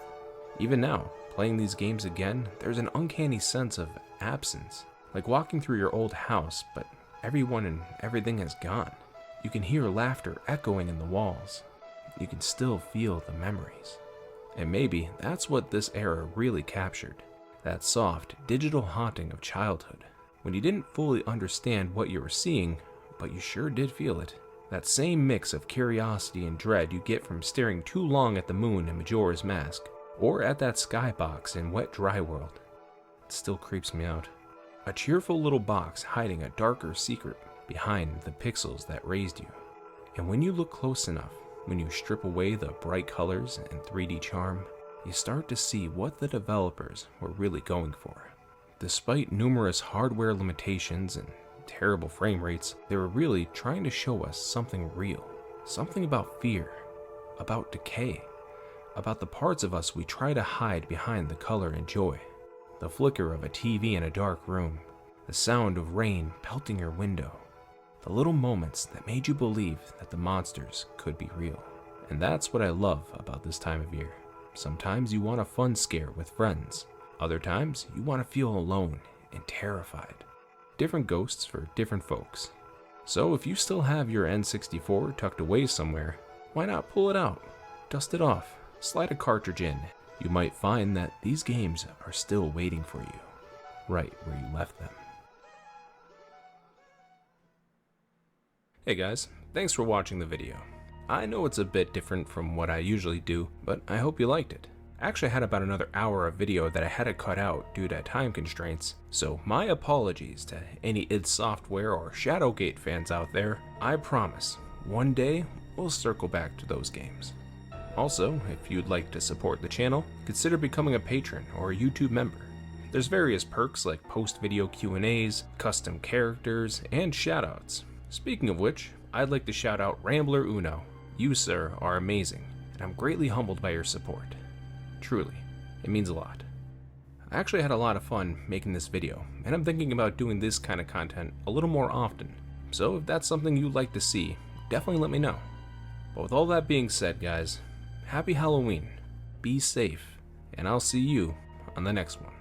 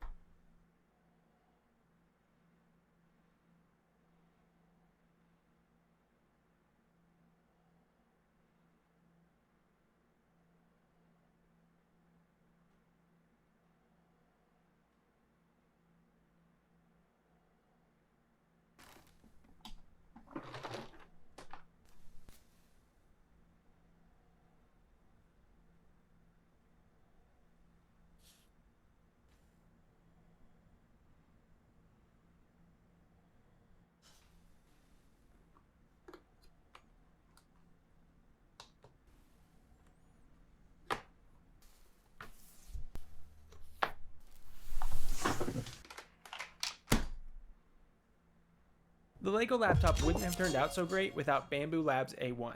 It's the easiest, fastest, and most accurate 3D printer I've ever used. It has a large build volume, fully automatic calibration, and active noise cancellation. When used with the AMS Lite, multicolor printing gets so much easier. Bamboo Lab has tons of filament options and accessories for the A1. You can design parts yourself using a CAD program, or use other designs that community members have posted online. Take your LEGO building to the next level. Consider purchasing the A1 from Bamboo Lab using the link in the description. They often have sales, so keep an eye out for that. Please share this video so more people can see the working LEGO laptop. See you next time!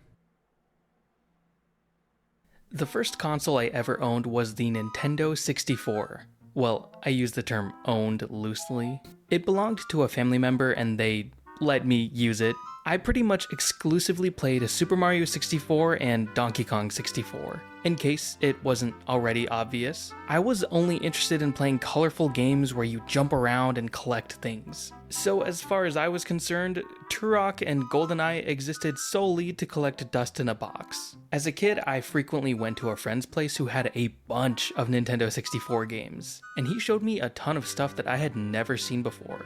Rocket Robot on Wheels, Mischief Makers, Space Station Silicon Valley, and of course, Ocarina of Time. This game was unlike anything I had ever seen before, albeit what I had seen wasn't a lot. When my friend booted up the game, he was at the entrance of the Great Deku Tree. After he stepped inside, I remember feeling totally bewildered by everything I was seeing. There was this weird kid in an all-green getup, some blue firefly was following him everywhere, and the walls were covered in skulls. Oh, they're spiders. But it wasn't the Skulltulas, fairies, or Link's outfit that made this moment stick with me after all these years. What stuck with me was the music. The track that plays inside the Great Deku Tree is mesmerizing. It feels mysterious, creepy, and beautiful all at the same time. This was just the tip of the iceberg. The further I got in this game, the more I'd uncover some of the game's more disturbing qualities. And somehow, I beat it. Welcome to another episode in a series where we examine the elements of horror and other spooky stuff we can find in non-horror games. In today's episode, we're talking about The Legend of Zelda: Ocarina of Time.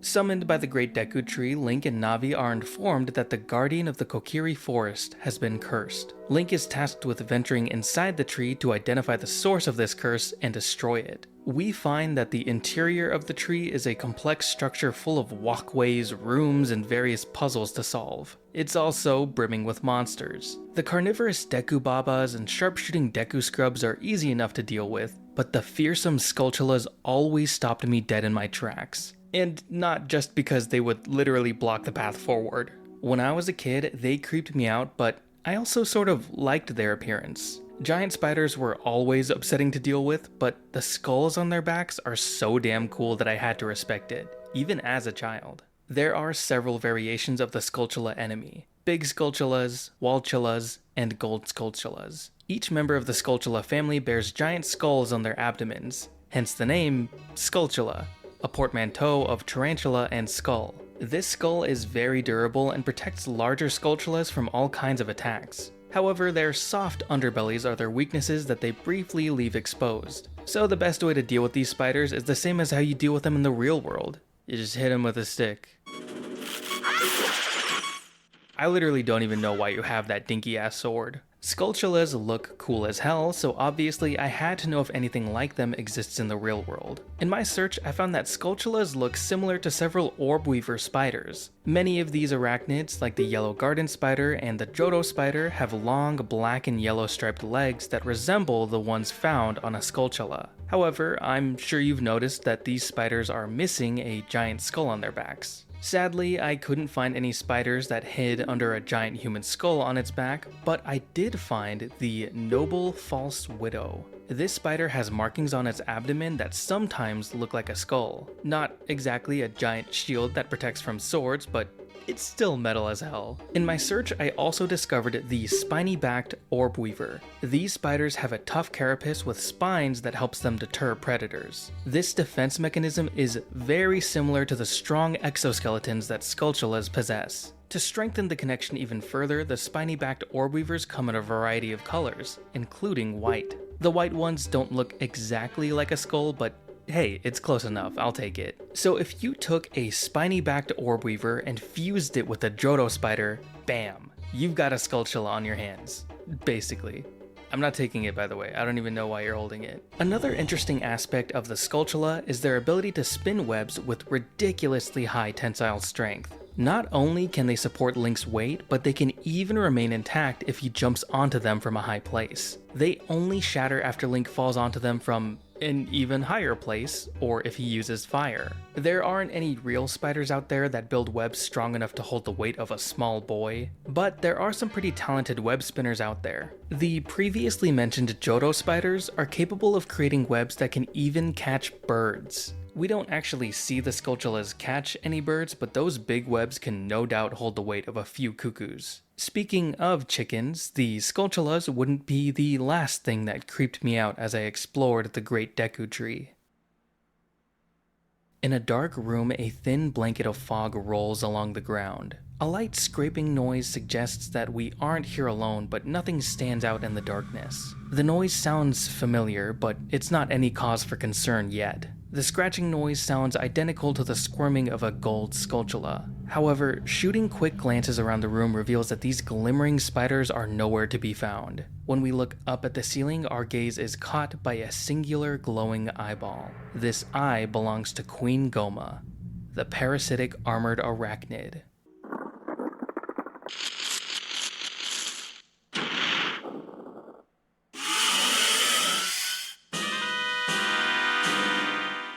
Yeah, if you couldn't tell from the 5-minute side tangent about spiders, Goma scared the shit out of me when I first laid my eyes on her. Up until now, the scariest thing I had fought in a video game was probably the giant Boo at Big Boo's haunt. Something that I really like about the battle with Goma is the cutscene that plays when you first enter this room. After stepping inside, we briefly see from her perspective. See how the camera is suddenly on the ceiling looking down at Link? Then the camera flies over to Link, who is then shocked by the door suddenly closing behind him. It's a very short, eerie scene, and it does an excellent job at building suspense and communicating Goma's location to the player. In case that rustling noise and Goma's glowing eye wasn't enough, now you know that you should probably take a look at the ceiling. This type of in-game cutscene is discussed further in an interview with Shigeru Miyamoto. This interview is part of the Iwata Asks series of interviews which were conducted by Satoru Iwata, the former Nintendo global president. In this interview, Miyamoto explains that processing cutscenes like this in real time was a new challenge that first appeared during the development of Star Fox 64.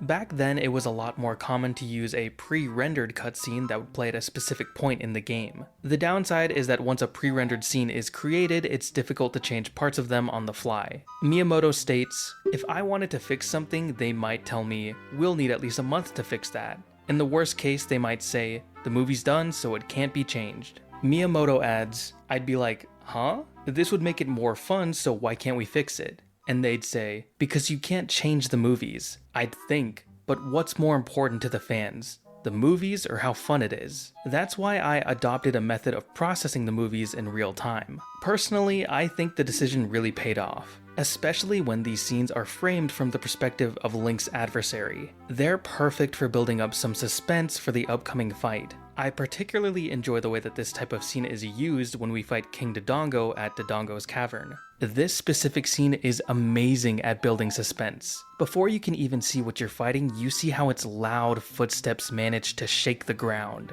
Then as the beast approaches, you see how this creature absolutely towers over Link.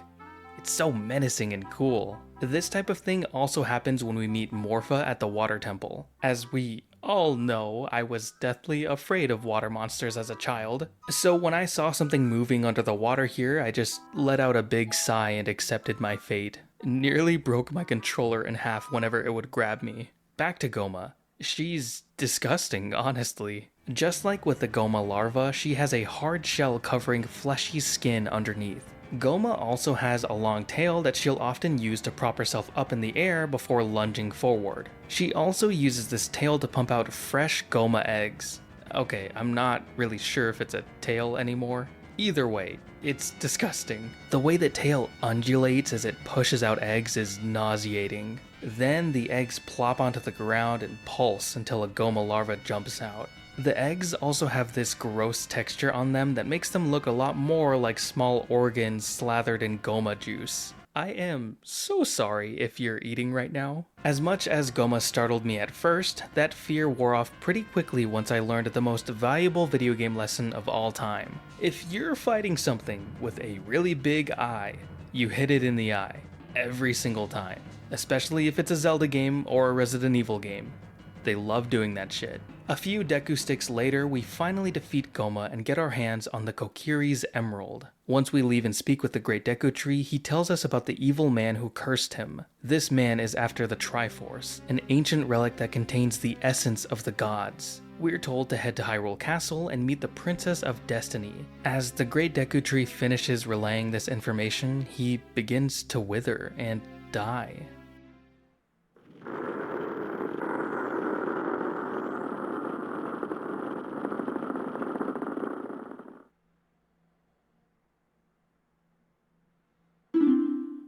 We make our way to Hyrule Castle where we meet a young Princess Zelda. She's delighted to see the Kokiri's Emerald in our possession and she asks us to fetch the other two spiritual stones, the Goron's Ruby and the Zora's Sapphire. On our trek to obtain the Ruby, we make a quick stop in a nearby village.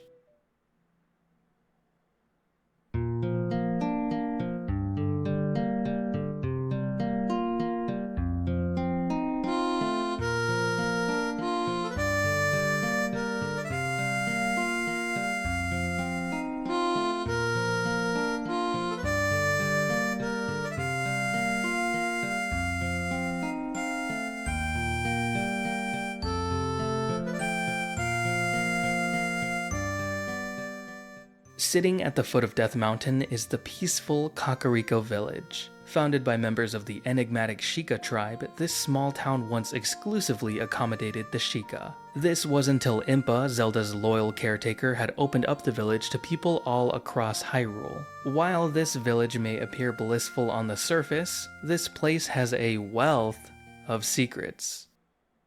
This is the House of Skulltula, a dark, empty house full of spiderwebs. As we make our way to the center of the room, a large Skulltula zips down from the ceiling. Unlike typical monsters, this one hesitates to attack. The reason why is because this Skulltula is actually a human. In fact, this entire house is full of human Skulltula hybrids. The one in the center explains that they all look like this because of the spider's curse. The only way to break this curse is by destroying every spider of the curse and collecting the token that they leave behind. These cursed spiders are the gold Skulltulas we first discovered inside the Great Deku Tree, and there are 100 of them to find. Of course, you don't have to get them all, but then you have to live with the guilt of knowing that you left these poor people stuck as gross spider monsters. Then again, it is debatable whether or not they're deserving of your help. An old man in the village tells us a rumor about a wealthy family that once lived here, but they were cursed for their greed. This family is also referenced by the Zora shop owner. When you try to buy the Zora tunic, they state that they're afraid that only a rich family in Kakariko can afford the tunic. So clearly this rich family has enough notoriety to be recognized all across Hyrule, and they're mainly known for being rich and greedy. This family is no doubt the family that we find in the House of Skulltula. They even tell Link that they'll make him very rich if he breaks the curse. And hey, they do make good on this promise if you help them out. So maybe they learn their lesson and become a bit more charitable after being saved. That, or they only help Link because he saved them. Hopefully they're not too mad at the other villagers for not trying to help break the curse. Maybe we should have just left them as spiders. Did anybody else get jump scared by these guys when you first entered the House of Skulltula? Dude, I nearly beat the brakes off this guy. I don't know why he jumped out like that. Jesus Christ. In the back of Kakariko Village is a graveyard full of those who had sworn loyalty to the royal family. The soothing track that played in the village has disappeared in favor of silence. It's weird. The graveyard feels simultaneously creepy and kind of tranquil. If we enter the graveyard at night, we'll run into Dampe the Gravekeeper. He hosts the heart-pounding grave-digging tour, and for just 10 rupees, you can have him dig up treasure hidden around the graveyard. I felt bad because on my first playthrough, I was always creeped out by Dampe, and I avoided him at all costs. He's actually a pretty nice guy, and I'm always happy to see him show up in a Zelda game. At night, we're also free to move the gravestones to uncover secrets, or just defile graves for no reason. If you're really unlucky, you can trigger an encounter with a Poe, a lingering spirit of the dead. While Skulltulas had my kid self on edge, Poes never frightened me all too much. In fact, I thought they were pretty cute. Yeah, I know, it probably doesn't make any sense. Can you believe that the kid who was afraid of his own shadow didn't flinch one bit once a ghost appeared out of nowhere? It started with the Boos from Mario, then Gengar from Pokemon, and continued to the Poes from Zelda. This is partly where the name Ghost Surge comes from, as a reference to my love of ghosts, the paranormal, and the horror genre. Just like with the Skulltulas, there are a few variations of the Poe enemy. Regular Poes, Big Poes, the Phantom Guide in the Haunted Wasteland, and a few special Poes. For now, let's just focus on the basic Poes we bump into in the graveyard. These specters are obscured by their tattered, pale clothes. All we can make out is their glowing eyes and pointed noses. They sort of resemble a plague doctor's mask. In one hand they carry a lantern which they use to attack. Despite the various Poes all having different designs, they all carry a lantern, or a torch, which typically carries their soul. A soul inside a lantern? Huh. Everyone has a torch to burn, and this is theirs. Another similarity that all Poes share is their high-pitched laughter. Did you know that this laugh is just a sped-up version of Ganondorf's laugh? Give it a listen.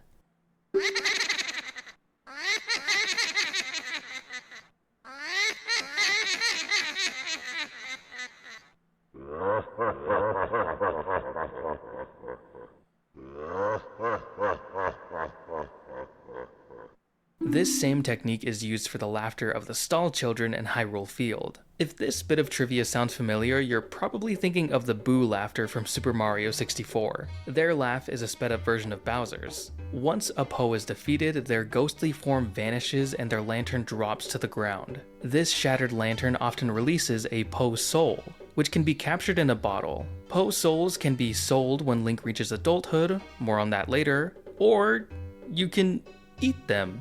Drink them? Consume them. Yeah, that's insane. What are you doing as a villager of Kakariko going to visit your dead grandpa and you see a 10-year-old eating his ghost? What do you even do? He's got sticks that kill monsters and you've got a chicken allergy. It's not even like eating a Poe soul is worth it. They only heal a small amount and even have a chance of reducing Link's health instead. So you're really only doing this to be a dick? While I really do want to judge young Link, I was no better as a child. I used to just keep Poes in a bottle, just cuz. I liked having ghosts on me as a sort of good luck charm, so I just kept them. I never consumed them either, but I am curious about how they taste. Do they taste like anything at all, or is it more of like a texture thing? The name of these ectoplasmic light keepers is possibly a reference to Edgar Allan Poe. While it hasn't been confirmed by Nintendo, the connection makes sense. Poe is most known for his gothic horror stories, so naming a ghost after him feels very appropriate. There's even a Poe in Oracle of Ages named Alan, further strengthening this connection between Poes and American horror author Alan Wake. We'll get to the other Poe variants later, so for now let's just keep digging around in the graveyard. At the far end of the lot there is a giant tombstone. As we approach, the silence is disturbed by the crack of thunder and water droplets slamming into the ground. Inspecting the tombstone reveals that this is the royal family's tomb. The two graves on the right and left belong to the royal composer brothers, Sharp and Flat. Inspecting their graves summons their spirits and they attack. The Composer Bros are two special Poe variants. The duo have their own unique red and green clothing, a baton, a decorative Triforce, and they even sport hair and mustaches. They're clearly meant to resemble Mario and Luigi. Weird that this game has two Mario and Luigi references. Defeating them causes their soul to pop out, but they unfortunately can't be devoured. Instead, these souls will tell you the story of their lives as composers for the royal family. When they were alive, they studied the mystical powers of the royal family and how to control the flow of time with an ocarina. Ganondorf tried to steal this research conducted by the brothers, and they gave their lives to keep this secret. Luckily, the brothers did not die in vain and inscribed one of their magical melodies onto the royal tombstone. All we have to do now is head inside.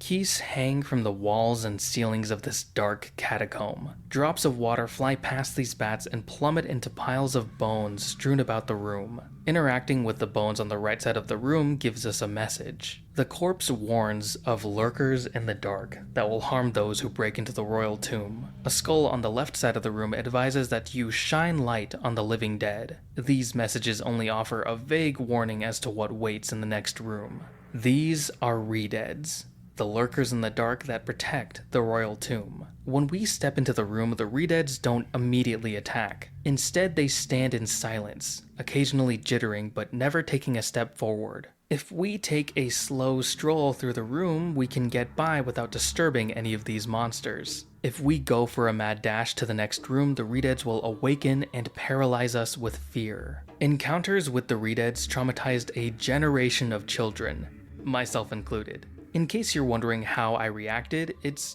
honestly all a blur. Not everyone was disturbed by Skulltulas or Pose, but we can all agree that the Redeads are utterly terrifying. That petrifying shriek makes you feel powerless as the creature ambles towards you. As you rapidly press every button on the controller hoping to break free from this trance, your gaze fixates on the Redead's appearance. It's the size of a full-grown Hylian. Its bones push against a thin layer of skin, and 3 empty holes make up this creature's face. The official art for the Redead illustrates that their face is hidden beneath a wooden mask, a detail that I never noticed from their in-game appearance on the Nintendo 64. This detail is also made a lot more clear in the 3DS remake of OOT. Link can even wear a very similar mask during the mask trading sequence. The third mask we obtain in this sequence is the Spooky Mask. It looks almost identical to the Redead's mask. If you wear this mask and show it to the lakeside scientist, he explains that this mask is made from a plank of wood used in a coffin. Very spooky. Once a Redead is close enough, they latch onto Link and sink their teeth into him. Button mashing is the only way to escape the Redead's grasp. You'll only be spared a few seconds to escape before the Redeads scream again and close the distance. It goes without saying, but Redeads are in a league of their own when it comes to Zelda enemies. Throughout the series, enemies in Zelda games undergo design changes to better reflect the game's art style and tone. Enemies may become more cutesy or threatening depending on the game they appear in. Just look at the Pose in Oracle of Ages. They're a bunch of cuties. And now look at the Pose in Twilight Princess. I am so glad that I waited until high school before playing Twilight Princess. One thing that remains consistent is the terrifying nature of the Redeads. Often do they retain their grotesque appearances and their iconic scream. Even more adorable Redeads like the ones in Echoes of Wisdom are still fairly unnerving. I have to admit though, one of my favorite parts of this game specifically was being able to sick the Redeads onto people. Come on, it's just one. I always assumed that the Redeads are simply what their name suggests, the reanimated dead. However, the trophy descriptions in the Super Smash Bros. Games propose a unique origin for these monsters. It should be noted though that this information is often regarded as non-canon since it's coming from Smash Bros. And not an official Zelda game, so keep that in mind. The trophy descriptions for the Redeads in Melee reads as follows. 7 years after Ganondorf took control of Hyrule, Redeads roamed the ruins of Castletown, moaning. At first, Link was shocked at the state of the town and the apparent lack of survivors. He later learned that the townsfolk had evacuated to safety and that the Redeads were just magic animated into hideous humanoid shapes. The trophy description in Smash 4 adds, "These creatures may look like zombies, but unlike the Walking Dead, Redeads have never been human. They just seem to be clay monsters fashioned in the shape of humans. They attack Link when he gets too close, making spine-chilling noises that are hard to describe with words alone. Best not to try, just get rid of them." A popular theory online suggests that the Redeads are inspired by Haniwa. These real-life clay figures, if you remember from the Okami video, are believed to be used for commemorating the dead during the Kofun period of Japan. This theory is fueled not only by the Smash trophy descriptions, but also the masks that the Redeads wear. They look a lot like the face of a Haniwa. Redeads also appear in places associated with death.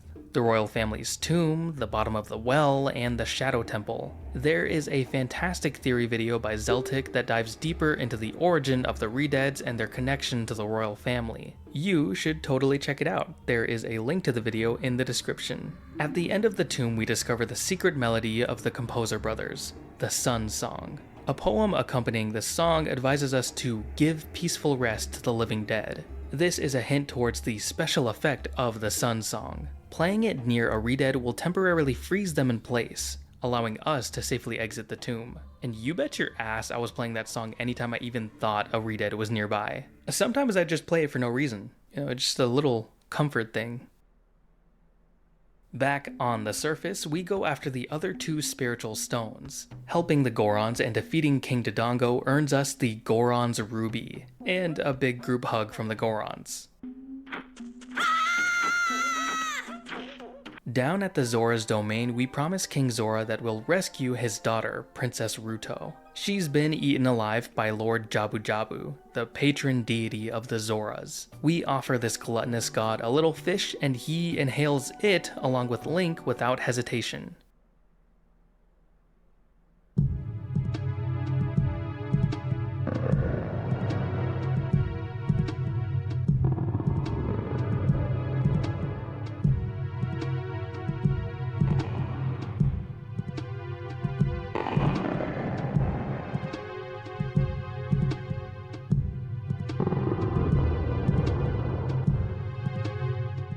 Scarlet muscles and indigo veins line the walls of Jabu Jabu's insides. The doors here are closed walls of tissue that briefly rip open before sealing again.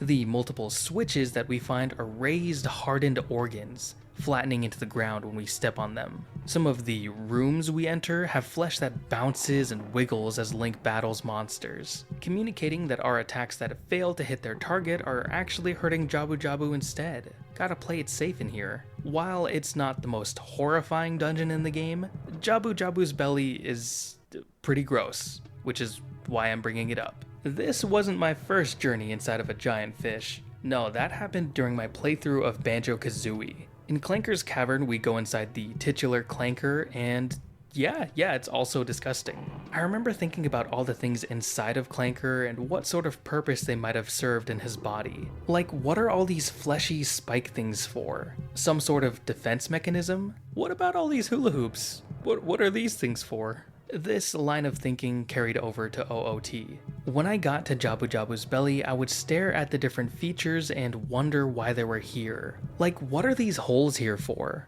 Are they to help with digesting food? What about the switches? Does Jabu Jabu's body have a way of pressing each one on its own whenever they need to be pressed? Why are there even switches in the first place? Obviously, the answer is because this is a video game. I highly doubt that realism was the goal as the dev team worked on this dungeon. However, that didn't stop me from creating nonsensical theories about Jabu Jabu's anatomy. Oh, Jabu Jabu has a uvula.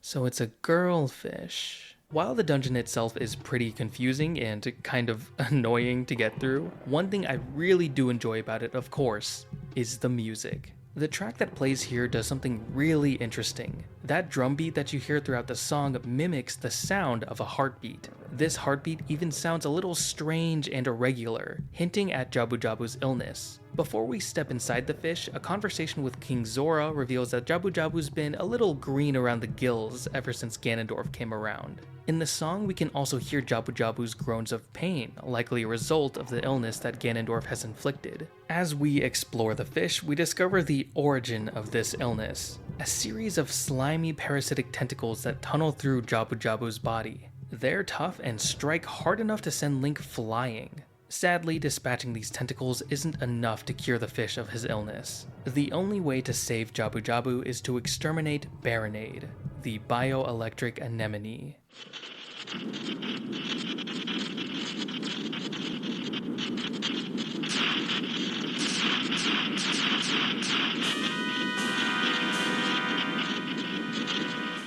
That cutscene that plays before the fight uses the same technique that we see before the fight with Queen Goma. For a moment, we see from a stray Bari's perspective before the camera flies over to Link, and this Bari rejoins Baronade. I feel like the team had a lot of fun with creating these in-engine cutscenes. Defeating yet another giant parasite gets us the Zora's Sapphire. It's kind of weird, right? That's 2 out of 3 young Link dungeons where he journeys inside of an organic being to eliminate a parasitic monster. We don't enter a living creature on our trek through Dodongo's cavern, but we do travel through the remains of a giant dead Dodongo. The ceiling of Dodongo's cavern is even adorned with the ribcage of this thing, so like, it totally counts, right? With all 3 spiritual stones in hand, we make our way back to Hyrule Castle to meet with Zelda. At the front gate to Hyrule Castle Town, we catch Zelda and Impa fleeing on horseback. Zelda throws us the magical Ocarina of Time, and we turn to see Ganondorf waiting behind us.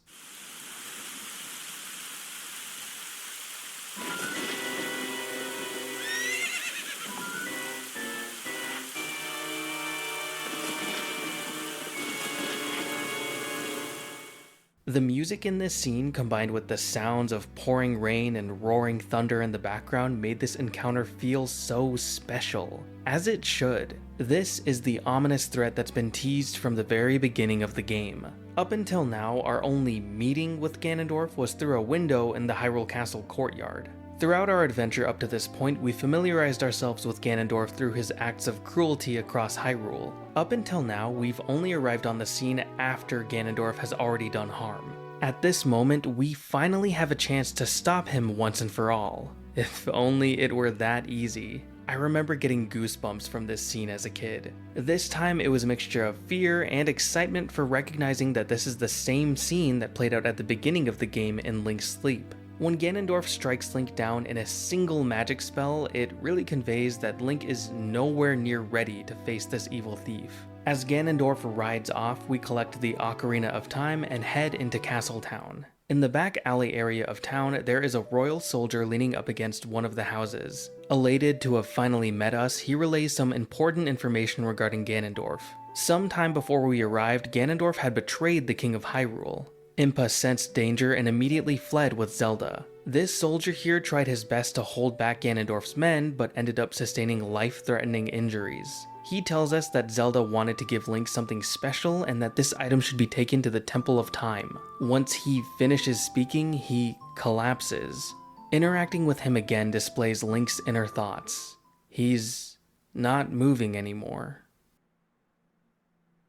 There's something so deeply unsettling about the upbeat Castletown theme blasting in the background as this man just dies. A few feet away from this man's corpse is a lively town full of people running around, dancing, and bursting into laughter.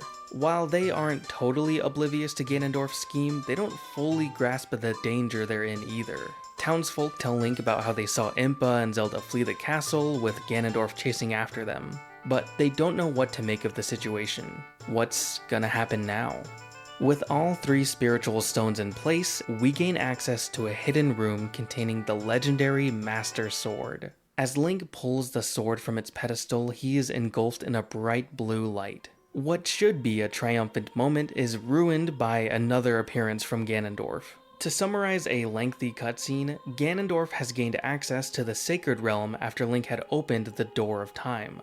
Ganondorf then seized the Triforce and became the king of evil that reigned over Hyrule. Rauru the Sage informs us that we can still defeat Ganondorf with the power of the Sages. It's up to us to journey across Hyrule and find the other sages though. With their power combined, we'll be able to finally defeat Ganondorf once and for all. Rauru also reveals to us that 7 years have passed since pulling the Master Sword out of its pedestal. He states that Link was too young to be the hero of time, so his spirit was sealed in the Sacred Realm until it was time for him to awaken. The game doesn't really dote much on this detail, but looking back on it as an adult has given me a new perspective. I feel like Link's transformation is a little bit unsettling. I can't imagine losing 7 whole years of my life, especially my childhood. Link not only loses 7 years of his life, but once he awakens, he is immediately thrown back into the fray. No time to adjust or reminisce on his lost childhood. All of his focus is put on saving the world.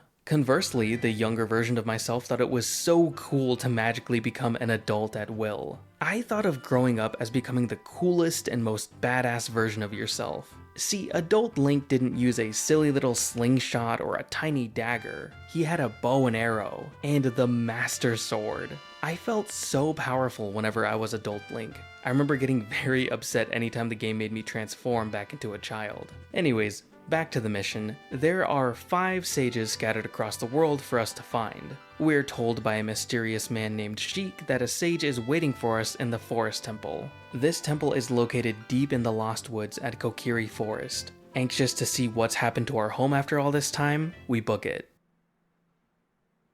Outside the Temple of Time, we see that the skies have changed. That calm baby blue has been swallowed up by an ominous dark purple. A giant ring has formed around Death Mountain as it swirls and illuminates the dreary atmosphere. It is said that the clouds surrounding the peak reflect the condition of Death Mountain. When they look normal, it is at peace. We remember the wise owl's words and we better understand how much times have changed for the worse. In the market area, we get an even better understanding of how worse things really are. Castletown has been completely razed to the ground. The town is now populated with Redeads. Defeating one of the monsters alerts every Redead to Link's presence, yet they don't rush to attack him. They trudge straight past him and stand over the corpse of the fallen Redead. It's like they're mourning. Some Redeads will even crouch near a corpse and shiver. Some interpret this as the Redead eating a corpse, while others see this as the Redead crying over its deceased companion. However you view it, this interaction definitely has an impact on my relationship with these creatures. On our way out of town, we can stop by the Ghost Shop. Owned by the creepy Poe collector, this shop specializes in the trading of Poe souls. Link can sell a regular Poe soul for 10 rupees, or the soul of a big Poe for 50 rupees. This type of Poe is encountered in Hyrule Field and functions similarly to a regular Poe.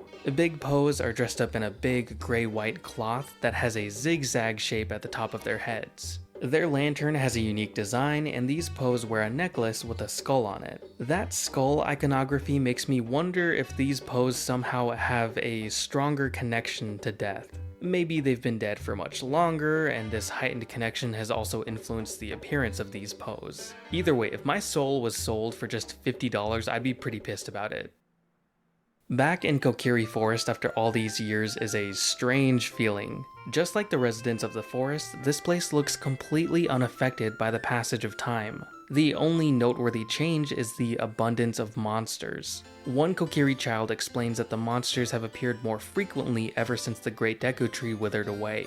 Unfortunately for us, there are even more hostile forces waiting for us inside the Lost Woods. Navigating through this confusing series of logs lands us in the Sacred Forest Meadow. We traverse through a much simpler maze and finally reach the Forest Temple.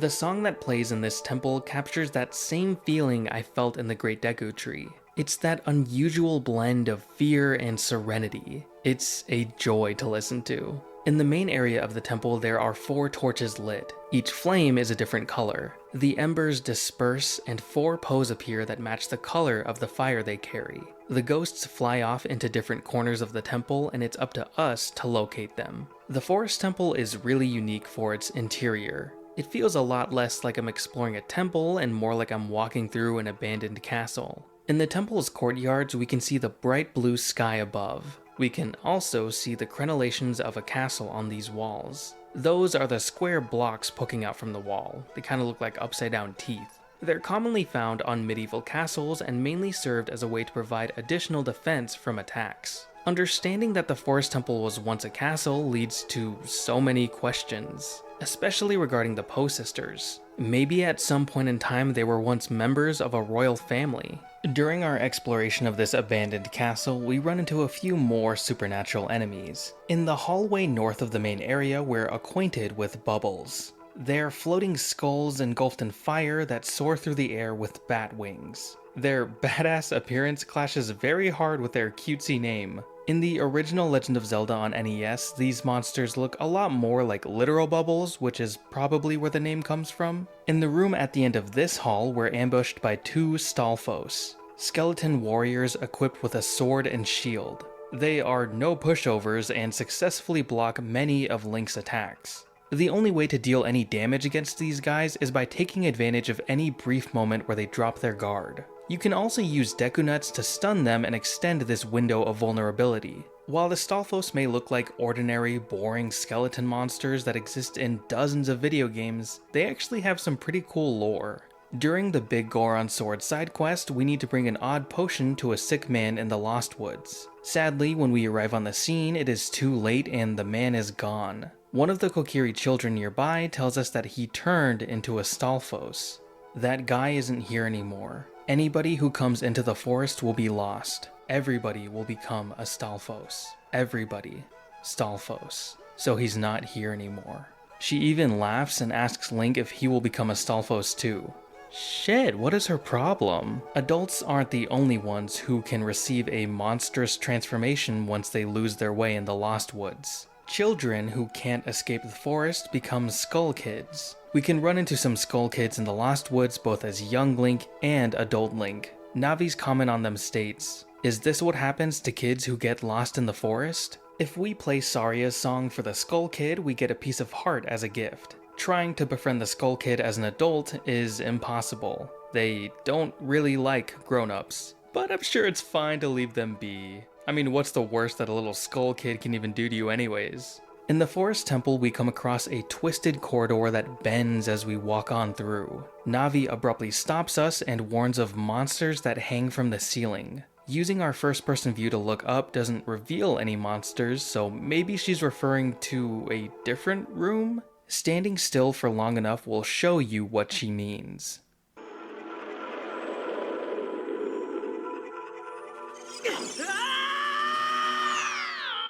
Nightmare Fuel. That disembodied hand is a wall master, and just like with the Redeads, they made me want to put this game down and never pick it up again. People always said that Navi was annoying, but I was always extremely thankful that she warned me of nearby wall masters.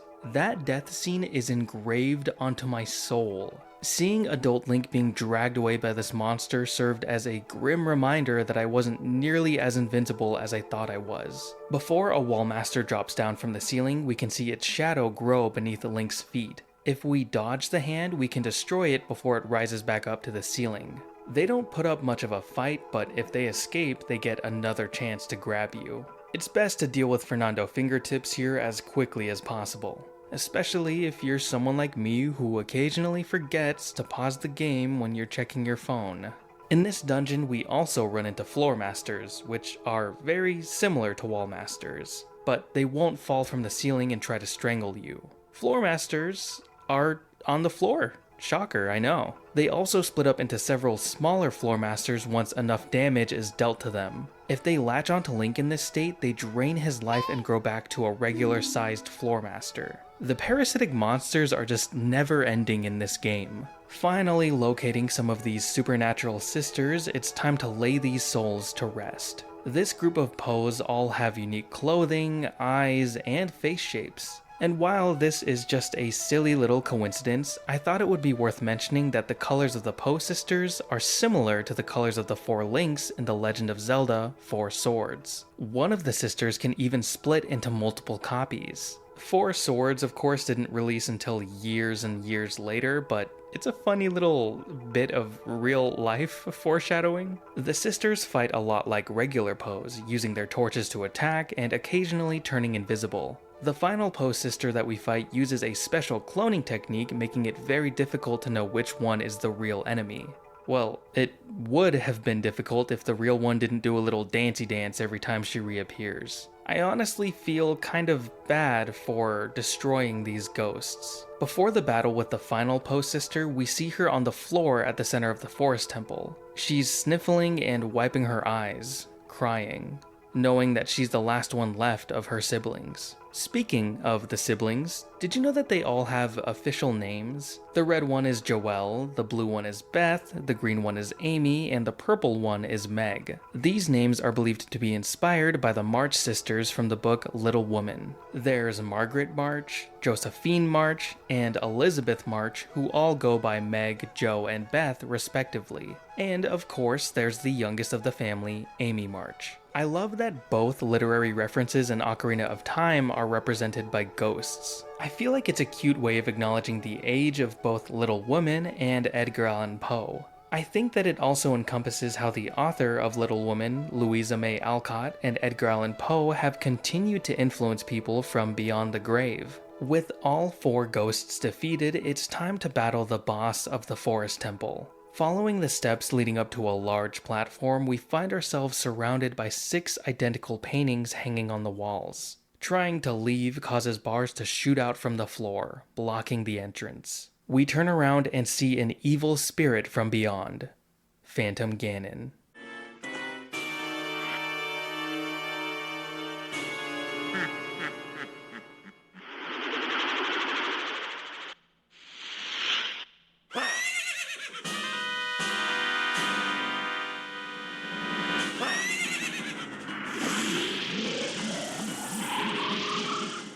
This spectral version of Ganondorf looks a lot like the original and even rides on the same beautiful steed that we see as young Link. This version of Ganondorf also wears a skull mask that has 2 giant horns on it.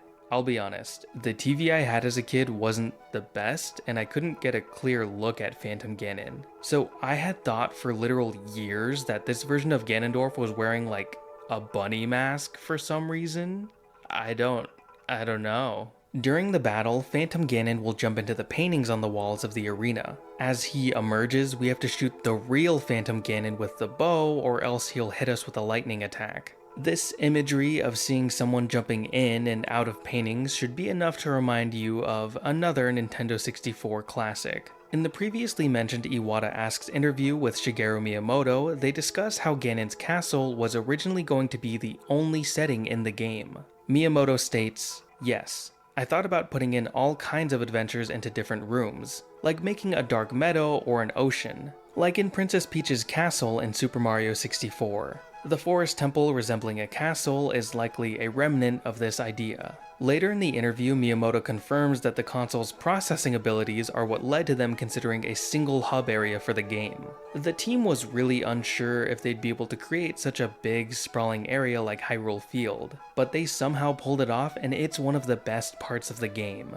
Though I really do want to know how they would have handled Ganon's castle as the only setting. Would we have also jumped through paintings, or would rooms magically change into different areas? Think like the open area we see in the Water Temple. This room even transforms back to normal after we defeat the mini-boss here. Maybe that kind of magic would have worked for Ganon's castle. One walk down memory lane and a game of ping pong later, we defeat Phantom Ganon. With the Sage of the Forest Temple rescued, we've got 4 sages left to save. There's one temple in particular that I've been dying to talk about, but before we do, let's briefly touch on the other temples. That way we can focus on the big one later.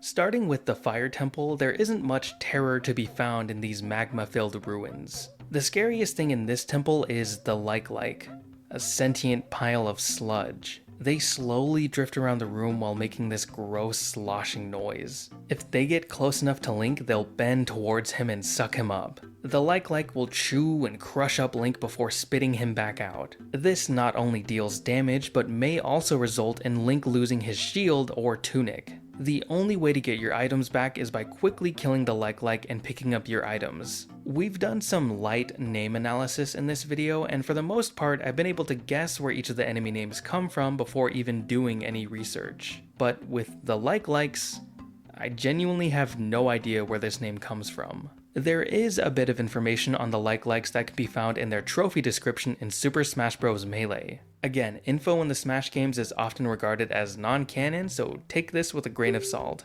In The Legend of Zelda, these slow-footed monsters inhaled Link and ate his shield, just beating out Wall Masters for the coveted title of most aggravating enemies ever. Supposedly their name comes from an old, almost indecipherable Hyrulean proverb. Shield eaters and world leaders have many likes alike. A post on Legends of Localization explains that the name like originates from a real-life Japanese proverb. In this post, this user explains how the Japanese description for the likes uses a real Japanese proverb instead of a fake Hylian one. OP explains that this proverb, that I can't pronounce, essentially means to each his own. The post on Legends of Localization is a pretty interesting read, so I've made sure to provide a link to this post in the description. Moving on to the Water Temple, there's not a whole lot to discuss here either. Unless you were like me and feared basically everything and anything that lurked beneath the water's surface, you got through this dungeon a-okay. What I want to focus on here is this temple's mini-boss. The majority of the walls in the Water Temple are made up of blue stones, sometimes engraved with symbols and patterns. The room where we find our mini-boss is unlike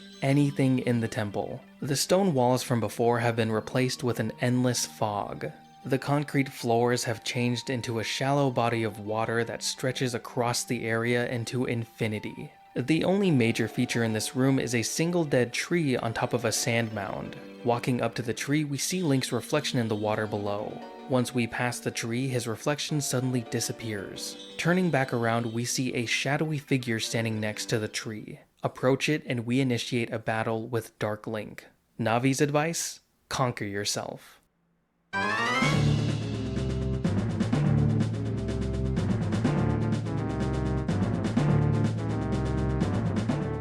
This fight had me on the edge of my seat. I wasn't afraid necessarily, I just thought that Dark Link was cool as hell. I loved Dark Link. I was that edgy kid that was always using the Dark Link alts in Super Smash Bros. I don't even know why I was so infatuated with him to begin with. I think it was because Shadow the Hedgehog brainwashed me into thinking that the evil version of any character is really just the cooler version. And if his appearance didn't win you over, check out this sick move.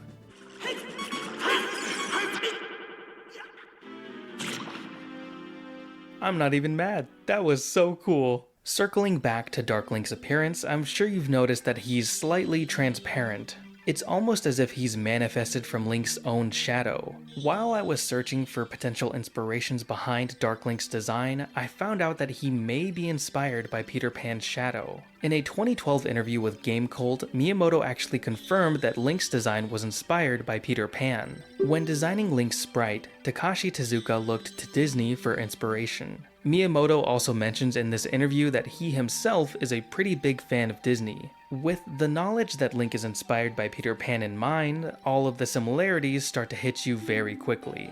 There's obviously the green outfits, the fairy companions, and being from a place where the residents never grow up. Now, if we go a step further and extend that to Dark Link, it's possible that he's inspired by Peter Pan's shadow. In The Adventure of Link, you even fight an enemy known as Link's Shadow, so it's not a completely far-fetched idea. I think what makes Dark Link so memorable is that there's no mention of him up to this point in the game. When he appears, it's in a special room that differs completely from the rest of the temple. There's also no special in-game cutscene like the ones we see with Goma, King Dodongo, and Baronade. Dark Link just stands there, menacingly. The fight's difficulty also plays into that memorability. Dark Link mirrors all of your attacks, so he can basically parry anything you throw at him. Anything except for this.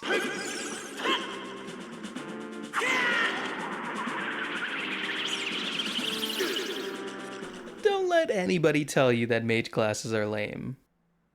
Now at the Spirit Temple, I want to talk about the two witches that inhabit this place, Kotake and Koome. These 400-year-old twin sisters are masters of fire and ice magic. They also served as the surrogate mother for Ganondorf, no doubt raising him to be the hellacious villain that we know him as today. These witches have names that are believed to be inspired by characters from a book. Again, there are so many literary references in this game. The names Kotake and Koome come from characters in The Village of the Eight Graves by Seishi Yokomizo. In this book, these characters are two old women that are also twin sisters. The characters in the book are also pretty nefarious. It's so weird because when we defeat the twins, we see them surrounded by a bright light with halos over their heads. They literally raised the king of evil, kidnapped an innocent woman, brainwashed her, and they still go to heaven? Maybe they were just really good moms. I don't know. Okay, it's time for what we've all been waiting for. A disgruntled man in Kakariko Village tells us about a mean kid that messed up the windmill 7 years ago. He teaches us the melody that still haunts him from that cursed day, the Song of Storms, my favorite song in Ocarina of Time. One bootstrap paradox later, and we manage to drain the water in the well, unveiling a hidden path at the bottom. We go and check it out.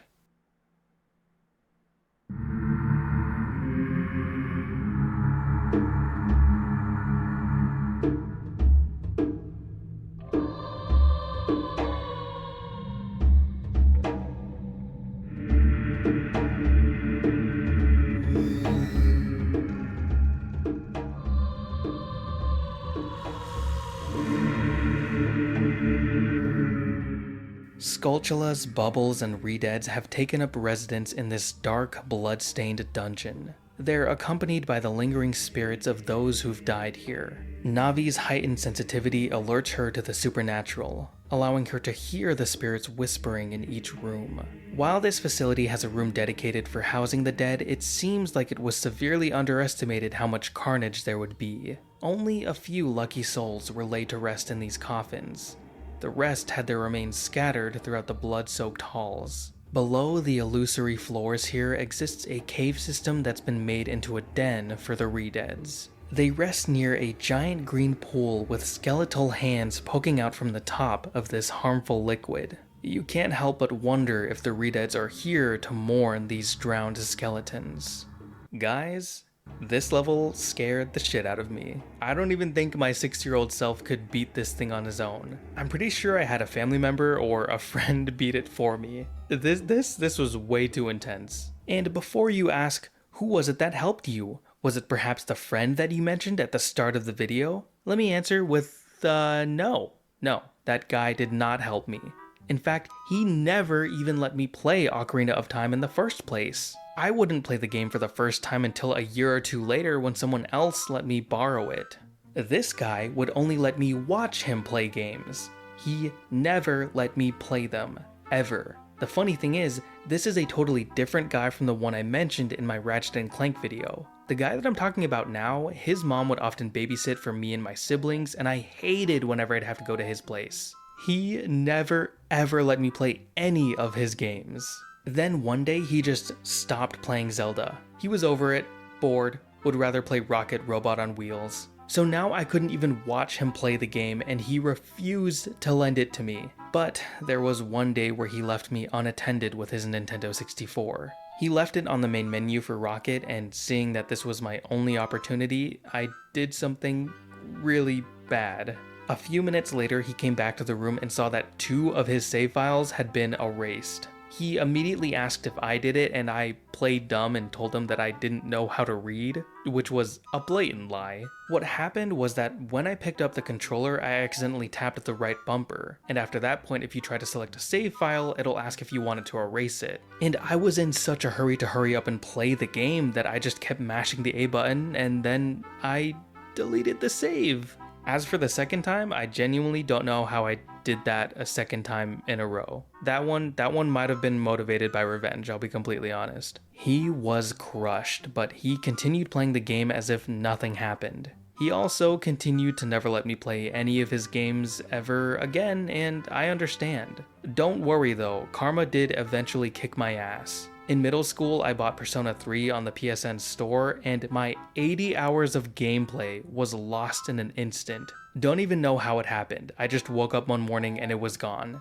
Didn't touch the game again for years. This little story of mine is one of the greatest sins I've carried with me throughout my life, and I just have two things that I want to say. Firstly, Derek, if you're watching this somehow, dude, how you doing? What's up? Let's get drinks and apps sometime. I'd love to hear your thoughts on Tears of the Kingdom. And secondly, Derek, you're an asshole. This could have all been avoided if you had just let me play Zelda. I regret nothing. Why did you even have multiple save files for the game? You never let anyone else even play it. I'd get it if it was an RPG or something like that, but it's a platformer. Was it to replay missions?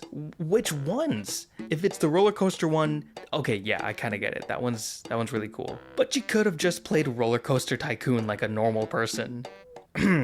Oh, yes. The bottom of the well. When I first entered this dungeon, that music had brought me to a complete stop. When this track hit my ears, I could feel the dread just washing over me. It was like a redead had frozen my body in place. You know, maybe Derek was doing me a favor. This sinister track is also the one that plays in the Shadow Temple. Throughout the entirety of this track, we can hear the sound of bongos. This is obviously a nod to that dungeon's boss, who we'll talk more about later. In this track, we also hear the occasional hissing and breathing noises. As a kid, I struggled to discern whether or not this was part of the music, or if these sounds were coming from a monster skulking around the next corner. This track is so oppressive and cold, it feels like a phantom breathing down your neck. It's part of what solidifies the Shadow Temple as my favorite in the game. Another thing that makes the bottom of the well so horrifying is the appearance of normal red blood.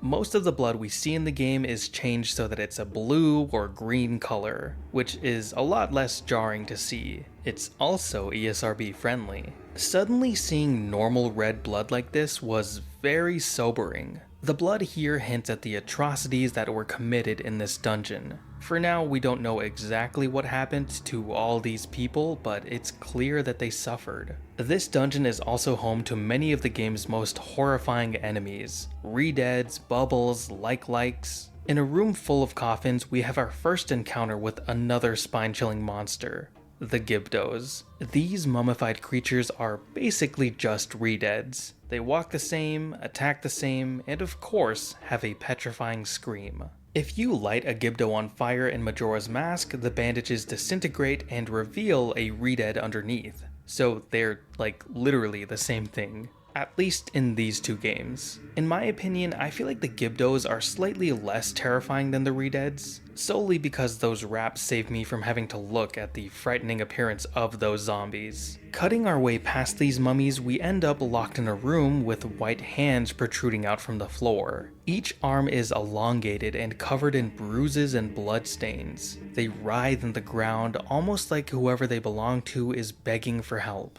If Link gets too close, the hand swoops down and latches onto his skull. Those sharp red nails hold him in place as a giant monster lurches towards him. This is the Dead Hand. Well, okay, I don't really know what it is exactly. It looks nothing like any of the monsters we've seen so far. Navi's only advice is to watch out for its infinite hands and aim for the head. I was so glad that I handed off the controller once this thing popped up on screen. This pale demon is horrifying in every aspect. Its appearance, the way it moves, the way it attacks, everything about this mini-boss is perfectly crafted to horrify players. The creature's skin is covered in red blotches that you could assume are just a natural pattern on the Dead Hand's skin.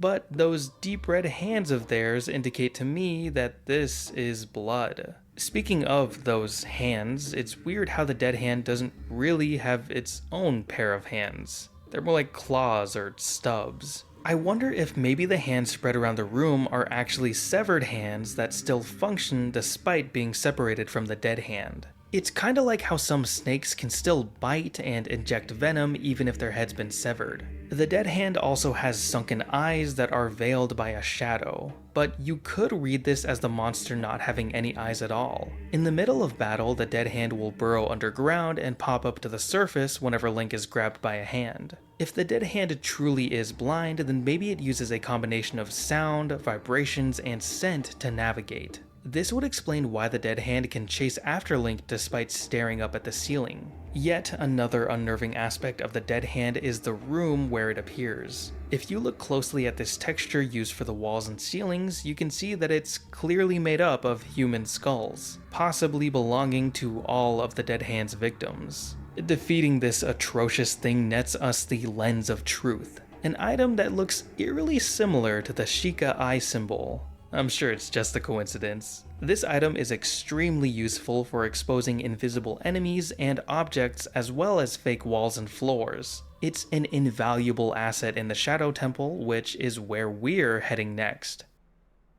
Returning to Kakariko Village, we find that it's been set ablaze. Sheik warns us to stay back as an invisible force shoots out from inside the well. The ethereal enemy attacks Sheik, then circles back to Link, knocking him unconscious. When he wakes, Sheik informs us that an evil shadow spirit is what escaped from the well. This spirit was originally sealed by Impa until now. She's gone to the Shadow Temple in an attempt to seal the spirit once more, but she'll be in danger without help. Playing the Nocturne of Shadow on our ocarina transports us to the Shadow Temple's entrance.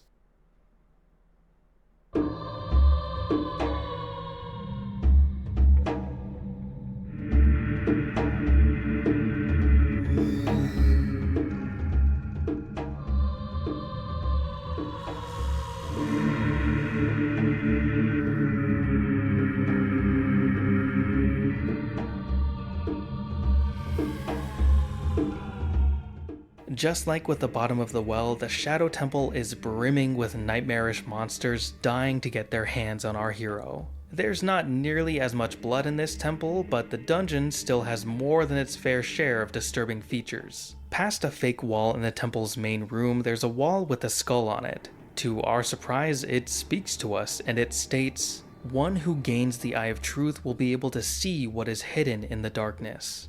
In the next room there are a bunch of identical walls. We find the way forward using the Lens of Truth, and another skull speaks to us.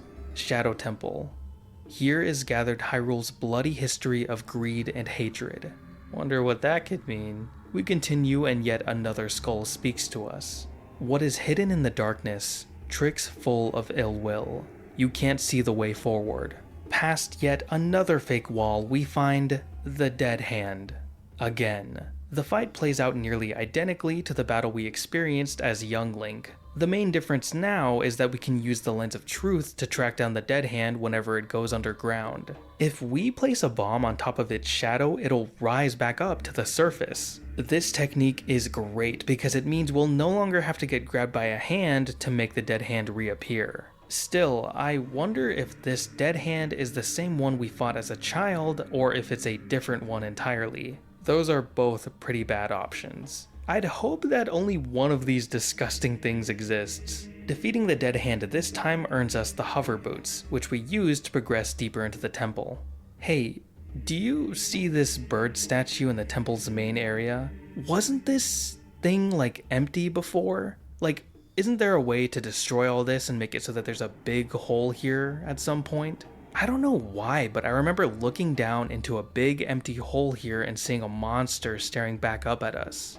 Is that just me? Is every copy of OOT personalized? I don't know, that could have just been a nightmare, but I swear there's a hole here. Exploring the temple, we begin to see some disturbing hazards. In a few of the rooms, we can find statues of two reapers holding scythes. They spin around constantly and cut up anything that falls in their blade's path. In another section of the temple, there are multiple guillotines placed back to back. These archaic execution devices are linked to Hyrule's history of greed and hatred. According to the Legend of Zelda Encyclopedia, this temple was used for torturing and killing enemies of the royal family. The text states, "It is a place where the Sheikah, entrusted with the lives of Hyrule's royal family, have historically taken enemies of the royal family to be interrogated or worse. Because it stands as a symbol of Hyrule's dark history, it is taboo for the royal family to speak of this temple and its horrific purpose. This revelation is staggering. It completely alters your perception of the royal family in this game. It's a very interesting element for this world's lore. We can only hope that this Zelda someday denounces her ancestors for their crimes and doesn't adopt their cruel methods. I'm really glad that we agreed to help her out at the beginning of the game. I'm not really sure if Impa would have just calmly escorted us out from the castle if we said no. Since the bottom of the well is not too far from the Shadow Temple's entrance, I think it's safe to assume that this dungeon is a sub-area of the temple. There are a lot of jail cells and chains in the bottom of the well, so I wonder if it was used as a way to house additional prisoners that couldn't fit in the Shadow Temple. The amount of blood here also insinuates that torture was frequently conducted at the bottom of the well. Just want to add that I love how the 3DS remake has added this hooded skeleton at the front of the ferry. It's like Charon himself is guiding us through the river Styx. Apparitions even pass by as we ride into the Shadow Temple's depths. It's amazing. This short ferry ride also puts us on a straight path towards this temple's boss. To access the boss room, we use the lens of truth to see hidden platforms spread throughout a pitch dark room. Behind a locked door, we fall down a hole that drops us into the lair of the phantom shadow beast, Bongo Bongo.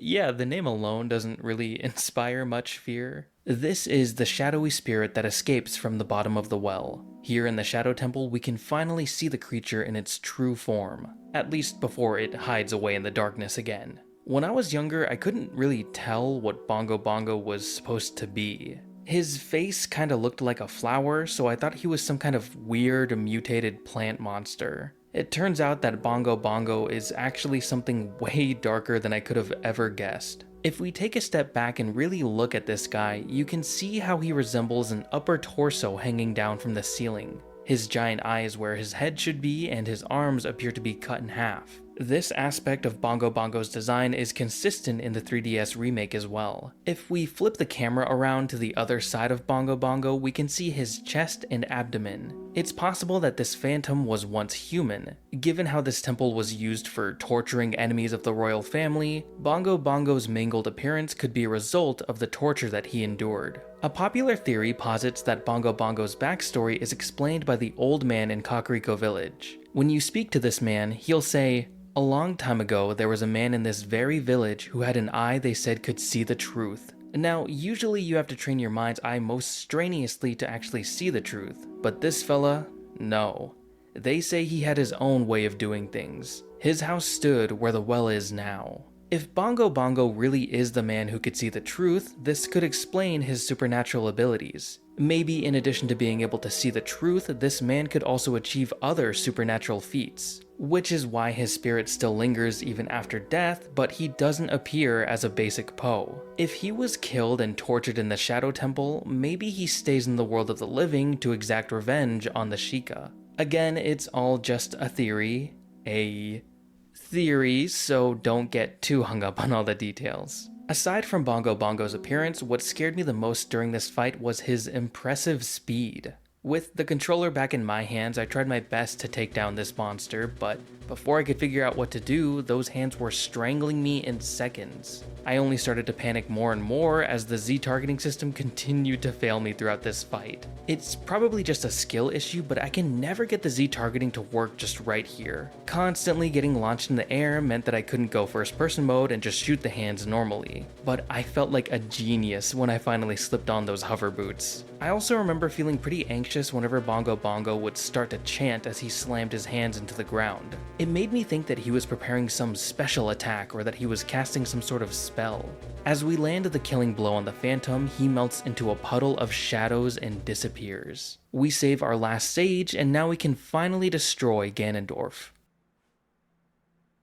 With the power of the 6 sages, they conjure up a rainbow bridge that allows us to access Ganondorf's castle. But before we step inside, can we take a sec to admire this castle? I've always loved its gothic aesthetic and the way it floated above a pool of lava. It reminded me a lot of Bowser's Keep from Super Mario RPG in the way that we can visit it at any time, but it remains inaccessible until the end of the game. In the 3DS remake, they've added these awesome little gargoyle statues to the castle. The goat skull and the bat wings make them look demonic. A perfect piece of decor for the King of Evil himself. I love all of these cool little flourishes that the remake adds, but I am kind of upset about how they handled other aspects of the game. For example, there's the Dead Hand. He's still creepy, sure, but he's missing all of those blood stains. His claws aren't bloody anymore either. They're like a weird, strange, purple pinkish color. In fact, the bottom of the well and the Shadow Temple are missing all the blood slathered against the walls and floors. Yeah, it's not the end of the world, and I'm sure it was done to avoid anything above an E10 plus rating, but it's a pretty disappointing change. When I spotted blood in these areas in the original game, I realized that I was dealing with something a lot more serious than the previous areas. It was a real lean forward in your chair moment that's partially lost in the remake. But hey, at least they kept the skeletons and didn't replace the Dead Hand with some other monster entirely. Still though, I'll never forget walking into the bottom of the well and seeing real blood. That was such a shocking moment for me. Back to Ganondorf's castle, the interior maintains that spooky vibe conveyed from the castle's exterior. The rooms connected to the main hall each resemble the previous temples that we've explored. By dispelling each of the castle's barriers, we gain access to a room that leads up to the higher floors. At the top, we have a rematch game of ping pong with Ganondorf, and then the castle begins to crumble. The timed escape segment with Zelda was my greatest source of anxiety. Anytime those falling rocks hit me, I could feel my heart rate spike. Which was a tad dramatic, I'll admit. I feel like those 3 minutes that they give you are pretty generous. Anytime I was forced into a battle, I just spammed the spin attack over and over and over. No idea if that's the best method for dealing with these guys, but it worked for me, and it still works after all these years. At the bottom of the castle, Ganondorf rises up from the rubble and it transforms into Ganon.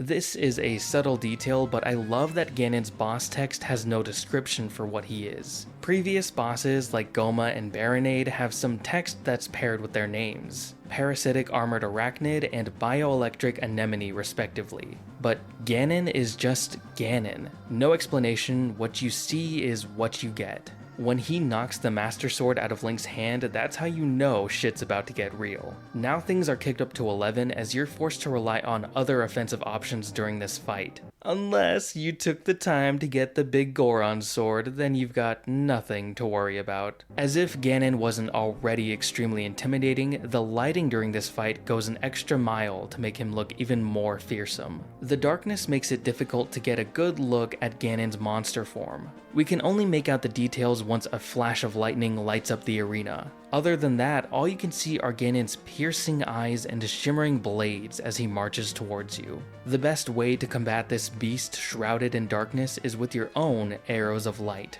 It's awesome. It's also another thing that I don't really like about the remake. The arena is just way too bright. It feels a lot less oppressive and intimidating. You can also very clearly see Ganon. The glowing eyes feel a lot less cool when they're not cutting through the darkness. One little detail that the remake does retain is Zelda's horrified scream whenever Link is hit by one of Ganon's attacks. It's such a small little detail, but it contributes to the nerve-wracking atmosphere while also making Zelda feel real. It caught me so off guard when I first heard it. It was so rare back then to see characters verbally reacting to my own actions. Zelda's fear made me feel like I had to do everything I could to claim victory. I have no idea why it's all on me though. Girl, I've seen that F smash, get in here. The more I think about Zelda's perspective, the more I understand how horrifying it must be to see Ganon get an edge in battle. Can you imagine how terrifying it would be if Link just died? All 7 years spent trying to defeat Ganondorf just straight down the drain?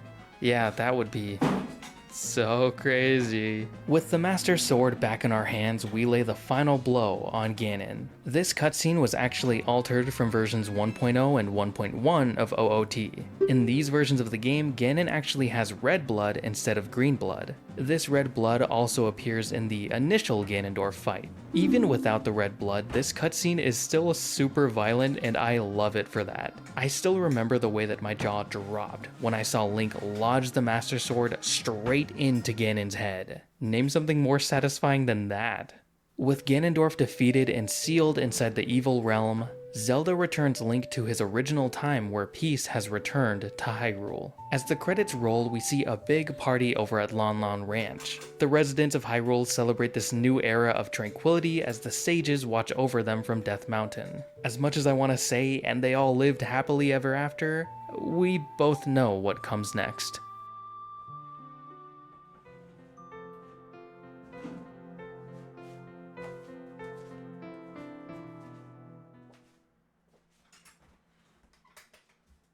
A huge thank you to my Supernatural supporters over on Patreon. They actually got access to this video a few days before it went public on YouTube. It's a new benefit that I've launched for my Wraith Surge and Phantom Surge tiers. So if that's something you're interested in, consider becoming a patron maybe if you want. This video was created to celebrate hitting 10k subs and holy shit, it's a number that is still absolutely mind-boggling. I am so grateful for each and every one of you. When I first started this channel, I remember how giddy and excited I was when one of my videos broke 100 views. And now here we are at 10,000 subscribers. I know I've said it before, I'm gonna say it again, literally incapable of wrapping my head around that number. I've been watching YouTube since the very beginning, and I've always been on the gaming side of things. Whenever I'd watch some of my favorite YouTubers talk about a game, I'd think, damn,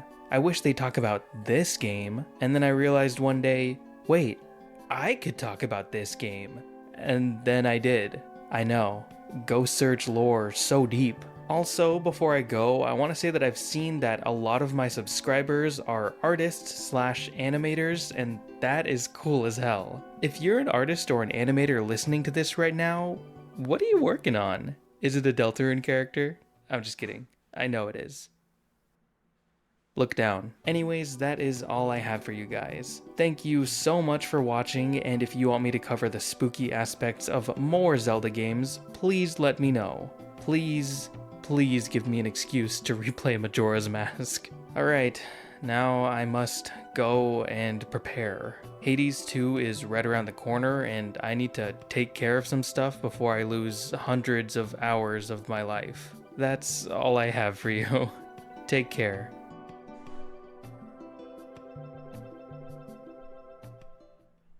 There's a legendary road that stretches 2,448 miles connecting Chicago to Los Angeles known as Route 66. It's home to unique landmarks, forgotten history, and most importantly, restaurants that have served travelers for decades. I've been planning a road trip along this historic road because I really want to eat at its most famous spots, and over the next few days, I'm finally turning that dream into reality. This is a story that begins all the way at the very beginning of the road in a place nicknamed the Windy City.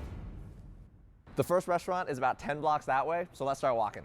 Now, for those who don't know, Route 66 was one of the original US highways, established in 1926, and it goes across 8 different states. I promise I'm gonna have a car for the rest of this. I just wanted to get some cardio in since I'm gonna be eating a lot over the next 5 days. After a quick 20-minute stroll, I finally made it to restaurant number 1, Lou Mitchell's. I saw pictures of this place online, but the outside looks way cooler. So this breakfast spot has been around since 1923, and apparently it's nicknamed the first stop on the Mother Road. That's just another nickname for Route 66, by the way, because it basically gave rise to everything we now associate with the Great American Road Trip, like diners, hotels, gas stations, and the weird roadside stuff in between. I'm really excited to try this place, but I'm also a little nervous because this is gonna set the tone for my entire journey. It's literally the first place, and I really hope it's good. Good morning. Just for one. Oh, perfect. Yeah, thank you so much. Just from walking in, it was obvious that this quirky little diner really was the perfect place to start this road trip at. There was Route 66 memorabilia all over the walls. They had it on their menu, and not to mention their merch literally says where the road begins. Pretty cool. I did already order a coffee since the sign out front said they make the world's finest cup. It was pretty good. Let's figure out what to eat. They have so many options for food, and it all sounds delicious. They got eggs, a bunch of different eggs Benedicts, a huge list of fluffy jumbo omelets, all different kinds. And look at these pancake options. I am getting serious decision paralysis right about now. What do you think is the best thing here? So we're known for our omelets and our pancakes. Those are signature items. Got it. Which one's your favorite? I like the chocolate chip or plain. All right, I'll do the chocolate chip. And then what's your favorite dessert here? Well, so today I only have donuts, pecan rolls. Got it. You can surprise me. Thank you. Now, during this trip, I'll be judging every restaurant along the way based on 3 things: their signature dish, a dessert, and just the overall vibe of the place. Then I'll give each spot a numerical score out of 10 in order to crown the best restaurant on Route 66. And look, I know this isn't a perfect system, but keep in mind, I'm not actually a real food critic. Thank you. Ooh, is this a donut hole? Yeah. Oh, that's cool, thank you. So I actually did read up about this online. While you wait for your food here, they actually hand out fruits and a donut hole. Pretty cool. I've also never seen a donut hole that looks like this. It's like perfectly fried and crispy. Cheers.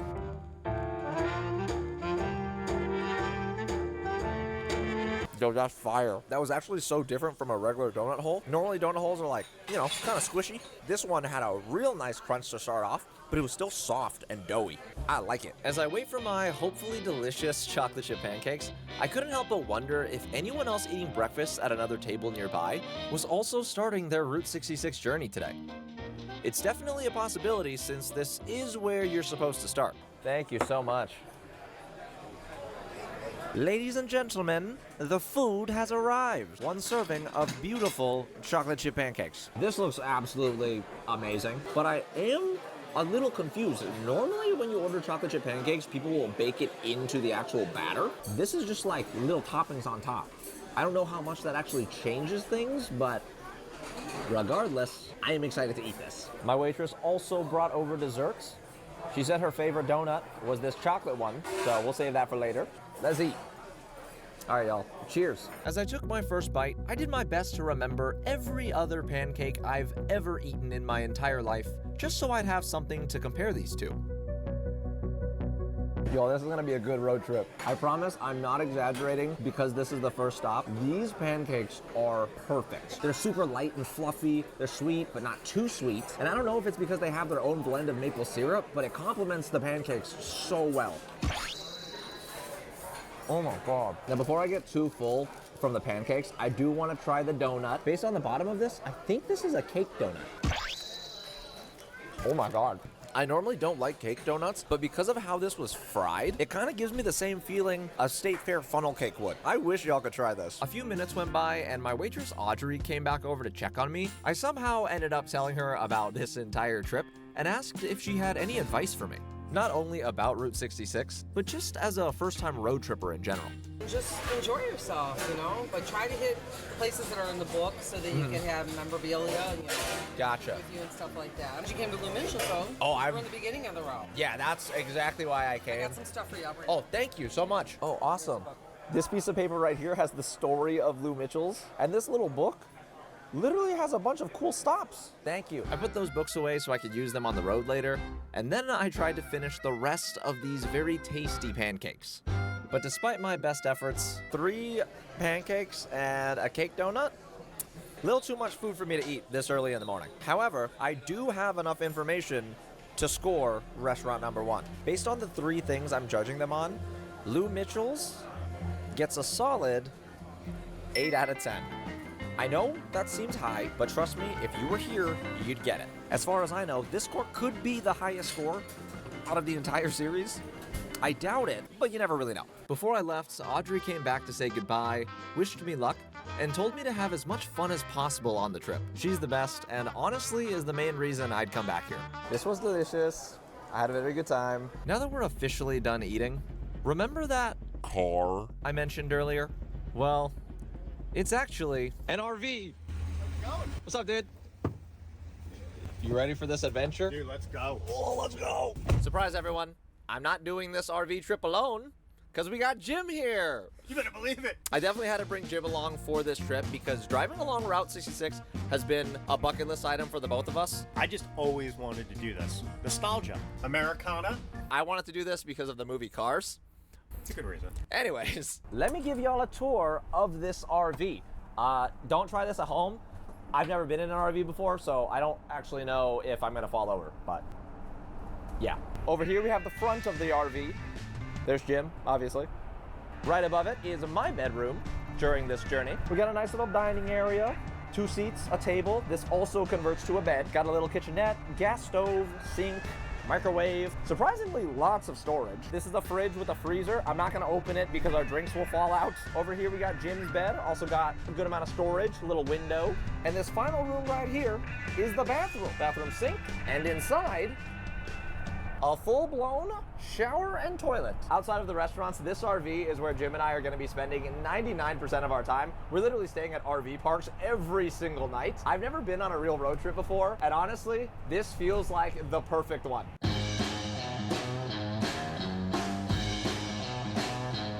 All right, y'all, we made it to restaurant number 2, Del Rey's Chicken Basket. So Jim, I am very excited to eat here because this restaurant was actually featured on season 5 of Diners, Drive-Ins, and Dives. Guy Fieri says the fried chicken and mac and cheese are delicious. What are you thinking? I find that hard to believe. Why? The best fried chicken I ever had, Atlanta. I've never been to Atlanta, so I have no idea what Jim's talking about. I rated Lou Mitchell's an 8 out of 10. Do you think this place can beat it? I have no idea. We're gonna find out. Let's go inside. Now, this historic Route 66 stop wasn't always a restaurant. It started out as a small gas station in the 1930s with just a small lunch counter selling chicken. It wasn't until 1946 when a dude named Delbert Rhea bought the building and turned it into what it is today. After you, sir. Thank you, sir. It smells good. It smells really good in here. We checked in and got led to our table in this huge farmhouse-style room. I'm talking plaid tablecloths and decorations you'd probably find in your grandma's house. Jim, what do you think of the vibes so far? I mean, I like it. It's like a, nice side of the road type place that you would expect on Route 66, especially right in the beginning, starting this whole thing off. How do you feel about the roosters on the ceiling? Huh? I mean, okay. To each his own. They're everywhere. We're being watched. Cock-a-doodle-doo. Along with the weirdly large assortment of roosters, there's also a wall all the way in the back room with a bunch of Route 66 signs, license plates. This place is pretty cool. We looked through the menu, and I don't think I've ever seen this many different chicken options at any other restaurant before. They are famous for their chicken though, so I guess I should have expected that. We both had quite a hard time deciding what to order, but we got some good news when our waitress came by and told us about the buffet option. It was super cheap, and not to mention, it let us try all of the food they're the most famous for, so kind of a no-brainer. We've officially placed our buffet order. Jim, do you know what I normally do during this section? You walk up and you go, let's do it. No. What's it time for? Buffet time.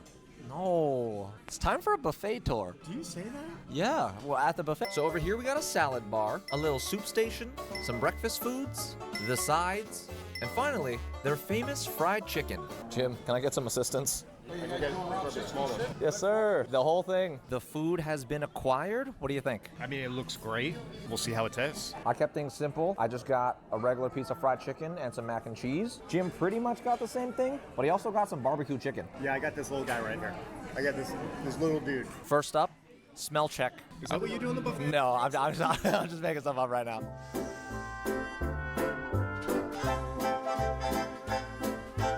Since everyone's already seen me eat, Jim, I would like you to have the first bite of the famous fried chicken. Here we go. The chicken itself, very moist, very good. How's it compare to Atlanta? It's different. It's different in Atlanta. Atlanta's fried chicken is more fried, more crispy, has that crunchier outer crust. This is more of like a, I don't want to put it down, but like a shake and bake type fried chicken. You like it though? Oh, it's very good. I see what you mean. Right? It's a little different. It kind of tastes like Thanksgiving. All right, let's try this mac and cheese. Cheers. I don't know how I feel about this. So I'm not a chef, but I do know some food terms. It feels like this mac and cheese was made with like a bechamel sauce along with the cheese. That's why it's thicker and creamier. It's good. I think I'm thrown off because I'm not used to mac and cheese being this creamy. I'm also used to eating mac and cheese when you have like some panko breadcrumbs on top for like a little texture change, like some baked mac and cheese. I'm used to the Texas barbecue mac and cheese. Yeah. Next, Jim tried his barbecue chicken, which I did not get. Dude, that is good. He liked that chicken so much, he went back for another plate. I, on the other hand, tapped out since I was still full from Lou Mitchell's. However, I did eventually manage to find some room for a little sweet treat. Desserts have been acquired. I only got a little slice of, I think this is chocolate cake. Meanwhile, Jim got chocolate cake, a brownie, and banana pudding. Yeah, I mean, go big or go home. Cheers.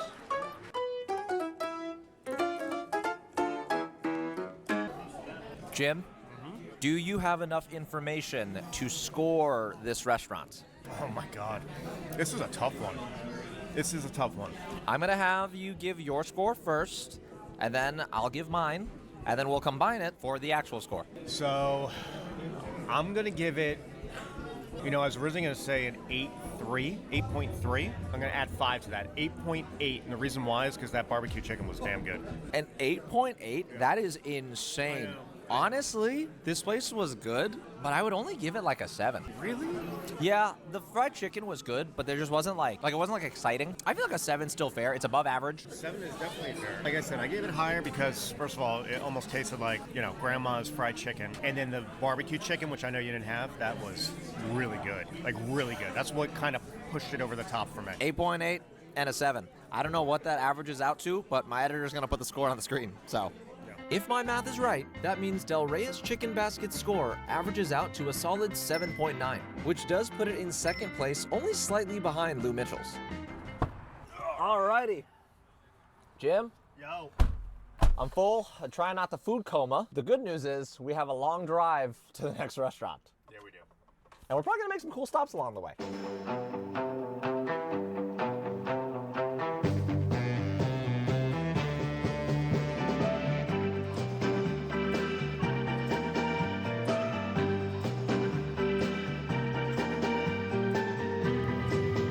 Y'all. So we just made a quick pit stop in Gardner, Illinois, because there's a very cute gift shop I saw on like this landmark Route 66 app we're using. This adorable red building on the side of the road is just called The Shop on Route 66. I want Jim and I to buy at least one souvenir every single day just for the memories. I feel like that's a good enough reason to go shopping. Now, regardless of how much you plan during a trip, something is always bound to go wrong. So it says online that this place is supposed to be open, but there's a sign on the door that says the owner won't be back until 2 o'clock. It's around 1:30 right now, so I mean, you know, 27-minute wait, not too bad. I'm hoping this doesn't throw off our schedule. Since we now had some time to kill, Jim and I decided to do what anyone would do if they had to wait 30 minutes in front of a cool-looking building. I really hope those pictures turned out cool. But anyways, while we continue to wait, let me tell you all about the sponsor of today's video, Mint Mobile. Mint Mobile is an online-only phone service provider that cuts out the nonsense with no hidden fees and doesn't make you overpay for features you don't need. They provide 5G coverage to 98% of Americans and 4G LTE coverage to 99% of Americans on the nation's largest 5G network, starting at $15 a month. That's very helpful, especially when you're doing a road trip across the entire country and need fast and reliable service. Mint Mobile also lets you pay for your wireless in bulk with 3, 6, or 12-month plans at a time. And the more months you buy up front, the more money you save, which is really cool. All of their plans include unlimited talk and text, free calling to Mexico, Canada, the UK, and you get a hotspot. And if that's not enough, every single plan also comes with a 7-day unconditional money-back guarantee. New Mint Mobile customers can get their premium wireless plans that start at $15 a month by scanning the QR code on screen or by going to the link down in the description box below. Thank you, Mint Mobile. Then right when 2 o'clock came rolling along, the owner of the shop finally arrived and we got to go inside.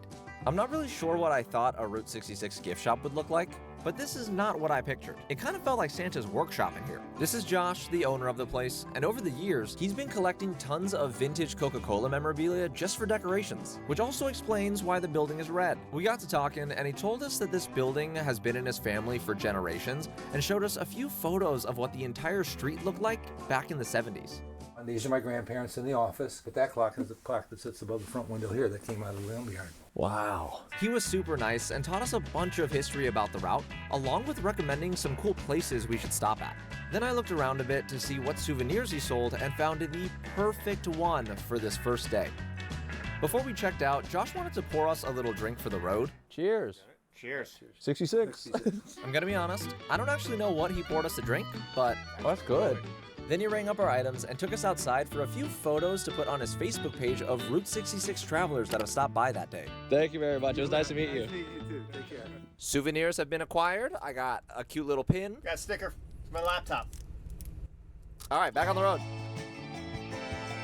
Now, as we head to the next restaurant, there is something I need to explain to y'all about Route 66. Although it's essentially the most famous highway of all time, once the US interstate came along, most of the road was actually either changed, combined with the interstate, or just got broken up into random sections across the country. Which brings me to this really cool navigation app we found. Not only does this let us follow the original Route 66 path as much as possible, it also points out cool landmarks we pass by, like this gigantic mural. There was also this really interesting stretch of road called the Route 66 Memory Lane, where they just had a bunch of old vintage signs from back in the day. Wow, look at that sign. Frozen custard, maybe.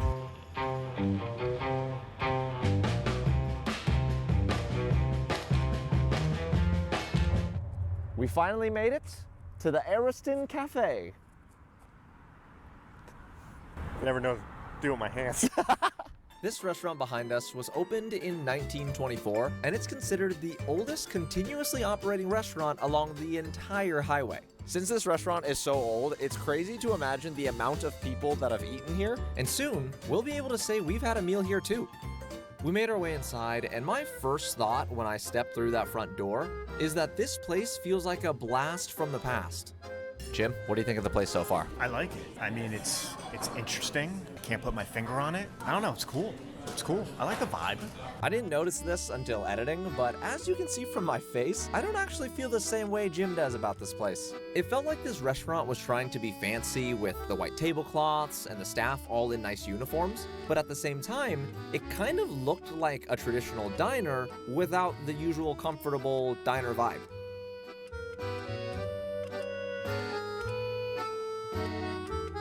One thing I've learned from these Route 66 restaurants so far is that they sell a lot of different food. There's so many options. As per usual, when we couldn't decide what to get, we decided to ask our waitress, and she mentioned that their special today was a country fried steak, so that's what I got. Meanwhile, Jim ordered their famous pork tenderloin.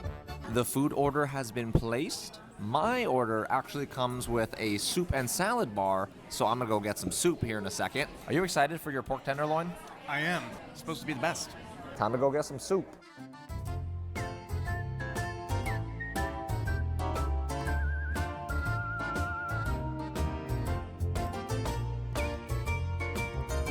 I got my soup. It's actually pretty good. It looks good. It's flavorful. Not a bad start, if I do say so myself. But things quickly started going downhill when our food arrived and something was a little off with Jim's pork tenderloin. Jim, you don't look happy, okay? Tell me why. Well, I wasn't expecting a sandwich. You think pork tenderloin, you think it's gonna be a pork chop. I do feel bad that that's not what you expected. However, my country fried steak looks pretty good. Jim, it's all you. Your pork tenderloin sandwich.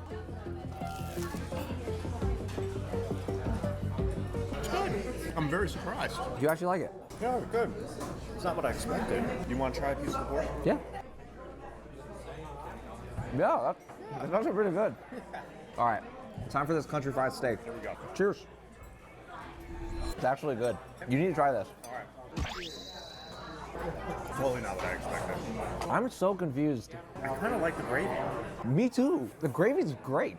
I don't understand what's going on here. I know we kind of sound like two idiots right about now, but I did some digging afterwards and found a few reviews from multiple people also hyping up the gravy. Apparently it's made with the fat from breakfast sausages, which I'm not exactly sure if that's any different from how gravy is made in Texas, but it tastes really good. We cleared our plates, then our waitress brought out this huge display with all of their desserts for us to choose from. We got the chocolate delight. This looks delightful. You ready to eat? I'm ready. Let's do it. Oh. I like that. I like that a lot. That's good. I wasn't sure how I was gonna rate this place, because although the food was good, it wasn't my favorite, but this dessert is my favorite one I've had all day. I'm stressed now. Yeah, I hear you. I was thinking the same thing. We continued to eat while thinking about our scores, paid the bill, then made our way back to the RV for the final deliberations. Jim, are you ready for the ratings? I'm ready. This took so long to decide, we could not decide while we were in the building. I'll go first. For me, the Ariston Cafe gets a 7.2. The reason is the vibes were odd. The dessert, however, was unreal. That bumped it up. 7. Even. Originally, I was going to give it lower than that, but exactly like you said, and I'm trying to copy here, but the dessert. That dessert was so good. That is the best dessert we've had all day. And I feel bad giving it a 7. It's not a bad score. I would come here again. Yeah.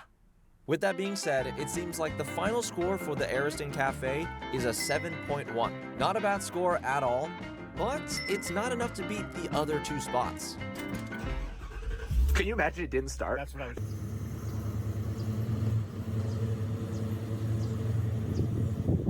Surprise! I was the one filming that B-roll shot. After leaving the Ariston Cafe, we kept driving for a few hours and crossed the border into Missouri, eventually arriving at RV Park number 1. This is where we're staying tonight. So I've never stayed in an RV before, much less set an RV up, so Jim showed me how to get everything working, like hook up the electricity, connect the RV to the camp's water line, and we even brought some firewood so I could learn how to make a fire. It's officially time for bed.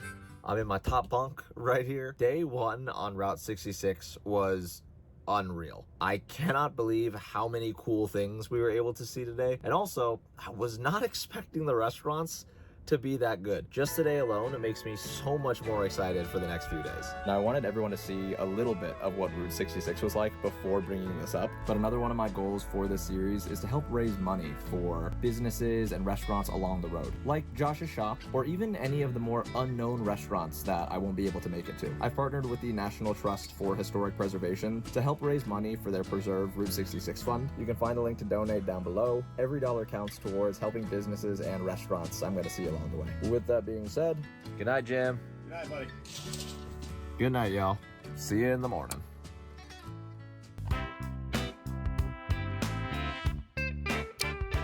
Good morning, Jim. Morning.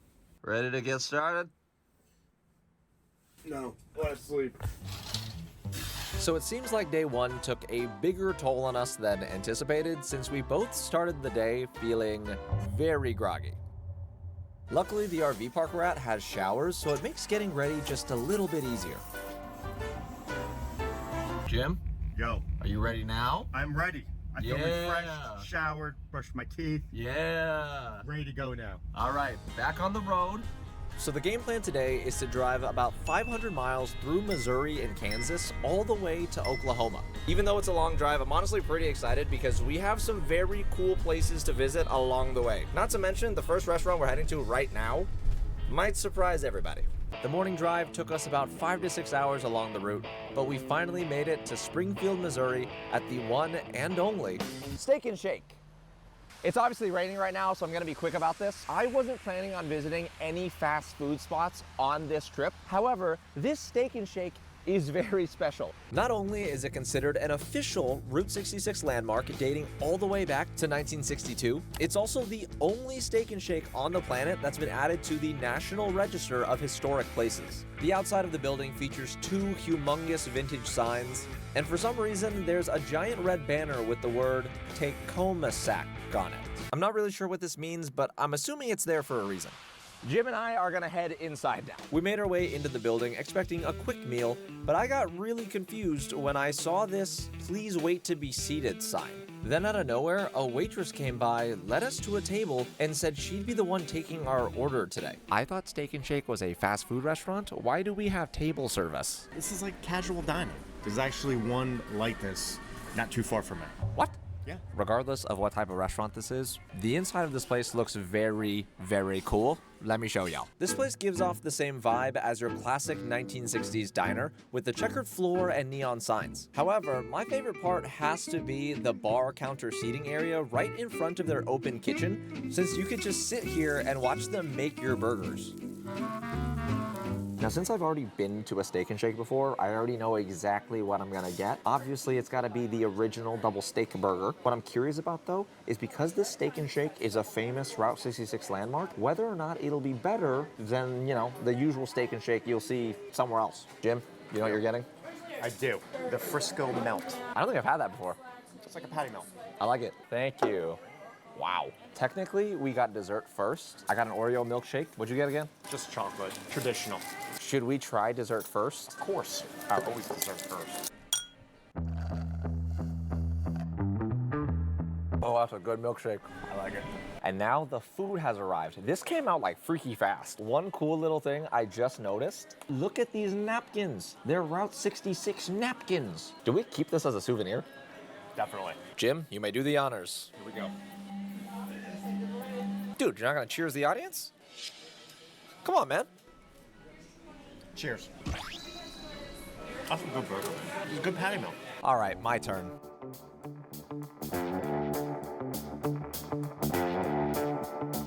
My verdict is in. This burger is gas. The steak burger, moist, juicy, tender. I like it. I do think this is better than regular Steak and Shake. With that being said, Jim and I devoured the rest of our food, and we are ready for the ratings. Jim, I'm gonna let you go first. I have mine up here, okay? I'm gonna give it a 6. Really? Yeah.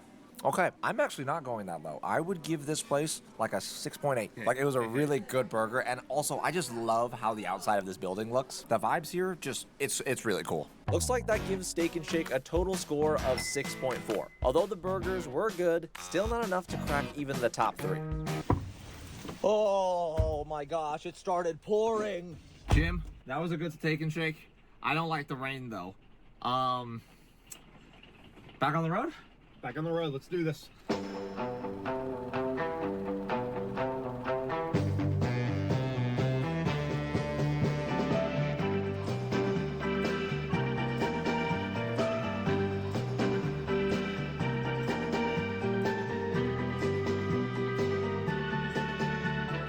We just made it to our first major landmark of the day, and I am beyond excited for this one because this landmark is themed after my favorite Pixar movie, Cars. Welcome to Cars on the Route, one of the main attractions in Galena, Kansas. This funky-looking landmark used to be an old 1934 Canotex gas station, hence the cool gas pumps outside. Unfortunately, they're no longer operational, so you can't actually get a tank of gas anymore. But don't worry, that's not the coolest thing about this place. I found something so amazing that I have to show y'all. You know the character Mater from the movie? Meet Tow Tater. This real-life tow truck is what Tow Mater was based off of. Apparently, while driving down Route 66 doing research for the movie, Pixar's creative team saw this old rusty tow truck parked outside of a rundown gas station. They fell in love with how that truck looked, learned that for some reason the locals had already named it Tow Tater, and at that very moment, one of Pixar's most beloved characters was born. That's so crazy. This is the real-life Tow Mater. This isn't even the only Cars-themed reference around here. Just driving around, we saw Luigi's Pit Stop. Somebody spray-painted an old abandoned car to look just like Lightning McQueen. There was a pole with the sheriff on it. And while driving in, we just saw random cars with eyes on them. Now, as much as I'd like everything about this place to just be rainbows and sunshine, it turns out the Pixar crew also drew inspiration from the sad story of this town itself. Back in 1961, once the brand new I-44 interstate completely bypassed Route 66, the once bustling mining town of Galena, Kansas, was basically left behind. Sound familiar? We're only stopping here for a few minutes so we can stay on schedule, but just getting to see this place in person is unreal. The first time I even heard about Route 66 was because of the movie Cars. This place could end up being my favorite little pit stop on this entire road trip. On our way out, one thing's for sure. I won't be forgetting this little town anytime soon. We continued along the route through Kansas, which didn't take as long as we expected, crossed the border, and found ourselves in Veneta, Oklahoma. Ladies and gents, behind me is Clanton's Cafe. This restaurant was also featured on Guy Fieri's Diners, Drive-Ins, and Dives. And apparently they have a chicken fried steak so good that when Guy Fieri tried it, this is what he said. That's pretty Mac Daddy, man. Also, Jim's behind the camera. That's why he's not standing right next to me. Let's go inside.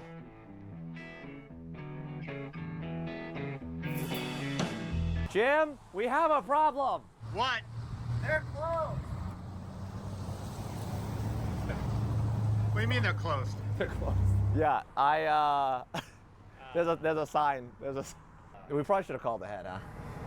Probably. That's a mistake. Yeah. Okay. I mean, I guess we'll get to restaurant number 3 earlier. Always a silver lining.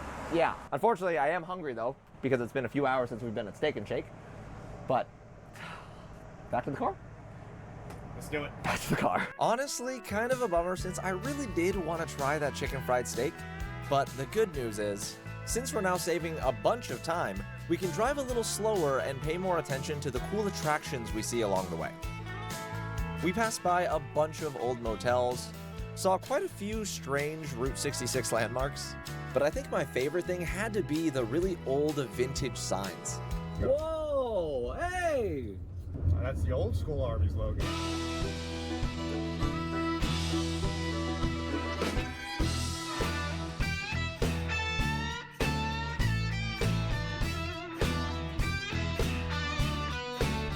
All right, everyone.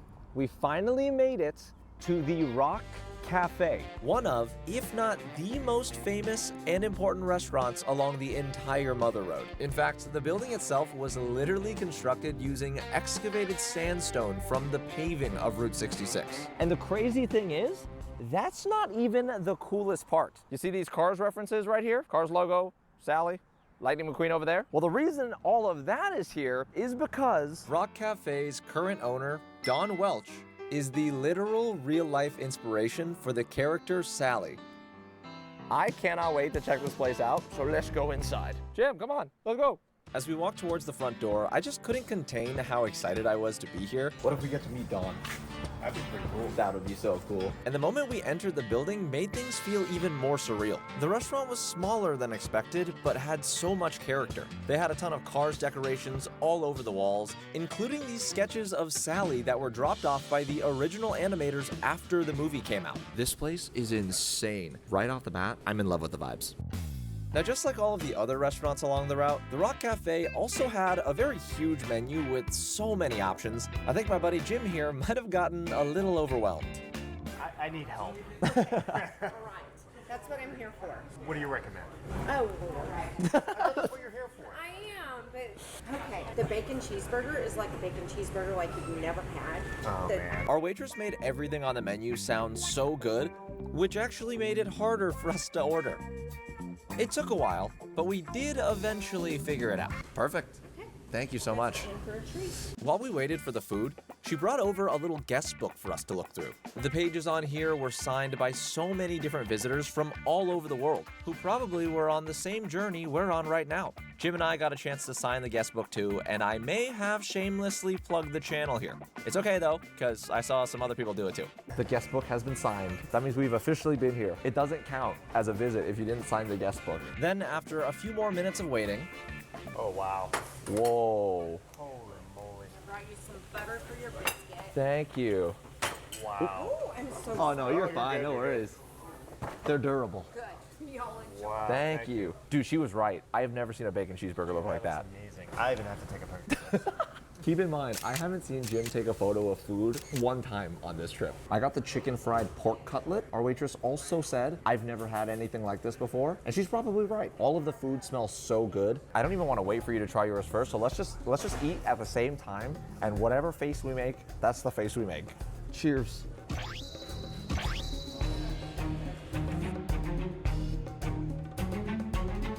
Dude.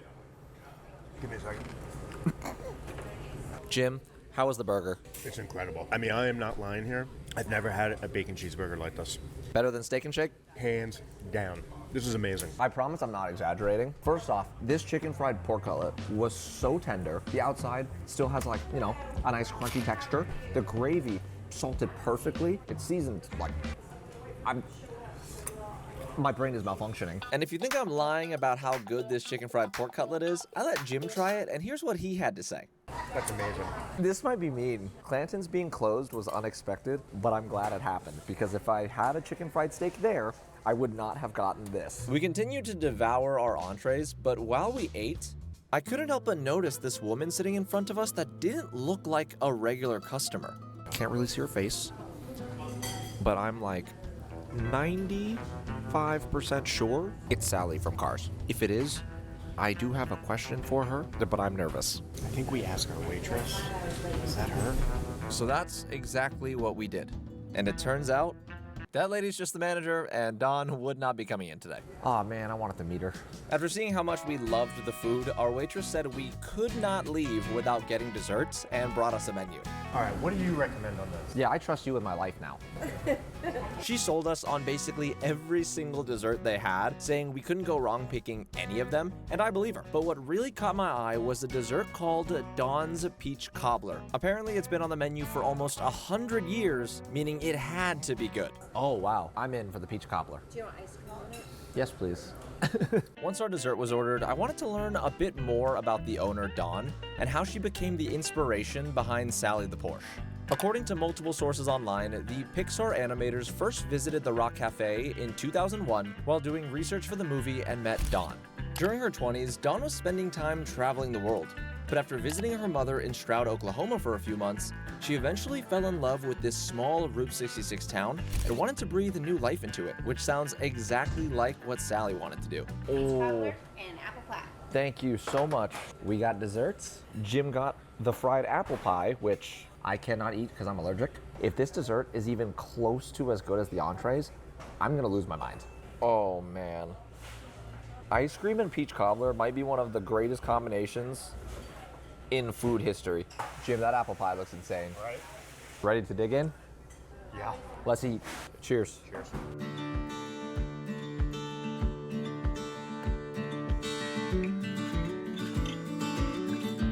This place is a little gem. This place is unreal. I can't believe it exists. Walking in here, I had high expectations just because I love the story behind the building.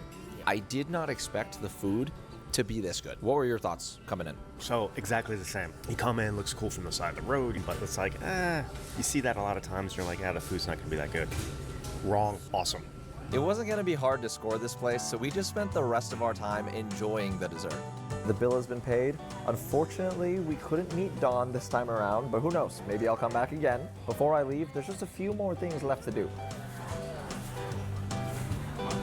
To the gift shop. It turns out the building out front with the Cars logo on it right next to the restaurant was actually the Rock Cafe store.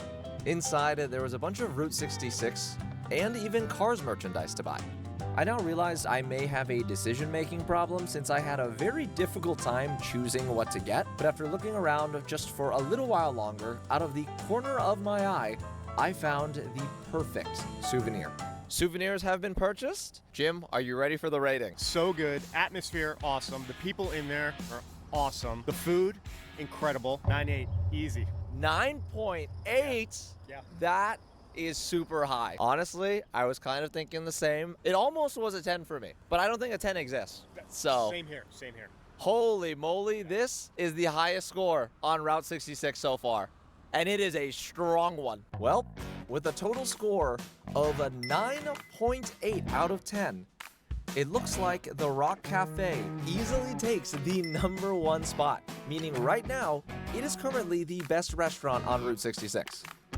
Alright y'all, we've arrived at the RV park for the night. Jim and I both have finished getting ready for bed, and we're exhausted. Somehow day 2 of this trip ended up being even cooler than day 1, which blows my mind. There was just so much cool history and things to see, and honestly, I can't get over how good Rock Cafe was. That place was magical. It's about time I go to bed because we have a very, very, very long drive ahead of us in the morning. Jim, where are we going? Back to Texas! If you couldn't tell, Jim is very excited to get back to Texas, and honestly, so am I. And what's crazy is, the restaurant we're going to tomorrow could be considered the most famous restaurant in the entire state. Should be really fun, but with that being said, see you in the morning. Morning, Jim. Morning. So we're about to get back on the road. Jim's disconnecting the RV right now. Unfortunately, no morning routine today because we need to beeline it straight to Amarillo, Texas, which is like a little over 10 hours away. So we gotta get going. As per usual, Jim's behind the wheel because he's the GOAT. Jim, you ready to get back to Texas? Going back to the homeland. Yeehaw, brother. This is gonna be a long drive.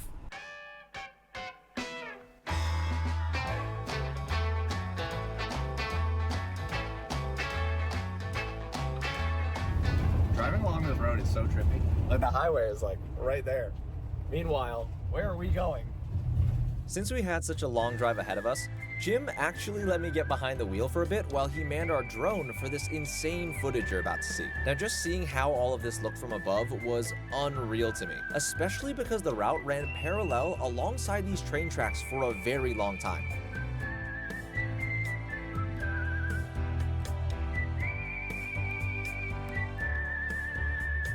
And after a grueling 10-hour-long drive, ladies and gents, we finally made it to Amarillo, Texas, and we just parked at the Big Texan RV Ranch, which is owned by the restaurant we're gonna be eating at. This is easily the most expensive RV park we're staying at on this entire trip. It costs about $80 a night, and I'm pretty sure they have a limo that'll drive us to the restaurant, which I'm very excited for. Jim's chilling for a little while before dinner since he drove the entire way, and since this is the first time we've gotten to an RV park while the sun is still out, I want to check out some of the cool amenities. When we checked in, they gave us a map of the entire RV park. We're in spot 239, and all of the cool stuff is down here inside the clubhouse.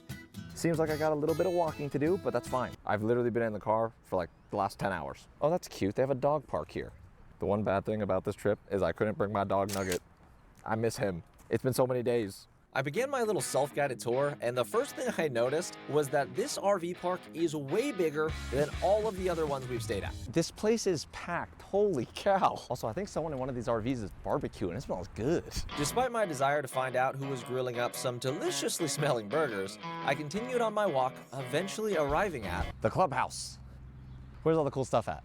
As I entered this old Western-style looking building, I was very curious to see what fancy amenities a luxury RV park would have.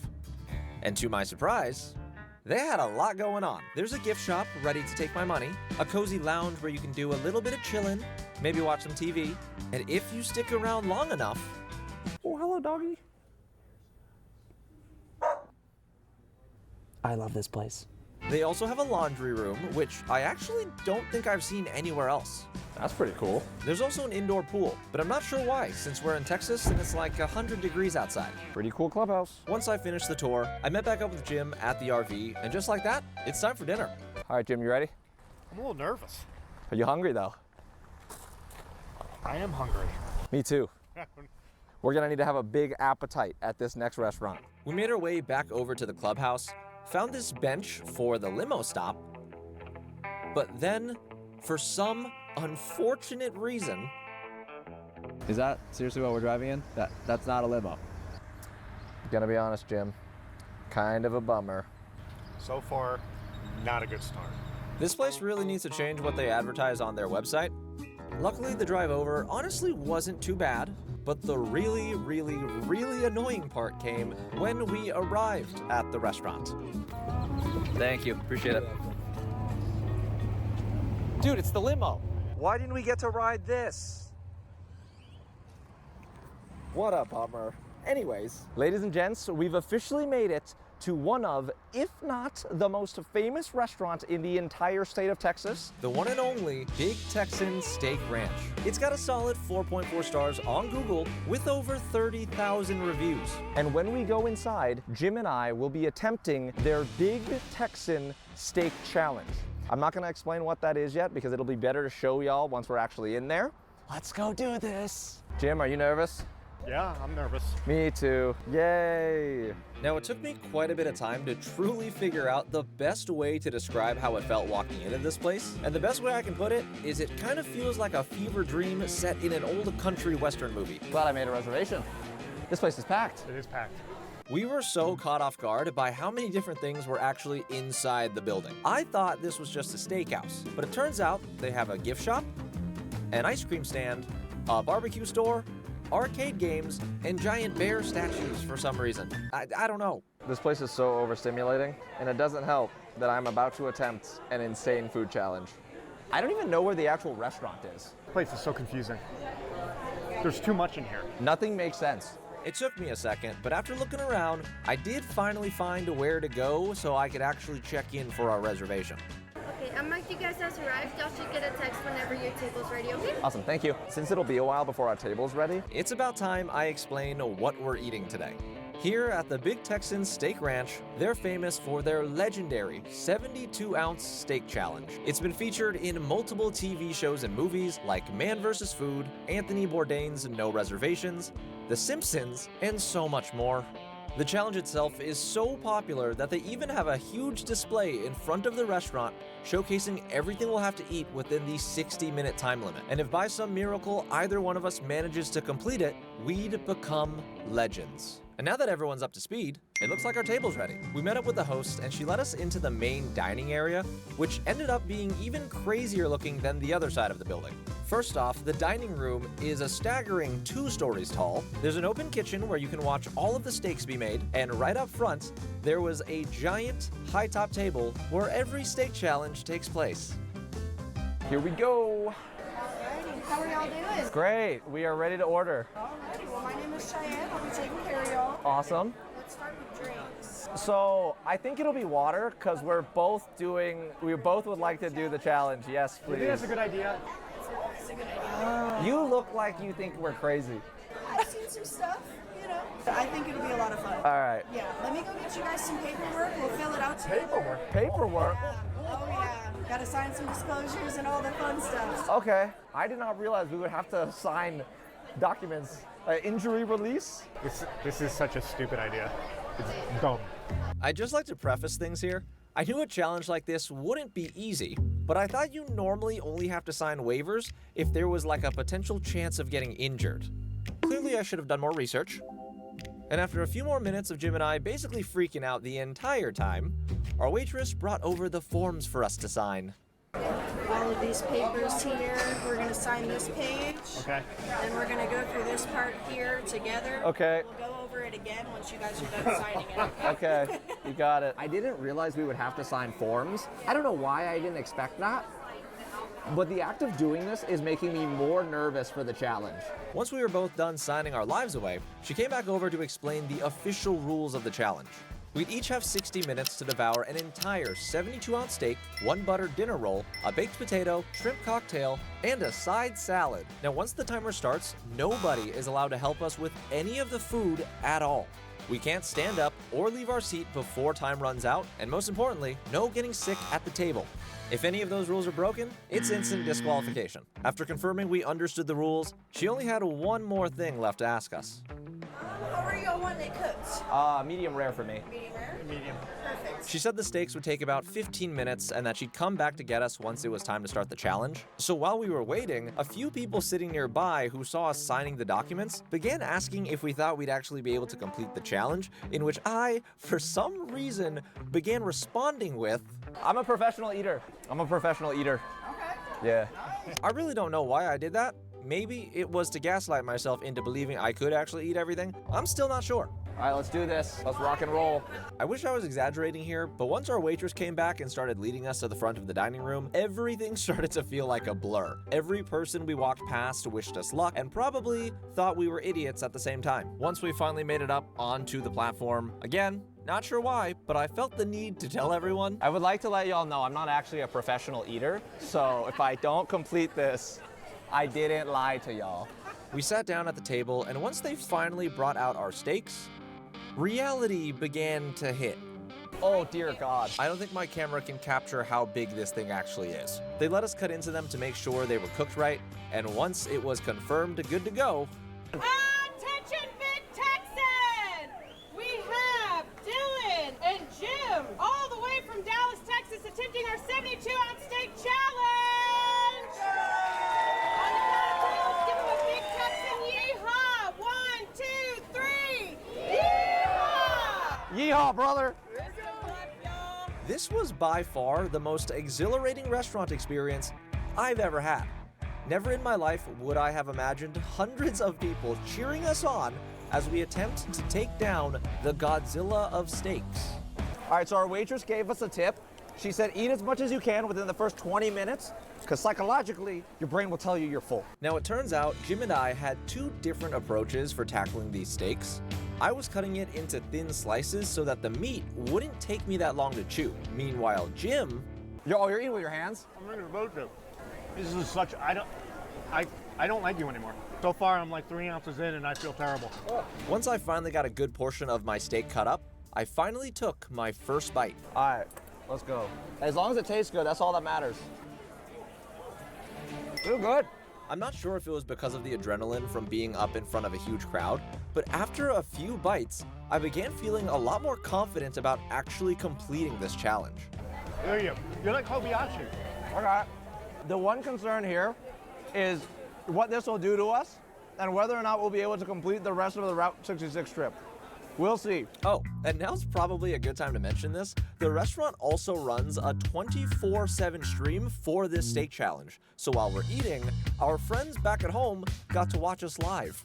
Yo, I'm full already. Are you? Yeah. No. I know. I'm gonna press on.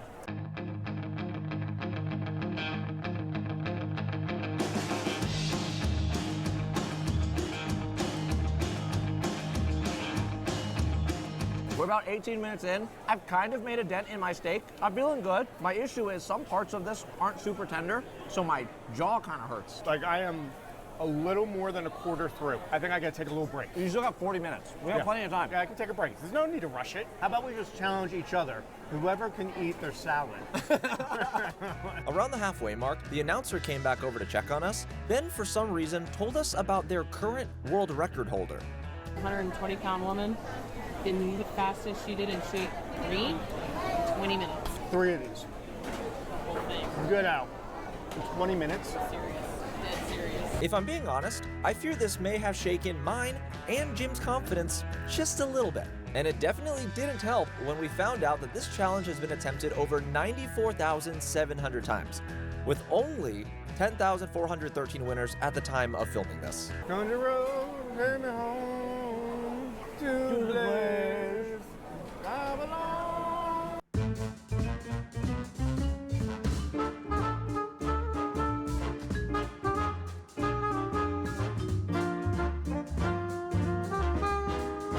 See, I feel like at this point, it's not about whether we can finish this. It's about how much of this we can finish. You know what I'm saying? So I like how Dylan's strategy has changed. He made me go into this competition not wanting to go into it. And he's like, you got to be positive about this. We're going to finish it. And now, what's he say? You know why we're slowing down? No. I need to watch YouTube when I eat. All jokes aside, at this point, this amount of food was really beginning to hurt. And I totally understand why we had to sign waivers now. We both were beyond full. However, since we'd already eaten so much and made it this far, we weren't giving up. This whole place feels like a fever dream. Ah!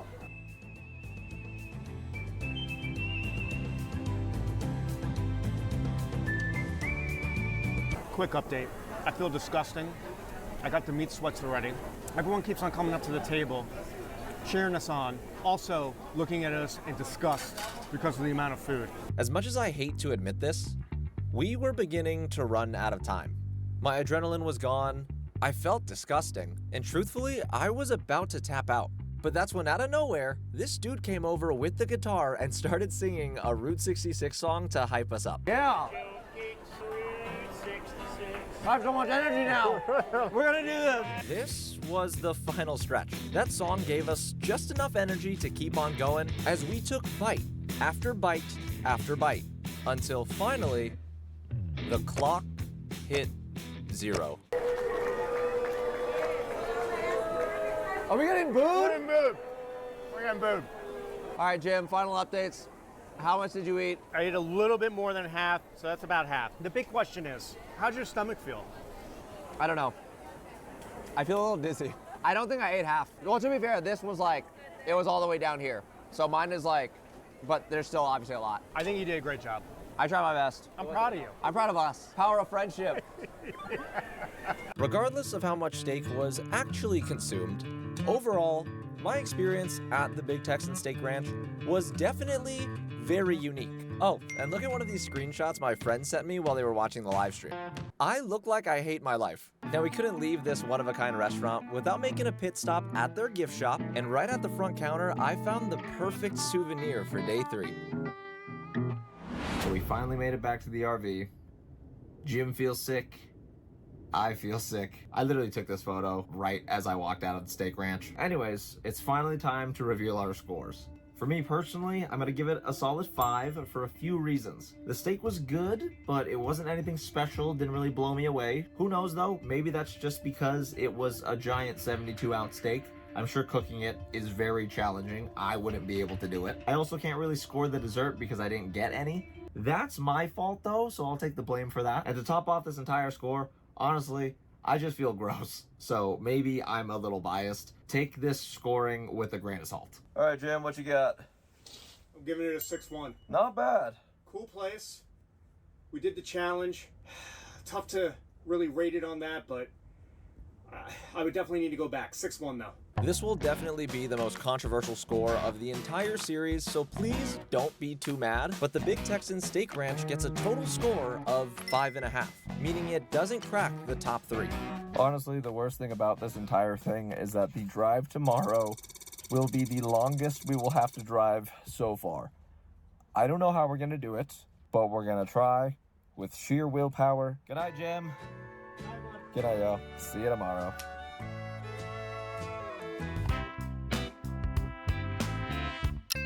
Morning, Jim. Morning. So Jim and I got a very early start today since there's a lot of driving to do. But the problem is, I don't think either one of us got any amount of decent sleep thanks to that gigantic steak.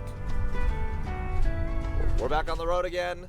Jim, day 4. Woo! We both feel awful. So right now, we're on our way to Adrian, Texas for restaurant number 1, which also happens to be where the official halfway point of Route 66 is. We're about 150, 200 miles away right now, so see y'all there.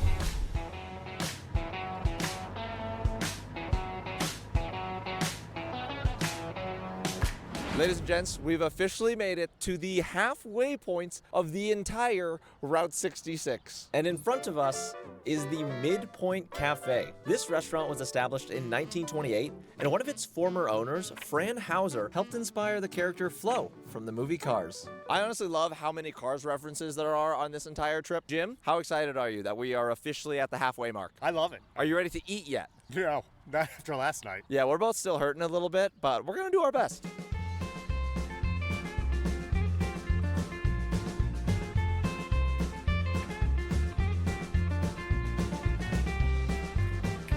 Oh, wow. Dude, this is cool. This is really cool. It might be a little hard to tell on camera, but believe me when I say this. There was just something about Midpoint that felt very different from everywhere else we've been. The walls were cluttered, but in the best way possible. Old Route 66 signs, dollar bills autographed by travelers from all over the world, and of course, some Cars references. This is amazing. How are you? Good. Great, how are you? Cool, thank you. Yeah.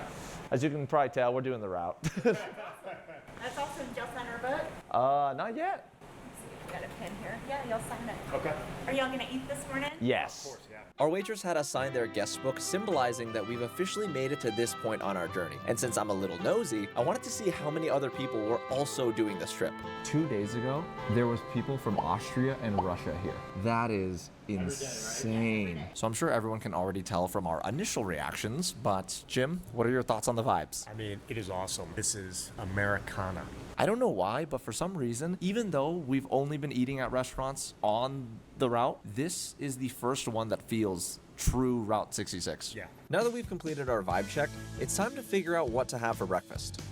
This is a small thing I just noticed, but out of all of the restaurants we've been to so far, the Midpoint Cafe actually has the smallest menu, which personally I like. They got the Midpoint breakfast, Texas pancakes, biscuits and gravy, and a hearty breakfast sandwich. The breakfast sandwich does sound pretty good, but after the steak last night, I don't know if I can eat all that food.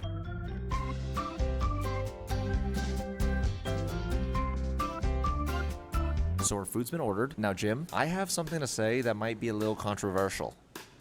I feel like this place has a chance to potentially beat the Rock Cafe. Here's the thing, it checks a lot of boxes for me. It's cars related. I like that it has a small menu. That just means the food is, more dialed in. They make it the most often. I think it could win. It's a fair assessment. We'll see. Right here. Thank you. So the food has arrived. I got the biscuits and gravy. Jim got something called the Midpoint Breakfast. Let me show y'all what's on his plate. All right, I got some scrambled eggs, got some bacon, some hash browns underneath there, and some white toast. Nice, that was good, dude. This is probably the simplest breakfast that we've had, and it feels just right. Cheers. That's a good biscuits and gravy. It's so simple, but the biscuits are light, they're fluffy, the gravy perfectly salted. This just feels really comforting to eat. How's your breakfast? Good. I just tried a little bit of everything. Scrambled eggs are good, bacon's good, but the hash browns, those are good. Really? Yeah, really good. Whatever they spice or flavor that they're putting there, it's popping. It's popping. All right. What's funny about this is I feel like this series started with Jim articulating and describing the food in a very sophisticated way. The chicken itself, very moist. This is more of like a shake and bake type fried chicken. It's very good. Now he's using my words. These biscuits are banging. I don't think either one of us expected breakfast this morning to be this good, so we were just chowing down until out of nowhere, who are these guys? Right outside the window, a huge group of people on motorcycles pulled up. You think they'll let me join? I'll just ride on the back of one. They were taking photos in front of the halfway point sign, which makes me think they're also driving along the route. Then they all proceeded to head inside the restaurant at once. This place just got bumping. Oh, excuse me. Are y'all doing Route 66 on the motorcycles? Yeah. Y'all got room for one more? I'll tag along. Yeah. Got one of those like side seats? I think you get a little bit chilly, wouldn't you? I think I got rejected. I'm not cool enough to ride a motorcycle. Since I had just gotten brutally turned down, to make myself feel better, we ordered desserts. I went simple and got their Route 66 root beer float, while Jim got their Elvis pie, which was made with peanut butter, chocolate, and bananas. These desserts were also freakishly delicious. Then I paid the bill and noticed that Midpoint also had a gift shop connected to the dining area, so obviously had to check that out. Breakfast is over, and it's time for our scores. Jim, I'm gonna let you go first. I already have mine in mind. 9.2. 9.2? Yeah. That's really high. Honestly, because of the vibe of this restaurant, how great the service was, and how good they made just simple cooking, I'm giving it a 9.6. Wow. I did not expect this place to come that close to the Rock Cafe, but it deserves every single point it got. With both of our scores added up, that gives a Midpoint Cafe a total of a 9.4, earning it the second place spot. Rock Cafe is still number one, but that was very close. Now what happens next is a little hard to explain. On our way out, we stopped to film some more B-roll of the restaurant, and one of the guys from the motorcycle group named Andy asked if I wanted to take a photo on his bike.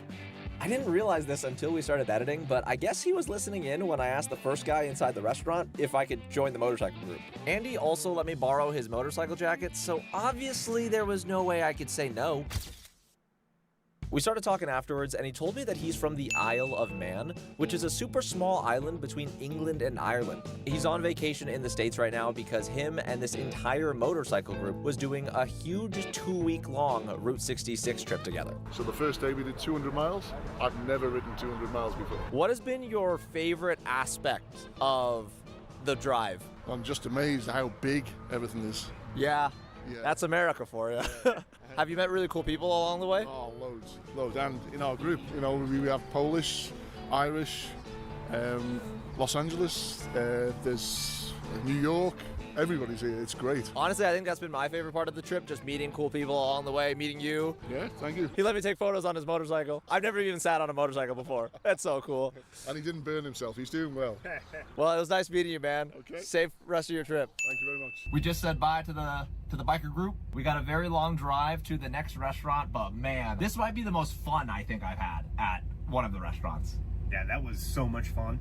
You ready to get going? Let's get on the road. On the road again. I'm sorry, I'm so hyped up right now, I'm being stupid. We began our drive from Adrian, Texas towards Albuquerque, New Mexico, which would take us over 8 hours. But with both of us feeling great after breakfast, the drive honestly didn't feel too bad at all. But then we ran into the first major RV issue of the trip. What happened? So I think the screw that holds it in fell out. You're joking. No. So, look at that. Oh man, okay. So this is a little bit of a dilemma. Jim's trying to jerry-rig some stuff together just so that like the mirror holds in place while we drive and we can, check our blind spot and whatnot. This is very unfortunate, especially after that great time we just had. Also, I don't even know where we're at. It's just like abandoned stuff. It pains me to admit this, but I was basically useless at this point. Thankfully though, Jim seemed to have an idea for how to fix this entire mess. He did a little bit of this and a little bit of that with some bungee cords and a few zip ties. Then a few minutes later, gotta go? I think so. We'll see. Fingers crossed. This is another reason why I'm glad I'm not doing this trip alone. If that happened to me, the series would be over. Handyman Jim. The GOAT. I think it was tough. W, but Dusty was derated too. Yeah, not gonna lie. That's what I bet go sleep. Before you awake, I don't see you. So far, our jerry-rigged mirror is holding up. Props to Jim. One thing we did learn, and have been learning about the route though, is that the road sucks. So many potholes. So many bumps, but hey, we're moving. Next stop, Albuquerque, New Mexico. Now, believe it or not, Jim finally let me get behind the wheel so he could fly our drone. And honestly, this section of Route 66 has to be the coolest part of our drive so far.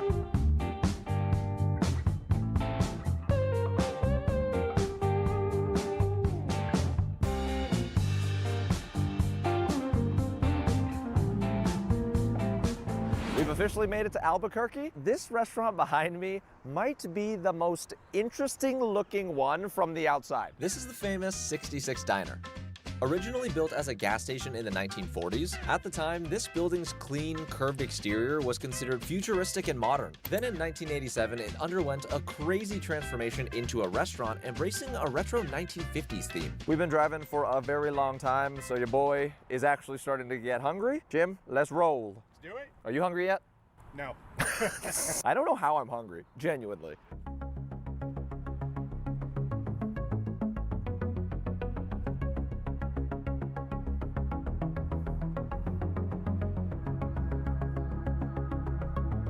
So far, so good, man. So, yo, look at what this place looks like inside. This place looks sick. So I've actually been to quite a few 50s themed diners during my life, but none of them have been as decked out as this one. It's not an exaggeration to say it kind of feels like you're walking into a 50s time capsule. There's neon lights above a jukebox with Elvis on it, vintage Coca-Cola signs. Even the workers are dressed in retro 1950s diner uniforms. You guys tucked away over here. Awesome, thank you, appreciate it. So Jim, I thought the Midpoint Cafe looked really cool inside. This place might top that. I mean, 50s diner to a T. This is the 50s diner you would see in movies. Oh my gosh, I cannot believe this is a real place. We gotta do the vibe check. How we feeling? Real good. Real good. The vibes here, great. Now obviously this restaurant serves diner food. However, they serve diner food with a little New Mexico twist. What this means is a lot of their food options actually involve something called the hatch chile. I don't know if I'm saying that right. I don't know if it's chile or chili. Regardless, this special pepper can only be grown in the Hatch Valley, which obviously is in New Mexico, and it's considered the state's pride and joy. Since learning about that, I feel like it's only right that I order the 66 burger on the menu. Obviously, it's Route 66 themed, and it comes with the New Mexico green chili. Chile. Again, not sure how to pronounce it. Jim, you know what you're gonna get? No, I'm trying to stay away from steak or beef, but I'm looking at this Sloppy Joe. Is that crazy? Sloppy Joe sounds good. I feel like a Sloppy Joe is what you would get at a classic 1950s diner. You know what I mean? Or your sixth grade cafeteria. Two great times of a boy's life. We placed our orders, and despite how busy the restaurant was, it didn't take long at all to get our food. Ooh. Oh, wow. That looks so... Whoa. Excellent. I like that reaction. Thank you so much. Dude, this burger is insane. So Jim actually ended up getting a Reuben sandwich instead of a Sloppy Joe. A little boring, but fine. Meanwhile, this right here is 66 diners, 66 burger with 66 fries. This is like the ultimate Route 66 meal. Everything on this plate is Route 66 themed. On the fries here, I think these are the Hatch chili peppers. I kind of want to try one by itself just so I know what flavor to expect. Oh, that's interesting. It's spicy, but like when you first bite into it, it's kind of sweet, a little smoky too. That's good. Is it poppin'? It is popping. I'm curious how it'll taste on the actual burger. Let's do this.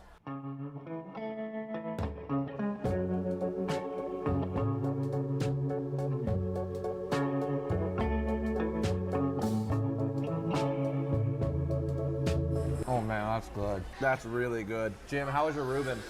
Good. Yeah? There's so much flavor in this burger. The Hatch chili adds a nice smokiness to the meat. The bacon's crunchy. The lettuce is crisp. Oh my lord. This is fantastic. This might rival the bacon cheeseburger from the Rock Cafe. You gotta try this. I mean it. You have to try this. Okay, that's good. Dude, his eyes lit up. His eyes lit up. Dude, there's chilies in there? I know.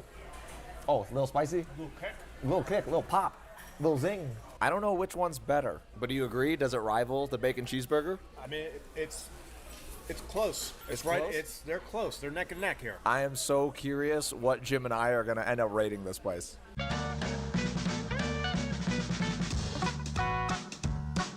Jim, you know why I got a peach cobbler?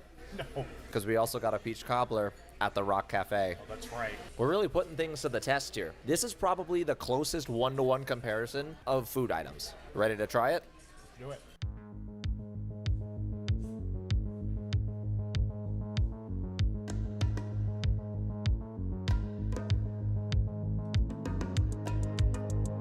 The scores are in. Jim, you ready? Mm-hmm. Jim literally liked this place so much, he ordered a chocolate vanilla shake to go. Very good. Anyways, for my score, I'm giving 66 Diner a 9.8. Get out. Here's why. The vibes were immaculate. I've never seen a diner look like that outside of like Disney World. The food was really good. I really, really liked those peppers. It was interesting. It was something I've never had before. And that peach cobbler, I'm pretty sure they spiced it with like cinnamon and nutmeg. It felt really homey and comforting. It was unreal. Jim, what do you got? I got a 9. A Even. 9? Even. Listen, same thing as you. I really liked it. But unlike some of the other places that we saw on Route 66, didn't have the same vibe as them. Oh, You know okay. what I'm saying? The food was great, all that stuff. I could see myself coming here once a week, but the Route 66 vibe just wasn't there for me. Interesting. Well, there you have it. Unfortunately, even though the diner did look really cool, it just didn't fit Jim's idea of classic Route 66 ambiance, which, now that I'm looking back on it, that does make a lot of sense. Regardless, it would be unfair to change my rating, which means the 66 Diner gets a total score of a 9.4. making it tied for second place. Now, as much as we'd both love to be done driving for the day, in order to stay on schedule, we still had another 5 hours to go in order to make it to our next RV park all the way in Flagstaff, Arizona.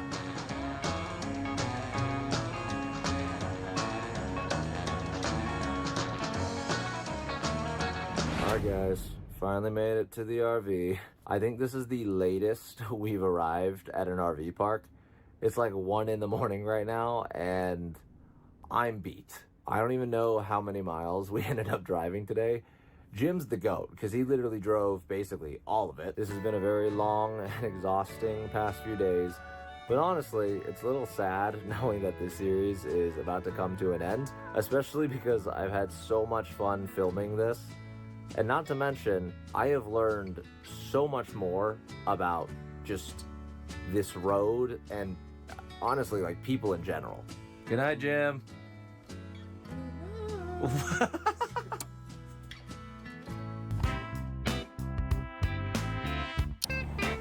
morning, Jim. Good morning. Getting up today actually wasn't too bad. We both made the executive decision to sleep in a little bit, just so we have enough energy to finish this road trip. I took a quick shower, brushed my teeth. I even took time to do some stretches.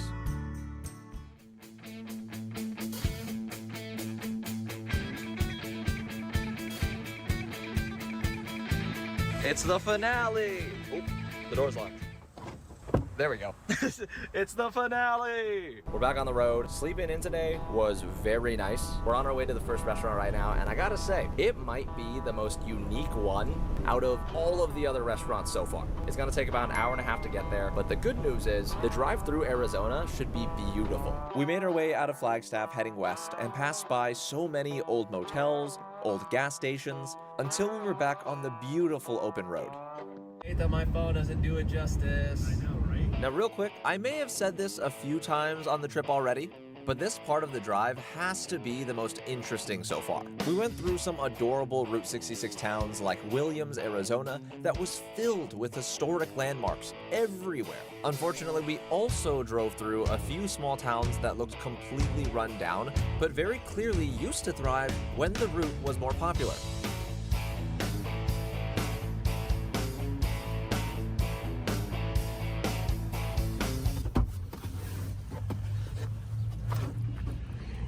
So we just arrived in Seligman, Arizona, and this town in particular plays a huge role in keeping Route 66 alive. Just like Galena, Kansas, the entire town of Seligman was bypassed by the interstate, essentially crippling their economy overnight. That's when a man named Angel Delgadillo began his fight to preserve Route 66, resulting in the road being recognized as a historic landmark. This earned the town the official nickname, the birthplace of historic Route 66. Now what's cool about all this is right at the heart of it all Is this restaurant right here? Delgadillo's Snowcap. This wacky looking food joint, famous for their amazing milkshakes, weird signs, and this cool vintage car out front, was built in 1953 by none other than Angel's brother, Juan Delgadillo.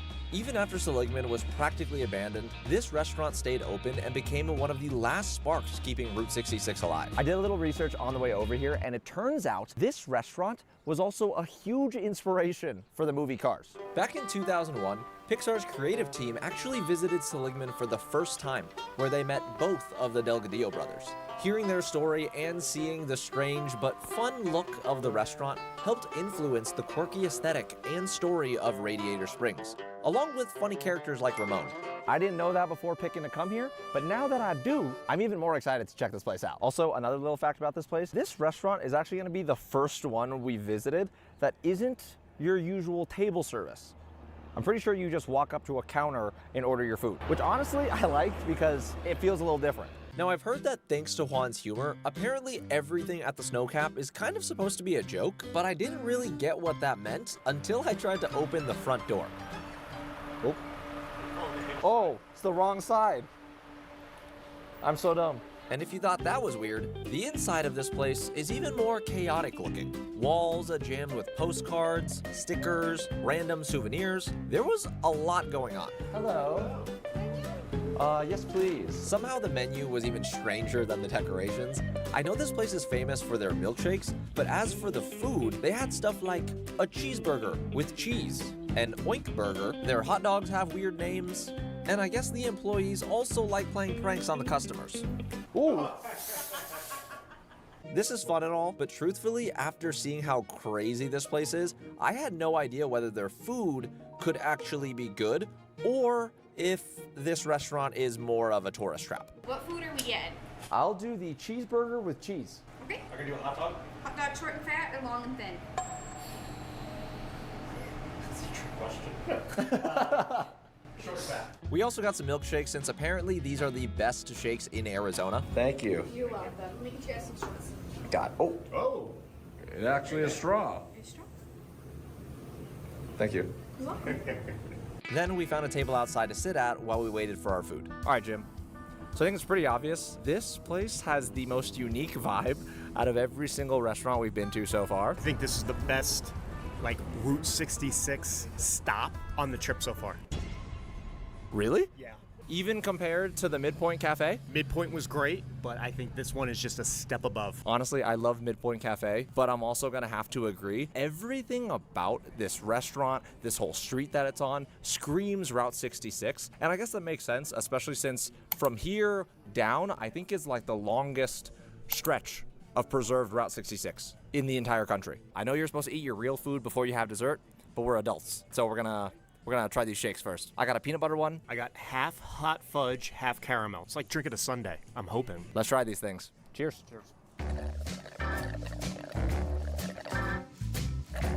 Holy smokes. That is a good shake. It's like drinking a sundae. Is that exactly what you wanted? Yes, this is awesome. Now that we've confirmed they make very delicious milkshakes, I decided to get up and wander around a bit, maybe see what other weird, chaotic things this place has to offer. Behind the building, there's like this old car collection. I don't really know how to explain it. Let me just show y'all. Isn't this so cool? It's like a bunch of old Chevrolets. And also, they have eyes on them. I'm no detective, but I'm 99% sure that's a reference to the movie Cars. Oh yeah, this car's windshield literally says Cars. This place is so fun. Behind the restaurant, they also have a very strange outdoor restroom setup. I'm not exactly sure why there's a Care Bear in the middle of it. They have a little merch shop and this beautiful mural dedicated to Juan and his wife. After spending a few more minutes looking around and taking all of this in, the food has been acquired. I like it. It smells good. Jim, is this what you expected the food to look like? I mean, for like a roadside place, yeah. How do you feel about the little, I don't even know what this is. Smiley face potato guy? It's like a smiley fry. Look, mine's like, whoa. So I got their cheeseburger with cheese. I'm not really sure if it's any different than a regular cheeseburger. I'm pretty sure that's just their way of being funny. And then Jim, you got their, what is it? I got the short and fat dog. Nice. Enough chit-chatting. I am so hungry from the drive over. Let's give these a try. So I can confirm my cheeseburger with cheese does come with cheese. Jim, would you consider your hot dog short and fat? It is. It looks good. It's like a, side of the road hot dog stand. Cheers. Cheers.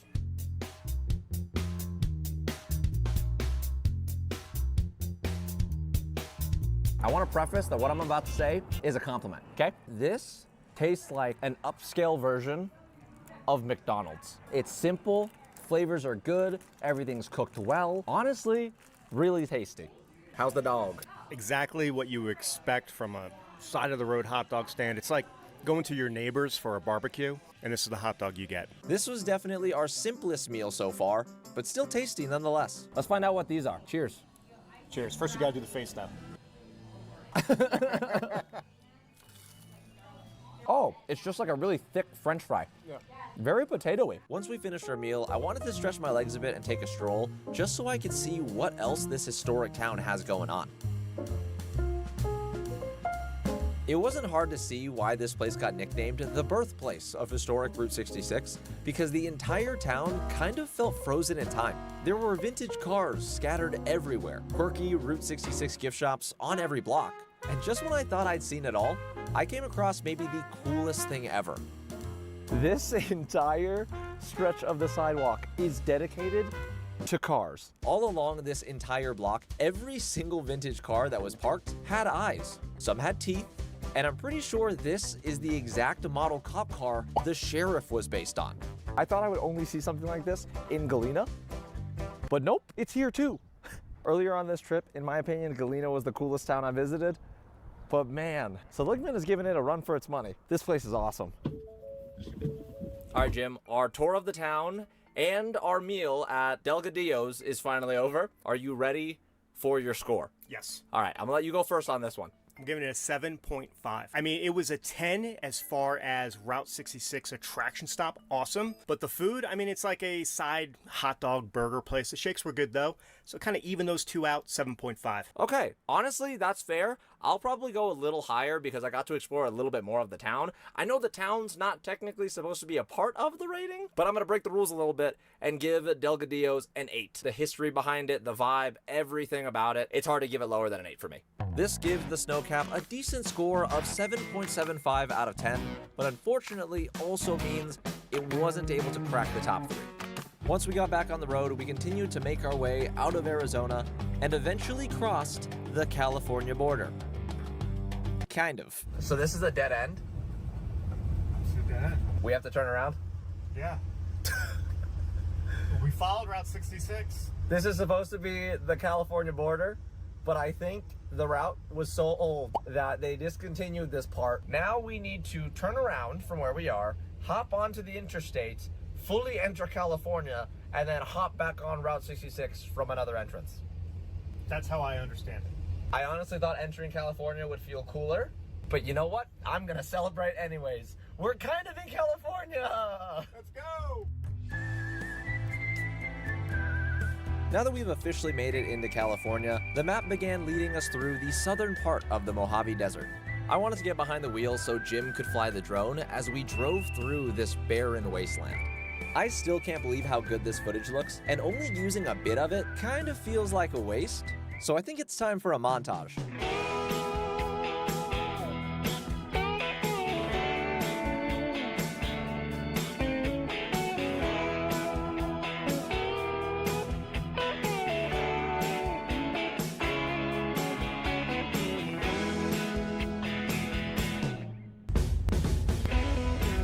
We get the shot?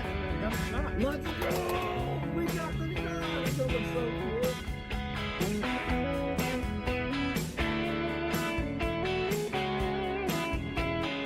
Y'all, we have finally made it to Roy's Motel Cafe, arguably the most symbolic place on the entire Route 66. Built in the 1930s, back when Route 66 first came to life, Roy started out as just a gas station, grew into a cafe and motel, then basically became the main stop for anyone crossing the Mojave Desert. Now, unfortunately, the motel and the cafe are not in operation, so we can't actually eat anything here, but it turns out the gas station is still working.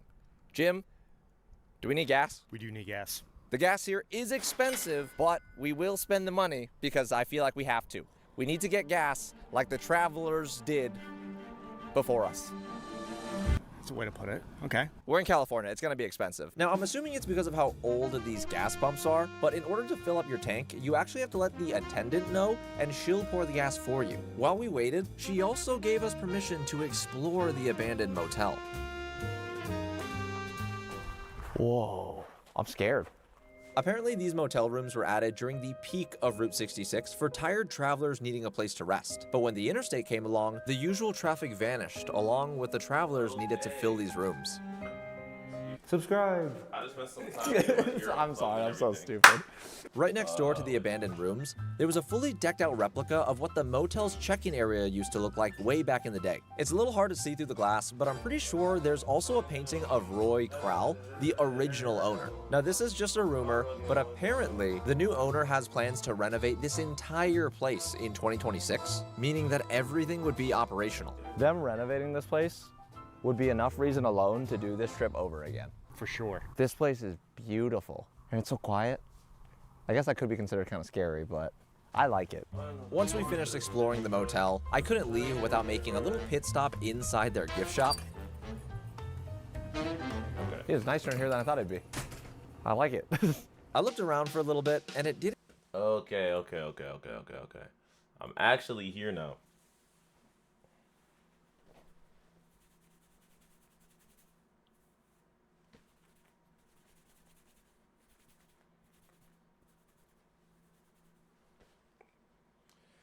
Might be GG's on the hair though.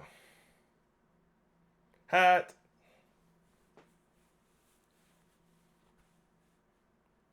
to the rescue. Alright, I took my shower, brushed my teeth and everything. I cleaned up like my space a little more. Got a couple more things ready for when we're about to actually dip up out of here. We're about to lock in on Deltarune. I can hear it through my ear again, which I was not able to do a moment ago. So thankfully that is a thing. And then, hey, I think I picked enough items for the queue considering we made it all the way to number 6. I'm happy that I started to do that. Close. Hopefully I'm up for a long time in what I am planning for. Because I think I want to be up from now till as late as possible. Because, yeah.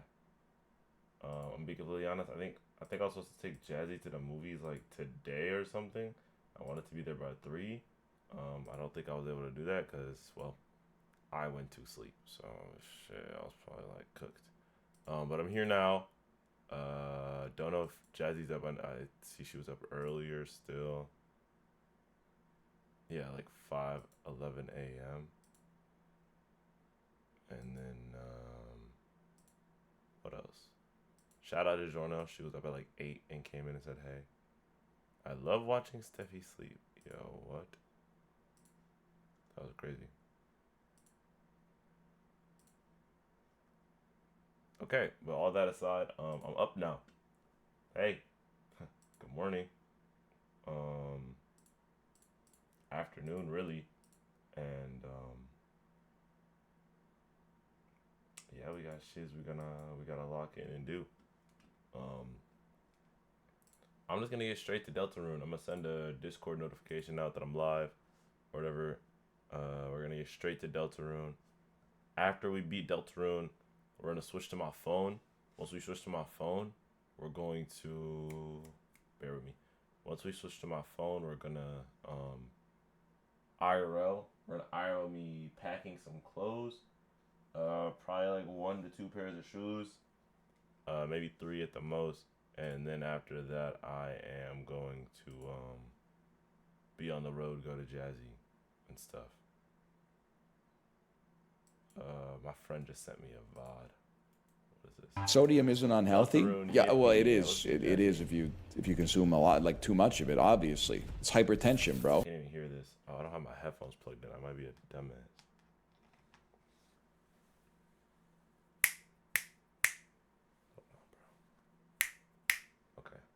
I spent an hour, well, I didn't spend an hour doing that, but I took a shower and I spent about, somewhere near 30 minutes-ish, like, trying to unplug my ear, and I did all the, like, remedies that, like, chat was telling me to do.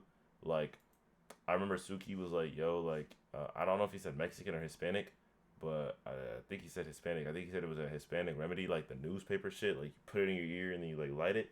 Yeah, I did it with a paper towel, and then I felt like I almost caught my entire body on fire. So that was great, because I don't have a lighter, so I had to use the stove, and then it was just like a lot of flame, and then I was like, oh, okay, that's fun. Put peroxide and water in my ear, and I actually felt like it was like doing something. So then I took, because I ran out of Q-tips, and you're not supposed to put Q-tips in your ear. You're not supposed to put anything in your ear because you just push it down further. But I took paper towel instead of a Q-tip, so no cotton got stuck on my ear, and I used the paper towel to like scoop while the paper towel was dipped in peroxide. So I was trying to like get it out, and right now I can hear. I think I did good. I was sitting outside on the porch while doing that. I could have streamed it, but yeah. So let's watch this clip and then we're gonna play Deltarune.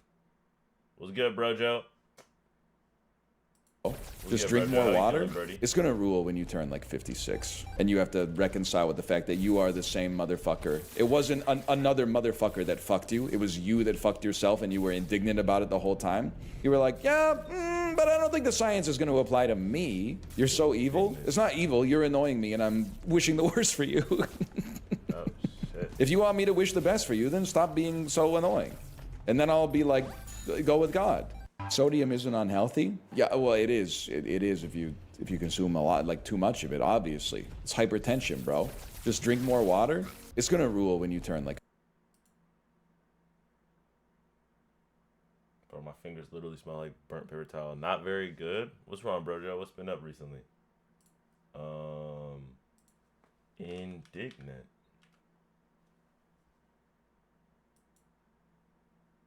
Feeling or showing anger or annoyance at what is perceived as unfair treatment. I've heard that word before, but I've never looked at it. Been on punishment for 3 weeks now. For what? What the heck got you on punishment? That's crazy. I could low-key update these when I'm at Jazzy's, but I'm going to do them now just so they're updated in because I want to. Well, first for not turning in math work, and then during the punishment, I pushed the kid out of the chair. You push some. Why would you push somebody out of a chair?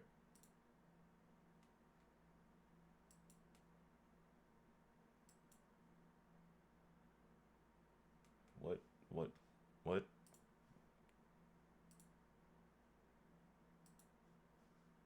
No, I'm not even really gonna like judge you. I'm gonna seek understanding, but like,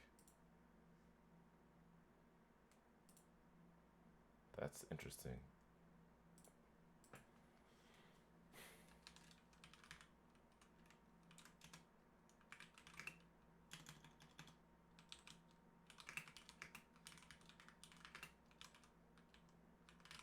Boom.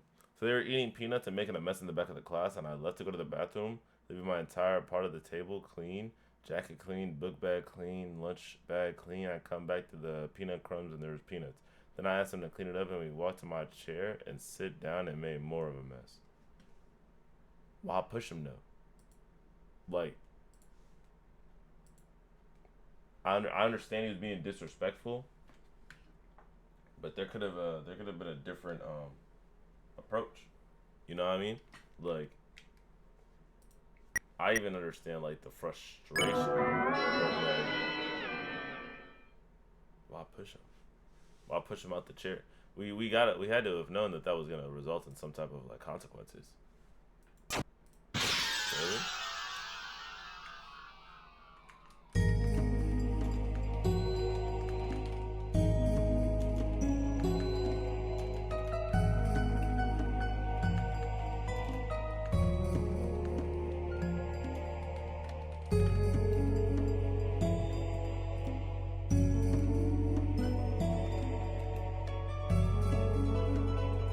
Sitting on my $300 jacket, so I got mad.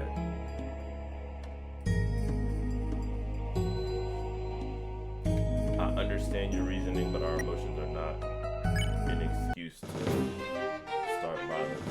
But I'm sure you already know that. So instead, I'll say to you, when you're in moments like that where you're like upset, bro, just like take a sec back and chill for a minute. Like really think about it, you feel me? Because yeah, I'm talking to my therapy now. Yeah, I'm taking my therapy now. Okay. Well, that's good. I won't even really say you might need therapy for that. I think it's just genuinely like you just got mad and felt like aggression, like violent aggression was like the answer. But it wasn't. Like you could have still been upset and frustrated, but I don't think pushing him made you feel better. But maybe it did. Fuck it. But I don't think so.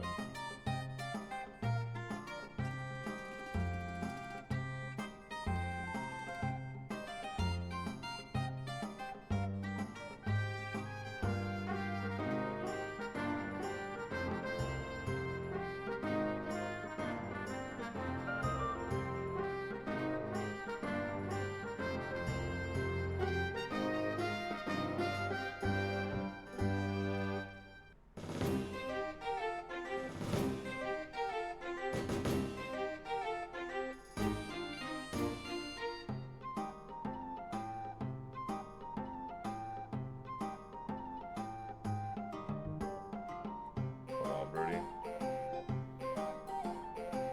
3 fights, 1 teacher argument. Oh well, this is like my 4th incident at the school. Yo, why are we getting into fights, Birdie? Yo, I'm not gonna lie. Like usually, like it just gets to a point to where like when shit happens, bro, you just let a teacher know, and then just let them fucking handle it, bro. If they handle it, cool. That shit's gonna be like as better as it can get with that solution. And then if they don't handle it, bro, just fuck it. Like, you're not gonna be at that school forever, you feel me? Like, school, in terms of like high school and middle school, whatever school, does not last forever. Yeah, bro, that's...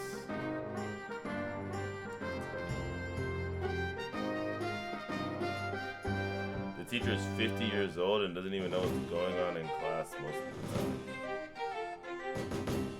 Yeah, I don't think arguing with a 50-year-old is method.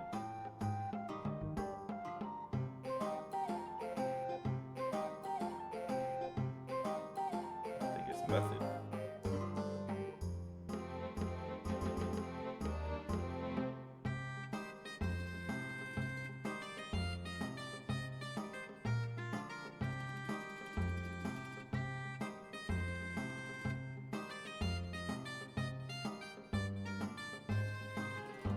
It's not, but that's why I'm learning from my mistakes. Yeah, that's valid. Hey, at least you're doing that, Brody. You're doing what you can, bro. That ass. So I respect it. It's unfortunate, but it happens. It happens.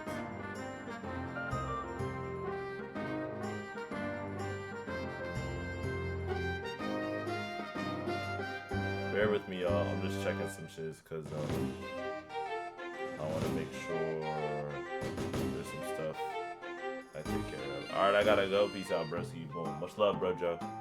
Hopefully everything gets better. Hopefully the punishment doesn't last too much longer, so you can just chill.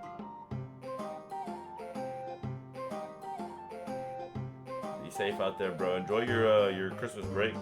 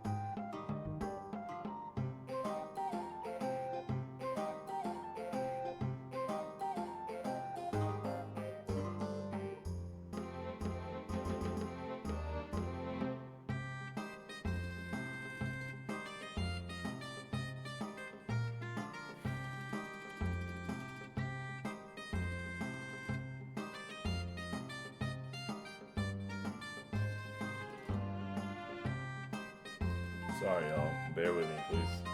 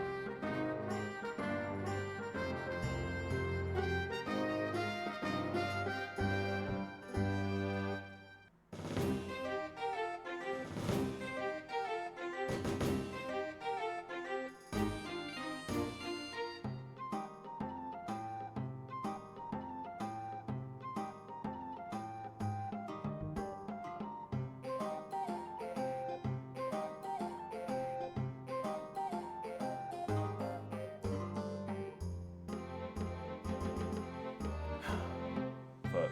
Hold on, y'all. Sorry. My Steam app. Maybe it's over here.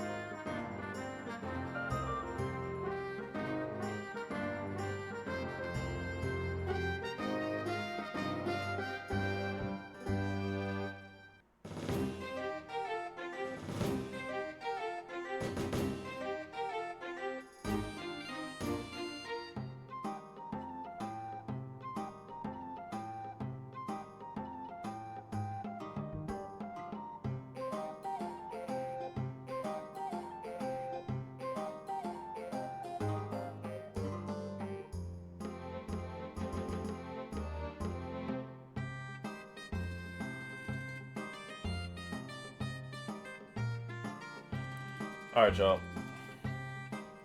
I just took care of the things I need to take care of really quickly. I'm about to lock in on Deltarune. Again, after Deltarune, we're taking out my PC, we're going to Jazzy's, and then, yeah. Let's get started.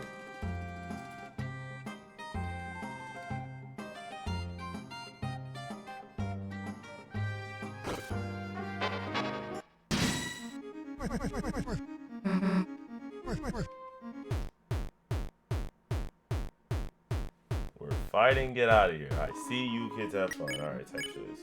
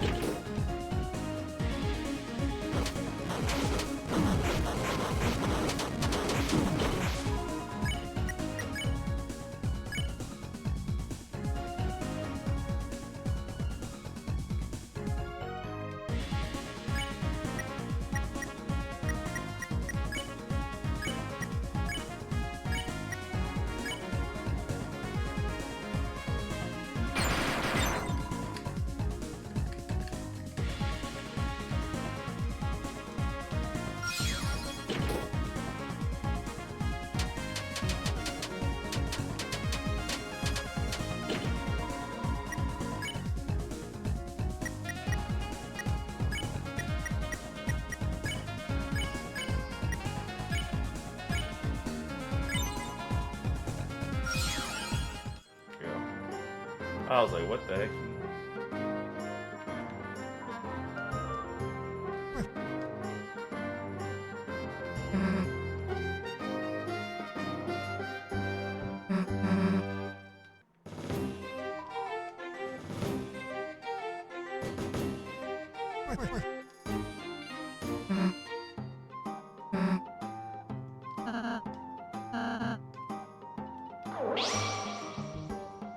What? There's a stool. Yo. There's no way there's a stool and we're talking about nah. Right here.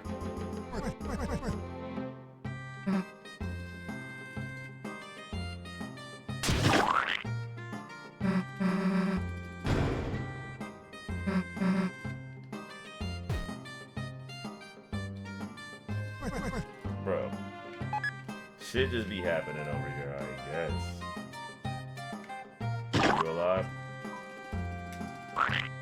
Look at that. What? That's the compassion? Yo. Wow.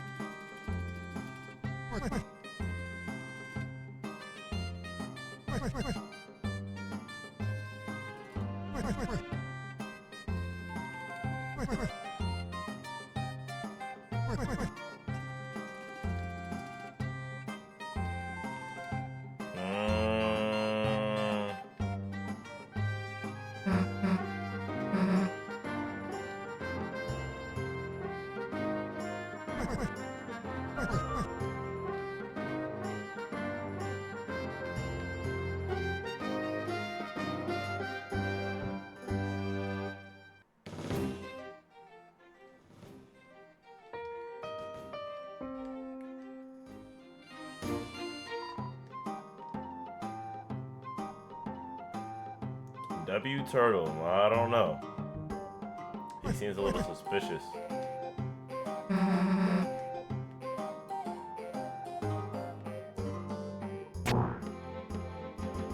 Up, up, down, down, okay.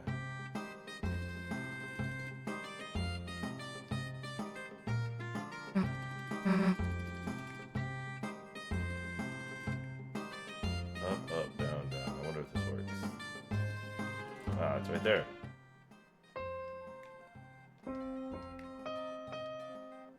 Ah, I need 8. That's crazy.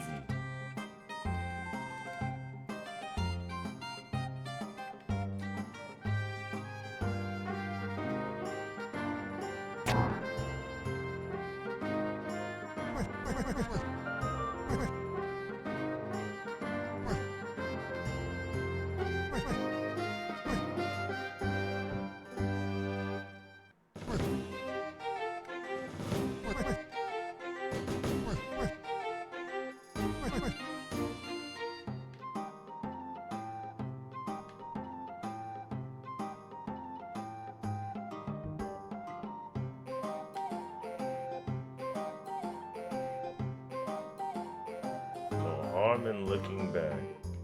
When you look back and you look forward again, don't be surprised if the world's changed.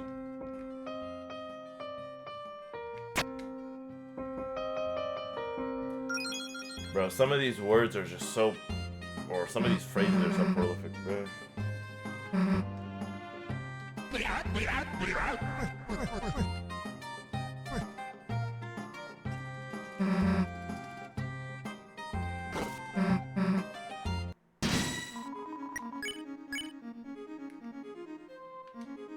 What's he do?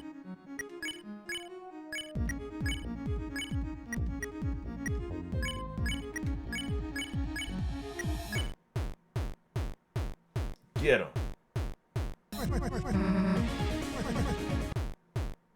That's it? Whoops, dropped my cane.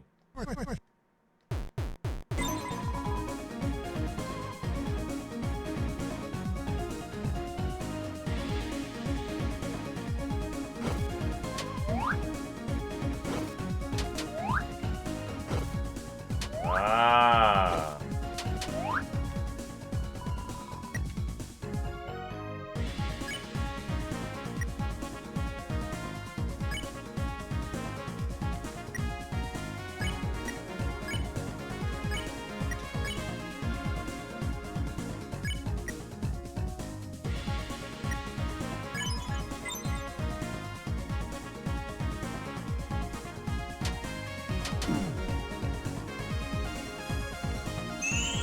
Nah, the old man's gotta be like a new part of the team.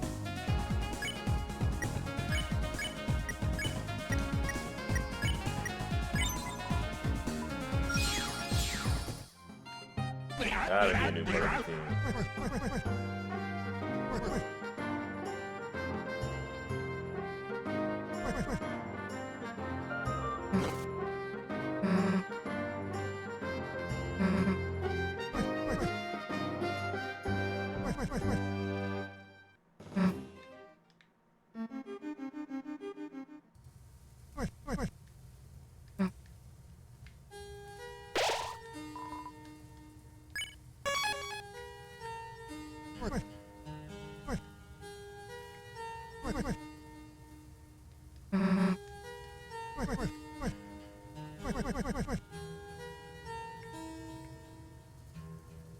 Oh, that could be cool.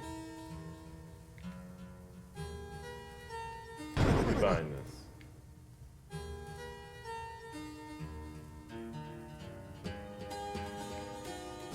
What's up? What's good, Sheepy? How we feeling, yo? I'm still awake. Good morning.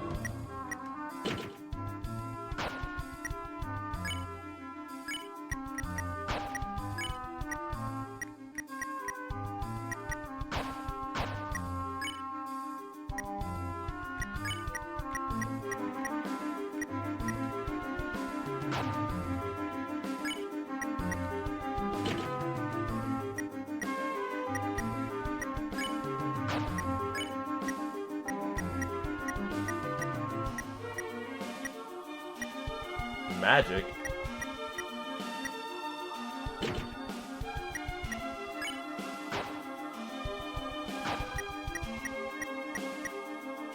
What do I need magic for, though? I don't really have anything that requires magic, which I don't think I do.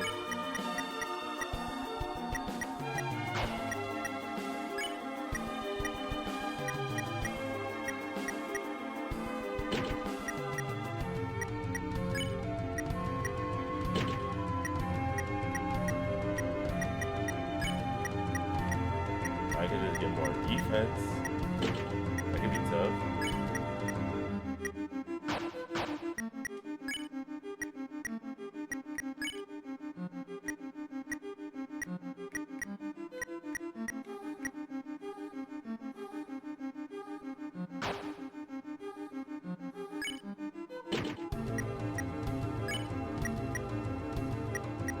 I don't know what the ability graze area does.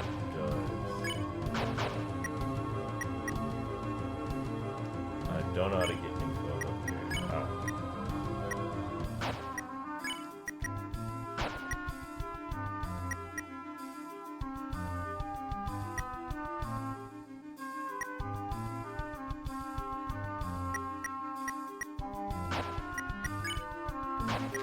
Yeah, I'm gonna say magic is more important.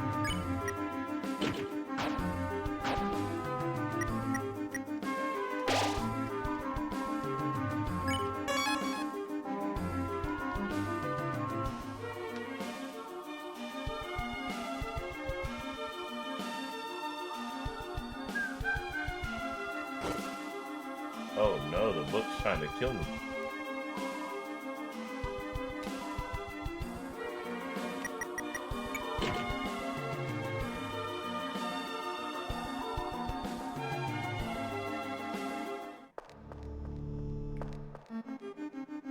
What's this?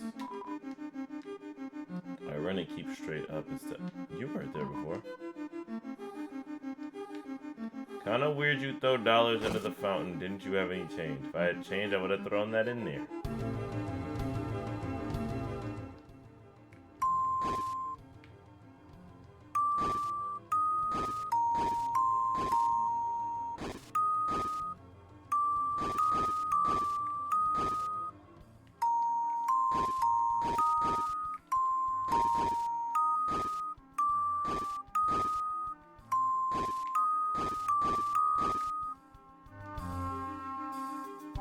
For why? Oh.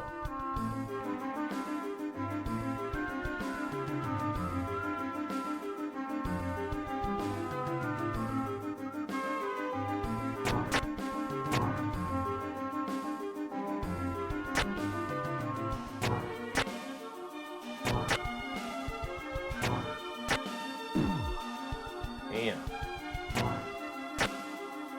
Bro, I don't even know where I'm at right now. I'm just running around. Not gonna lie to you.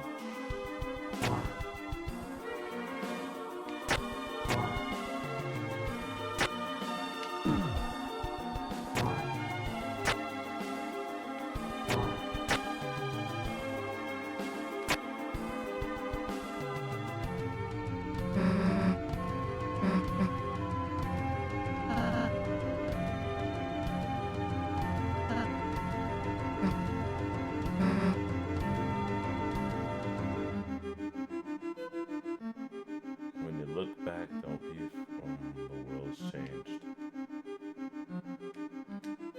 I get it. Kinda.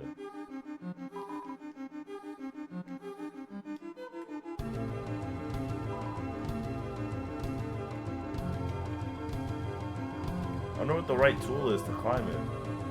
I still have yet to find anything.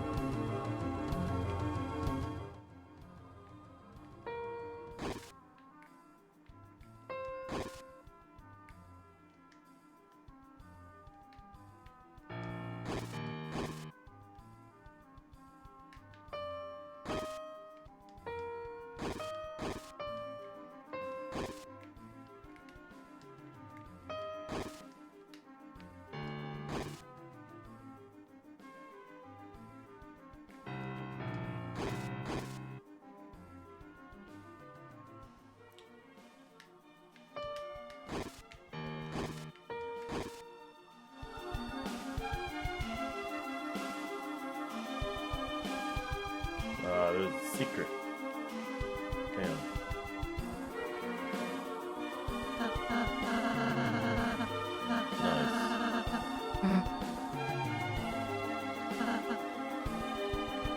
Yeah, this is like a third half. It's okay. We don't all know how to read scores.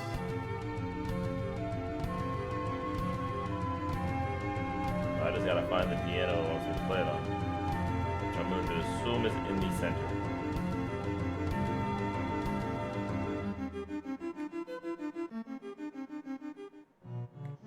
Yep.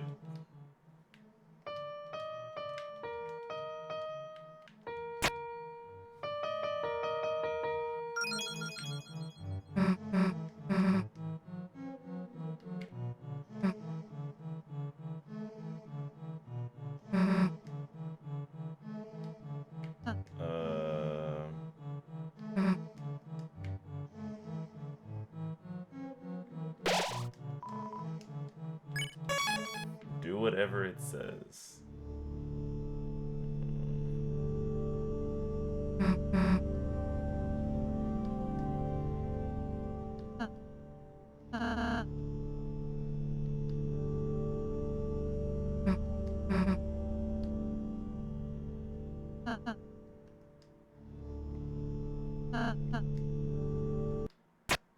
The idea of free will. Half on the light comes on and the floor leaves.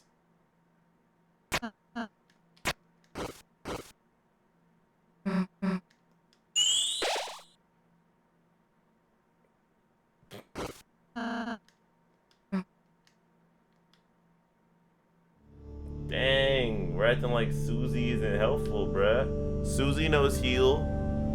Susie knows heal, bruh.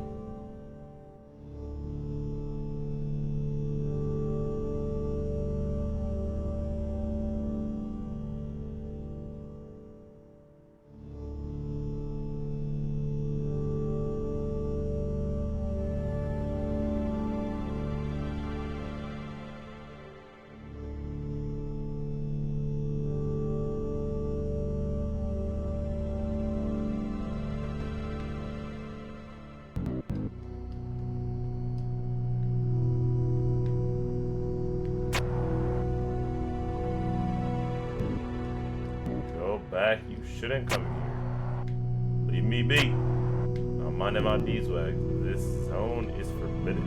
Continuing, you may find yourself. What did they mean?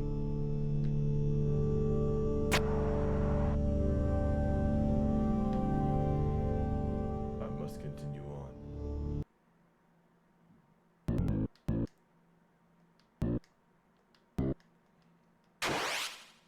Ah.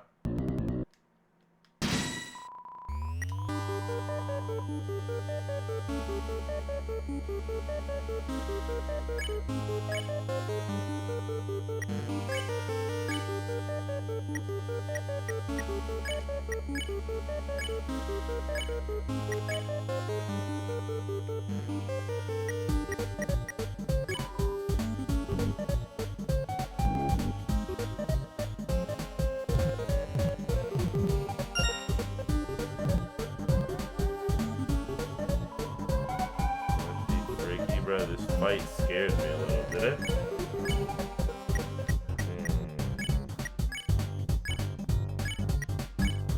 At least we got Susie.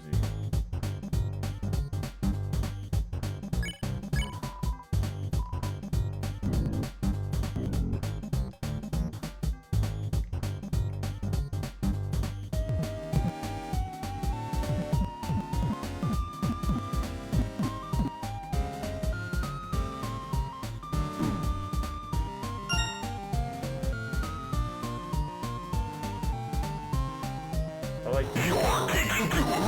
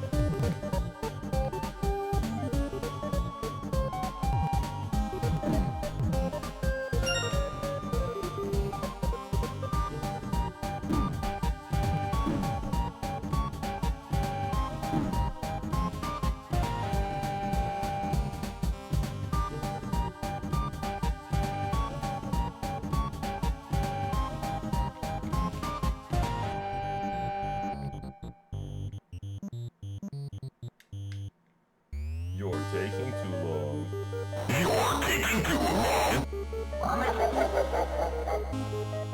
Chill.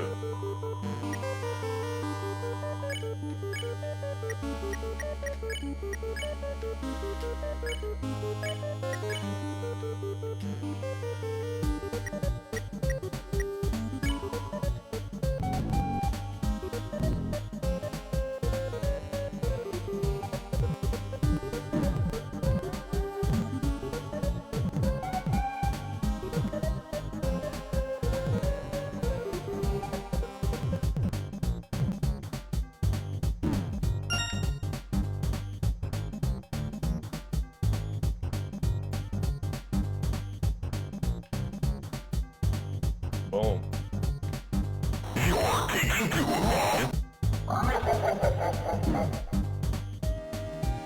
Bro.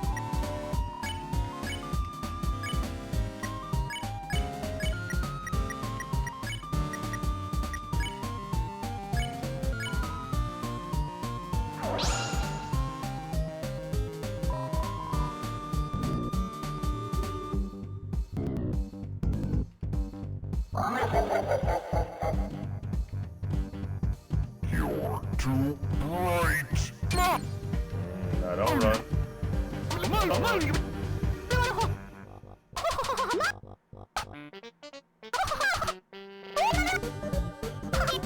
Don't run.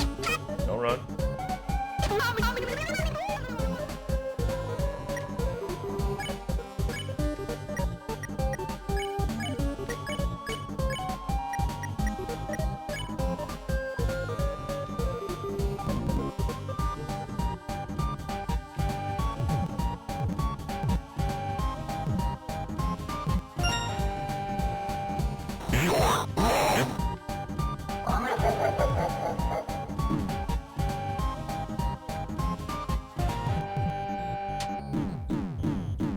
Chill.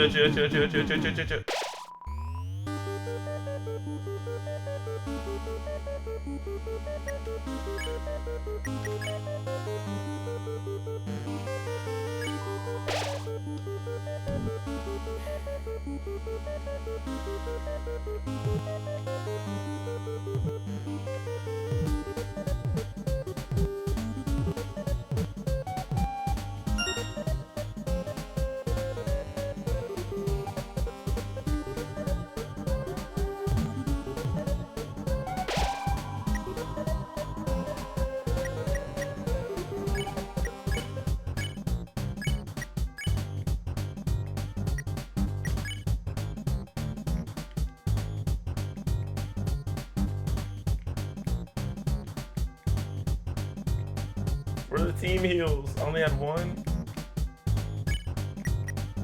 Alright, we need to keep Susie up, so.